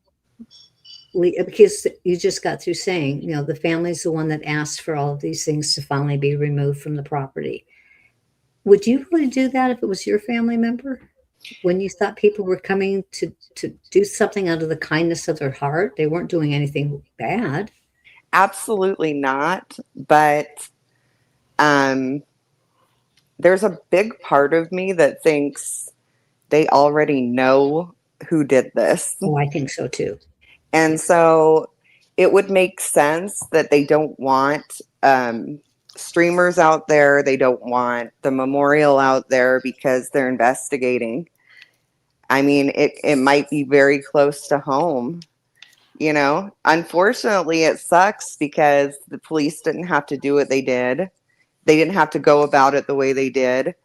They could have just said, "Hey, Alex and Juice, we are actively investigating this area. Can you please not be here?" Right. It could have been a Absolutely. civil conversation. It didn't have to be police brutality and insanity. It Right. just, They handled the situation wrong, the same way they handled the crime scene wrong, the same way they've handled just about everything I've seen them do wrong, Right. And it's like, just like you said, Alex is reasonable. Juice, come on now. He's reasonable. Pull up to him, talk to him. Don't send one guy to say, "You're okay right there, you're fine," and then send the next guy to arrest him. Send somebody there to have a reasonable conversation with them, and say, "Hey, do you mind? We're getting call after call after call. We know that it's crazy people. It's crazy neighbors, and we understand that you do have a right to be here, but we're kind of asking you, as professionals ourselves, do you mind to just take a break for a while? Give us 2 or 3 weeks or a month, Well, I mean, I kind of have a different perspective. If it's about phone calls, then I don't think that anyone should have to leave. If it's about neighborhood complaints, I don't think anyone should have to leave. Yeah, I don't think they should have to now, but but I'm if saying it's- at but least if- could I ask that way instead of, coming at them the way they did. If it's about that the FBI is still investigating in the neighborhood, then I'm sure Alex and Juice would have said, "Oh, we want Nancy found. So do what you got to do." Right. I think they both would have done anything that they were asked to do if it had been done in a different fashion. And I'm not slighting Alex. I think Alex is wonderful, but Juice, there's no way he wouldn't have said, "No problem, I'll pack up and move down the street. No problem, I'll do this, or I'll come back in 2 days." There's no way he would have caused any problems at all. Right. And Alex may have asked more questions. He may have been a little more aggressive, but even Alex, he wasn't there to try to break the law. They wasn't hurting anybody being there It's either. just, I mean, come on, if man. I think if you ask anybody civilly, and if you explain to them why you're asking them to do something, or if you say, we're going to be having FBI coming back out and reinvestigating some areas, we just don't really want you in that area, I don't think any of the streamers would have rejected to that. No, because I really do believe that all the streamers have good intentions and they all want Nancy found. Absolutely. I don't think it's about clicks and views, but it's all about perception and people see it different. And I'm everyone's entitled to their opinion. I'm not here to tell anyone they're wrong. The Constitution is the Constitution. When it boils right down to it, and if Right. they're on the easement and they're just filming, there is really nothing they're able to do, because you see the First Amendment auditors go around all the time and they film, and there's nothing that law enforcement can do. It's a First Amendment right. And whether the neighbors like it or not, and that, to me, that's where they should have turned their attention. And that's what I say, they handled it wrong, like they did everything else. Turn your attention to the people who are calling in and say, "Listen, if you keep calling in here, these are people out here exercising their constitutional rights, and if you keep calling in here making these phone calls, then we're coming after you, whether Well, you're see, a neighbor here- or somebody from out of state or whoever you are. Stop calling this police department." Wayne, what a lot of people don't understand is that the Pima County Sheriff's Department was not equipped to handle that amount of phone calls. Okay. So what Right. they did was I got an alert on my phone that said 911 is shut down. Okay, you can't call 911. Call a fire station, call this number, 911 is shut down. So after they did that, I do believe if I'm being real, they shut that down so the FBI could install software so they could see who was calling and where they, and I honestly think that. So I don't think the call volume is necessarily a problem anymore since they did that. Wow, they just shut the whole thing down, huh? They did, yeah. 911 was not operating for 24 hours. What? Yeah. It's crazy. I would be going after some of these bogus calls I've people, never man. heard of that ever. So- In any case, I mean, Right, right. she's right. They obviously were not equipped. When And I I was on did notice, Alex's, though, go ahead, I Pia. was just going to say on Alex's channel the other day where he was playing some of the clips from the phone calls. Yeah. You could tell that girl was getting really frustrated and her lines were going crazy. Mm-hmm. So I'm sure that, but you know what? It's because of them that all the calls were coming in. So, Right. So because you get calls and you don't like them, you're going to just kind of disconnect your phone. What about the people calling 911 that had a real emergency? That was the problem, though. Right. That's what I'm trying to tell you, PI, is that real calls couldn't get through because of the influx of fake calls. Right. So someone having a heart attack couldn't get through. But I really do believe that the FBI came and installed software to 911. So just out of curiosity, say somebody couldn't get through. It's an older person, maybe they're alone. They went to call 911, they can't get through, and they passed away. Yeah, What it's a what would the legality of that be? It's a serious issue because literally Pima County could not handle that influx of calls. And I really do believe that that's one of the number one reasons people got arrested. Should have been a felony, for them to call in and clog those lines like that and stuff. God forbid that somebody did lose their lives because they were being idiots. Right. Like the lady called from Texas and telling them, he's back out there now and it's ridiculous and he's cussing, he's being vulgar, and I just can't watch this no more. Hey, I got a news flash. You don't have to watch it in the Change first the place, lady. station. Yeah, just turn the channel, turn the TV off. What are you so concerned about Alex being in front of Nancy's house, maybe playing a song, or saying some words that you don't like? It's so change the station. crazy. I just have to address one thing because Rhythm and Clues is trying to bait me. And you know what's going on too, don't you? And I just have to say one thing because I will not be baited. But what I will say is that Richard Nolet has been abused his entire life. Okay? He has been abused his entire life. And you continuing to abuse him is not just wrong. I mean, it's beyond anything that's even comprehensible. Okay? So if you want to keep doing that, go ahead. But I have to tell you right now that the FBI knows who he is. They have his fingerprints. They have his movements. And if he did anything to Nancy, he'd be in prison right now. That's right. Okay? Right. Yep. So leave him alone. Yep. He's been through enough in his life.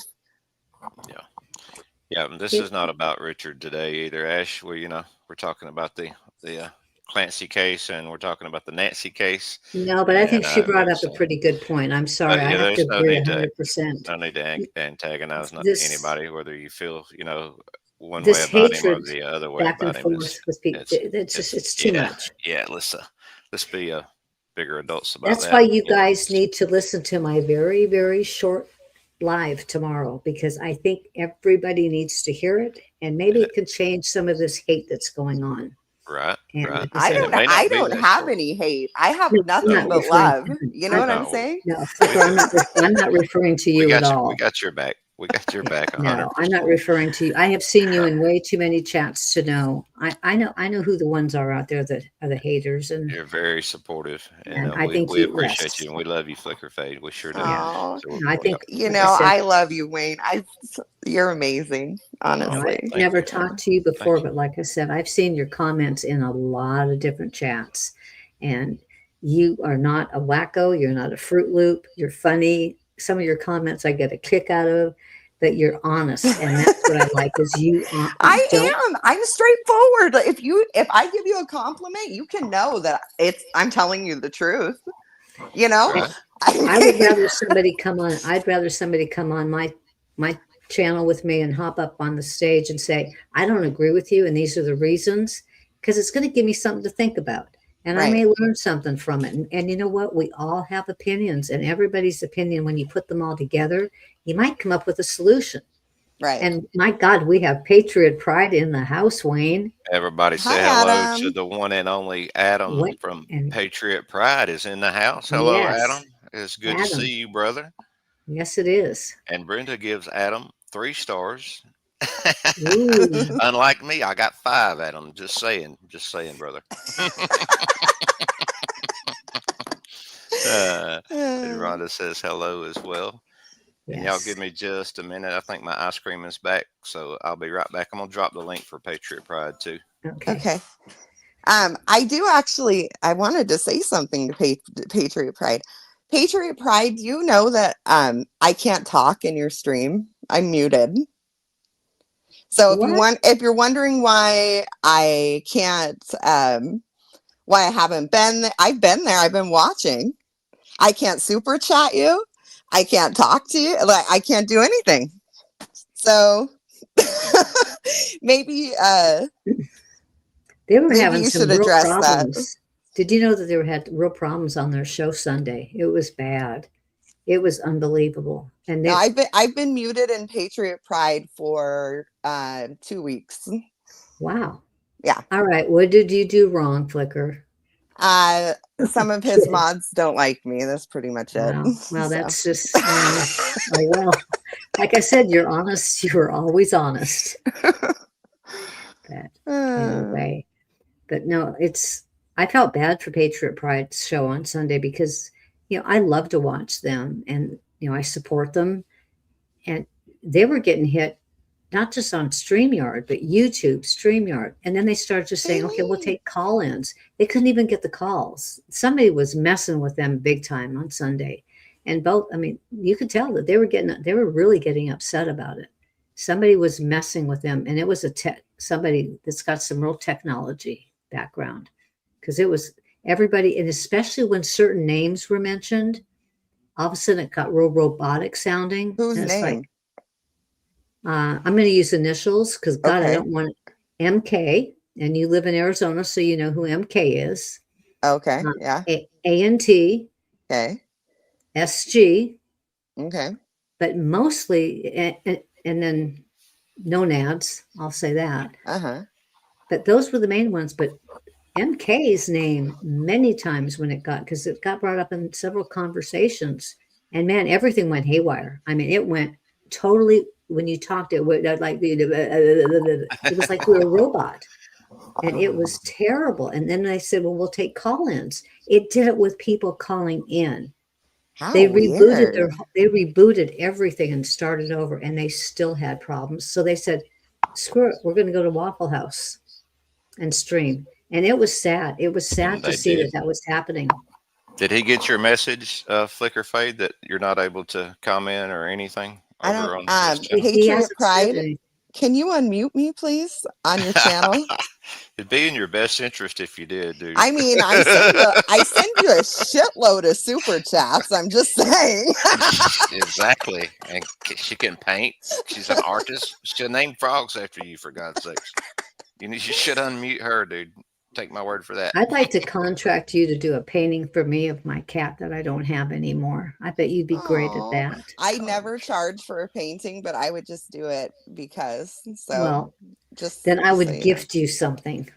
How's that sound? That sounds cool. Yeah, absolutely. Now, you don't have a channel, do you? No. So how, now, Not Wayne, yet. Not yet. do you have an email for her, Wayne? I do not. I'm on Discord. I'm Is not anyone on else? Discord. I'm not. Okay. I'm on Facebook and X, and that's it. I'm on. What's your X name? PI 56. Oh, okay. I'll find you on X. Okay. Because mine is really complicated. My screen name. I don't post on there, but I try to lay low because I'm in. I have big opinions, and I don't like people coming after me. So I'm. Right. No, but I'm serious. Adam is though. working on getting you unblocked as we speak. That's probably why we're not seeing him in the chat no more. He's probably right to that. Like, whoa, wait now. Who blocked what?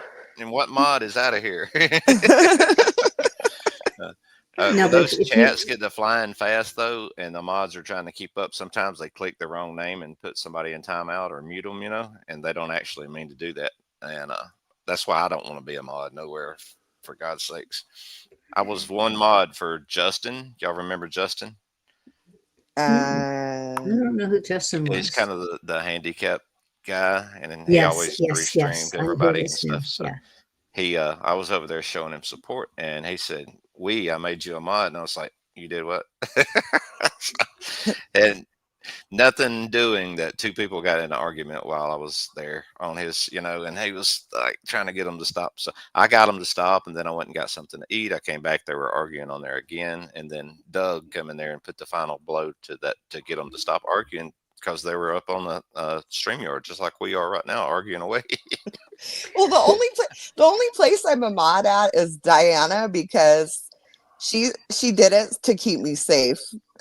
Okay, cool. She's actually one of my mods. See, I think you'd be a great mod because you have the guts to do what needs to be done in some of these chat rooms by yanking people out. And well, I don't necessarily believe in booting people unless they're being racist. Some of them get pretty bad. I don't really believe in it unless they're like spamming crazy political stuff or being racist. I think everyone's entitled. Chat has the ability to, freedom of speech. And Yeah. The chat I can agree block with whoever that, they don't want to see, Yeah, the other day on JLR, though, it was so bad. I've never seen it that bad. And it was gonna just be bad over there. If you can make it in his chat, you can make it anywhere. But in retrospect, it's the only place I'm safe. I mean, if you really think about it. Do you guys know the lucky one? Anybody know the lucky one that's trying to come on stage with us? So no. I'm going to take a chance with the lucky do one. it. Let's Here we do go. it. Let's see what happens. Close your eyes for a minute. Hello. Don't you notice the avatar? Oh my gosh. It's Rhonda. Look at your chat. Oh, wait. See, I should look at my chat. You're right. I really should. Rhonda Toller. I see it now. I do. I thought that was my frog. I just wanted to come up and make one comment. Yeah. Okay. The channel owner, whenever you're doing a stream with StreamYards and you have trouble with people up there arguing and not wanting to stop, you click the three dots next to them underneath the panel on their picture and remove them. That's right. Just kick them right off the stage. Well, you can block them. Yeah. Mm-hmm. Now, let me warn you ahead of time. If you block them from StreamYards, they will never be able to use StreamYards for themselves either or get on anyone else's panel. What? Yes, sir. Don't tell anyone that. Oh my God. We're having technical difficulty. I know what you mean, Adam. It's breaking up over here too, buddy. I hear robots. Sometimes that's the only way I can chat. Usually, if I'm kicked out, I can chat and stream. Right. So is that StreamYard's rule or is that a YouTube thing? Because if you click the three dots, that's StreamYard's. I see it now. So I don't even see the three dots for StreamYard. I see that in YouTube, but not in StreamYard. Oh boy, she just opened my world to some options. I can rename y'all. I can do whatever I want to right here. Nice. You can that also, is nice. You can also control everybody's volume. Right. Okay, yeah, edit mic settings. I see that right there. So turn them up, turn them down, and just let them be talking away, and nobody will hear them but themselves. No, what I meant is have Speak everybody to the quiet. hand. Speak to the hand, because the ears ain't got time for your shit. No. You always, you always, Mm. you always have one of them that's real loud, louder than everybody else. Yeah, it's usually me. I get that a lot.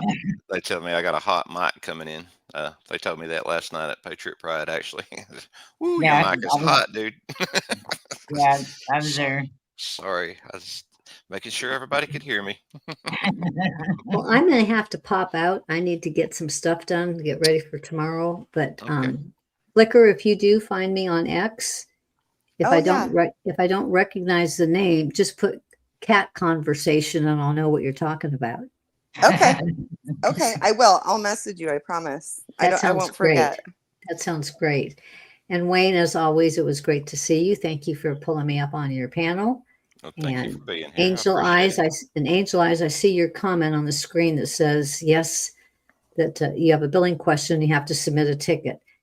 One thing you might want to try to do, because I take it if there's a billing question, you probably pay every month, not an annual subscription. So if you do happen to be paying every month, what you might want to do is go in and take out your billing information and re-enter it and then put it back and let them process it again. And it might go through. Sometimes I know with the monthly billing, they will get a glitch, and that might be the problem. If you're on a monthly billing, I don't know if you do it that way or not, but just take out your debit or credit card or whatever you have in there and then re-enter it, hit submit, and it might clear that glitch and take care of that problem that you're having. Because if not, that trouble tickets they're probably going to give you the same information that you can read in their rules and regulations. So if you're still on, I don't know if you're still in the chat, I'm looking, but I don't see you. Give that a try. If not, I can send you, I have your email. I can also send you an email and you can try it. Because I had that happen and I went ahead and went with the year now, but I know when it was monthly, a lot of times you just have to refresh your information. Great So advice. there he is. Great advice. He's still in the chat. So give that a try and thank you to your chat, Wayne. And I'm going to watch your live stream of the case today. You're awesome. Thank you for that. Right. And I'm going to be there tomorrow, 8:00 Eastern time. Yes. For what's the name of it again? What are we calling it? I'm going to call it just Unity. Unity. I love it. That's all I'm going to give it right now. Awesome. I love you guys. Love it. Love you. Love too. you. 56 Love is you. out. It was good to talk to you. You too, Flicker. Thank you so much. And Lucky One, thank you. It was nice to see you. That's 8:00 p.m., right? Yes. Eastern time. Yes. Yeah. Well, I'm Eastern. Well, I appreciate everybody. Have a great day. You too. You too. Thank you. Bye-bye. Bye. Everybody say hi to Dana Gallagher. Who are we saying hi to? One above Angel Eyes. Here, let's just throw her name up right here so we can all see that. Hi, Dana. Hi, Dana. How you doing? Dana. Making me hungry. Is it time for dinner? It must be time for dinner. Me and you gonna get along just fine, Flicker Fade. I can already get along with you. Yeah, I know, but I mean, I can tell as the conversation progresses, it's gonna be even better. Don't you remember? We've already been on a panel together before. Mm-hmm. Yeah, we've been on a bunch though, huh? Yep. No, I think just once in Shibby. Okay. Just Shibby, or was Shibby with somebody else? And Shibby, didn't you say that he was in somebody else's panel together? No, Shibby had like 10 different people on that day, but you were on there, and Misty Haynes was on there. And actually Rhythm and Clues was on there, and so was his girlfriend. It's coming back to me now. Justine was on there. Yeah. I do remember now. Yeah, Is that was fun times. We were singing too. We were singing Shibby's song, "Oh What a Night" or something like that. That's right. Yeah, see, I'm not that old yet, y'all. I haven't lost my mind. You're younger than I am. or all of it anyway. You know, I'll be 56 in less than a month now. You're younger than I am. Okay. Well, you know, they say it's just a number. I used to tell my dad, you know, the saying, you're only as old as you feel. And he would say, hold on just a minute. I'm not that old. Right? He had a great sense of humor. Yeah. Afternoon, Cindy. I'm only 41, but I've got health problems. And I'm going through menopause already. I mean, I'm just sweating. I'm miserable. And it's rough. Right, Just say right. 41's been rough. Well, I was Gotta going to go. say I'm going through it too, but I'm not going to say that, Men do. especially with this Men trial do. that we're covering. Men do go through it. Everybody say hello to Cindy Newcomer I in the already have. house. I haven't yet, so let me say hello. Hello, Cindy. Nice to see you come through and throw up the little pink wavy hand. Hello Hi, back to you. Cindy. It's good to see you. She's one of the first people ever comment on any of my videos or anything, so I do appreciate her every time I see her. And then, of course, Jaylene is the realest one I Yes, ever met. ain't she I cool? gotta tell you, she's She's the so cool. realest one She is I've ever awesome. met. She asked, did you see her ask if my daughter was bald too today? Yes. That's hysterical. She about killed me with that. I was like, what? What are you going to do but laugh at that, you know? Oh There's nothing man. else she could do. Oh, but Nice. she's a real one, Oh, yeah. She's awesome. I love her. So Mhm. I turned 60 the 24th of July. You turned 60, you said? Yep. Yep. See, that's not that far ahead of me. I mean, No. yeah, it's just a few years. Yep, yep. And we're still young. We still like to sing and dance and stuff and cut up, right? I plan on living to be 106 years old. My oh grand my. my grandmother lived at 98, and my great grandmother lived at 105, and I want to beat them both. Right on. That's what I'm talking about. I like that attitude. And That's a I just great had attitude. I had a heart surgery when I had to have a major open heart surgery and have aneurysm repair done on my aorta in October of 22. And they lifeline me from here in Vincennes, Indiana to Louisville, Kentucky on a Monday night and left me laying in bed for 4 days and wouldn't let me even use my bedside commode. And Hi, Truth. they That's come in terrible, Rhonda. I'm so they sorry. come in twice a day telling me I wasn't gonna make it. On Thursday night, the surgeon made me call my son, and he told my son that I wasn't going to make it. My son laughed at him, and I told him, I said, I got thousands of people on YouTube praying for my ass. I know I'm going to make it. That's And right. I've been through over 30 surgeries in my life, and that was the only one that I wasn't nervous about. I went down, I had no problem. Most of the time, I start getting nervous as soon as they come to get you to prep you. Well, Truth Warrior wants to know who you are, who's on the panel with me and Flicker Fade. So it's Rhonda, Truth Warrior. Rhonda Tolliver, the lucky one. The lucky one. Mhm. I'm so glad you didn't turn out to be my first troll. That you know how they come over. I was like, oh, this is going to be it. This is going to be the one I've been begging. The one I've been begging for is about to happen, and it didn't. Yay! My first troll was one that was now they tell me the people that was on my panel told me to shut down my stream and restart it. I said, why? They said, because your troll up here is swinging his thing. Nice to meet you. And by thing, they wasn't talking about like his hat or nothing either, right? I couldn't see it. It didn't stick out of his hand. It was so small. That's why I would never swing my thing on camera. Well, when Ever. I was a streamer, I would it was one of my audience's favorite parts of my stream was that I would let anybody come up Right. And so many times it was it was that. A shit show or something like that. Yeah, it was a stroker. Right, a stroker. Yeah. I think Nikki had that happen to her too, and The look on her face was priceless. Yeah. And the best part is that I wouldn't kick them out. I would wait for nudity to be detected. Just tell everybody close your eyes for a minute. I would just laugh. I just laugh.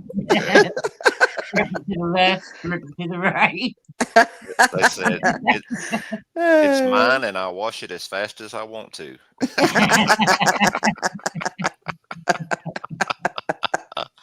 Oh my goodness gracious!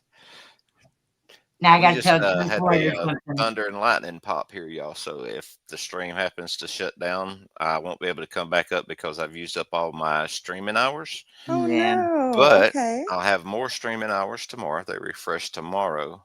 Yeah. The Well, stream held in here, but the TV and everything else had a nice little blink. But everything else came back up, so I think we're still good. I do just want to let you know, Wayne, I've been watching this trial obsessively every day, and it was really nice that I saw you were live and I got to watch it. Not only did I get to watch it, but I got to talk about it, and it was Yes. great. It was really great. I'm glad. Yeah. I'm happy to have somebody there. I was by myself for about 15, 20 minutes this morning, so I was like, uh-oh. But most people are on the West Coast, and they haven't even got up at 9 o'clock at my time. Let's everybody welcome Truth Warrior to the stage with us. I was there. Hi, Truth. I couldn't open my eyes and couldn't get my hands to work for me to even tell you I was there because you guys kept me up all night. I know. I was barely there myself. I was having to pull myself up, and I was drinking coffee, and I was rubbing the sleep out of my eyes, trying to see the screen and everything to get everything up and going. So luckily I did about 5 minutes before it was time to start. So I was like, okay. So it was kind of nice. Nobody was in there to chat or anything because I was able to just say, okay, let it roll now and get wake up and get your day going. Hey, Truth Warrior, you're muted. Hi. Truth. Hi, beautiful. How are you? Hey, Flicker. Hi, Wayne. And nice to meet you, Rhonda. Nice to meet you, but I just want to say one thing. I'm not a Honda, I'm just a Rhonda. You can't ride me. Say that last part again. That's funny. You can't ride her, Wayne. You can't ride her, okay? Well, we got to take the fun out of No rides everything. available. I don't have an H. I don't have an H in my name. So whenever anybody put the H in my name in school, I'd always tell them I'm not a Honda. I'm just a Rhonda, and you can't ride me. My goodness, take the fun out of it. Just take the fun out of it. Yeah, I know. So, Wayne, you said that you didn't have any streaming hours left? Yes. As I had six StreamYard? hours going in today, and they reset tomorrow. I had 6 hours going in today, and I'm at 8 hours and 43 minutes right now. Yes, on StreamYard. That's correct. I didn't know you had a limit like that. I thought you could delete the in the back where it saves your recordings. If you delete those, I'm pretty sure that you can still do more. Well, we know what I'm doing as soon as I get off of here, huh? I'll be going to where the recordings are and deleting away. Truth knows everything. Well, it's still backed up on YouTube, so you don't have to worry about it going away. Right. But on StreamYards, you can delete what they save some of it in the back, and you can delete those, and that might be what it's adding up as. That is awesome. See, that's why I hired you. There you go. Because I've never heard of anybody having just a certain amount of hours, but I'm pretty sure that's what it is. So try that and see. If you need my help, I'll be glad to help you. But if anyone hasn't met Wayne, this is Wayne the Frog, and he's meditating. Oh my God, I love that. Oh, I love it. I need one of Flicker's paintings. I need that one. Well, I'm redoing my room in a frog and mushroom theme. So I painted this. Cute. I started it last night and I finished it today. Wayne the Frog is way cooler than Wayne the Investigator. I'm just saying, y'all. If you've ever been in Kevin's streams, you know I pee on frogs, so you better watch out, Wayne. Nice. Hey, you know, a little golden shower goes a long way with me. Just saying, you want to be a super mod? You're gonna be a super mod before this is over with. Ooh, But did y'all yeah, hear that? Flicker, pay me something and I'll buy it from you and have you ship it to me. Oh my I would love gosh. to have some of your art. I do not That's two. charge for my artwork. Flicker, you've got 2 sales on this stream today. Yeah, This is the see, there you second one. go. I'm saying, come on, girlfriend, let's go into business together. Let's do, Jaylene wants do Patriot Pride. Please order right now, and we'll get that shipped out and packed up and right out to you. You know. Yeah, Flicker Yeah. Jaylene says she wants it too. She likes the painting. Oh, well, frog, y'all. Jaylene knows. If she ever wants anything, she can tell me. In truth, if you want anything, you can tell me. I just will not charge you. That's it. You know, Well, I'll I pay don't, for shipping at least. How about that? that's fine if you really want to, but I don't I need do. you to. You know. I do. Cool. I would love to have some of your art. That is Oh, super. you're so sweet. Yeah, y'all can always swap things out, you know, and Flicker, you know what I do? like exchange gifts and that kind of thing. Mm-hmm. What? Yeah, that's true. I do wood burns and make clocks out of them. Nice. Oh, wow. I would Ooh. love to see that. That That's sounds really cool. cool.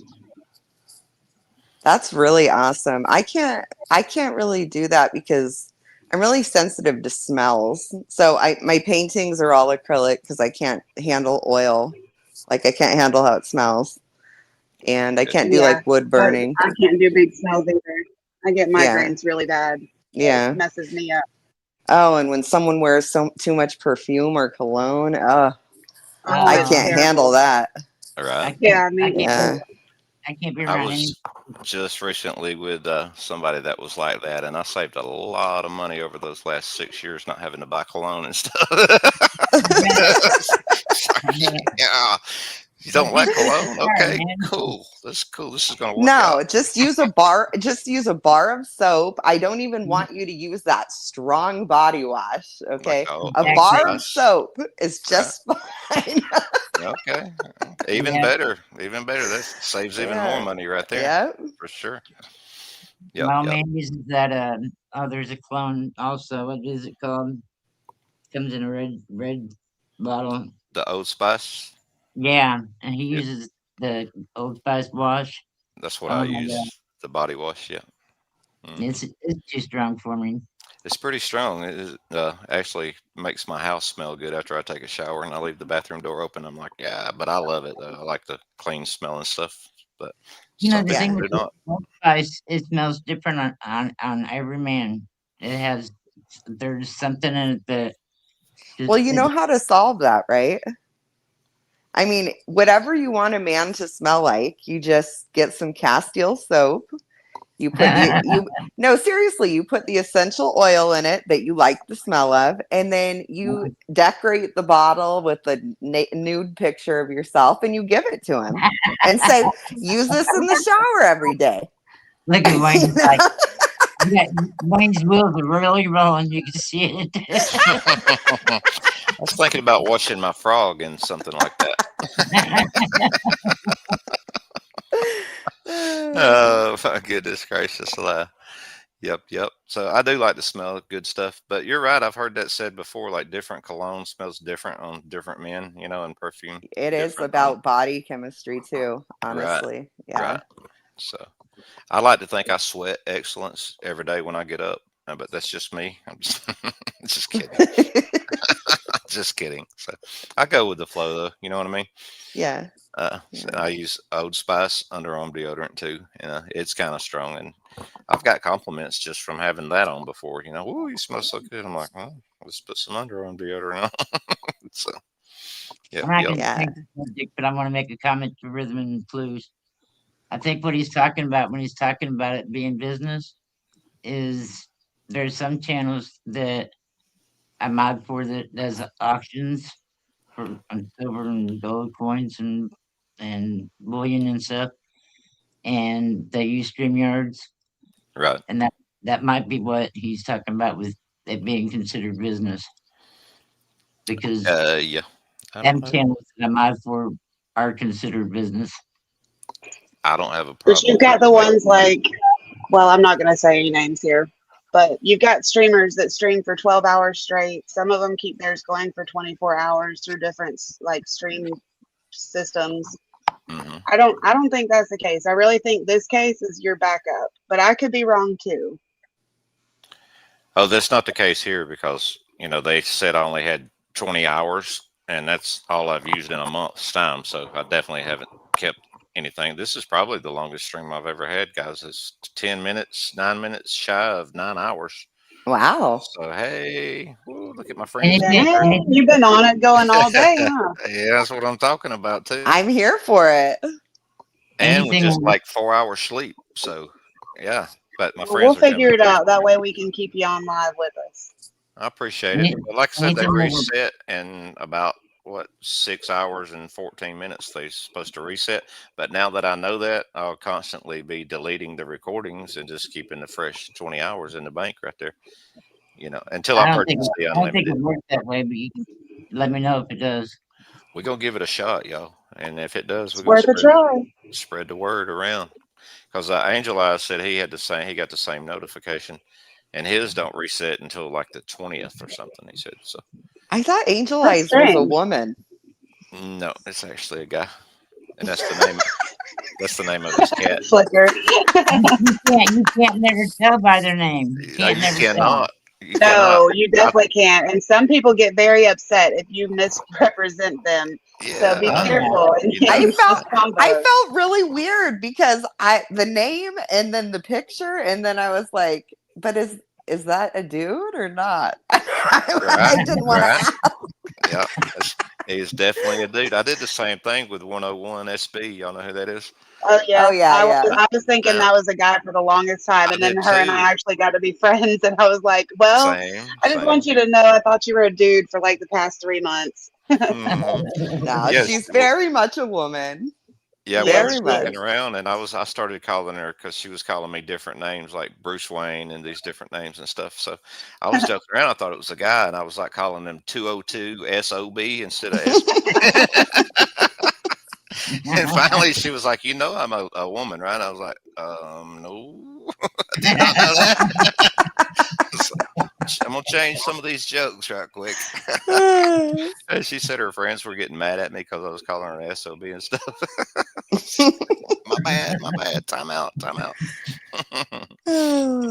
That's hilarious. There was one more that I could have swore it was a guy too, and it turned out to be a girl. So Mustang is a girl too, right? I have no idea. I'm not the one. Yes, Mustang is a lady. Mustang is a lady. Thank you. So, and there was one more that I wasn't sure, but anyway. Just because of their names, y'all. But if I read their comments close enough and I pay enough attention, I can usually figure it out by what they're saying and stuff, So yes. And just so y'all know, I'm not a girl. Just so you know. I was gonna ask. I wasn't. And just so y'all know, I'm not a girl either. But you play one on YouTube. I'm just kidding. Don't flip that. I really am. Oh, you're a girl. All the way to here. I've seen you over there at Captain Kevman's. I know that you are a girl. You're so pretty. You're so pretty. You've seen my shirt, right, Wayne? You've seen my shirt. Exactly. You know what I'm referring to when you say that. I've seen the shirt. I've never quit And thank thinking you, about Flicker. that You're shirt. beautiful too, my friend. Oh, I've never even shown my face. Well, I have. If you've seen, I can see you in the one you've got posted. Mm-hmm. Oh, all right. Well, yeah.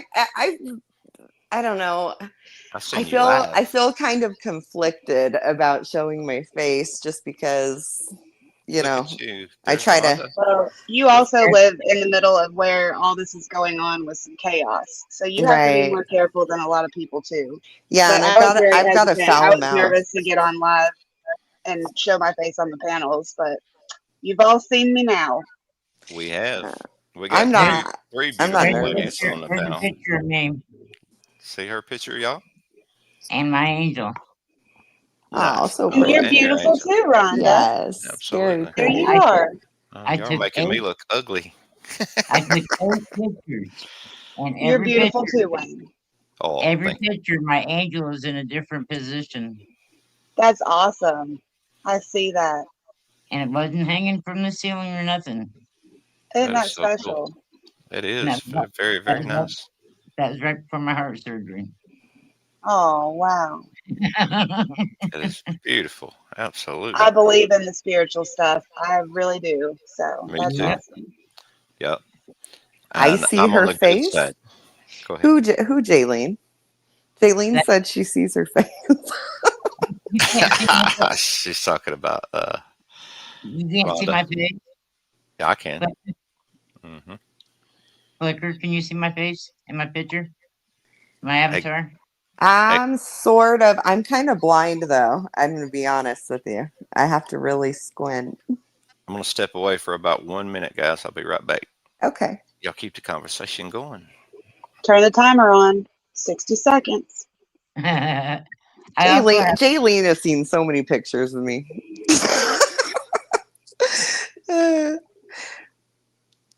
You have what?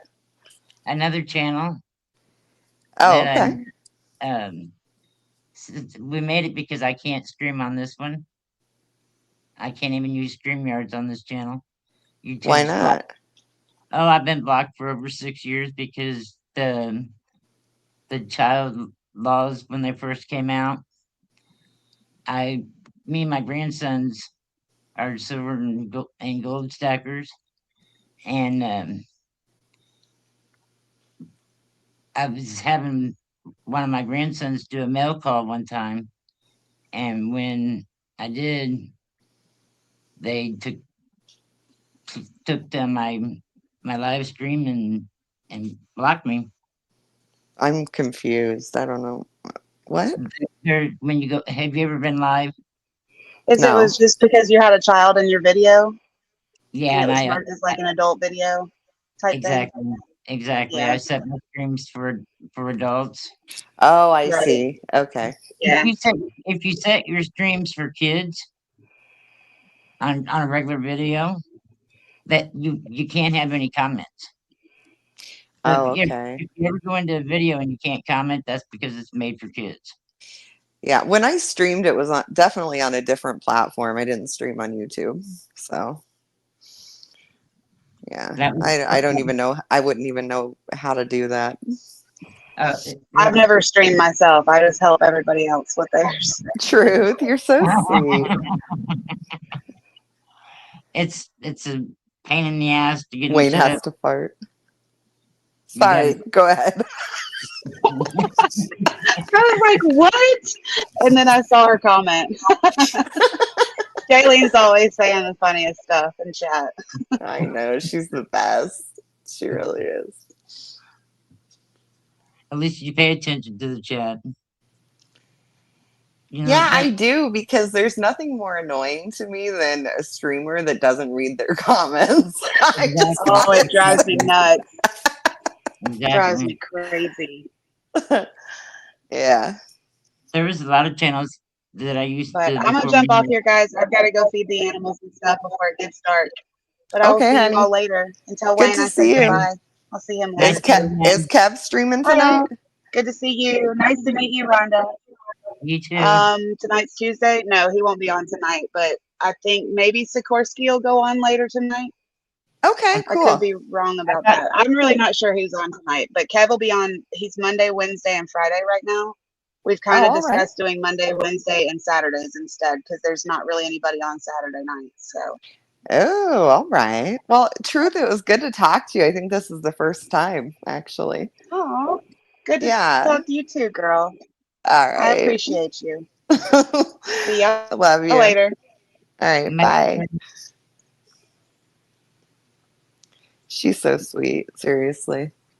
So the other channel we made, my grandsons are 15 and 13 now, but when they were like 5 and 3, one of the other channels on YouTube in the stacking community gave them the nicknames of Stinky and Smelly.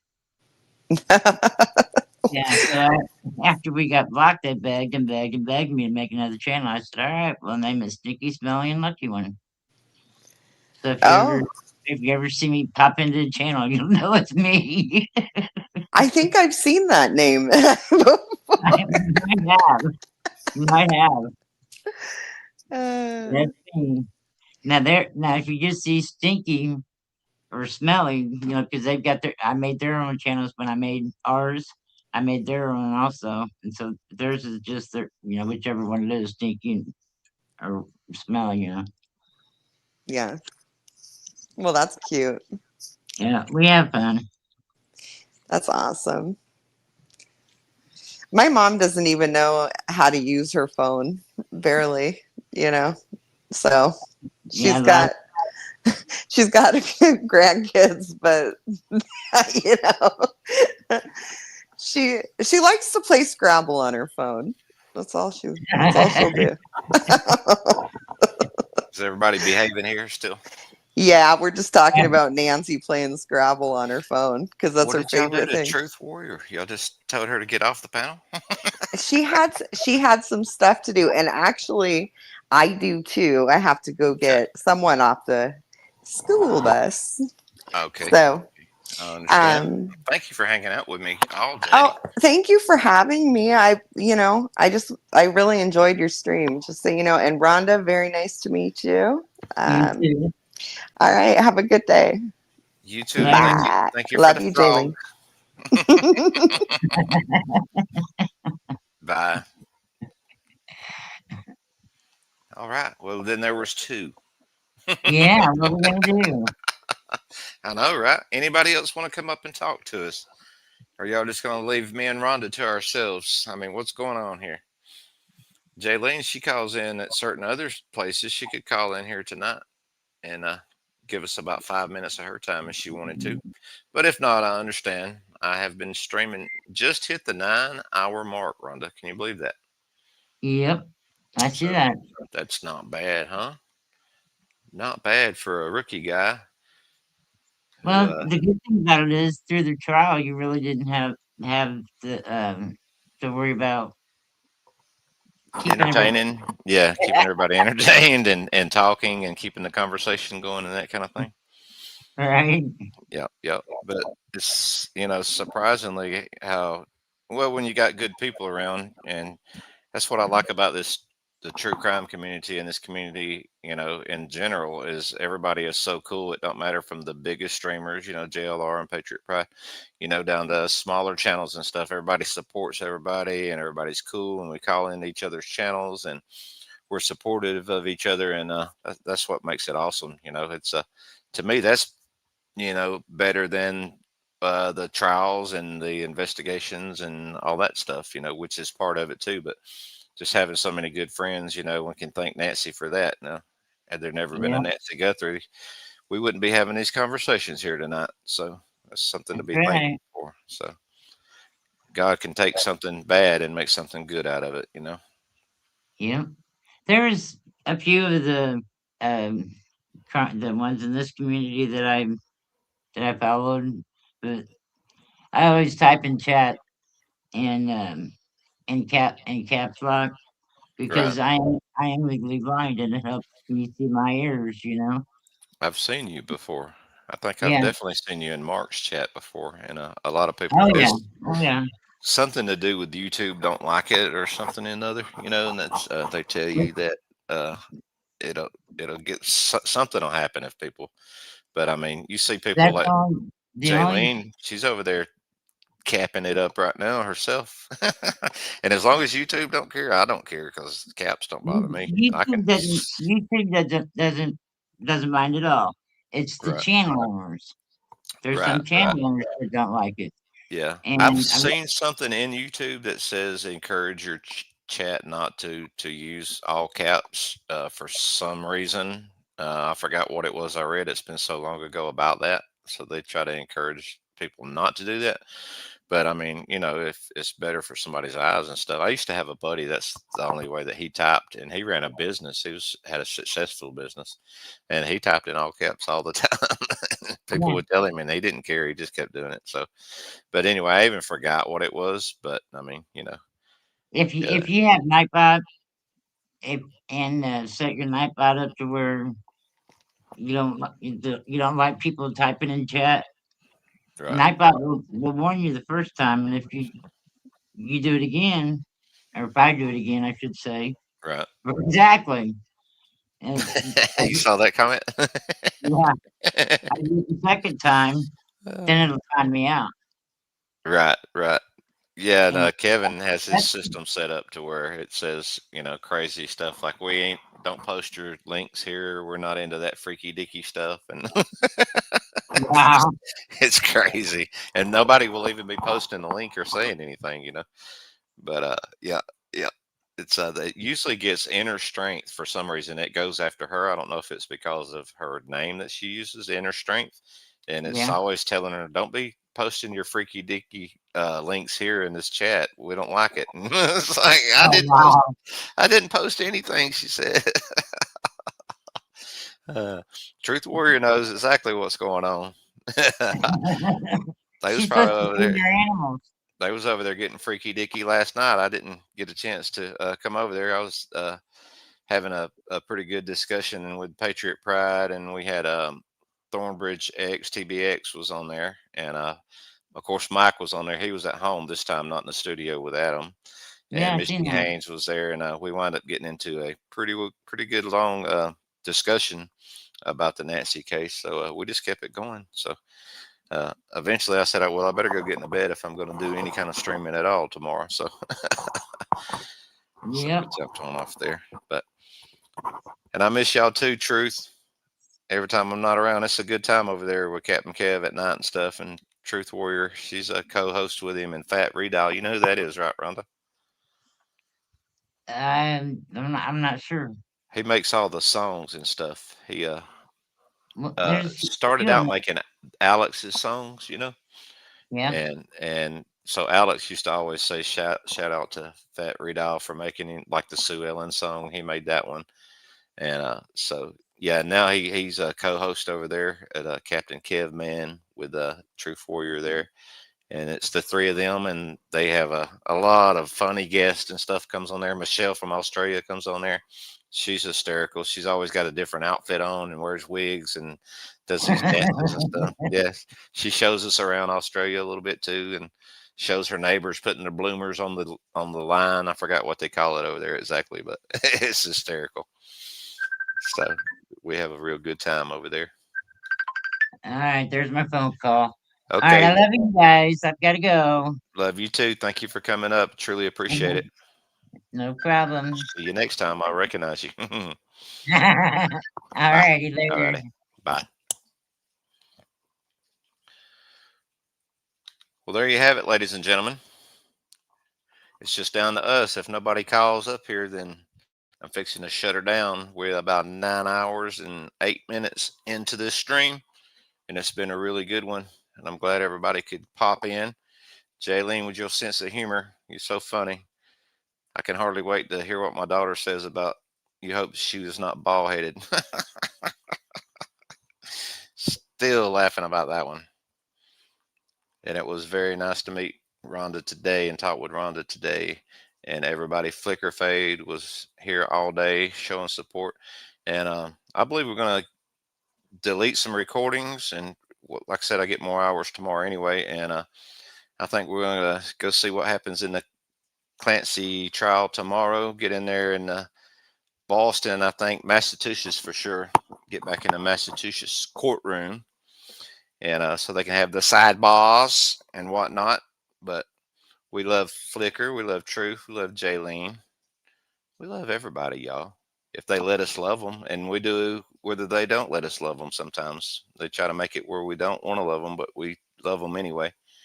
And I love this community. I love all my new friends I met. Like I said, it's because of Nancy Guthrie that I got to meet this community and these people. And I'd say it's the best that I've been around in my life. I've been to some bars, and I've been to some bowling alleys where they had leagues and different things like that, but never met a better group of people than I've met in this community. You guys are awesome. I love the way you support each other. And I do appreciate y'all supporting me the way you do. So, oh, really, Jaylene? That's nice. And Mark is already there. So the boys are back in town again. Watch out, Nanos. They're coming to see you. Oh, see how nice everybody is to each other, y'all. It just warms my heart. And that's not easy to do sometimes. Yep. So the boys will be back in town. All right. And maybe they got some updates on some of the other guys that we're used to seeing that some things were going on or whatever. So maybe they got some good updates. Yesterday was 857's birthday, y'all. If you didn't get a chance to tell him yesterday, if you can swing by Damien's 857 Tucson, give him a happy belated birthday over there on his channel. He's helped me out quite a bit. He's helped me come rise up and get to where I'm at now. Same thing with JLR. So any of the haters out there that has something bad to say about those guys, don't come through here trying it, because we're on the same team, y'all. So I hate it for you, but you're not going to win anybody over here by trying to talk bad about other streamers and stuff. So let's try not to do that. Be good to each other. I love y'all very much. What do you say, Truth Warrior?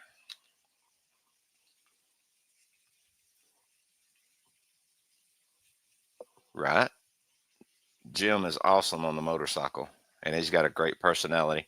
And I love when he tells his stories, and he uses his hands and he starts telling the stories and stuff, and he kind of ropes you into what he's got to tell you. Like when he did the Route 66 drive, and he was talking about Bonnie and Clyde, and can you imagine them staying in this room right here? And it's like all pulled into that. So, yep. Love you all. That's what Truth said. Flicker said. And I second, third, fourth that, and the fifth.